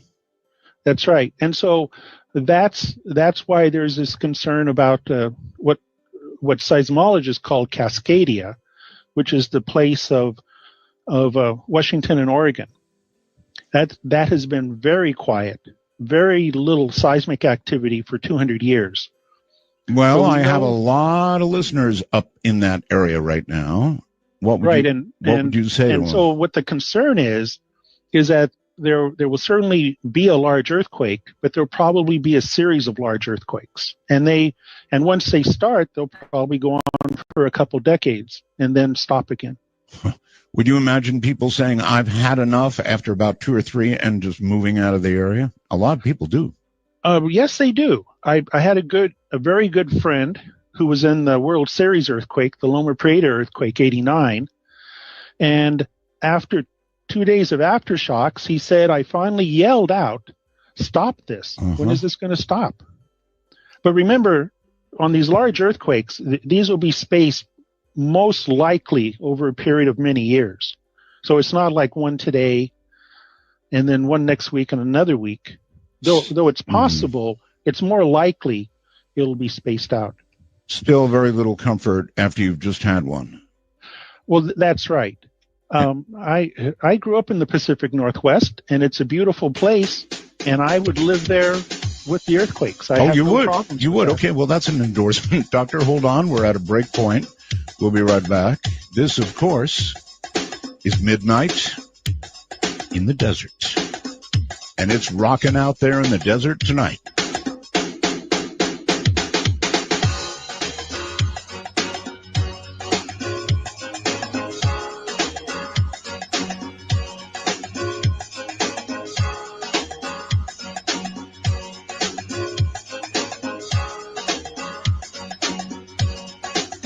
Oh, what a night. Late December.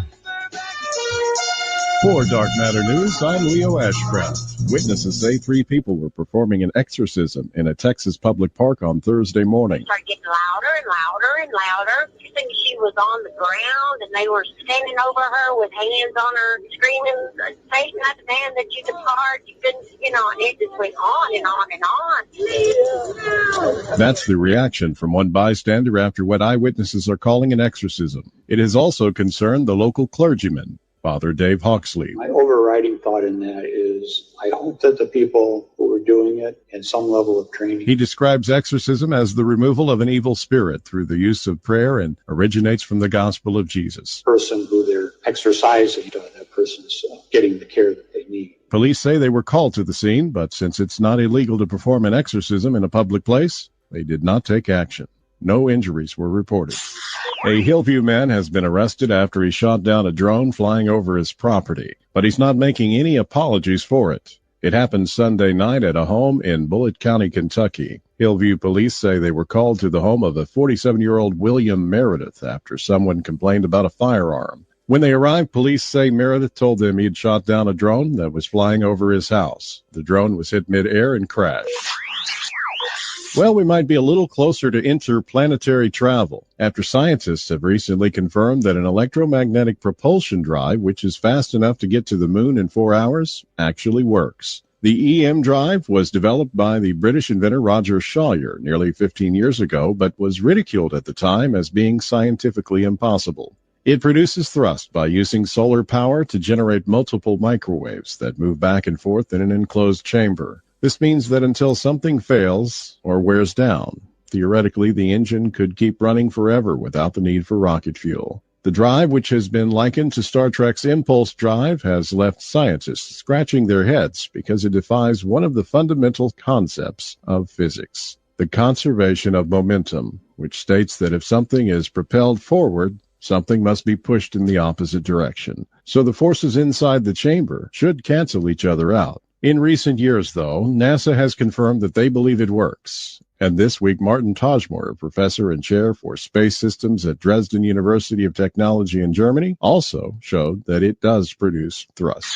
Well, you know how it is. You're swinging a hammer around, having heaps of fun, and you stumble across your very own personal bat cave. Except it's not a bat cave. It's an entire city. While redoing his house in 1963, a man in Nevşehir province of Turkey, in an area known as Cappadocia, knocked down a wall. Behind that wall was a tunnel, and behind that tunnel there was an underground city. What he had stumbled across was one of the many hidden entrances to the ancient underground city of Derinkuyu. This was an entire city carved into the stone below Cappadocia, reaching some 60 meters below. It had 18 levels. It had it all: residences, churches, food storage, wineries, and even a school. It was designed to house some 20,000 people as well as livestock. It features vents to the surface and several discrete entrances. This all suggests that the city was built as a precaution to protect the people during times of war or natural disaster. Cities like these were used during times of Christian persecution, so religious items would be placed on the lowest levels for protection. The city was also used as a refuge from the Mongolian invasion in the 1300s and up through the 20th century for Christian people fleeing persecution. It was finally abandoned for good in 1923. After its rediscovery, the city opened it to tourists in 1969. Today, about half the city is available to the public. I'm Leo Ashcraft for Dark Matter News.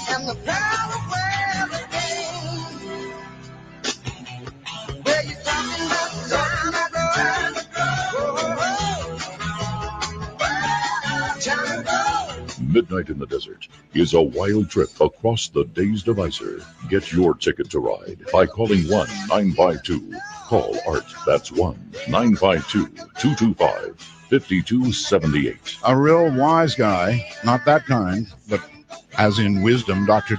John Dvorak is our guest. He talks about, well, we're talking about earthquakes right now, but hold on to your hat. We're going to move on to volcanoes, then telescopes, what can be seen, then life beyond Earth. So we've got quite a road to travel this night.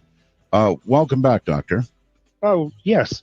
Okay, so how does one know if you're at the beginning of an earthquake storm or just a one-off event? One doesn't know. That's the unfortunate part. There's no way of knowing if it's the beginning of a storm. However, once you get a large earthquake, you can get a better idea that more are going to come in the very near future. For example, I mentioned Sumatra. Yes. There's been an earthquake storm going on there since 2001, and there's been 6 major earthquakes, and people have said there'll be at least 2 more. Now, these next 2 could easily be 40 years from now, or they may be occurring now, but people are confident that it's not over. Okay, Doctor, we've got a worldwide audience, so I've got a couple of questions for you that just came in on the computer. I get these things as we go on with the show. Richard in Japan asks, Art, question for your guest. I live in Yokohama, and there are some small earthquakes and volcanic activity happening right now, right here. Could Mount Fuji erupt again? Well, Mount Fuji will certainly erupt again, but what you're seeing now is not an indication of a run-up to an eruption of Fuji. Comforting. Mount Fuji was very active until 1707, and so that's now been over 300 years that it's been quiet. But it will erupt again. But what this listener is feeling and seeing is not a run up to an eruption. Just a small flurry of quakes there in Yokohama? Yes, yeah. Because part of the problem is there's always this small flurry of earthquakes, and we've never been able to sort out which ones are the actual lead up and which ones are just background. Gotcha. All right. Then there's Robert, and he wants to know, ask please about the New Madrid Fault for all of us here in the southwest Missouri area. Yes, one of the largest earthquakes in the history of the United States occurred there. In fact, 4 of them occurred there between 1811 and 1812. We are pretty much ignorant as to why. We're not sure why such large earthquakes occur in the middle of the continent. I just have to plead ignorant. No problem. Because nobody knows. So if you don't know, it's better to say, I don't know. That's right. But again, it's been a long time, right? So again, the feeling that, it's like the pressure is building. Or is that not a proper way to look at it? Is the pressure always building, or are some areas almost dormant for really, really long periods? Well, the center of the continents are very, very stable. Like in North America, if you go to Canada, those are very stable platforms, and they're known as cratons. But almost all the geologic activity occurs on the plate boundaries. So along the west coast of North and South America, Japan, Indonesia, that's where almost all of the geologic activity is going on, earthquakes and volcanoes. Why? Oh, that's because of the motion of the tectonic plates. As they move across the surface of the Earth, and we live on a sphere, they collide with each other, and it's that collision that's producing the earthquake. So there's really no way to. I know scientists are working really hard in California, but there's no way to predict earthquakes, is there? No one has predicted an earthquake yet, and we're not sure if it's possible. If I could step back, probably the biggest question in seismology today is exactly what is a big earthquake? Meaning, is a big earthquake like what happened in Japan? Is it a small earthquake that just got very big, or was it a large segment of the plate boundary that moved all together? And the physics of that is very different. If it's a matter that it's a small earthquake that grew big, there's lots of small earthquakes all the time, and we will never be able to predict large earthquakes. But if it's the other case, that a big earthquake actually starts off different, like a whole sliding, then it's possible. And people are frantically trying to answer that question, because they know that's the key, whether it's even possible to predict. Okay, maybe this is the wrong way to think of it, but on a mountain, if you've got a pretty big rock, if that rock starts falling down the mountain, it can either go down pretty well unmolested and maybe block a road at the bottom, or it can hit a million other rocks on the way down, and you've got a total landslide on your hands. Down deep in the earth, is there an equivalent to that? I mean, you said a small earthquake might cause a big one. That's kind of what put that in my head. That's exactly right. Oh. That's perfect. If it's a matter that it's a small earthquake that grew big, people refer to that as the cascade model of a large earthquake. And it's exactly that. You get a small earthquake that causes more small earthquakes, and they just cascade down, and they produce this huge one. And so that's one of the models for a large earthquake. But we're not sure if it's the correct physics yet. So conceivably, man is getting pretty powerful now. We could do something that would be powerful enough to cause an earthquake. I am just over the mountain here from where they set off the nuclear weapons when they were testing them above and then below ground. And I remember being on the air in Las Vegas and having to warn people, because, boy, I'll tell you, Vegas would rock and roll when they set one of those things off. Oh, right. And one thing about large earthquakes, we don't know what triggers them. And one thing we know about them is that they apparently are very hard to start. For example, one of the largest atomic blasts was in about 1971 or so, up in the Aleutians. Right. And it was the equivalent of like a magnitude 6 earthquake. And there was concern, especially in Japan, that this was going to set off a whole series of quakes, but it didn't. And so this whole notion of triggering a big earthquake is right at the core of the science of seismology, and people continue to argue with great passion as to what is the physics of a big earthquake. Indeed. I could ask, if you were to set off a nuclear weapon with a pretty big yield somewhere on the San Andreas, do you think that has a chance of triggering the whole mess? No. It's just not putting enough energy in the ground to do that, or the right type of energy. So in other words, even hydrogen bombs are small energy compared to a big earthquake. Yeah, it has to do with the way that the energy gets put into the earth. Because, an explosion is sort of like an impulse. An earthquake is like a sliding. And so if you had a bomb that could actually slide things, it might do it. Let me tell you, the bomb isn't like that. The physics is very different. I see. All right. Let me tell you, your mic is so good, Doctor, and I know you're in Hawaii, right? That I hear a bird in the background.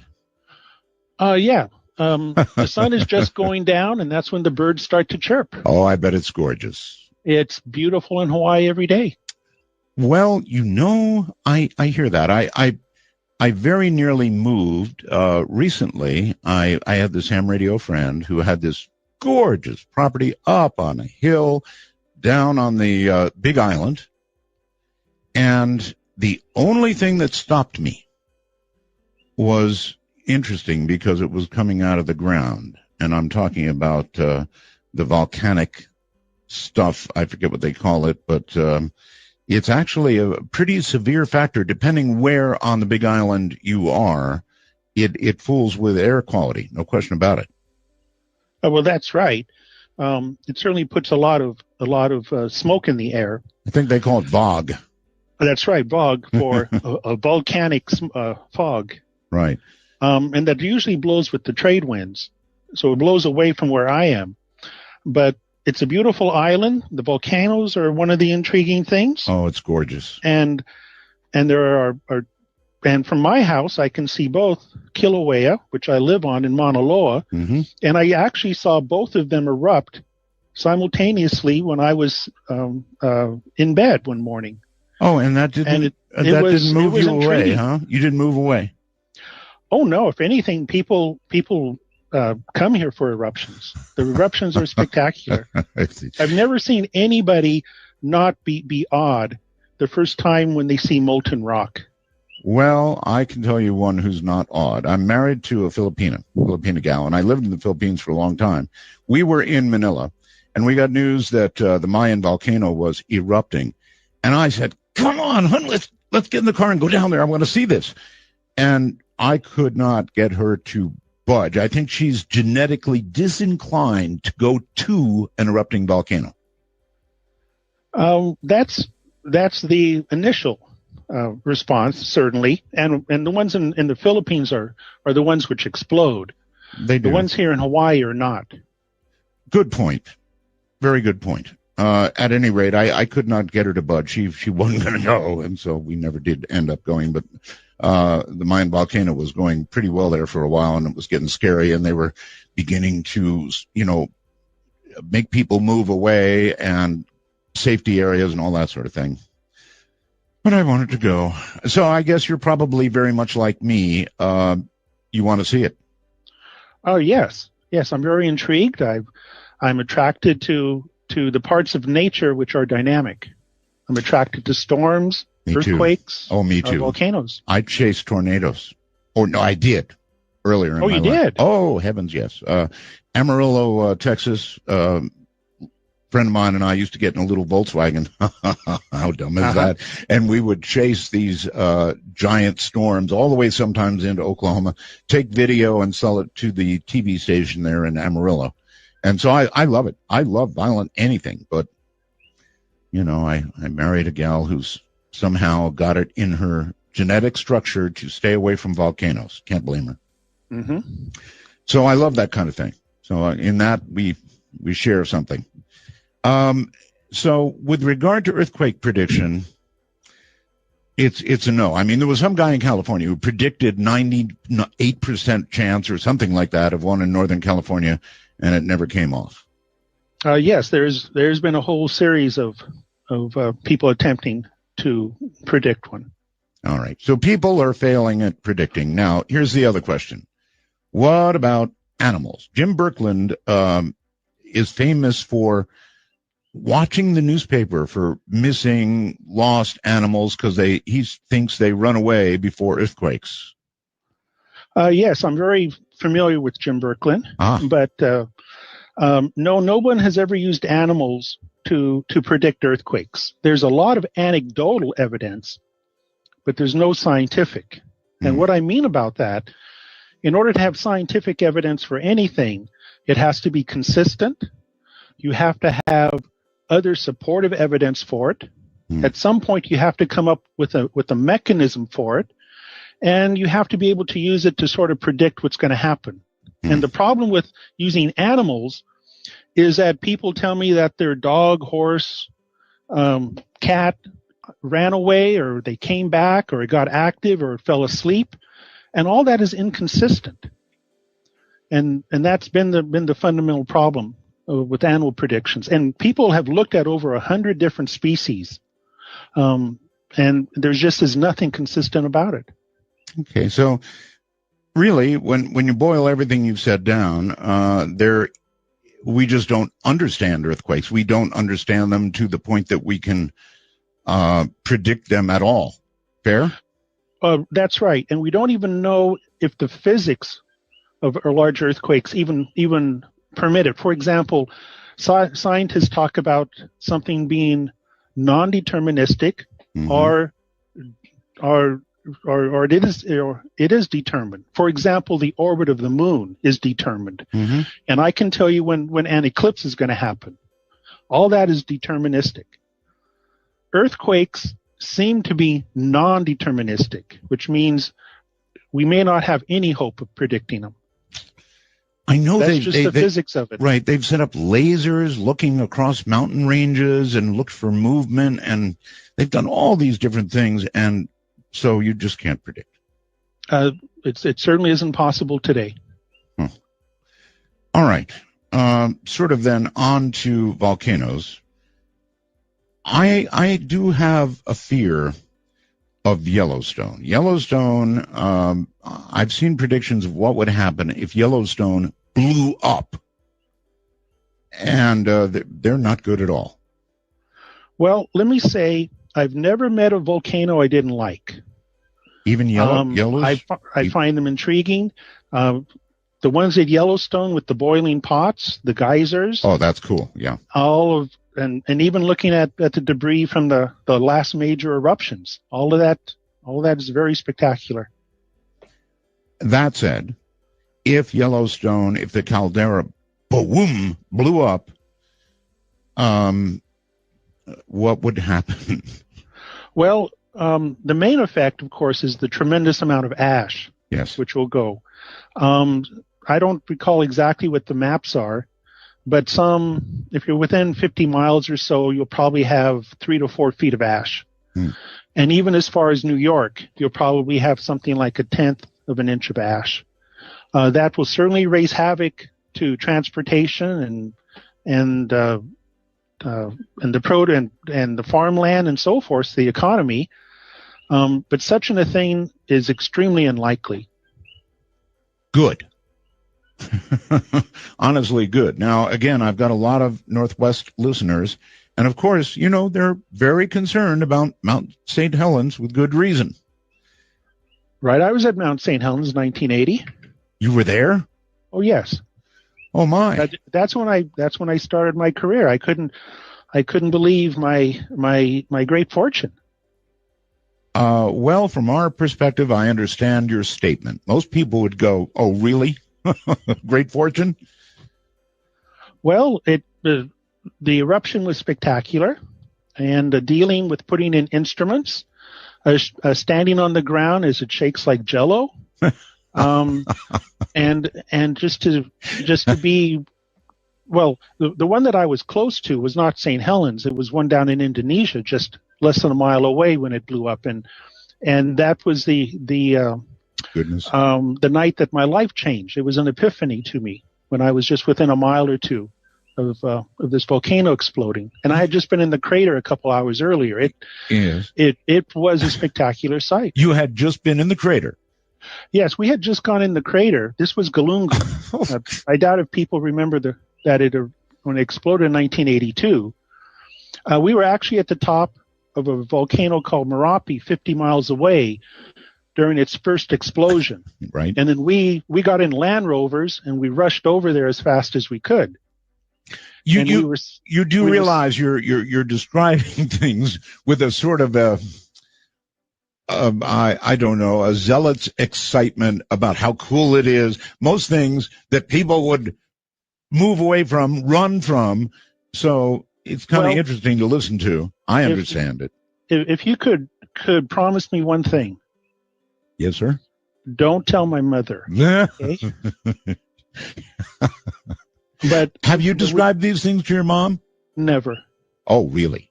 Oh, she said, "Well, what did you do?" I said, "Well, I had dinner and then we all went to bed." I mean, it was just a quiet night, Mom. But anyway. All right, we're at a break point. That break point I told you about. We'll be right back.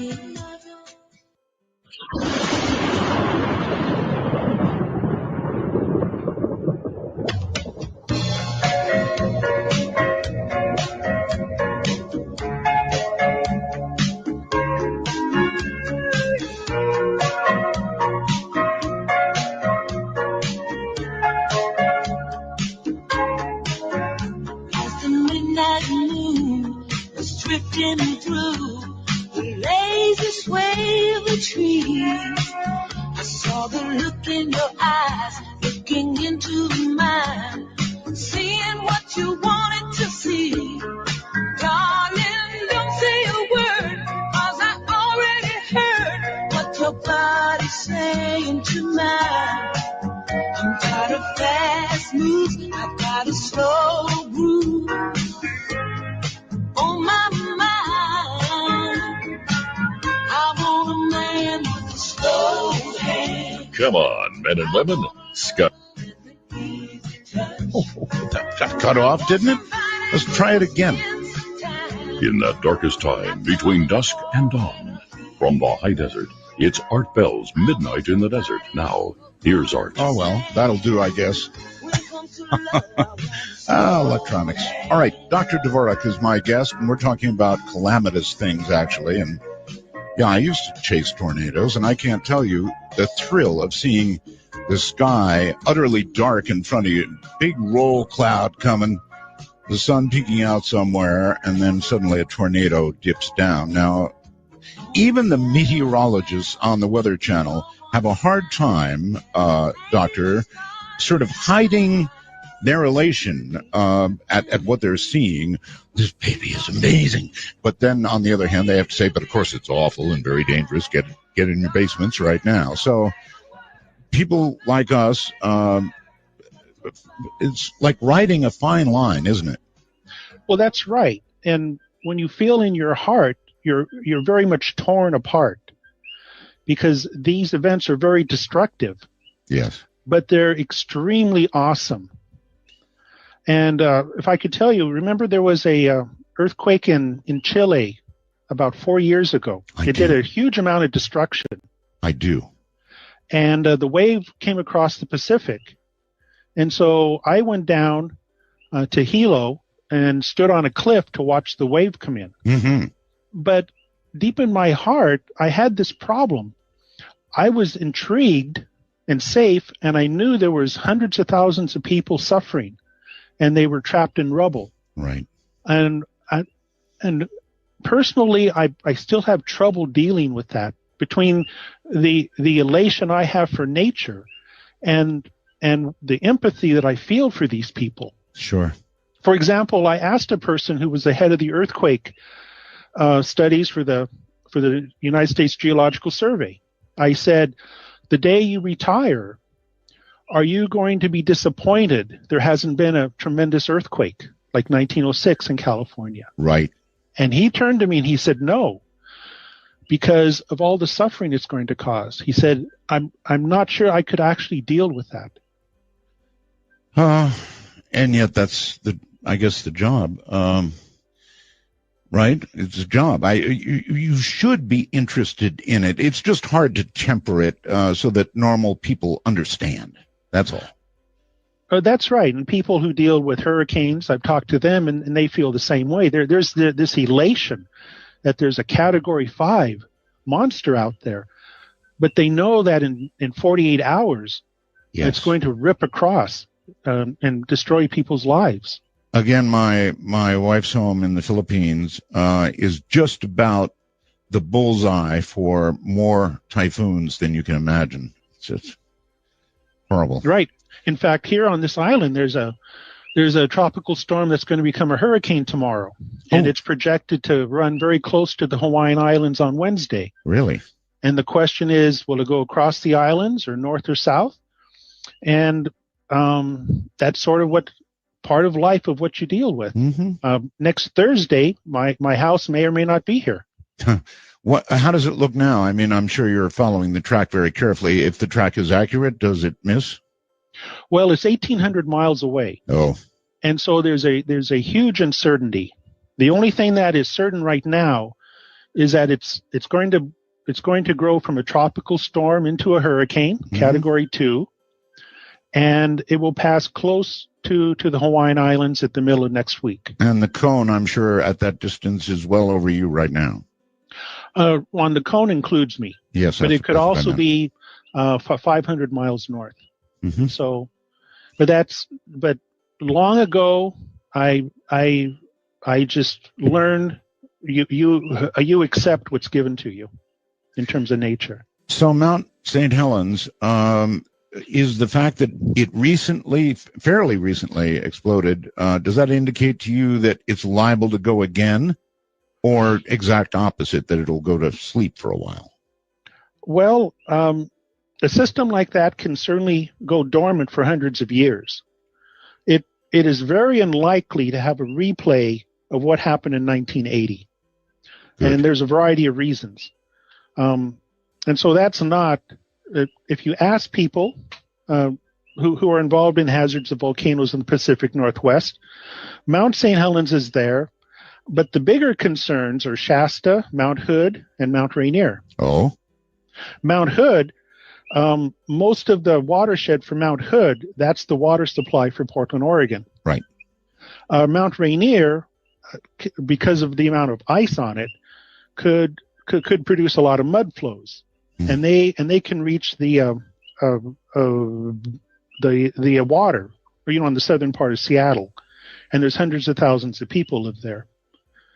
And Shasta, there's not as many people, but it could certainly produce a lot of destruction. Okay. And so those are the three which, if you ask about the Pacific Northwest, those are the ones that people focus on. I see. All right. Well, unlike earthquakes, volcanoes to some degree, I believe, can be predicted. Yes?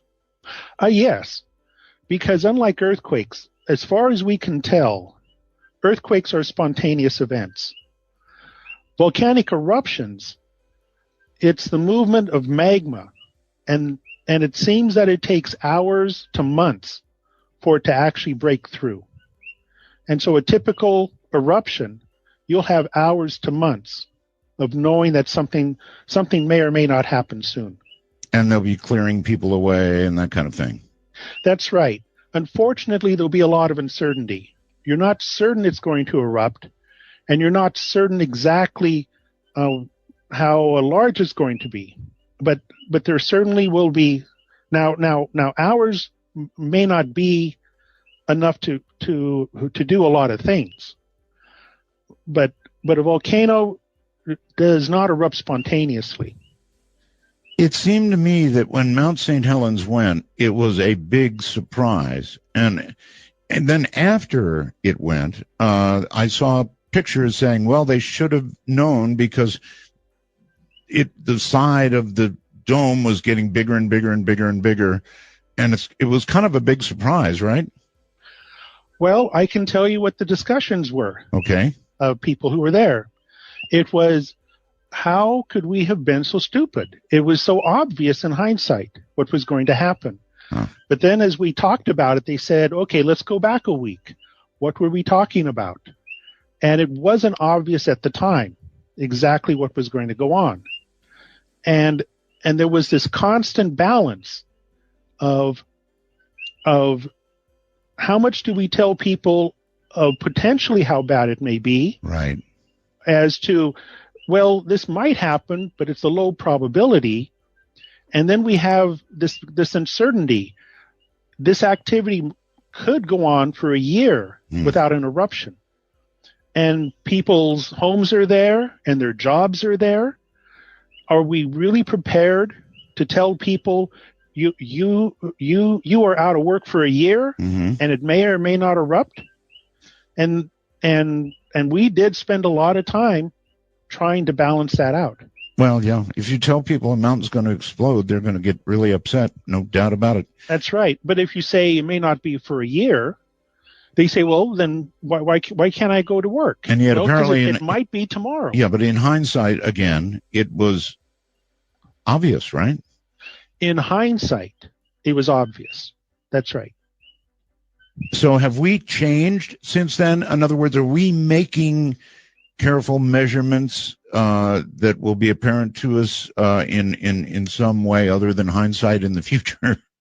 We're making much better measurements. Yay. We have much more out there in terms of finding out about earthquakes, about the ground motion. For example, where we happen to have instruments, we're able to measure the ground if it moves just by 1/10 of an inch. Right. And so a great deal has happened in the last 35 years. We still understand that it's not perfect, and we're not going to be able to give out, say, next Wednesday at 8 o'clock it's going to happen. Right. But we are certainly in a much better situation now than we were in 1980. All right. That's a little bit encouraging anyway. Although I bet there would still be a gigantic fight if what we talked about became obvious about whether to actually announce it or not. I mean, how do those decisions get made? Well, they get made after a lot of very heated arguments and name calling goes on in private. Even name calling? It gets personal. Oh yes, it really gets personal. You mean scientists actually fight with each other? Well, I'll tell you, scientific research is a contact sport. Yeah, and really? You better have a helmet on, because things will get very, very heavy sometimes. Yes, I suppose so. I don't know the whether egos are big. The competition is fierce. Yeah, that's true. And people are sure they're right and you're wrong. Until you're proven right or wrong. That's right. Okay. Let me ask you about our Earth and how much you know. You know, we know so little, Doctor, about what's under our feet. I know there's dirt, then you dig down for a while and you get to water that you can drink if you're lucky. But I don't know much about the Earth. Period. I don't know much about the Earth. What's in the middle of the Earth? What's next to that? It's a lot of territory to cover. How much does man really know about what he stands on? Well, let me preface it by saying Earth is one of my favorite planets. Oh, mine too. It certainly is on my list of favorite planets. But you hit it on the head. We know much less about the inside of the interior of the Earth than we do about the surface of Mars, or even on the interior of the Sun. We know a surprisingly great detail of what's happening inside the Sun. The other thing is, the most geologically active part of planet Earth is not on the surface. It's thousands of miles beneath our feet. The Earth is like an onion. There's a core, and that's mostly made out of iron and nickel. There's an inner core that's solid, an outer core that's liquid, and then, as you learn in grade school, the mantle that's made out of what we call just a rocky material. And actually, the most geologically active part, that is where most of the chemical changes are occurring, are actually between the core and the mantle. It's not on the surface. And what's going on between the core and the mantle? Well, it's the chemistry. The core right there is very hot liquid iron nickel. Do we really know all this for sure? I mean, iron yes. and then okay.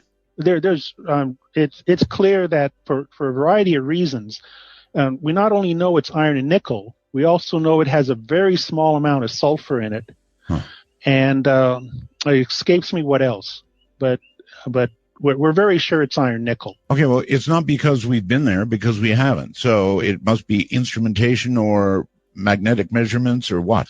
Yes, it's a combination. It's the magnetic field. It's the passage of the seismic waves.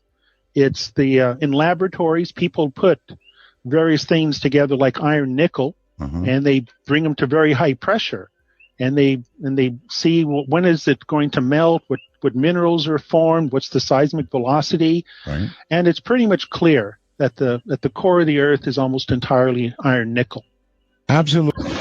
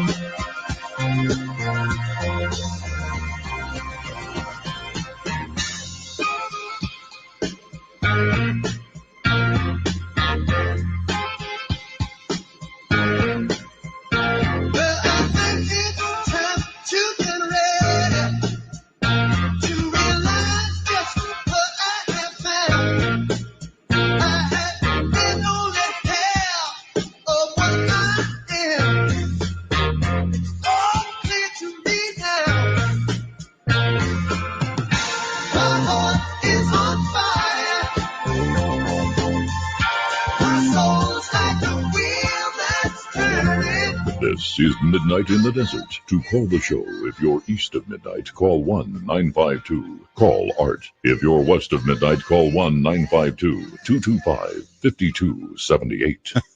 Thank you, Ross. Welcome back, everybody. Dr. Dvorak is my guest. We're talking about earthquakes and volcanoes and soon more.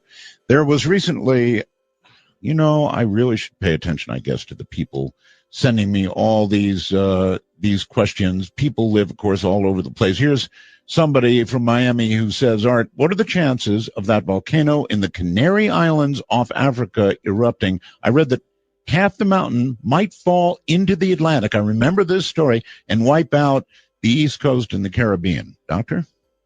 Well, that is possible. It's an active volcano out there in the Canary Islands. And part of the evolution of those volcanoes, the same as here in Hawaii, is that part of them eventually slide into the ocean, and that creates a huge wave. Such things occur over a period of 10,000 years, 100,000 years. And so the probability of it happening is very low, but it is possible. Okay, good. Well, every now and then you get those articles in the paper, and it just, scares the heck out of you. But an island about to, or a whole part of a mountain about to fall in the water, something that would destroy perhaps the East Coast, so it's barely possible. That's right. It's a very small risk. Okay. If you were to be talking to the people in California right now, up and down the San Andreas, would you tell them, relax, enjoy life? Or would you say, hey, if I lived there, I'd move? Well, of course you wouldn't. I would say, relax, enjoy life. You live in one of the nicest places in the world. There's so much diversity. There's so much excitement. There's so much culture there. It's one of my favorite places. San Francisco, Los Angeles. I was going to say high taxes, though. The taxes are high. Yes, they're not as high as in many parts of the world. The taxes are high, but the state just intrigues me. All right, we just had this amazing, truly amazing thing happen as we got photographs of Pluto. Now, spectacular. Yes, in those photographs were 11,000-foot mountains. Now, it's cold out there. It's far from the sun. Can you imagine how those 11,000-foot mountains got there? No, I was blown away. So was I. This is not at all what I thought Pluto was going to be. Right. I look at those, and I'm just struck by them. To put this in perspective, Pluto is about half the size of the moon. So it's not a very big object. Right. And it's extremely cold and dark out there. Yes, it is. And so to come upon this thing with so much geologic activity, it just blew us away. I thought we'd get a billiard ball, and a frozen one at that. That I agree. I thought that, and it'd have a bunch of craters on it, and we'd fly by, and people would say, "What was the big deal?" It's just that's all it is. But it's a very dynamic place, and if it has those 11,000-foot mountains, glaciers made out of nitrogen, it is possible that it has an internal ocean of water. Mm-hmm. And of course, as people say, wherever there's water, there could be life out there. That's right. I was watching really intriguing. Yes, I was watching the NASA news conference, and some reporter in the back of the room said, I don't see what the big deal is. We have got these pictures. It's not very exciting. And the scientists looked at him on the panel like he was from another planet, literally. They said, oh my God, of course it's exciting. Look at this geology. It was completely unexpected. I don't know of anyone, and I was in that, who would have thought that this was Pluto. I really thought it was just going to be a big part of ice with some craters on it. Right.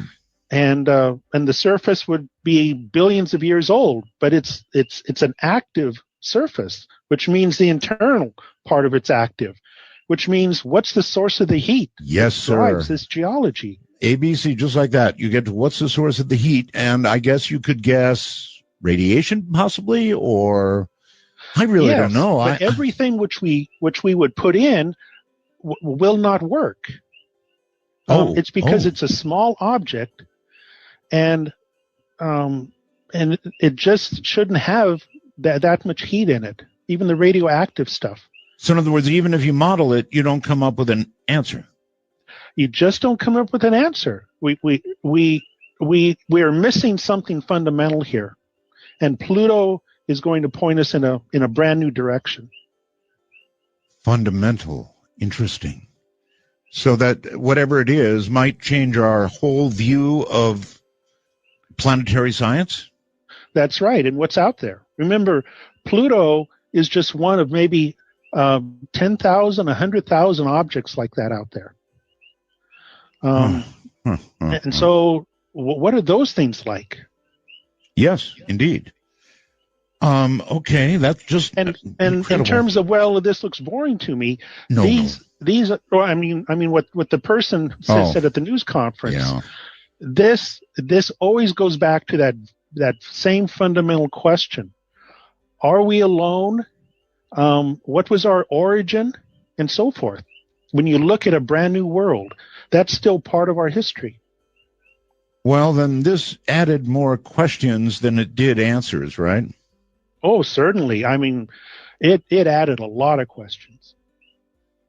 So, you kind of explained the dynamics going on below our feet, but there may be some stuff we don't fully grasp yet. Oh, there are many things. There are many things which we don't understand. Many things that are inconsistent that we're desperately trying to figure out. Okay. One other area that I want to get to, we're going to eventually take calls here, but you are a scientist, and God, I love science. I absolutely love science. I understand that I can talk to you if I wish about the multiverse or the multiverse theory. Can we talk? Oh, sure. It'll be the big discovery of the 21st century. You think? Yes. And we're right on the edge of it. We may have collected data, and the telescope that I work at, I may have had observers which have collected data, and they're desperately working through it and trying to convince people that yes, the multiverse is out there. It's not mainstream science. It's not widely accepted, but people are strongly going toward that. You work with a large telescope, as you just mentioned. So I've got to ask on behalf of a lot of people out there, have you ever seen anything that just caused you to jump? I mean, something so weird or strange that you might not even talk about it normally? Oh, no, I'm happy to talk about anything. Really? But what makes me jump, as my father says, does not make a person who's normal jump. So I'm intrigued by different things. Yes, I think we've already established that. Okay. Well, one of the most spectacular things we saw was the breakup of a comet. The comet started to break up into about 20 pieces one night, and I was floored by that. I remember watching a storm over a period of about a week develop and dissipate on the planet Neptune. I was really intrigued by that. Wow. We saw a star flare up in a nursery where stars are being born. We saw one flare up one night, and of course we look at like in the Andromeda galaxy, and we're able to see clusters of stars that sit there, and though we haven't seen it, we certainly have a lot of evidence of the gigantic black hole that sits right at the heart of the Milky Way. I worry a bit about black holes. Well, why? Well, because if we run into one or one runs into us, I don't know, it'd be a bad day. You won't even know it happened. Well, there is that, but there is that. If you fell into a black hole, you wouldn't even know it happened to you. Uh-huh. But you'd still be gone, or in another universe, possibly. Yes. People aren't quite sure what happens once you get down at the point. But in terms of being able to sense things or to see things, you would just sort of age in a normal manner. However, people who are looking at you from outside the black hole would see you gone. Wow. And so you really wouldn't know what's going on here. So you might actually not I guess in the physical sense you would die, right? You would die. Oh, well, yes. I mean, our bodies are atoms, and that's what happens to atoms. They break up and transmute and so forth. All right. Hold it right there, Doctor. We'll be right back.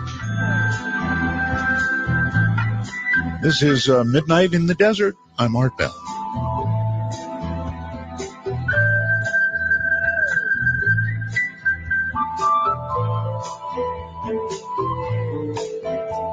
If only you believe like I believe, baby, like I believe, we get by.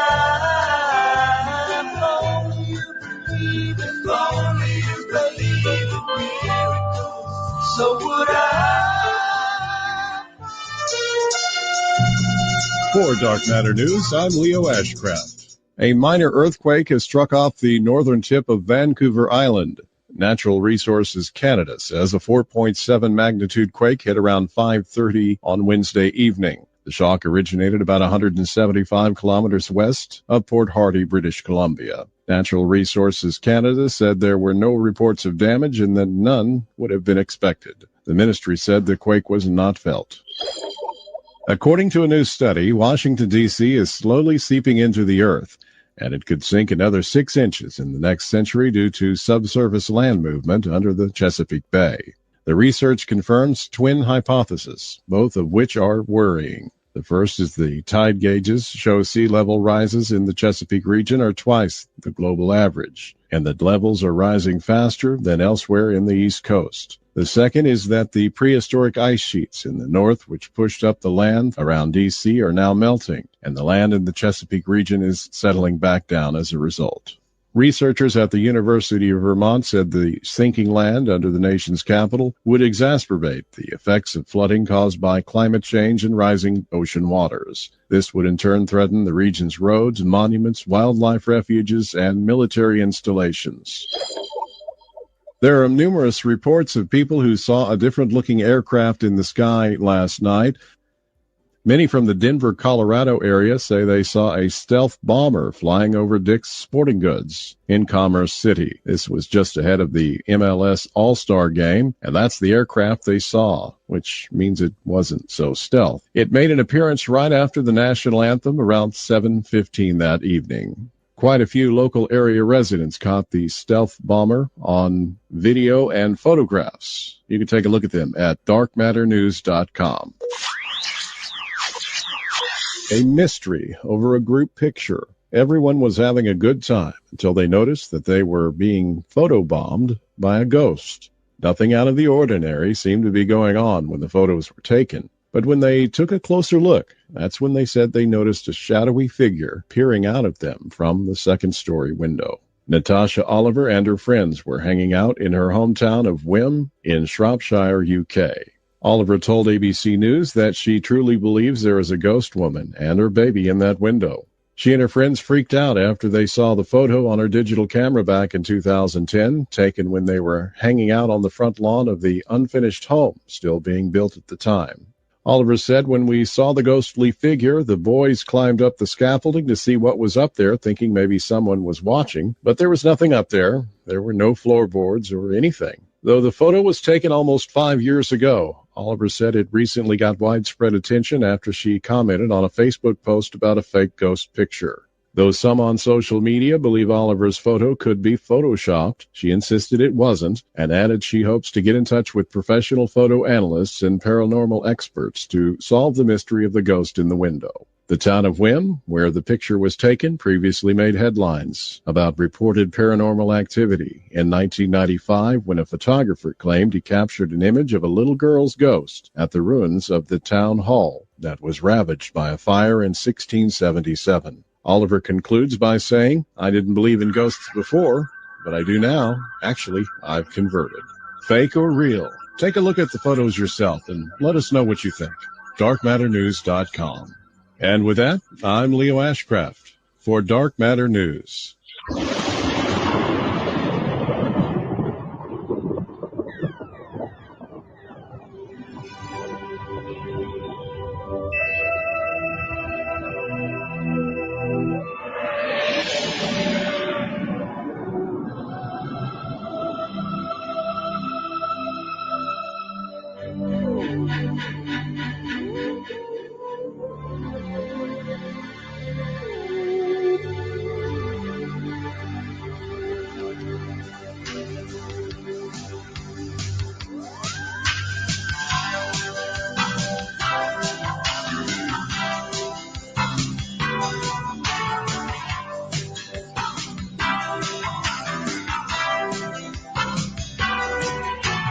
Once upon a time, once when you were mine, I remember skies reflected in your eyes. I wonder where you are. I wonder if you think about me. Once upon a time in your wildest dream. Midnight in the Desert, exclusively on the Dark Matter Digital Network with Art Bell. Invite you to call now, 1-952. Call Art, that's 1-952-225-5278. Well, all right. We are a new show, so here come the best ways to call the show speech. Really, the best way is if you have a smartphone, you can put Skype on your phone. It's a free download, right? Put Skype on. And then if you're in North America, or Canada, simply make out like you're going to call us, like you're going to make us into a contact, and put in MITD 51. MITD 51. Midnight in the Desert 51.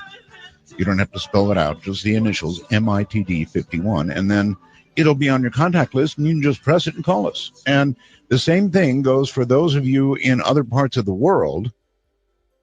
We've got an overseas Skype set up, which is really cool.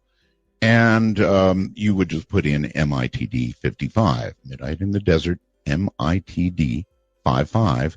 And then you could call us at will. And then, of course, the public number, which is not a single line, folks. It's many, many lines.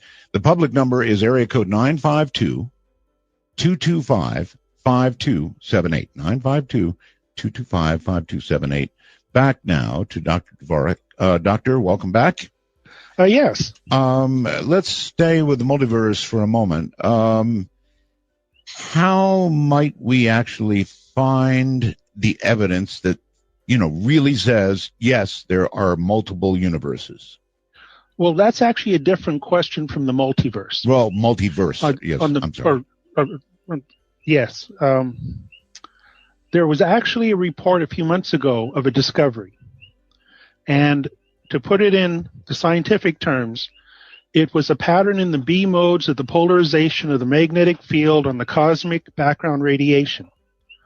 What that means is that astronomers were able to see the edge of the universe, and that's radiation called a CMB, the cosmic microwave background.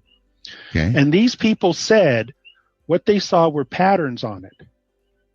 And if there are patterns on it, then there's something larger than the visible universe that produced those patterns. However, as they looked at more data from other researchers, from other satellites, it was decided this was actually dust in the intergalactic region. And so all that fell apart. Oh, you had me going, and then you crushed me. But it was intriguing. Now, I mentioned at my observatory, I've had a group of observers there. You've certainly heard of dark energy and dark matter. Oh my goodness, yes. Well, these people have started what is called dark flow. That there's a general flow to the visible universe. And let me illustrate this with an analogy. Okay. If you were floating in a swimming pool, and no matter where you were in the swimming pool, there's always a current going from one edge to another. Right. You would conclude there's something outside the swimming pool producing this current. Probably. Okay. Because this current is always pulling you from one side of the pool to the other. Mm-hmm. And you say, well, there's got to be something outside the pool. So what these people look at are large clusters of galaxies. And they claim that large clusters of galaxies, they're all moving in the same direction. And the only way for that coherent motion to happen is that there must be matter, gravitational matter outside the visible universe pulling it. Now, this is very much on the edge. Nobody has come up with any supportive evidence. This is a very minority view, but things like this can certainly change in very short time. So that's a possible way. You might be hearing more about this concept of dark flow. Also, have you talked much about in inflation theory in astronomy? Well, that's where everything's going away from everything, right? That's right. But there was this burst of inflation very early on in the history. This was an idea that was first developed by Alan Guth at MIT. It has a lot of very attractive, it explains a lot of things in the universe. But if this inflation theory is correct, then there has to be a multiverse out there. Well, I imagine any alternative here. Yeah, I imagine people are desperately trying to figure out if inflation theory is correct or not, and so far it's passed every test, but it's not definitive yet. And I know I'm wrong, but somehow I imagine rapid inflation occurring as a result of a Big Bang. Well, the Big Bang comes after. Really? Yeah. What you and I know as the Big Bang is sort of the coasting that goes on after inflation. Exactly what powers inflation isn't clear either, because we're getting down to where general relativity and quantum physics have to meet, and we still don't understand what the way to put those together. As Brian Greene at Columbia University has said many times, the physicists have been playing a con game to everybody for 100 years. Really? We have this theory called general relativity that explains things in a very intense gravitational field and on large scale. And then we have quantum physics that explain things on very small atomic scale. But those two things are incompatible. Those are inconsistent. It's like we have two theories of the universe, and the universe should have only one theory. There should just be one fundamental. And until we can marry these things together, we are going to have these difficulties. I'm going to give you a chance to try and explain something to me that I ask most people of your caliber. Quantum physics is fascinating to me, and quantum entanglement. Oh, yes. Boy, I'm having such a hard time with that. I'm a ham operator. I understand communications, but I don't understand how two things can act in unison no matter how far they're separated without a form of communication that we don't begin to understand. You're exactly right. Einstein called it spooky action at a distance. It's spooky, all right. It's not at all intuitive, but it's the way the universe works.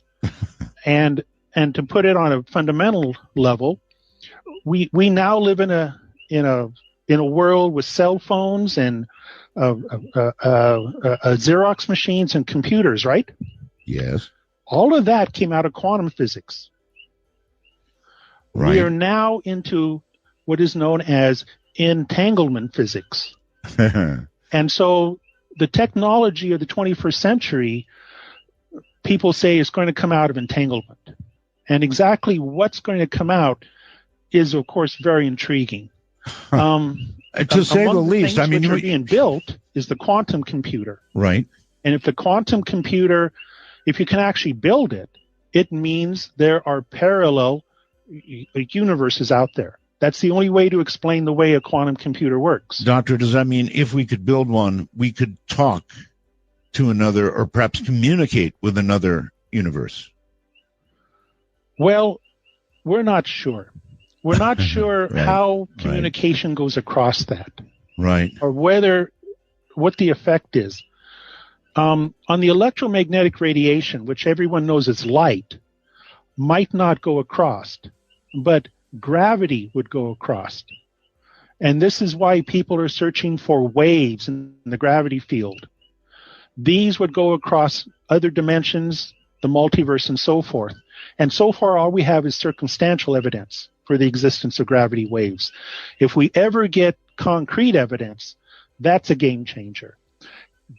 Teleportation is a reality now, but it's only on the atomic level.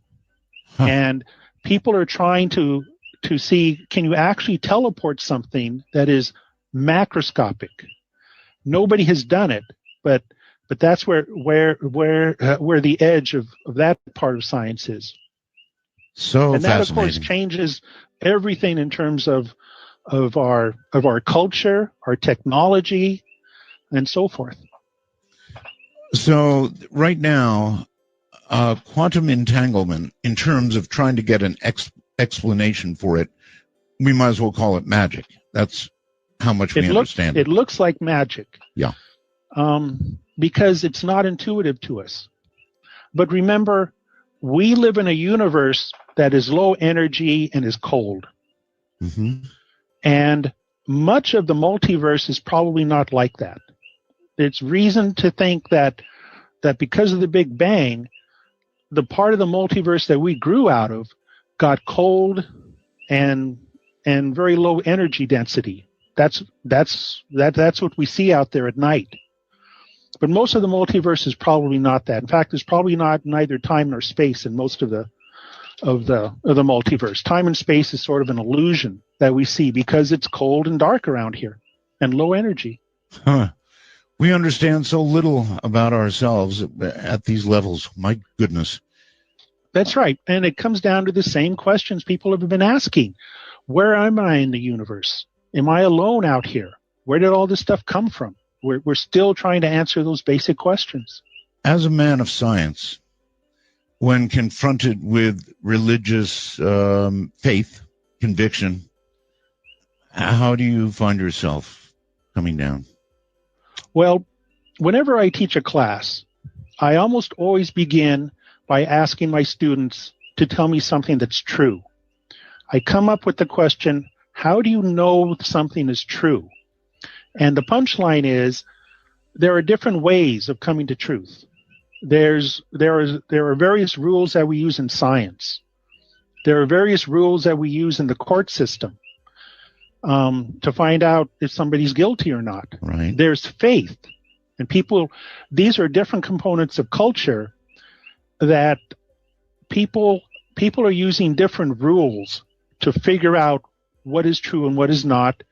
And as you grow old, what you accept will actually shift around. Mm-hmm. So people with faith, I respect them a great deal. It's only when people speak things that are inconsistent or dogmatic to me that it really rubs me raw. But I certainly respect there are different ways of pursuing truth. Sure there are.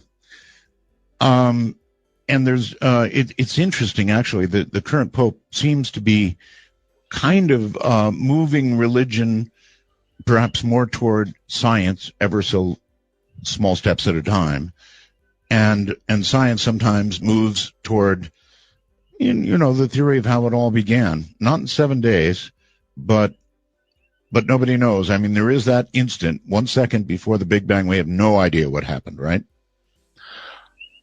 Or do we? Well, that's right. We have to, I forget what it is. We go down to 10 to the minus 20 seconds, and we know the physics to that point. but not before. One thing that has to be said is that as you establish truth in science, that has changed over time.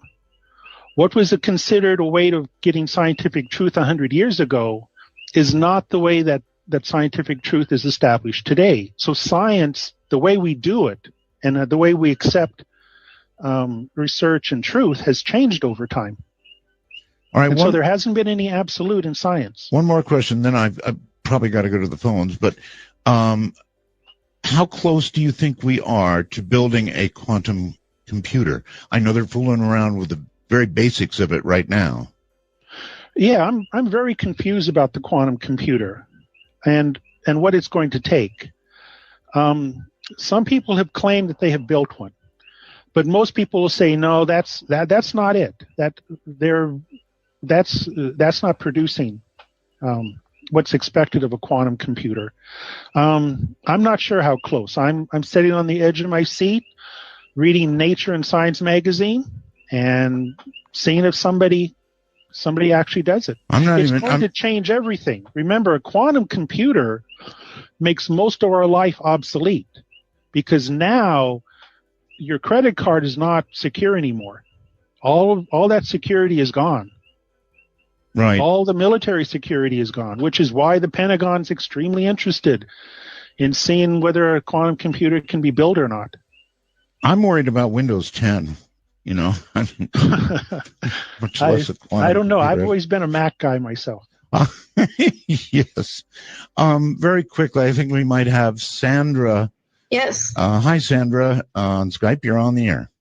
Hi there. I live in San Francisco, and I'm loving your show right now because we're almost at a year from a year ago in South Napa. There was a 6.0 earthquake, and that really scared me. And it wasn't, so big in San Francisco, but just how it knocked that city down.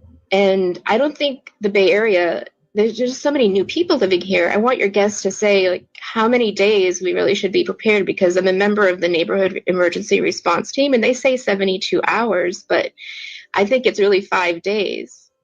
If it was a big one, Doctor, how long should she prepare for? I would say be prepared to be independent of any support for 5 days.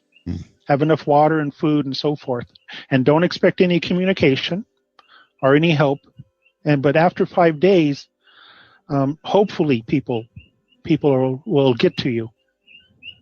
Well, we're trained to be self-sufficient in the NURT program, and we're also trained to go into buildings when we're ready to just start finding people and help evacuating people. But it's a scary thing to think that could be bigger than 6.0. So thank you.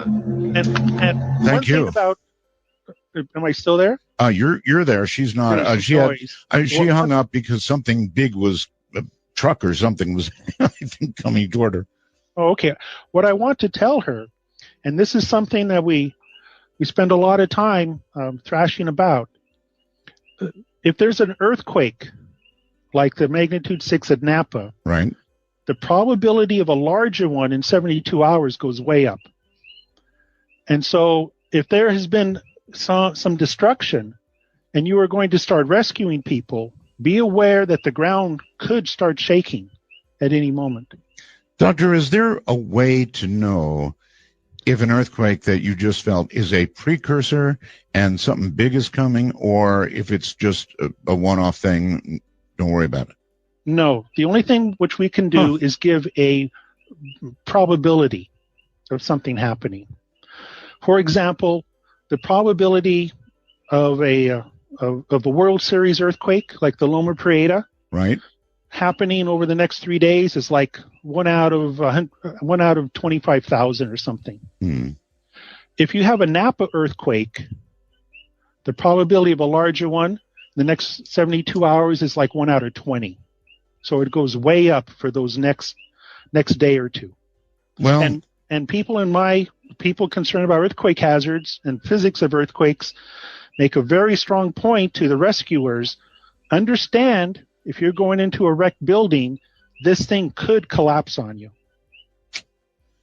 That's true. And it seems after earthquakes, people camp out on lawns and stuff like that for exactly that reason. They've seen so many buildings collapse, they just don't want to be inside anything. Right, and it is best if you can if it's possible not to stay in a building during those hours. It isn't always possible, but one has to be aware of that.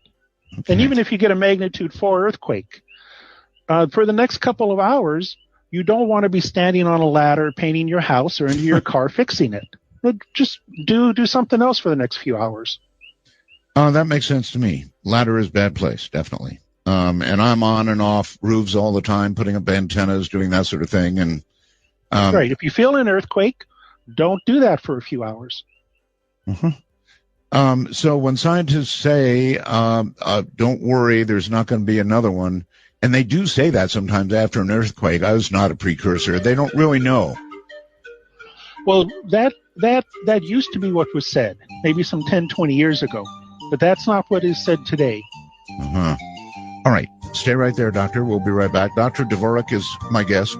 Earthquakes, volcanoes, quantum theory. We're all over the place. Public number is 952-225-5278. Lines are definitely open now. 952-225-5278.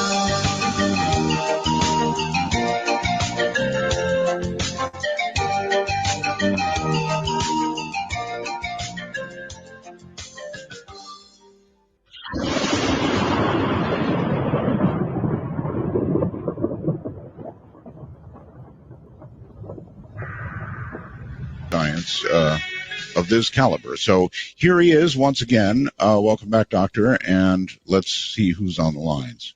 Let's go to Orlando, Florida. You're on the air with my guest. Hi. Hi, my name is Dan. I wanted to ask 2 questions if possible. Sure. First of all, does your guest believe that there's any truth to the charge or the claim that fracking contributes to triggering earthquakes? And could he comment on the case in Italy a few years ago where I believe several seismologists were actually convicted, I believe, of manslaughter because they had failed to predict an earthquake that occurred. I believe their charge was reduced, but I wonder if he could comment on that. Actually, I heard about that, and I meant to ask about fracking, so thank you for both questions. Doctor? Oh, yes. Fracking, without a doubt, can cause earthquakes. It doesn't always. However, there's a big unknown question here, and that is whether fracking could actually trigger a destructive earthquake. There's a lot of earthquakes going on in Oklahoma right now, much more than have occurred in history. Right. And they are, well, actually, it's not it's not actually the fracking that's going on. It's the reinjection of wastewater that's going on. And that is producing these earthquakes. So that is a product of fracking, right? For fracking is actually putting down various types of chemicals at high pressure to actually break the rock. Mostly what's going on in places such as Oklahoma is putting down wastewater, and you put it down under pressure. However, if there's not enough stress in the crust already, it's not going to produce earthquakes. And there are many places where they're fracking and it's not creating earthquakes. So it doesn't always happen, but it can. I am familiar with the ones you talk about in Oklahoma that have just occurred. In fact, there's something odd going on with them, Doctor, and it is that people are hearing this gigantic bang just before the earthquake. Have you heard of that? Yes. That is one of the great unknowns in earthquake science, earthquake sounds. And people still scratch their heads, and there's so many credible people have heard earthquake sounds. The problem is the sound travels slower in air than the earthquake travels in the ground. Okay. And so what you should do is feel the ground shake and then hear the rumble. But that's not what happens. You hear the rumbling, and then the ground shakes. And people have been trying to figure out why this thing of earthquake sounds. So it's one of the things we don't understand in earthquake science. Gotcha. All right. Let's go to. Now, what happened in Italy? Is there? There's plenty of guilt to go around here. That's right. In this part of Italy, there were earthquakes going on. Government officials, I lived in Italy for 3 years. I knew some of these people. They went to the community and said that there was no chance of a damaging earthquake. What they should have said is that there is no increased chance of a damaging earthquake. I see. And because they said there's no chance of an earthquake, one happened. It did a lot of damage, fatalities.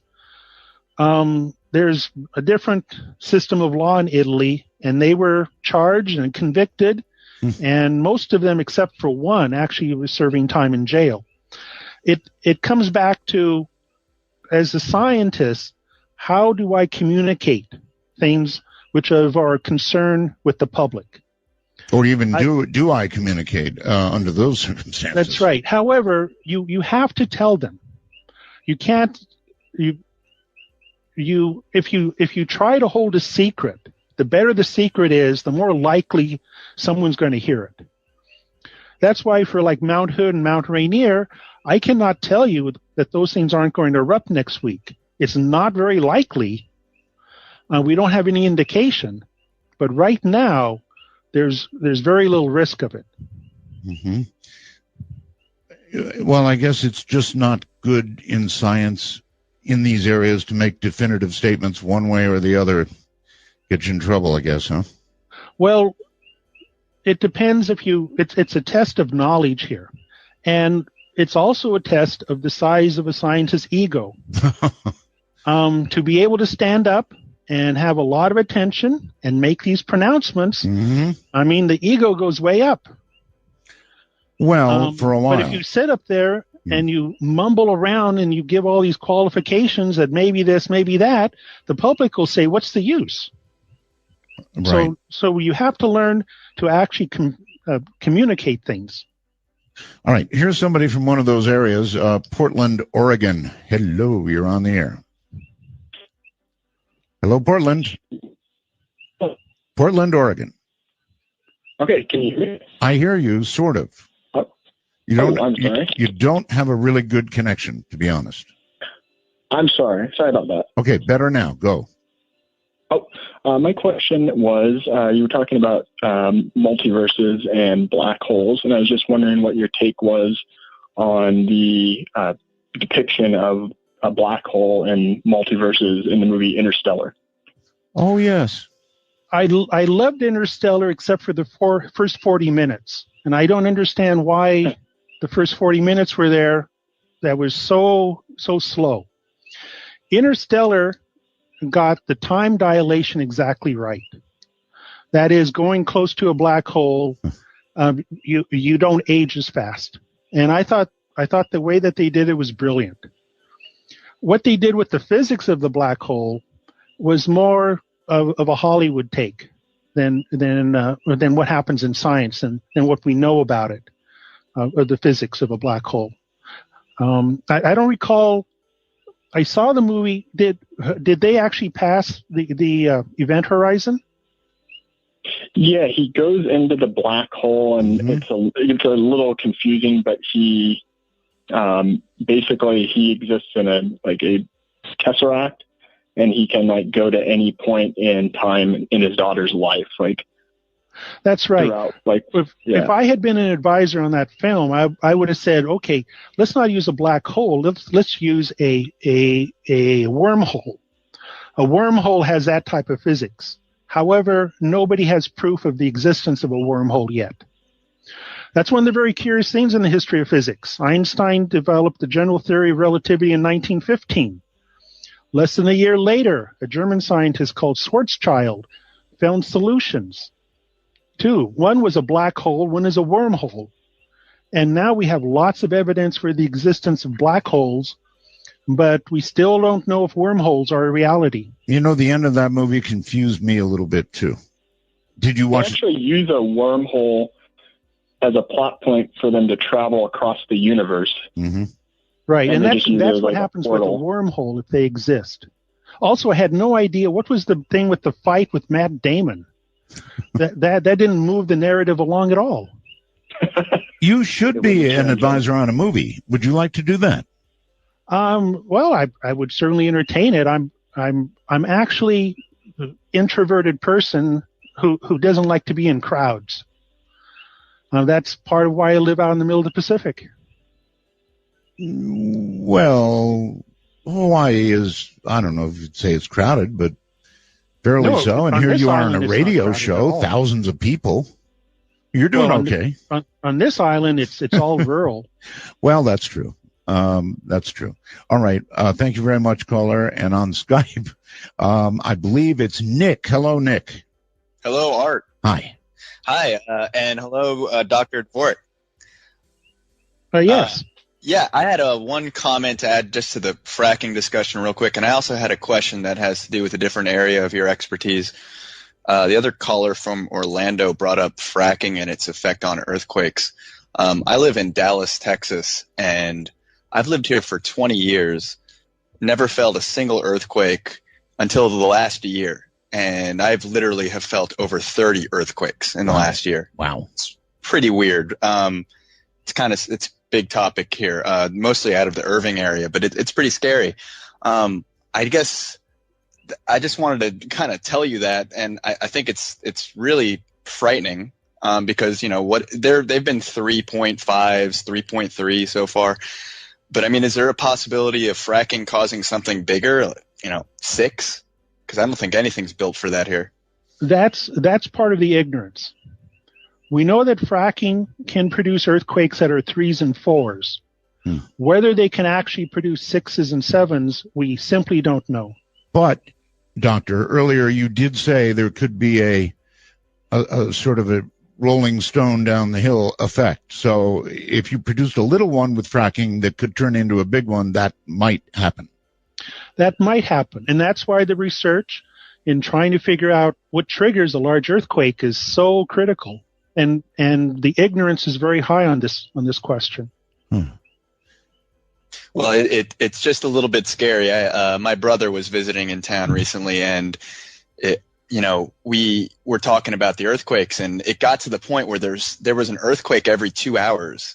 And it got to the point where I was able to say, you know what, I think there's going to be an earthquake at 10 p.m. tonight, and I bet I'll be right within 10 minutes. And at about 10:15, there was an earthquake. Well, I'm curious. Very unusual. What are the officials in the state of Texas telling you? No big deal. We're talking about it, I guess, in the city council meetings. It's not I don't know. I guess I haven't heard the official word from them, but it seems to be downplayed a bit. There must be a state geologist who has to issue an actual statement. I guess, yeah, I haven't looked into that, but it's definitely interesting. I had one other question. It not exactly related to earthquakes, but it does have to do with something I know is in your area of expertise, which has to do with just other life in our solar system. I'd love to get your just quick thoughts on the possibility of life on Europa or Titan, and if you think that there's any significance to those claims. I have to give you the non-scientific answer, okay? The one that is the passion in me. Mm-hmm. And that is microbial life is probably all over the solar system. Because we know that microbes, the deepest drill holes that have ever been put into the earth, they find microbes. You find them in those hot mud pots at Yellowstone. You find them in the ice in Antarctica. And the reason that they're probably spread all over the solar system is because a large impact will throw rocks out that will land on another planet or moon. And there certainly has been plenty of opportunity. But that's not a scientific answer. That's just one out of passion. Okay. Thank you. Thank you very much. Great show tonight. Right. Have a good night. Thank you, caller, and take care. Hello there on the phone. You're on the air. Yeah, the doctor probably more or less answered my question about the possibility of eruptions of Mount Rainier. I was wondering what his thoughts were on the super volcano in Yellowstone, which is thoughts on the possibility of that erupting. Right. We I did was talk right about that earlier, but sure. Sure. The possibility of an eruption of Yellowstone is non-zero. That is, it's extremely low, but it's not zero. It's erupted many times in the past. It is certainly going to erupt in the future. There is a very large body under it that's molten, and at some point, part of that is going to come out of the ground. Whether it comes out tomorrow or whether it comes out hundreds of thousands of years from now, no one knows. Mm-hmm. Yeah, I was under the impression that it was like every 250,000 years or so. Well, there's always this tendency to try to think that nature operates like a clock.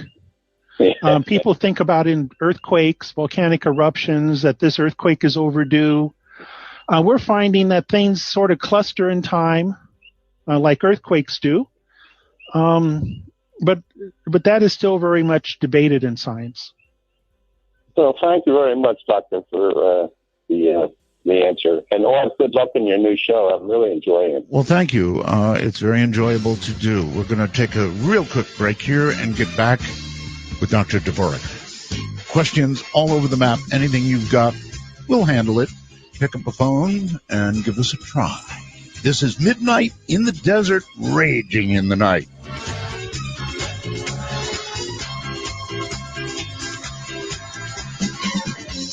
I never can say goodbye. No, no, no. I never can say goodbye. Every time I think I've had enough and start heading for the door, there's a very strange vibration dissing me right to the core. It says, turn around, you fool. You know you love him.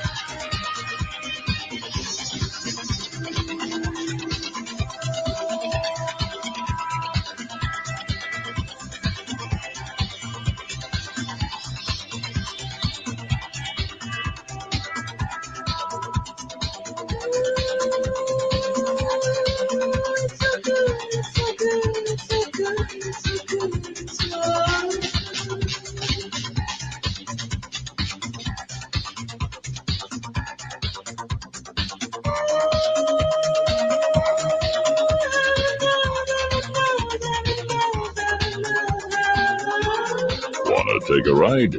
Exclusively on the Dark Matter Digital Network.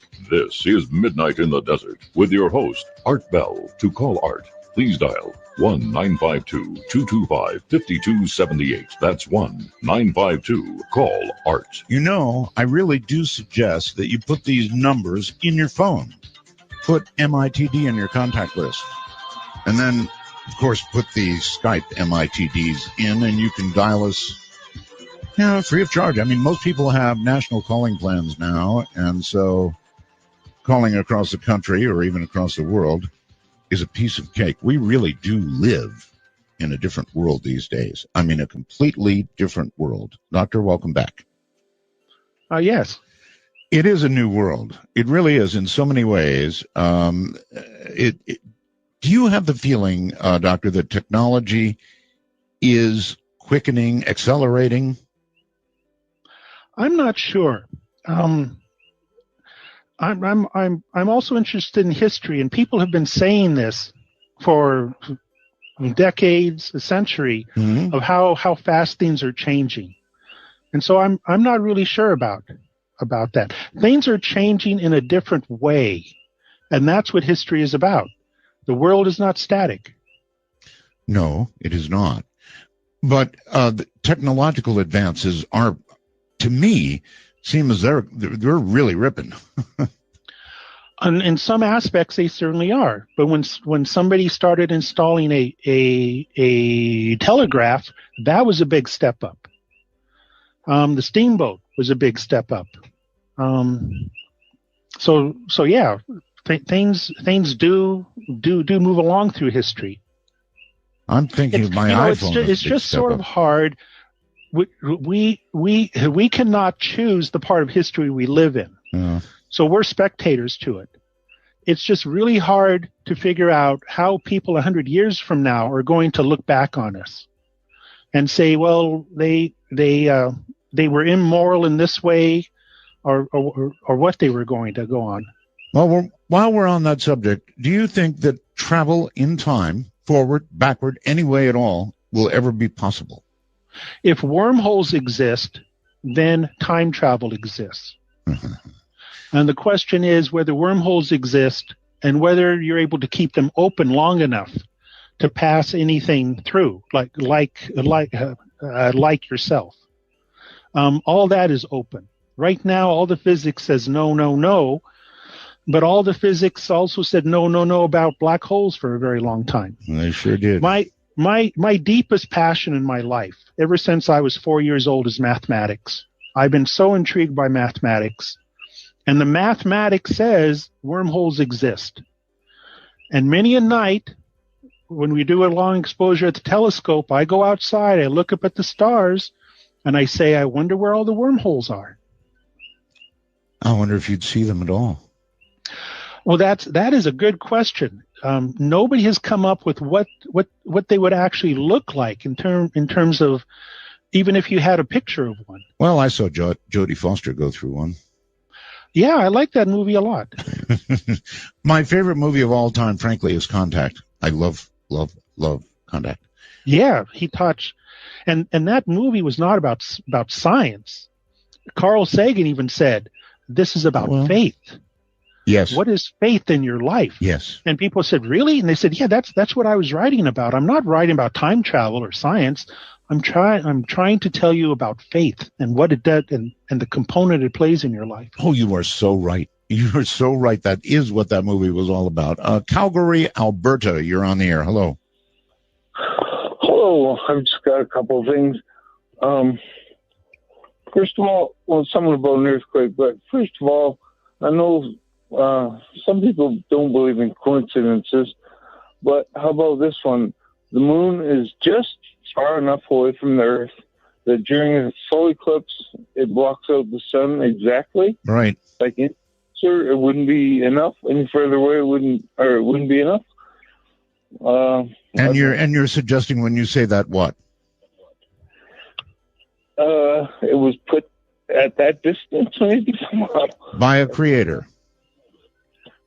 Who knows? Okay. It's just a big coincidence to me.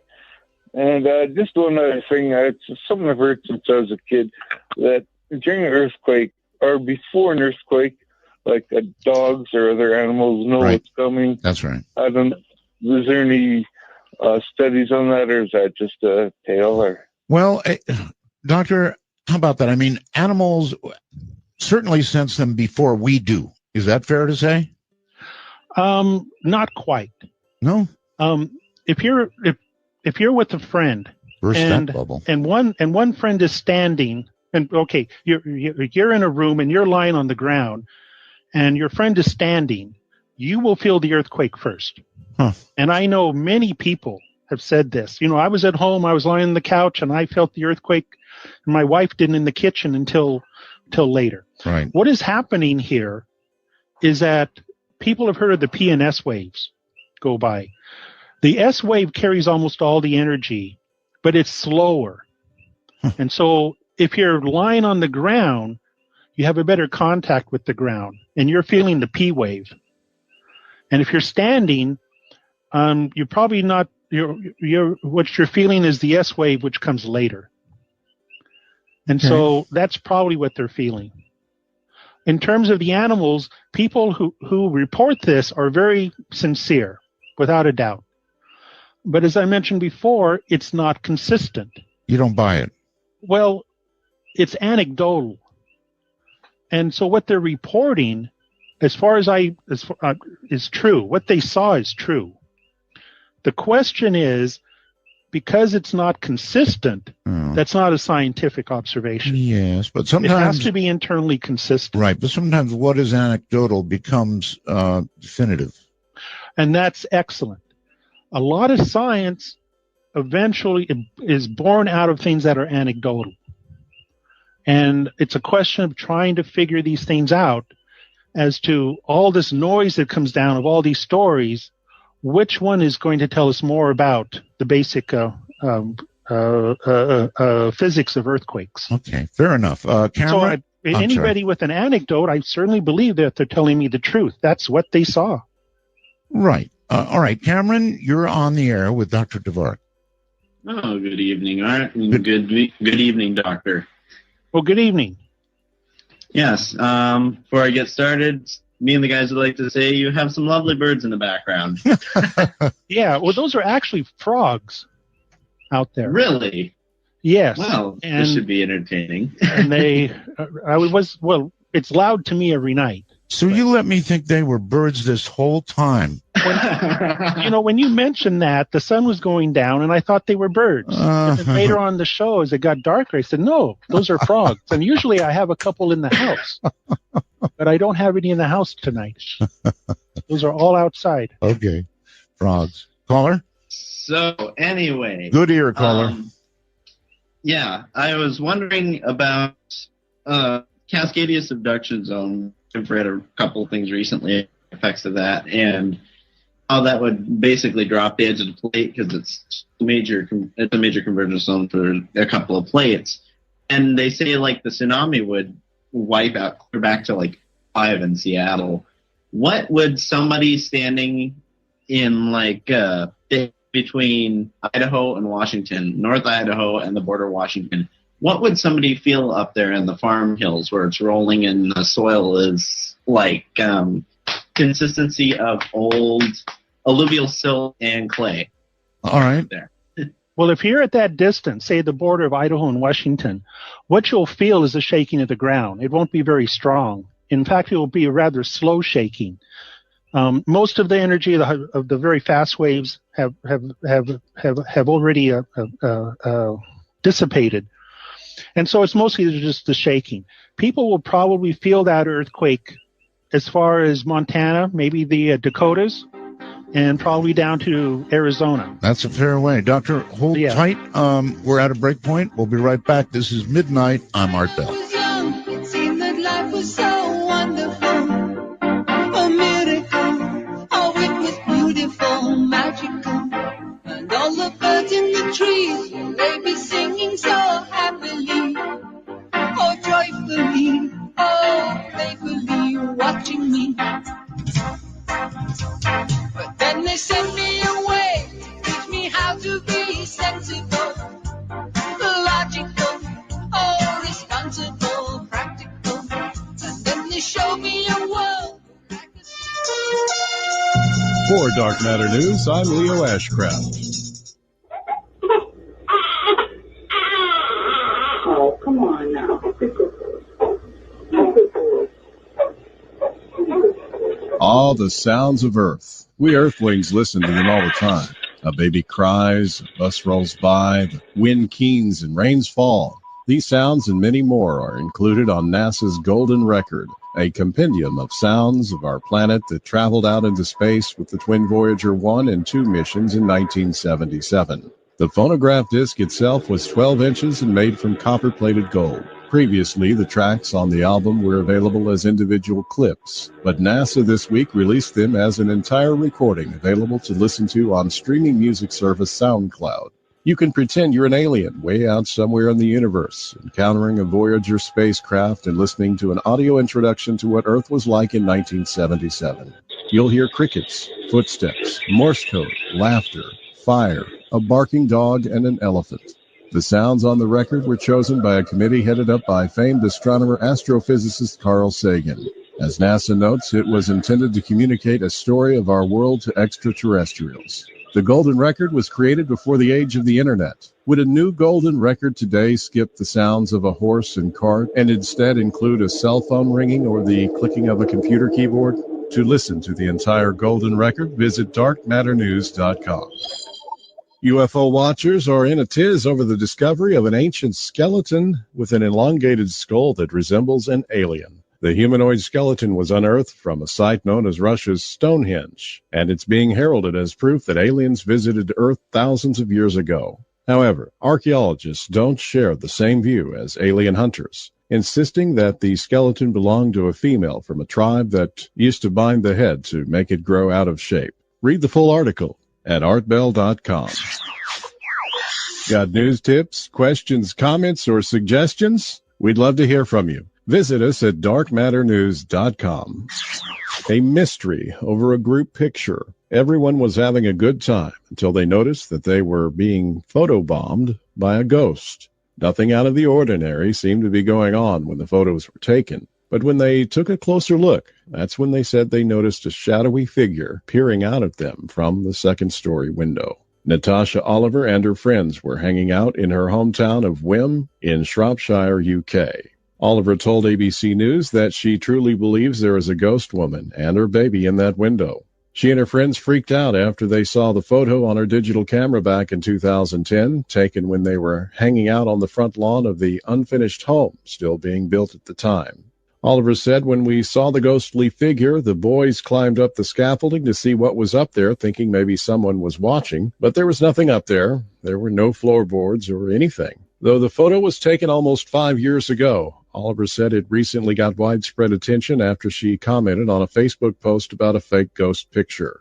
Though some on social media believe Oliver's photo could be photoshopped, she insisted it wasn't and added she hopes to get in touch with professional photo analysts and paranormal experts to solve the mystery of the ghost in the window. The town of Wim, where the picture was taken, previously made headlines about reported paranormal activity in 1995 when a photographer claimed he captured an image of a little girl's ghost at the ruins of the town hall that was ravaged by a fire in 1677. Oliver concludes by saying, I didn't believe in ghosts before, but I do now. Actually, I've converted. Fake or real? Take a look at the photos yourself and let us know what you think. darkmatternews.com.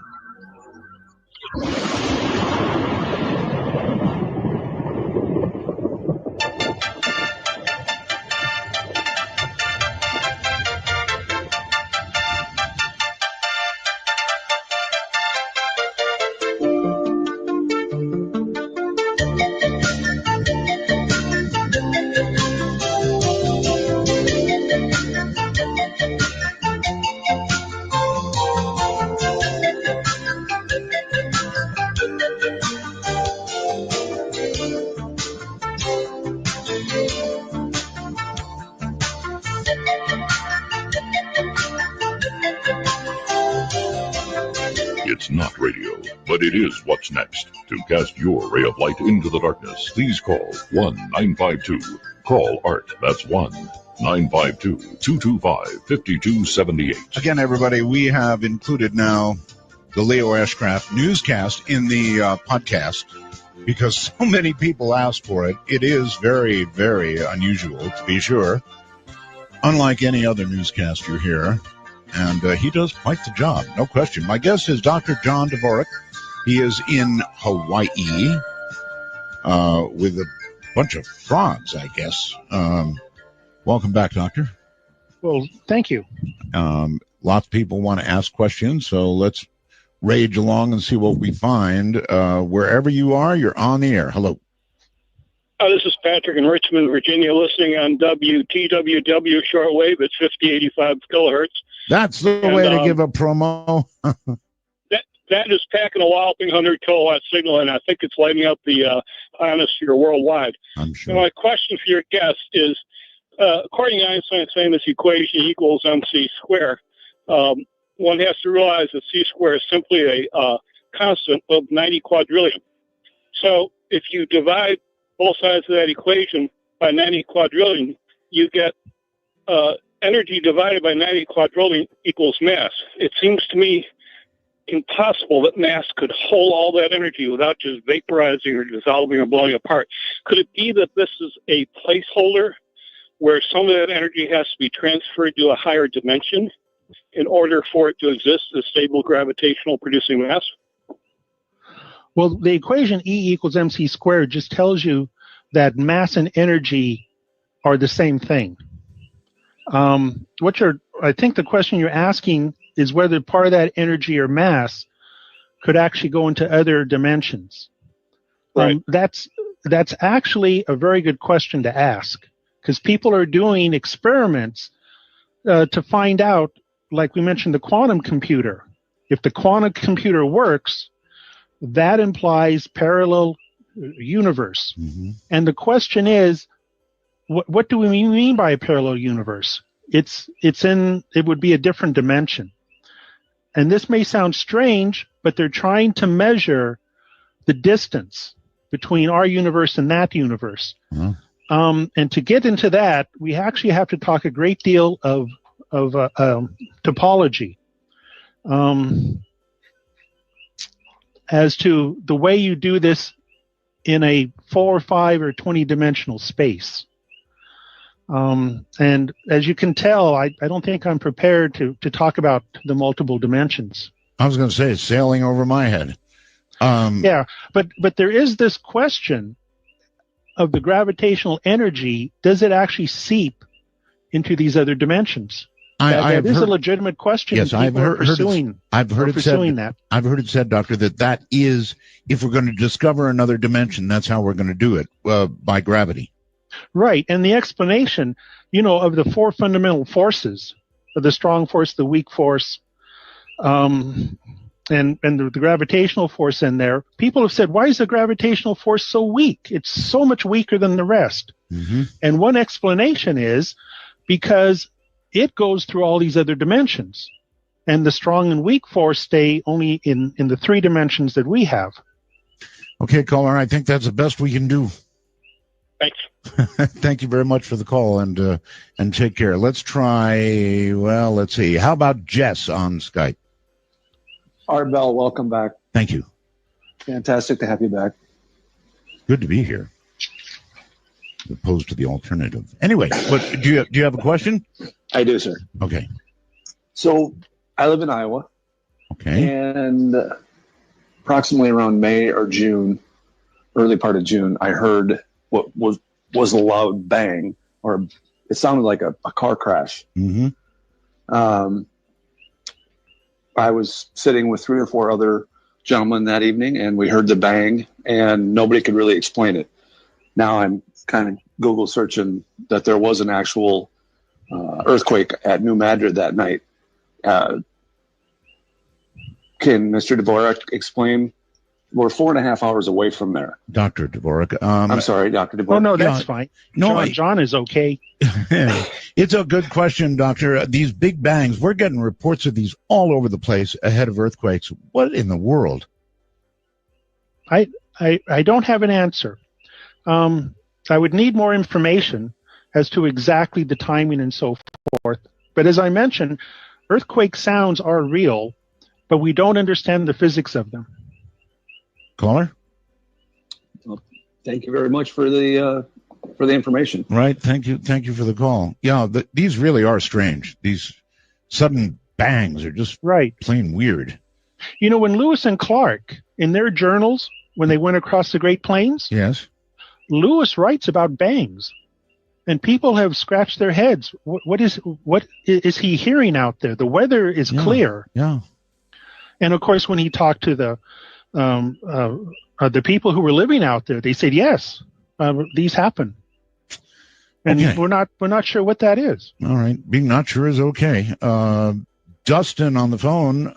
No, I'm sorry, Pottstown on the phone. You're on the air. Yes, my name's Mike. I'm actually calling you from Hagerstown, Maryland. Okay. Good evening, Art, and good evening, Dr. Dvorak. My question is, are you familiar with Charles Hapgood's theory of the Earth's crustal displacement? And it's the slippage of the entire crust of the Earth on the lithosphere as one solid motion. It's believed that the theory says that the Earth could have actually slipped as much as 40 degrees, where the core, the mantle, and stays in place and maintains its axis. But this does not conflict with the idea of plate tectonics, because plate tectonics, of course, plates ride on the lithosphere. And I think the theory originally started. It was a Russian study back in the 40s and 50s, and Charles Hapgood caught onto it, and he presented it to Albert Einstein. Einstein gave it some credibility. He didn't really acknowledge it as something that he was going to sign on to, but he didn't discount it completely. And my interest in this is the idea that recently there's been borehole drilling in Antarctica, and some of the specimens that have come up have shown tropical plants that were frozen nearly instantly. And so if this crustal slippage did actually happen, it could have brought Atlantis from near the equator down to where Antarctica is today. And then that would tie in with some of the ideas of why Hitler and Nazi Germany were so interested in Antarctica. Wow. Anything to that theory, Doctor? Well, it's very interesting, without a doubt, but I have to plead I'm ignorant about it. Okay. It is true that they found tropical plants, of course, for example, at the North Pole, I think. Yes, Antarctica and so forth. Absolutely. Right. And that's because of the drift of the tectonic plates. These things go back to very early parts of Earth history. I know what I want to ask you about. With regard to earthquakes, I remember a really deep earthquake. It was like 400 miles down in the earth that occurred, and it was felt all over the East Coast. I mean, all over the place. It was just amazing. How can you have earthquakes 400 miles down? Well, in the areas where the crust is going down into the earth, like in Japan, yes, or South America, yes, those earthquakes can originate down that deep, and that's because it's a cold part of the crust is going down. But exactly what the mechanism isn't clear. If it's a sliding of rocks, which is what happens near the surface, yes, or people have also suggested it's a phase change in the minerals. They said it was like it rang earthquakes that deep. Yeah, it rang the earth like a bell, they said. Yeah, a large earthquake will go around the earth and it rings like a bell. You're right. Dustin on Skype, you're on the air. Hi. Art, good evening. Welcome back. Thank you. Dr. Dvorak, fascinating topic you've been discussing. I do have a question regarding what we call the expanding universe. Okay, you're kind of coming and going on your connection here. The expanding universe. Go ahead. Yes, sir. Yes. Is there a physical boundary at the edge of the expansion? And if so, what might that be? And Okay. further, if so, what might lie beyond that? And God bless you. I'll take my answer on the air. Thank you. Okay. All of us wonder. Well, there is an edge to the universe. The easiest way to think of it is that it's an edge in time. The universe is only so old, and light can only travel so far in that time frame. There is a physical edge to it. There's a wall of radiation. And as I mentioned earlier, it's known as the cosmic microwave background radiation. And we've known about this since 1965. That's as far as radiation is able to go. And that is what you and I say is the universe. And the question is, for many reasons, some observations for inflation theory, there must be mass and energy beyond that. And exactly what it is, how similar or different it is from us, that's what people are trying to figure out. But that gets us into the question of the multiverse. Right. And there's certainly, in terms of thinking of geometry and so forth, yes, there's mass and energy that exists beyond. And as I mentioned earlier, the multiverse is mostly a froth of energy, probably very dense. And our universe that we see out there is this cold, low density thing that has space and time to it. And that's not what most of the multiverse is like. But there is an edge to the universe out there. When I go to the telescope, there's a limit to how far I can see.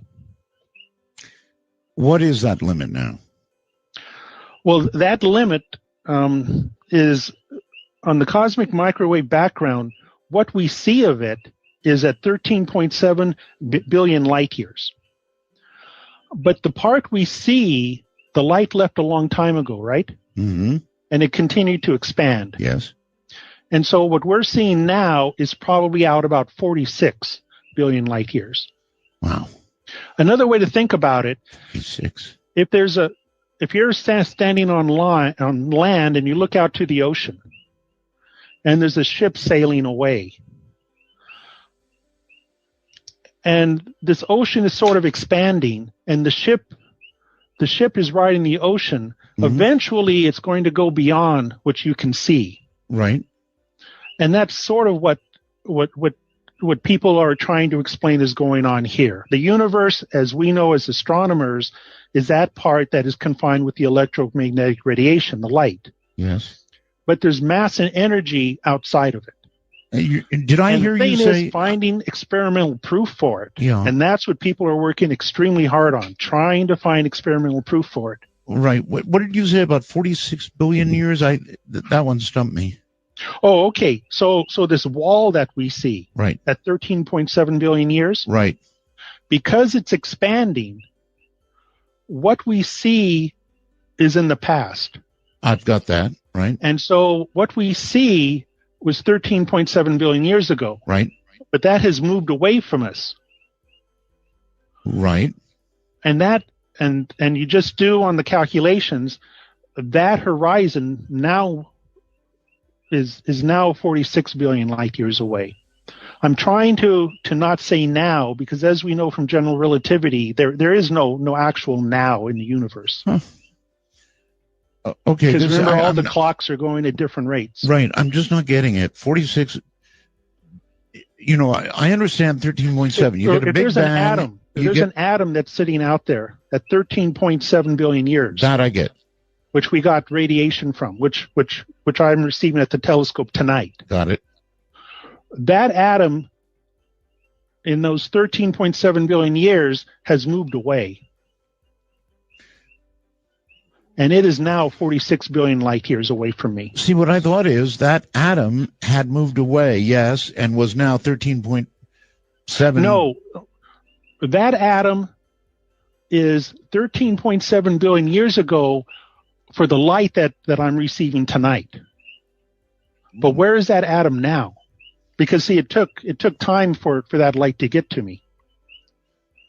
Okay. And as that light's traveling to me, the whole universe is expanding, and so that atom has moved out another 30 some billion light years. Okay. I guess. Okay, I'm going to have to meditate on that. I just don't grasp it. Sedalia, Missouri. No idea. Thank you. North Hollywood, you're on the air. It says North Hollywood. Hello? Going once, going twice. Gone to Portland, Oregon. You're on the air. Hi. Oh, well, welcome back, Art. Thank you. Not a lot of time, so you're going to have to get it out quickly. Okay. I was just curious what your guest theory is on why atoms, to begin with, organize in such a manner that causes this world that we live in. I mean, it's like such a, it's just so complex and perfect. Such a, right down to the earthquakes and. Well, that's a very good question. Philosophers have tried to solve it, and I don't think anybody's come up with a very good explanation as to exactly why. For me, having a passion in mathematics, I say it's in the mathematics. Very few people will accept that. I know, and some will get downright angry about it, actually. But to me, it's all math. Doctor, our show is ending. It's been such a pleasure to have you here. Well, I've enjoyed this greatly. Well, thank you. Is there a website, or can people look you up and find out more? Not yet. I'll have a website come up in about a month, because I just completed 2 books, and it'll describe that. One is about earthquakes, the other is about volcanoes. What is the name of your next book? My next book is called The Last Volcano. It's about the man who started the study of volcanoes. That sounds ominous. The last. That will come out in a month, and the one that's been out is Earthquake Storms, and it talks about the future destruction of California. Cheery. All right. Doctor, thank you so much. We'll do it again, my friend. I'm looking forward to it. Good night. And from the high desert to the nation and the world, thank you for being here. Oh, don't forget, folks, open lines tomorrow night. We're going to do something special, that's for sure. So be here or be whatever you don't want to be. Good night.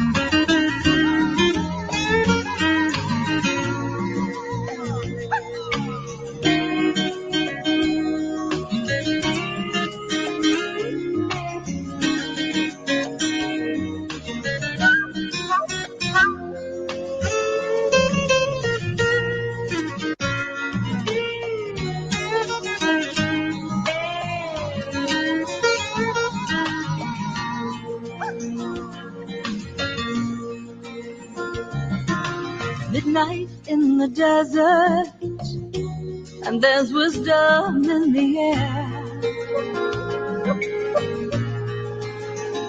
I've been looking for the answers. All my life I felt you there. As the world we live in quickens, are we heeding all the signs? Have we lost our intuition? Are we running out of time? Midnight in the desert, and we're listening. Ooh, we're listening to you. And we're listening. Ooh, we're listening to you.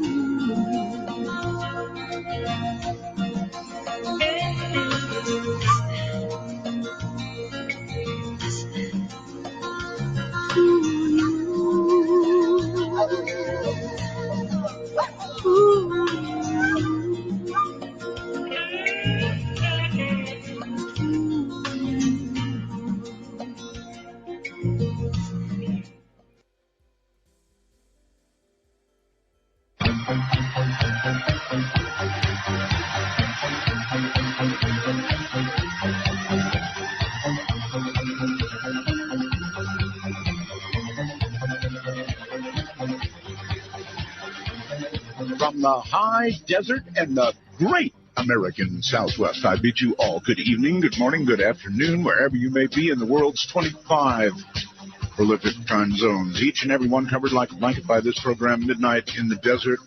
My name is Art Bell. The rules of the road are so simple.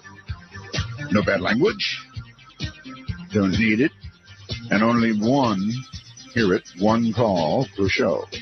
Max. Hey, has anybody noticed that the advertisements for Windows 10 are getting bigger and bigger and bigger and bigger? I've got like 7 computers with, Windows 7 on it. And, which I'm contented with, but, they're tempting me. They're trying to get me to hit that button, and I'm resisting with all my willpower. But I've noticed that as I continue to resist, the messages get bigger. They started out a little tiny thing on the taskbar, and then they were a little tiny thing that popped up a little bit, and then they were a bigger thing that popped up. I had one that came up and covered the whole screen the other day. Do it, and do it soon! All right, so the news of the day. The first thing I'm going to read you is not news of the day. This is a pretty freaky story, and let me tell you about it. It came to me from a nurse, and I know her name, and we know how to reach her, but I will not give you her name for privacy reasons. We also know who the patient is here, or we're on her trail. My producer is trying to produce this. This was sent to me by the nurse, and so without naming her, hi, Art, I just wanted to tell you about a patient that I recently had in the ER. It was a young mother who had already presented twice previously since confirming pregnancy 10 weeks ago. On those visits, she said she felt uneasy about her pregnancy and was concerned for the baby's well-being. Each time, we did blood work and an ultrasound to confirm that everything was as it should be. On the third visit, she presented to ER, stating that she just didn't feel pregnant, and could we please ensure that everything was okay. Upon obtaining blood work, her HCG levels were those of a non-pregnant woman. Her pelvic ultrasound revealed no fetus, no evidence of any recent pregnancy. We knew this was not correct because we had done recent ultrasound showing a live single fetus within the uterine cavity. This time, though, there was no fetus present. The patient did not show any signs or symptoms of miscarriage. Just quit feeling pregnant. Oh, as you can imagine, she was apprehensive about this pregnancy right from the start, and now the pregnancy had vanished. A documented and photographed via ultrasound fetus was now missing with no signs of where it went. I couldn't help but immediately think of your guest, Dr. Jacobs, that would be, talking about the hybrids and hybrids. Could this be a case of a pregnancy that was removed from the mother, as your guest had suggested? Sure sounded eerily familiar. So, as you can imagine, we are working on this case. That doesn't happen. Fetuses don't just vanish. HCG levels back to normal. Doesn't happen. So this was the nurse, and again, we're going to keep her name for now private, as well as, of course, the patient. We can't go another step now, really, without the patient's permission or interview. So now, looking at a little news of the day, the Elbows Out GOP presidential contest appeared on Wednesday to have entered a kinder, gentler phase, kind of 11, like the 11th commandment had taken hold. Jeb Bush was a little more energetic, I thought. Rubio did very well. He's probably the one in waiting, in my opinion. Rubio's the guy, I bet you. We'll see. Anyway, it was an okay debate. The Donald didn't say too much. The international community is mounting its most serious effort yet to end the nearly 5-year-old Syrian war, rallying around a second round of talks in Vienna this weekend amid the emergence of a Russian proposal that calls for early elections. I shouldn't laugh. Have you seen the state of Syria? Elections, are they serious? Anyway, they're going to talk about it, and they should. There have been 250,000 people killed so far. But it's got the brew of the Third World War in there, I think. The latest from the IAAF investigation, Russian President Vladimir Putin has ordered an investigation immediately into the allegations of widespread doping among that country's sports figures. Shouldn't laugh at that either, I guess, right? And this, of course, we've had this on the website, but from the anomalous.com, hold your horses, true believers. Every journalist and their cat are monitoring the threads at NASA's Eagle Works to scoop the competition, and Rick Stella is no different. The long and short of this announcement is a peer-reviewed paper based on a new experiment, which is pending. And it's very certain to knock our collective socks off any time soon. What it is, folks, is an EM drive. An EM drive breakthrough. It looks like it actually works. I wonder how long NASA will test it before they will finally actually declare that it works. We may not know how, but it works. In fact, even a plucky Romanian did, with some measure of success, build one. So we may be on the verge of a backyard space program. I wonder who will launch first.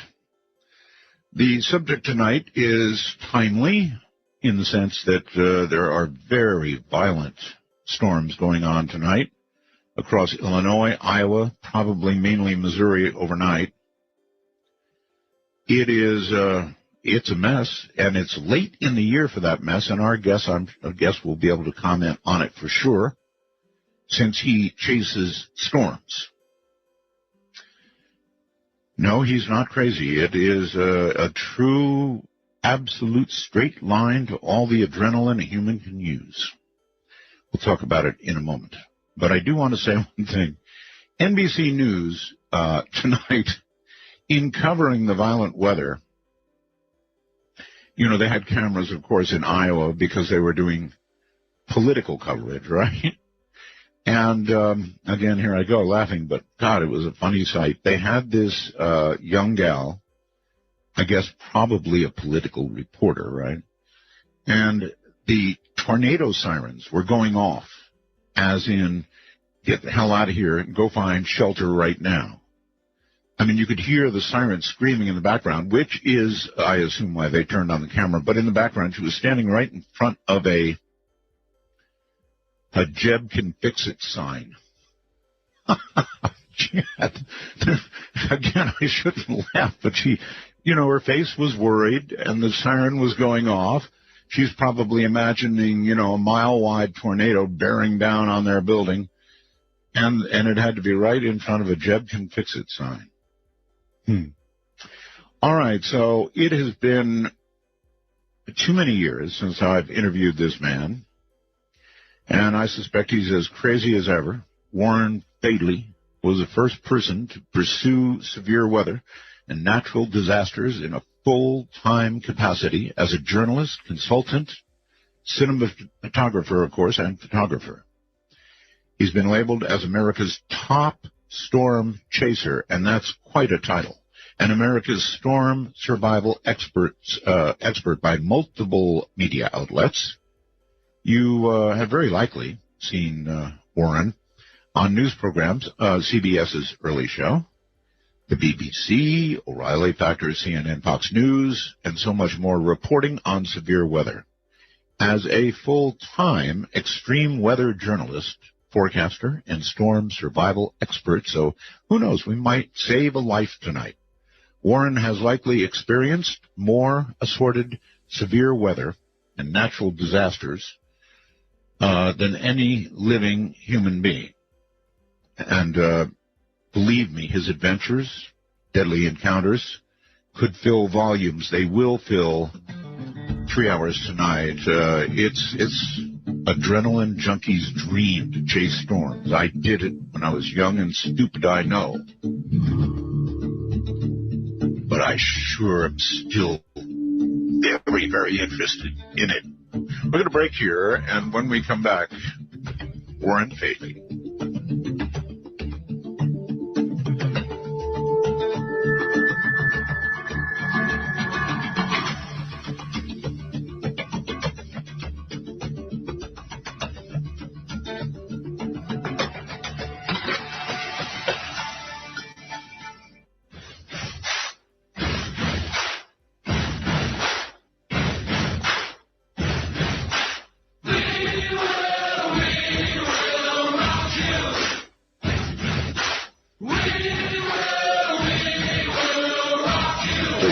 On the wild side of midnight. From the kingdom of Nye, this is Midnight in the Desert with Art Bell. Please call the show at 1-952-225-5278. That's 1-952-CALL ART. That's it, all right. Warren Fadley is my guest coming up. He's a storm chaser. It is said he is the best of the storm chasers. Welcome to Midnight in the Desert, Warren. Hi, Art. Good to be here. We did interview, I think you and I talked back, you said, in 2002? I believe so. I think it was, 2002, a long time ago. Yeah, painful to think about all that time. Anyway, you're still alive. That's on the bright side. Yeah, a lot of close calls since then, but fortunately, I've been both lucky and smart. I don't know which is the more of, but still out there chasing. I think you need a little of both, actually.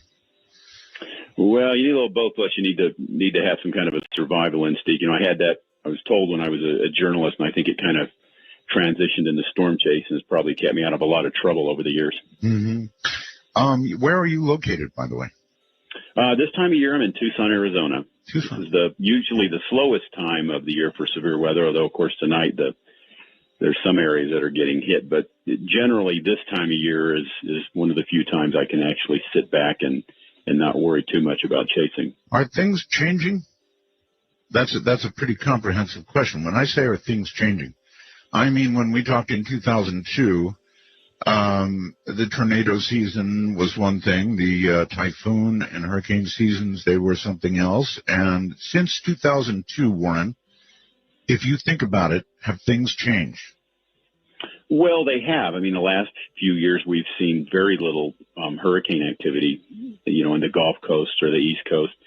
And the last probably 4 or 5 years in the Central Plains, there's been somewhat of a tornado drought, although it seems like the violent tornadoes that do occur somehow seem to find humanity.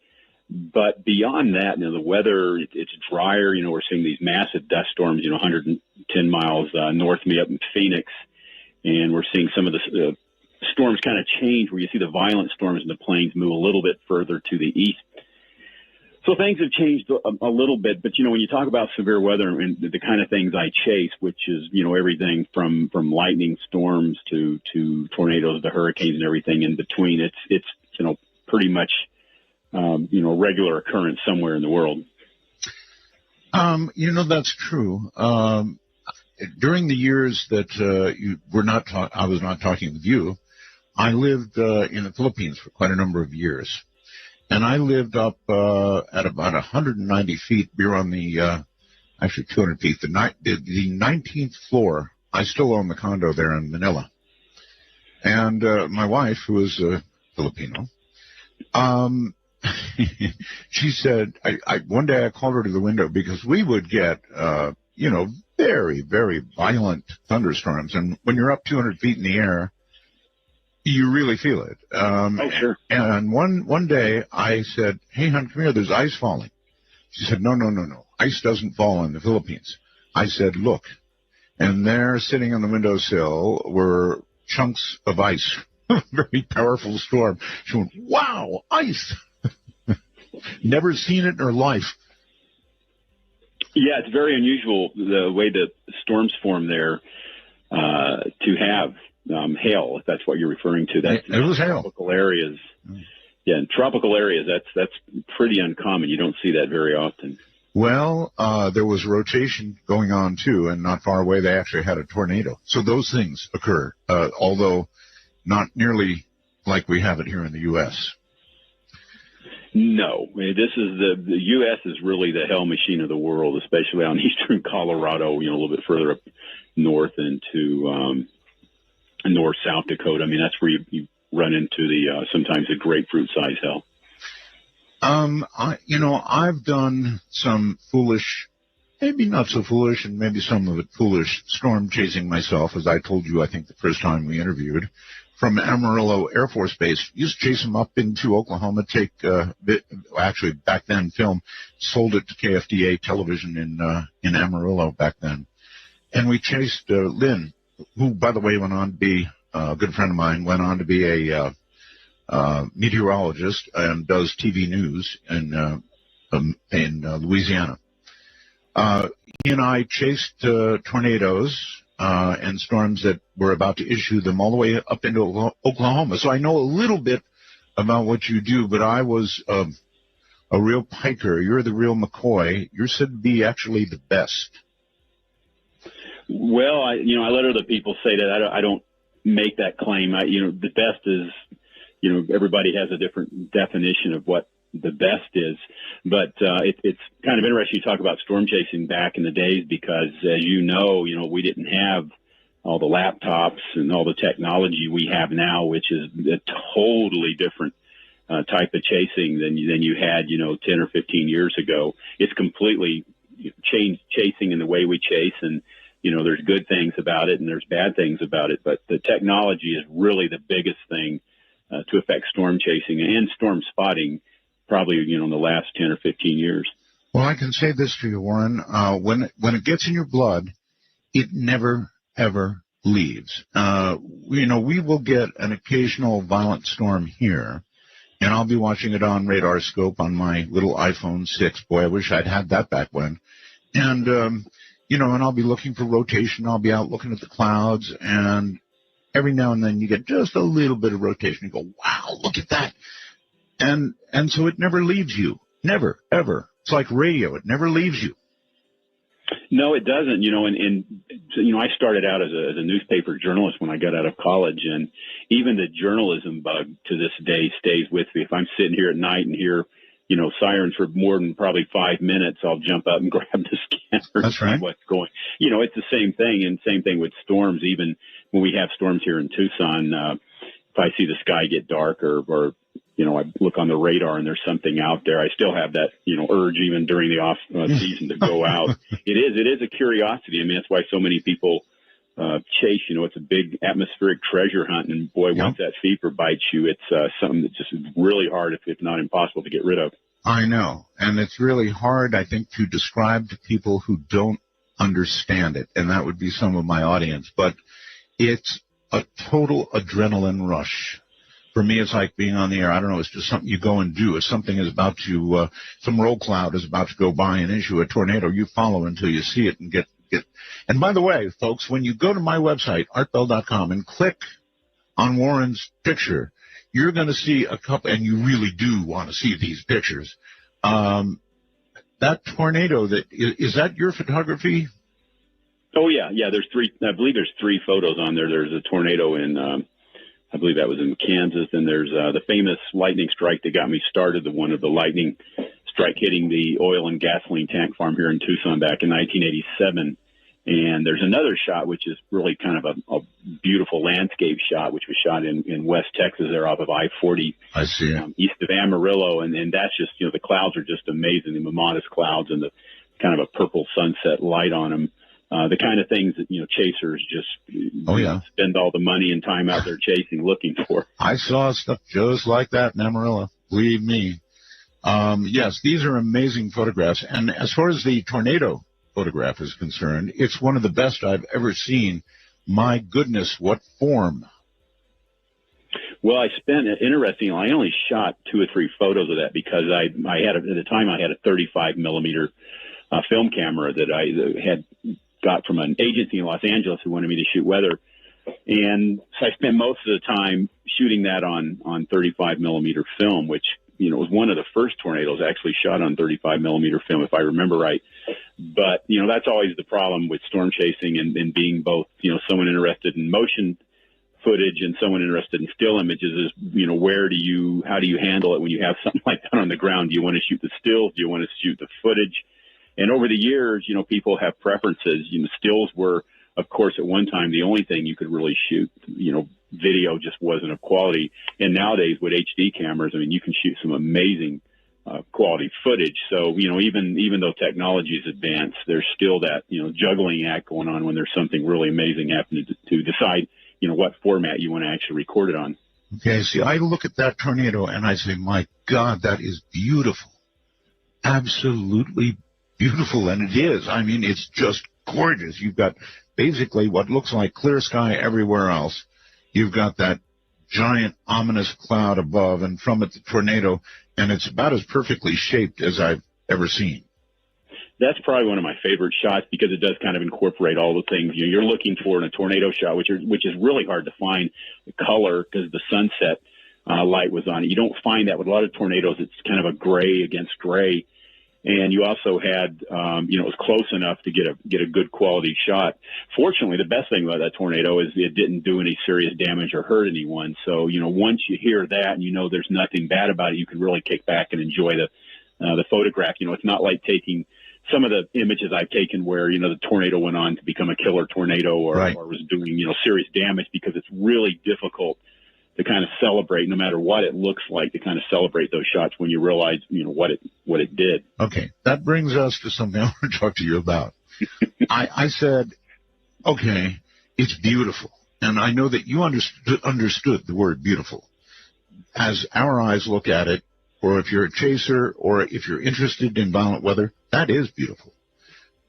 But it's a fine line. Now, when I called you up, this may be a story in itself. When I called you up before the show, I, was messing with you, and I said, Tim Cantori. I think you said, I was about to hang up on you. So, we'll get, I'll ask you about that in a moment. What I do want to ask about is this. When the violent weather is really going, naturally, I go to the Weather Channel. I think a lot of people do. They get their best ratings when things are worse. And you go over there and, you've got Dr. Forbes on screen. And I really love the guy in a lot of ways. But, he's, on the one hand, he's saying, oh, my God, look at this radar scan. You see that blue? That's got to be stuff in the, in the middle of a tornado. And definitely a return of things in the air, and he's getting very excited, very, very excited, and yet he has to stop every, like 3 or 4 minutes and say, but of course, we're not happy about this, or find some way to say that, it could be headed toward a populated area or whatever. It's such a fine line. If you're a weather freak, you love it, but you can't be seen to love it too much because it does bad stuff. Is that about right?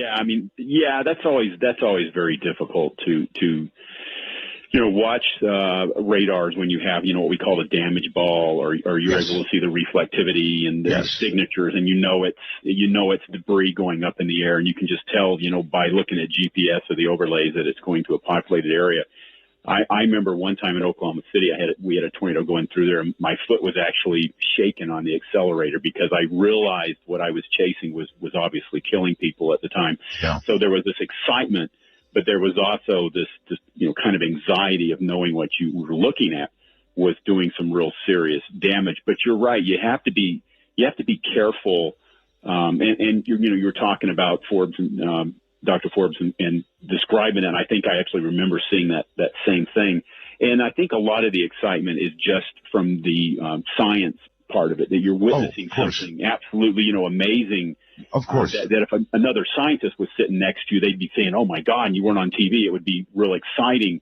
But of course, when you're dealing with the public, then there's a whole different, persona you have to take on, because those, what you're looking at may be doing some serious damage or even killing people.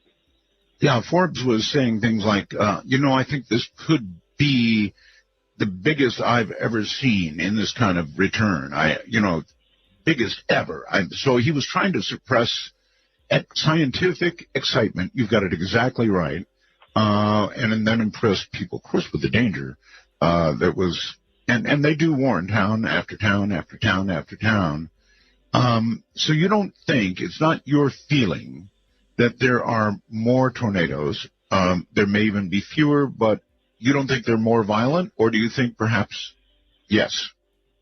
No, when you look at the statistics and you get away with you kind of eliminate all the hearsay science, there really are not more violent tornadoes. Now, in the last few years, because of the drought, one of the interesting things that's happening is the dry line is beginning to form a little bit further to the east, and we can talk about that after the break. But that's a phenomenon that's occurring because of the recent drought that's forcing the storms to go up a little bit further out to the populated areas. All right, here comes a break, so stand by.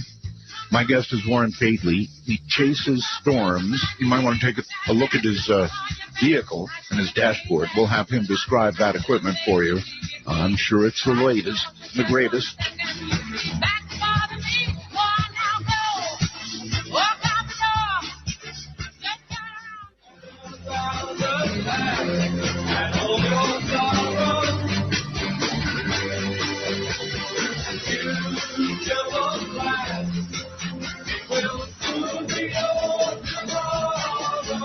Midnight in the Desert doesn't screen calls. We trust you. But remember, the NSA, well, you know. To call the show, please dial 1-952-225-5278. That's 1-952-CALL-ART. My favorite by a mile.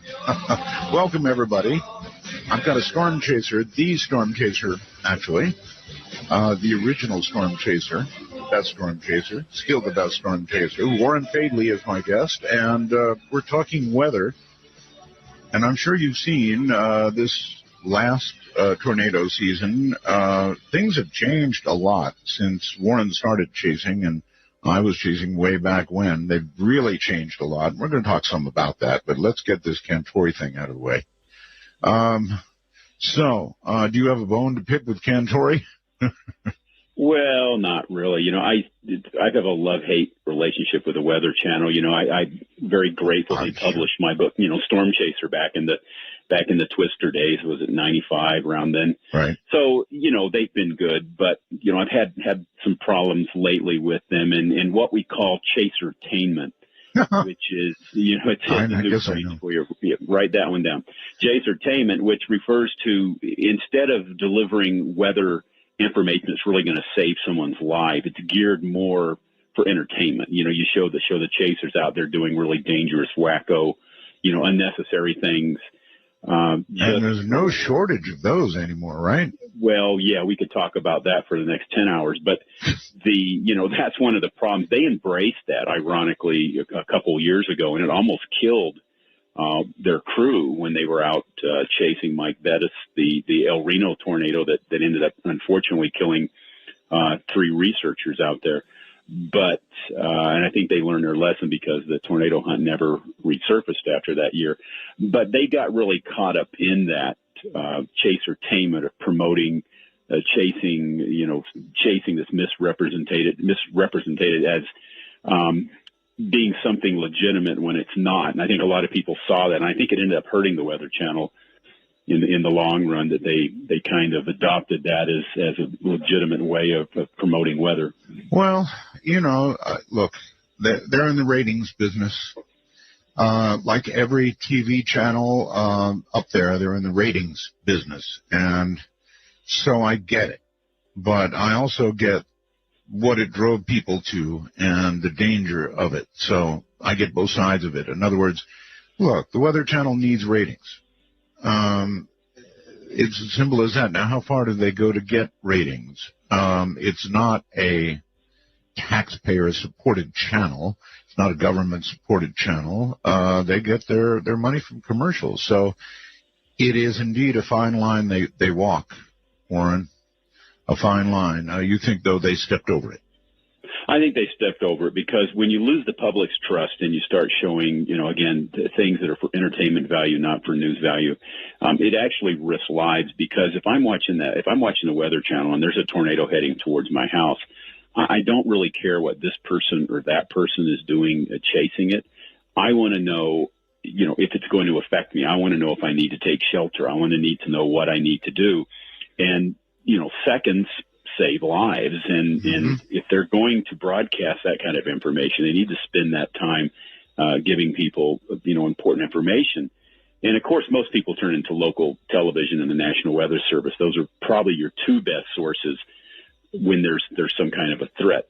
But to use that angle of entertainment in those situations rubbed a lot of people, I think, the wrong way. To your point a little bit, when Jim Cantore pulls into a Midwest town somewhere, usually somebody, tells him, "Hey, Cantore, get out of here." They obviously don't want to see him. They know what it means. If he's in town, it probably means bad stuff. Oh, yeah. Every time we pull into town with a chase truck, we're often run out of town like Frankenstein, Sure. With the torches and the pitchforks.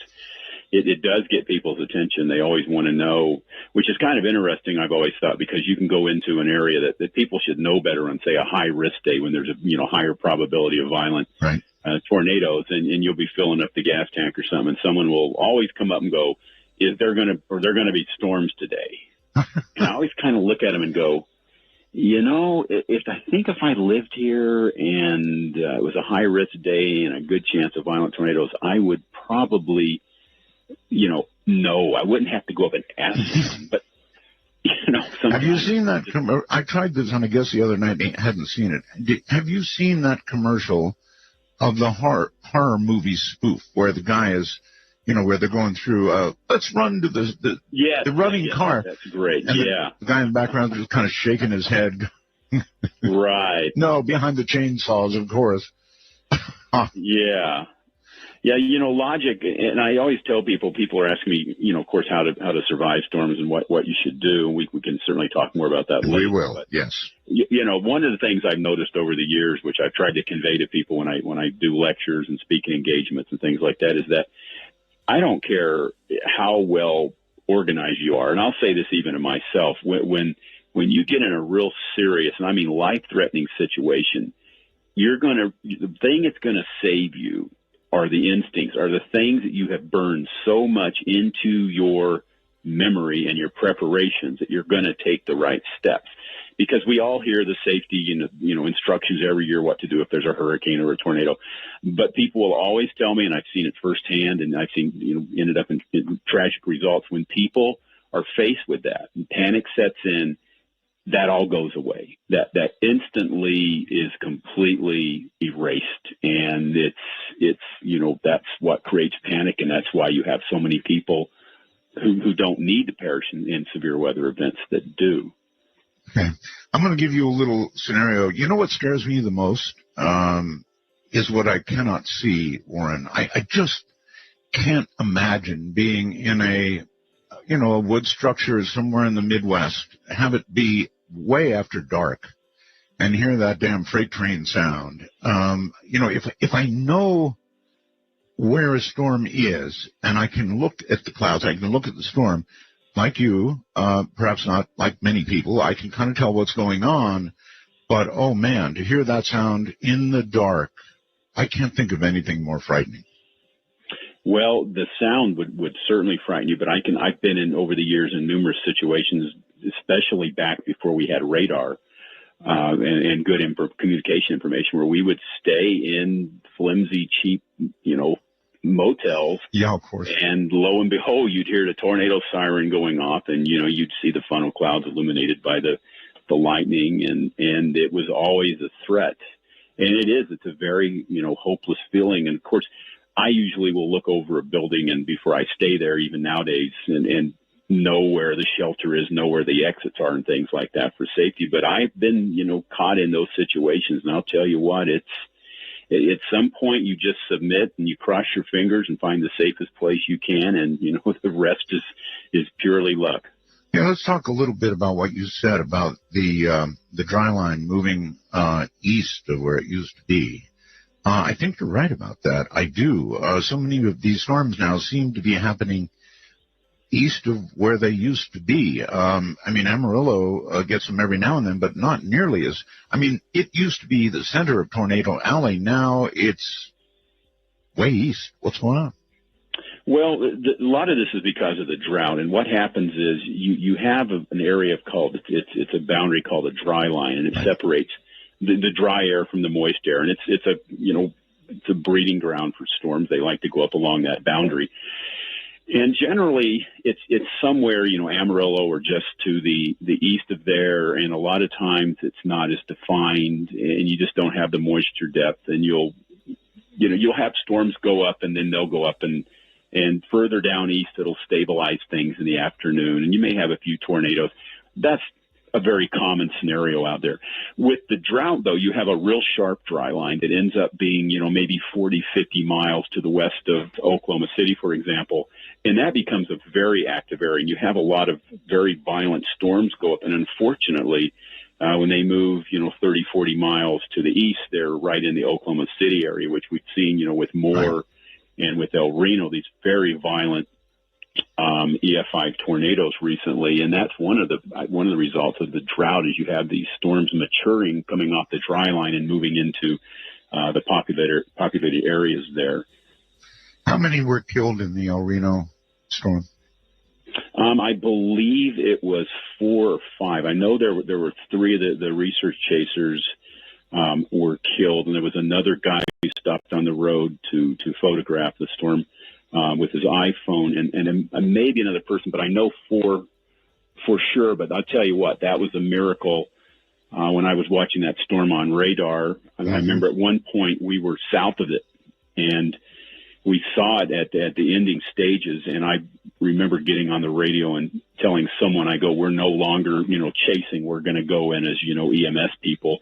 I'm a tactical EMT. I've got a lot of medical training. So at that point, I had changed my mind to transition from, journalist chaser into going into the city, because I'll tell you what, that storm, it's a miracle that it dissipated. Had it kept the track and gone down I-40 into Oklahoma City at the strength it was, at its maximum strength, that would have been an extremely, worst case scenario, destructive tornado. So although it had some tragic, consequences, it could have been a lot worse.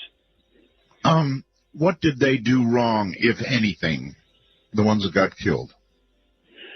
Nobody knows for sure, and if they do, they're not saying anything. There was rumors that there was a camera rolling at the time, and I don't know if it matters or not. The road was wet. The tornado expanded rapidly. I think there's any number of people that could have been in trouble in that area. The Weather Channel vehicle was hit, as we discussed before, because the tornado expanded, and it's just gigantic monster in just record time.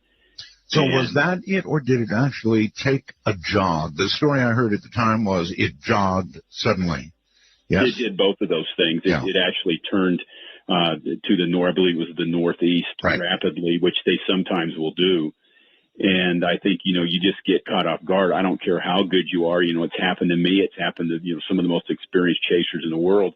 Those guys were just unlucky. And I think, between the mud, slick roads and running out of options in that situation, it could have happened to anybody. And there were a lot of close calls that day. If you look at some of the GPS data with the storm chasers and spotters who were in that area, you just cringe to see the little, dots, and you put the tornado track over that of where they were at certain times. So that's just, unfortunately, one of the things that happens with chasing is it's even with all the modern technology, you're still limited to roads, and some of the roads are the same roads that were there long before the technology. And that's really, when I chase, the roads to me are the most important thing. And the mapping to be able to maneuver around these storms and to be able to allow for those rapid changes. Now, I know they needed to be a little bit closer for their research, and that's when it really gets dangerous, is when you're in that area, where you between the very, very large hail and the actual tornadic circulation. You don't have many options. You can, of course, drive into the hail, but that storm was just absolutely, just a beast. Yes. Other than the adrenaline junkie part of it, which I totally get, why chase storms? Well, for me, I always had a fascination with several things that got me going. One was, adventure. And of course, I think I was a product of the late 1960s, and the Everest climbs and the moonshots and all these things. As a kid, I'm like, holy moly, I've got to go out someday and do something like that. And I think that was what really kind of got me started. And I was always the kind of kid that was always out in the desert looking for things and, collecting rocks and scorpions and all kinds of crazy, dangerous things. And as I grew up, it translated in. Of course, I wanted to fly for the Navy. That's the sole reason I went to college. But unfortunately, my junior year, my eyesight was just below the standard. So I thought, well, I've got to do something else crazy. Why not do photojournalism and specialize in the most extreme things in the world? And I started out with riots and fires and floods and all kinds of disasters, and then took some pretty good photos and transitioned into lightning here in Arizona, and just happened to be reading an Associated Press article one day about tornado chase. And I went, I think I'll expand my horizons and head out east. And this was at what age? This was, I think I was in my mid to late 20s at this point. Okay. And then, of course, went to, ironically, the very first day I went tornado chasing in Texas, I ended up in Saragossa, Texas, which was hit by a very strong tornado that killed, unfortunately, a lot of children during a graduation ceremony. Oh, God, I remember.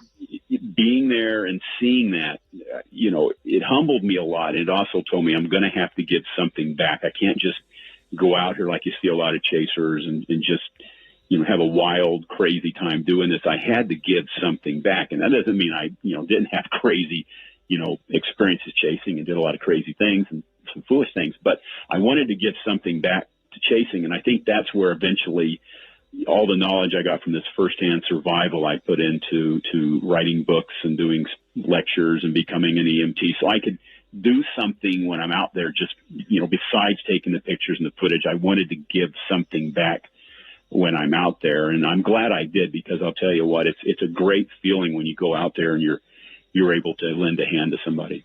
Okay. I'm getting messages all the time on the computer as I do the show.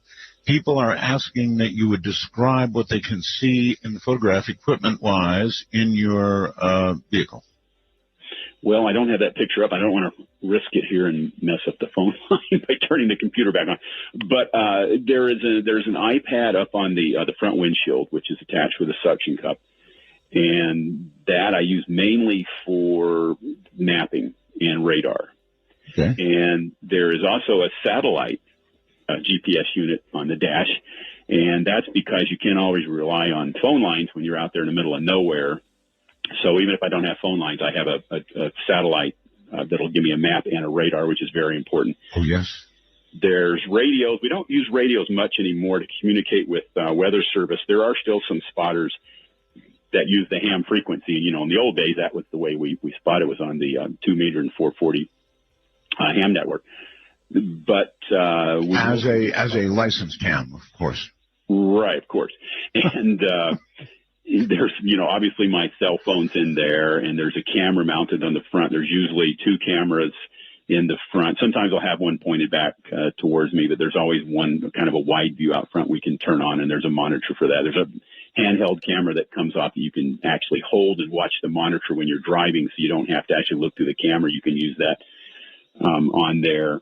And I'm trying to think what else was on there. That's the main equipment I use. I don't get too technical and put too much technology in there, because it's easy to get distracted. If you have too many things going on, too many bells and whistles, it's easy to get caught up in all that. And I'm also a pilot, so I know that, you don't want to get caught up in the moment and lose track of what you're supposed to be doing, which is, flying the plane, or in this case, driving the chase vehicle. You ever wonder at all about the size of the cojones of that pilot in Oklahoma City who is constantly up when tornadoes are in the area taking video? Now, I grant you, he generally gets out to what he considers to be a safe distance. But, man, I'll tell you, I wonder about that guy. That'd be quite a job as a helicopter pilot. You can't make wrong decisions in a helicopter in that kind of weather. Well, no, you can't. I tip my hat to those guys because the information they give, and the news stations in Oklahoma City, the information, the life-saving information they give, it's saved countless lives. And although, I don't think some of the entertainment value that they generate now, which seems to be more and more every year, but the information value they send from those helicopters is invaluable, not only to the people on the ground, but to the National Weather Service, allows them to see what's going on at the same time they're looking at the radar.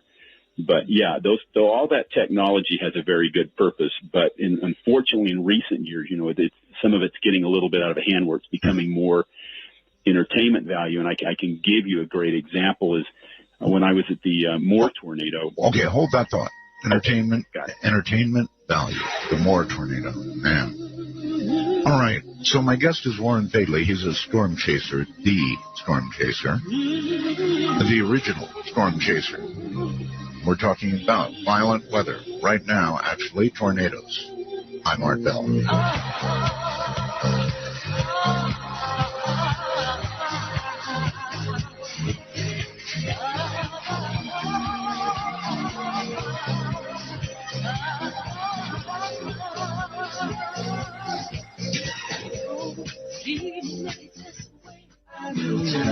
The clock strikes 12, and Midnight in the Desert is pounding packets your way on the Dark Matter Digital Network. To call the show, please direct your finger digits to dial 1-952-225-5278. That's 1-952. Call ART. Warren Fadley is my guest. He chases storms.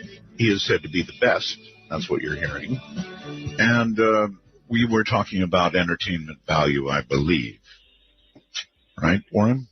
Yeah, we were talking about how technology and social media have changed, the way that people get their warning information. And it's a great thing. It saves lives. But at the same time, one of the things that's happening, which is a very negative thing now, is people are relying too much on that information. And I'll give you a great example. In Moore, Oklahoma, when they were recently hit by that violent tornado, I spoke to somebody and he said, well, I was watching TV and I wanted to get confirmation that it was a big tornado and it was heading towards my house. And he barely got out alive. I mean, this guy, his home was completely leveled. And he only got about a half mile away from it when he found shelter. If he'd waited any later, he probably would have been killed. But this is a growing problem now, is that people they're relying too much on others to tell them what to do. And they're watching live footage and trying to correlate that with the strength of the tornado and where it's moving. And most people don't have the knowledge to do that. So the bottom line is they're taking too long to seek shelter or take the action they need to take to save their lives. And, there is that entertainment value. I've had people tell me, well, gosh, I was watching it on TV and it looked really cool, but I didn't realize how close it was getting to me. So that's one of the things I think we're going to have to see people change in weather safety training and discussions, is to get people. It doesn't matter what a tornado, if it's an EF0 or if it's an EF5, if it's heading towards you, you need to take the same kind of precaution you would take for any kind of tornado, and you need to not delay that action. And you need to, especially if you have a family or are responsible for other people, you really need to do that as quickly as you can. Which is not at all what chasers do. No, chasers don't do that. It's the chasers were going to be out there, let me tell you. And chasers do, chasers and spotters. We always talk about chasers, but really the unsung heroes of when you talk about people being actively involved in severe weather, you've got the researchers, which of course, you can't deny their research leads to a lot of life-saving information. At least the real researchers, not the fake ones, which we can certainly talk about at some point. But, the spotters really don't get enough credit. I mean, these are men and women. They go out with their own vehicles. And as you probably know from chasing, a lot of times their vehicles are beat to a pulp by giant hail. Oh, yes. They spend their own gas money. It's strictly a public service. They don't get anything out of it. They rarely ever get a thank you from anyone. But I've heard so many spotter reports over the years when I've been chasing, giving back life-saving information to the National Weather Service, that I think we we need to designate a National Spotter Day, which I'm actually working right now on doing, to give credit to those people for being out there and providing that kind of information. All right. Let's take a moment and just stop talking about this aspect of it. We'll come back to it and give people your best advice. And that is when you're going to have it's forecasted now fairly accurately, I believe, Warren, when we're going to have a bad day. If you live in Oklahoma or somewhere out in the plains, they know ahead of time. In fact, I believe Dr. Forbes has taken to creating the Torcon scale, which is the likelihood of a tornado being within, 50 miles of you or something like that on a scale of 1 to 5, is it? Or something like that. Yeah. It's 1 to 10. Yeah, I'm not a big fan of that created. And I mean, Forbes is a great guy. Trust me, he's one of the best people they have there. I respect the heck out of him, but I don't agree with that system. It just confuses people. There's already enough systems. What I tell people, and this isn't obviously a predictability, but the thing I've developed over the years, I call it the triangle of survival. And at the top of that triangle is to know the danger. Right. Know the danger where you live. And people say, well, I live in Tornado Alley. Okay, well, do you live near, train tracks? You might have a derailment. Do you have flooding in the area? So the most important thing is to know for your area what kind of dangers you have from A to Z, wildfires, whatever. The second thing is know what to do. If it's a tornado, you need to know what kind of, where the nearest shelter is or have one in your house. And the final thing is you need to take action right away. You don't delay. If those three things will save probably 90% or more of the people who are threatened by severe weather. But somewhere along that triangle, people make a critical mistake. They don't know the danger, they don't know what to do, or they don't take action, and it leads to, bad consequences. I think hands down, the safest place to be is underground, right? Underground, yeah. I mean, if you can't always predict tornado strength. And I know that some people now, I've watched some of the forecasts in some of the major cities, and the meteorologists will say, well, this right now on radar looks like it's going to be an EF 1 or 2. And I just cringe. Yeah, if you're a chaser, you could probably look at, the velocity scans and figure out the shear and things like that, and look at it and think, well, yeah, this is probably going to be a weak tornado or maybe a strong tornado. But I think it's a mistake to relay to people that you're thinking it's going to be an EF 1 or 2, because it goes back to what I was saying before, is people will stop taking shelter. They'll say, well, it's just an EF 1, that'll knock my lawn chair, over out front. I don't really care. And they won't take shelter, which is a big mistake. You don't want to do that. The best option is to always take the same type of action you would take no matter what the tornado is or what they think it's going to be. And that is underground, like you said. That is always the safest place to be, is an underground, some kind of a approved shelter. And that's your best chance of surviving a tornado is underground, especially the violent ones. And if not, at least jump into an unapproved ditch. Yeah, there are some above ground shelters, though, that are FEMA approved that can withstand some very violent tornadoes. That's another option. You can put one of those in your house and, use it as a safe the rest of the year. But, you need to have some kind of shelter if there's a tornado. That's the only real way you're going to survive. All right. What is the strongest wind that has been recorded in an F5? The biggest tornado. Do we know, or are we still imagining? Well, they've exceeded 300 miles an hour, and they've done this using portable Doppler radars, which is great, because they're able to go out to take the radar to the storm instead of letting the storm come to the radar. And a lot of the folks at INCAR, which is in Colorado, and the University of Oklahoma, and there's probably 3 or 4 more research groups that use portable Dopplers, go out. And they've measured winds well over 300 miles per hour and documented those, which is absolutely incredible. I was on a tornado near Red Rock. I don't recall the exact wind speeds. I know it was over 300 miles an hour, but that's just an incredible amount of destruction. And that's just the winds, that they've measured. I'm sure they can probably top out a little bit higher than that. 300 miles an hour take virtually anything down to the ground, including concrete?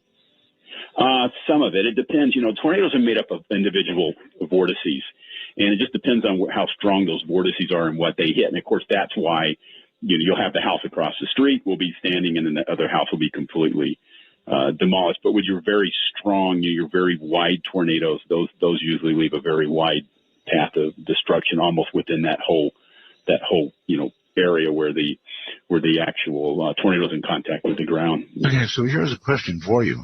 One day, an EF5 is going to hit a big city, something like Dallas, Fort Worth, or Oklahoma City, or, downtown high-rise type area. What will that do? Well, it depends on, when you say it depends on the size of the tornado, it depends on what kind of structures it hits. But if you're talking about a downtown area, you're talking about the biggest danger is going to be glass, flying glass from that tornado. It's unlike you're going to see skyscrapers taken down. You may have some buildings that are not as strong, some of the 1 or 2 story buildings near the street destroyed, but you're also going to have the compression of winds and the Venturi effect between the buildings compressing there. So you may have some just absolutely insane velocities doing a lot of destruction, but you're going to have a lot of debris, things coming off buildings, cars being hurled into buildings. But again, the biggest danger is going to be windows breaking and that glass just flying all over the place in a major city. Okay. What I'm going to ask you is for speculation right now. Would that be all right? Oh, sure. So we have speculated for years about weather control. And I've often wondered, Warren, if it might be possible, if something is out going across the plains, even a big tornado, if it might not be possible, if it was headed toward a city, to do something to that tornado. I don't know whether you could detonate something big and either disperse it or change its path or control it in some way. I'm sure you've wondered and thought about weather control. Is anything like that possible? Not with the technology we have today. There's nothing you can do to, tornado, the storms, the supercells that spawn them are very, very large storms that are large, systems. The tornado is actually a very, very small portion of that storm in the actual circulation. The mesocyclone, which is the rotating part, the core of the storm that's actually producing the tornado in most cases, is a very large, covers a very large area within inside the storm. So you would have to disrupt that, or you would have to have some kind of vehicle very close to the tornado to figure out. And people have talked about using laser beams, and trust me, these are some of the messages I get that just crack me up. I mean, laser beams and, building. There was a gentleman I think about a year ago, proposed building a wall around Oklahoma City to try to stop the circulation. None of these things were really, maybe Donald Trump. Only good if you could get Texas to pay for it. Well, yeah, there you go. Oh boy, I hope he's not listening. He'll be after me tomorrow. But yeah, all these things. It would take a lot of energy. I mean, just the physics of it to overcome something like that. You would have to have something that we simply don't have the technology. I think if it's ever going to happen, it would be something where they figure out a way to actually reduce the strength of the overall storm and probably prevent it from producing a tornado. Would probably be difficult in itself, but that would probably be a more logical approach. All right. And I did go back and check the Red Rock tornado. I wanted to get this right. It was, I believe it was 270 miles an hour. Oh, God. The speed they measured. That's horrible. Really horrible. A lot of damage. And again, the country I lived in for quite a number of years, the Philippines, they are getting typhoons now that are said. In fact, they also said it of the one off Baja not long ago, right? Or down further in Mexico, the one that blew up in virtually one day to a Cat 5, and then the opposite occurred, and it virtually dissipated in a day. You're talking about the one that hit Mexico. I believe that was it Patricia? Yeah, I think that's right. I think that's correct. Very weird storm. Yeah, well, the thing about that storm was it went from being a hurricane, or from being a tropical storm to a hurricane, a very powerful hurricane. I think it was less than 24 hours. That's it. So, when you have that kind of energy in a hurricane, that's really spooky. The only thing that really saved everybody in that hurricane was a couple of things. One, it moved relatively quick. It didn't sit there and spin on the coast. And the core of the greatest winds was only, I believe, when it went on shore, maybe 20, maybe 30, 35 miles wide at the most. So and it went in between really two populated areas. So they really lucked out with that storm. They said that was the lowest barometric pressure they had ever measured. In a hurricane. Yep. There has been a lower pressure. I believe it was Hurricane Tip in 1979, if I remember right. That was actually lower. If you're talking about just cyclones in general around the world. Of course, that was a typhoon. Right. Typhoons, I'm terribly familiar with, too familiar with, and the Philippines gets hit or within the Philippine area of responsibility, about 20 to 22 a year. It's incredible. And they seem like they're getting stronger, Warren. I'm not sure about that, but boy, they do build quickly. Yeah, that hurricane season's a lot longer. I mean, you can theoretically have typhoons in the area almost any time of the year. But one of the big problems is just the population areas. People want to live near the coastal areas. There's the major cities, the jobs, all these things. So there are more and more people living in coastal areas. And the problem is, a typhoon that would have hit a specific island or specific area there 10 years ago, the population may have been, maybe a third of what it is now. So as you see that, you see that in the plains, people move into more of the major cities and urban sprawl out, and you're just giving tornadoes or hurricanes just a larger target to hit. But, you always have these anomalies. We had Hurricane Camille back in '69, and nothing really rivaled it until Andrew, which wasn't as strong, and then, of course, Katrina, which was, I believe, only ever went up to a Category 3 rating. So, you have these weather extremes, which is one of the reasons it makes it so fun to follow severe weather, because you just never know. On any given day or week or month, you may be able to experience one of those extremes. Okay. The scientists are saying that we're in the El Nino cycle right now here in the U.S., and they're saying it's one of the strongest they've ever seen. And, of course, then there's the opposite of that, La Nina, and they, I guess, cycle back and forth. But we've got El Nino this year, and it will probably affect my area here, right? It probably will affect California, but you never know. There's a lot of patterns that can offset an El Nino. I believe there was a weak El Nino in 2010, 2012 that was, offset by some other things, large-scale atmospheric patterns that changed it. But, you never know, and that's one of the problems. You may have a strong El Nino, and the history would say, the strong one we had back in, I believe it was, 82, 83, and which was very strong, and the one in 19, I believe it was 1990, was it 97? Both of those very strong, did a lot of damage. Matter of fact, I think the one in 82, 83 did something like 13 billion in damage worldwide. Right. So we're talking worldwide consequences with an El Nino. You're talking about, drought in Kenya. I know that there's millions of people right now, I was reading, that are threatened by the drought there. Fires in Australia. So, a lot of things that happen in El Nino. It's not just about the weather. Can you actually explain to my audience what the two are, basically? What's that?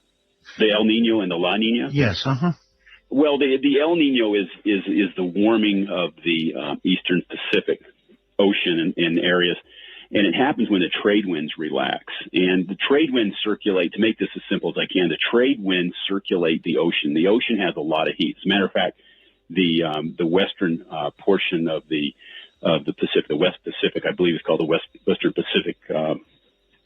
I can't think of the name off the top of my head. It's called the Warm Pool. That is an area that is generally circulated. It circulates around, and the water upwells, and it cools off. You think of it like a kind of like a radiator. Sure. It cools. When the trade winds relax, then you don't have that circulation. So the water begins to pile up to the eastern areas. It becomes warmer. And when it becomes warmer, it changes all kinds of things. It changes the configure of the jet stream, which, to the high pressure and low pressure systems move around.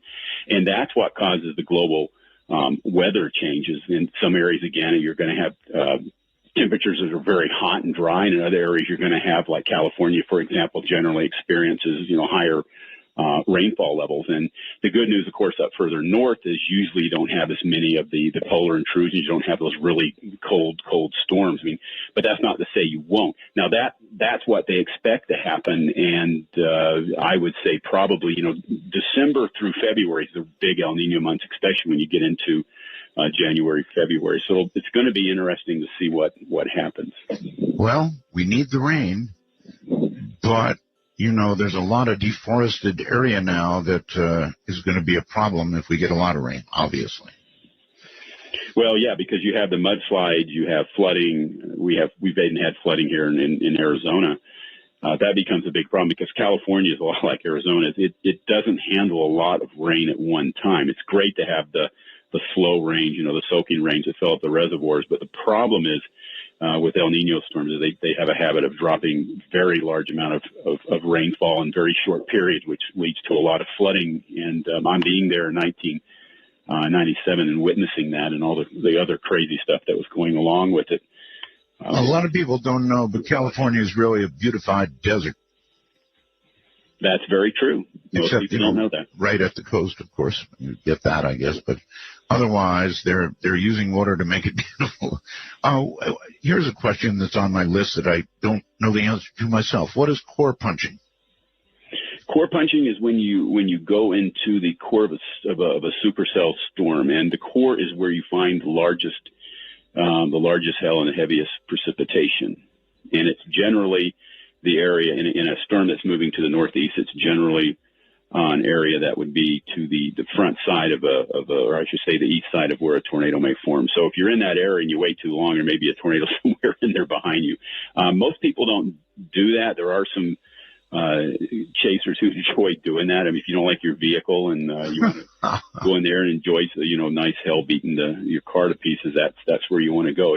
But it is very dangerous because when you get in that area, you're getting very close to where the interface is, where you could have a tornado, and you can have a tornado even embedded in those areas with some storms. Well, I have never intentionally driven into that. Have you? You have. I can hear it. Well, not intentionally, I wouldn't say, but back again before the days of radar, yes. we would do that. And the scariest thing is at night because that's when it's really, really spooky. God, do I agree with that?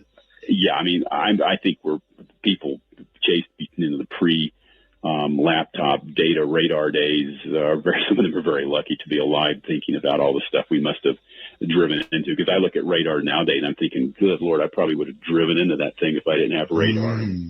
All right, so here's what I think is going to get a lot of people killed, Warren.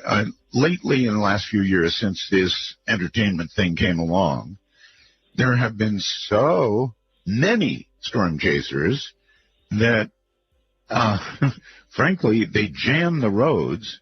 It gets to the point where there's no place to park, if you're in a likely place. It's incredible how many chasers there are, and they actually get in each other's way. And one of these days, there's going to be a big tragedy because of that. Yeah, I support 100% a person's right to chase. I believe if you want to go out there and chase, you should do it. My rule is you don't put others in danger, and that includes rescuers that may have to come and get you. But I support people's right to chase because I've done it myself. As for many years, it would be hypocritical of me to say not to do it. But you can do it responsibly. You can still do it safely, and then you can still have a lot of fun and beat up your car or do whatever you want. But it's everybody's thing. The big problem with chasing right now, it's not the real established chasers, the probably, maybe 100, 200 people that have a lot of experience who are fairly responsible. It's a lot of the locals. And I'm not trying to put local people down because, hell, if I saw a storm out back and I wasn't a chaser, I'd probably go after it too, just like I would, fire, anything. You'd want to go see what's going on. But that's the big problem right now are the locals, because the locals, most of them don't have radar. They'll see a report on TV. They'll go out. They'll clog the roads. They park in the roadways and make it difficult. The El Reno example, there was literally a rolling party to the south of that storm we got caught in, with people drinking in 20 empty beer cans in the back of their trucks, and there were wrecks happening when people were rubbernecking and crashing into each. I mean, it was like, a mad world. If you remember that movie, it was just crazy. It was absolutely nuts. And we had a couple times literally driving through the shoulder of the road, almost off the road, to get around some of the traffic, because there was a second tornado coming towards us at one point. But that's the big problem right now, are the locals who just don't know what they're looking at. They may park on the road, they'll walk out into the road, and that's what's causing the problem. It's not most of the responsible chasers. They do a somewhat good job of policing themselves. They stay off the roads, they pull off the roads and do a pretty good job. So yeah, it's becoming a major problem. And I see the future of something happening, where there's an accident blocking a road, and here comes, the big tornado down the road and takes a lot of people out. I've seen that scenario set up many times. It's just, fortunately, so far, everybody's either been able to get out of the way, or the tornado took a different path and missed the traffic jam. Every movie that I've seen on the subject always seems to concentrate on a group of people who are absolutely intent on setting up a weather station that will be inside a tornado, or even themselves getting inside a tornado. There aren't people out there still trying to do that, are there? Well, there's people that try to put probes into tornadoes, into the path of tornadoes. Let me correct myself there. That's still done. There was Project Vortex a few years ago, which had vehicles. These people are very professional, well-trained, safe, putting probes out in the front of a tornado to get data. That's a legitimate pursuit of going out and doing research, and it's necessary. Of course, nowadays we have a lot of drones are going to be used here pretty soon. They're working on drones with instrument packages. It's all about doing this and doing it and staying alive, and being able to get that data without putting humans at risk. And of course, that's where we start to see problems with people crossing the line, when you have people out there who say they're researchers and they're doing all this life-saving work, but they're not actually doing that. They're trying to generate, publicity or income, and that's becoming probably the biggest nightmare in storm chasing right now. Well, it's changed a lot since we last talked, and certainly since I chased and you began chasing, a lot has changed. And I guess there is a pretty big danger out there. How close have you come to being inside a tornado yourself? Well, I've been in the circulation of very weak tornadoes, and it wasn't on purpose. One time we drove real close to a landspout tornado, which is still a tornado, but it's not derived from a really strong mesocyclone, so they're rarely destructive. And we were actually in that circulation for a little bit on the outside edges of it, but I knew that it wasn't going to be a major tornado. I could tell, the height of the storm and the base and a lot of other things. And but that's something you try not to do, because again, you just don't know how strong a tornado is going to get. It may start out as a EF0 and suddenly come down, which I've seen them do, into a very, very strong tornado in just a few minutes, if not seconds. So there's no way to really second guess how strong a tornado is going to be. You can look at radar and velocities and things like that, if you're really good about reading that kind of data, but there's just no guarantee. You just don't know what's going to happen, what's going to be picked up by the tornado and hurled into you. So it's not a real good thing to try to actually get into the center of a tornado. Even though you basically know what you're doing, it's still possible that Mother Nature can fool you, or you make the wrong decision. I imagine you've come pretty close to losing your life at some point. I could probably tell you about the next 4 or 5 hours about that. I mean, this year we were driving towards, I can't remember the name of the town in Colorado, maybe in Lamar, Colorado, and there was a dust storm. It seemed like an innocent dust storm. It didn't look very dangerous. It wasn't something I was really worried about. The ground was wet. We didn't really expect a major dust storm to hit. and it hit. I mean, it hit in front of us, and fortunately, I pulled off the road, did the right thing. We ended up evacuating the vehicle and literally running into a field. And it was a good thing we did, because when the dust cleared, there was a very tragic multi-vehicle pileup that occurred in front of us. I think that took one or two lives and injured quite a few people. So it's not always the tornadoes. It's the things you just don't expect that are gonna get you out there that you have to always be aware of. Yeah, that's right, because people aren't reacting normally in those situations. I'm Art Bell. This is Midnight in the Desert.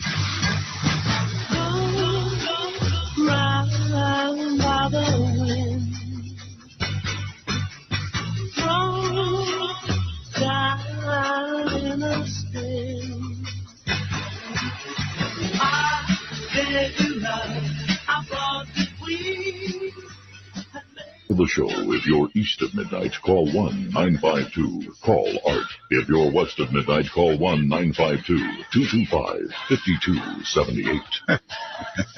You figured that one out yet?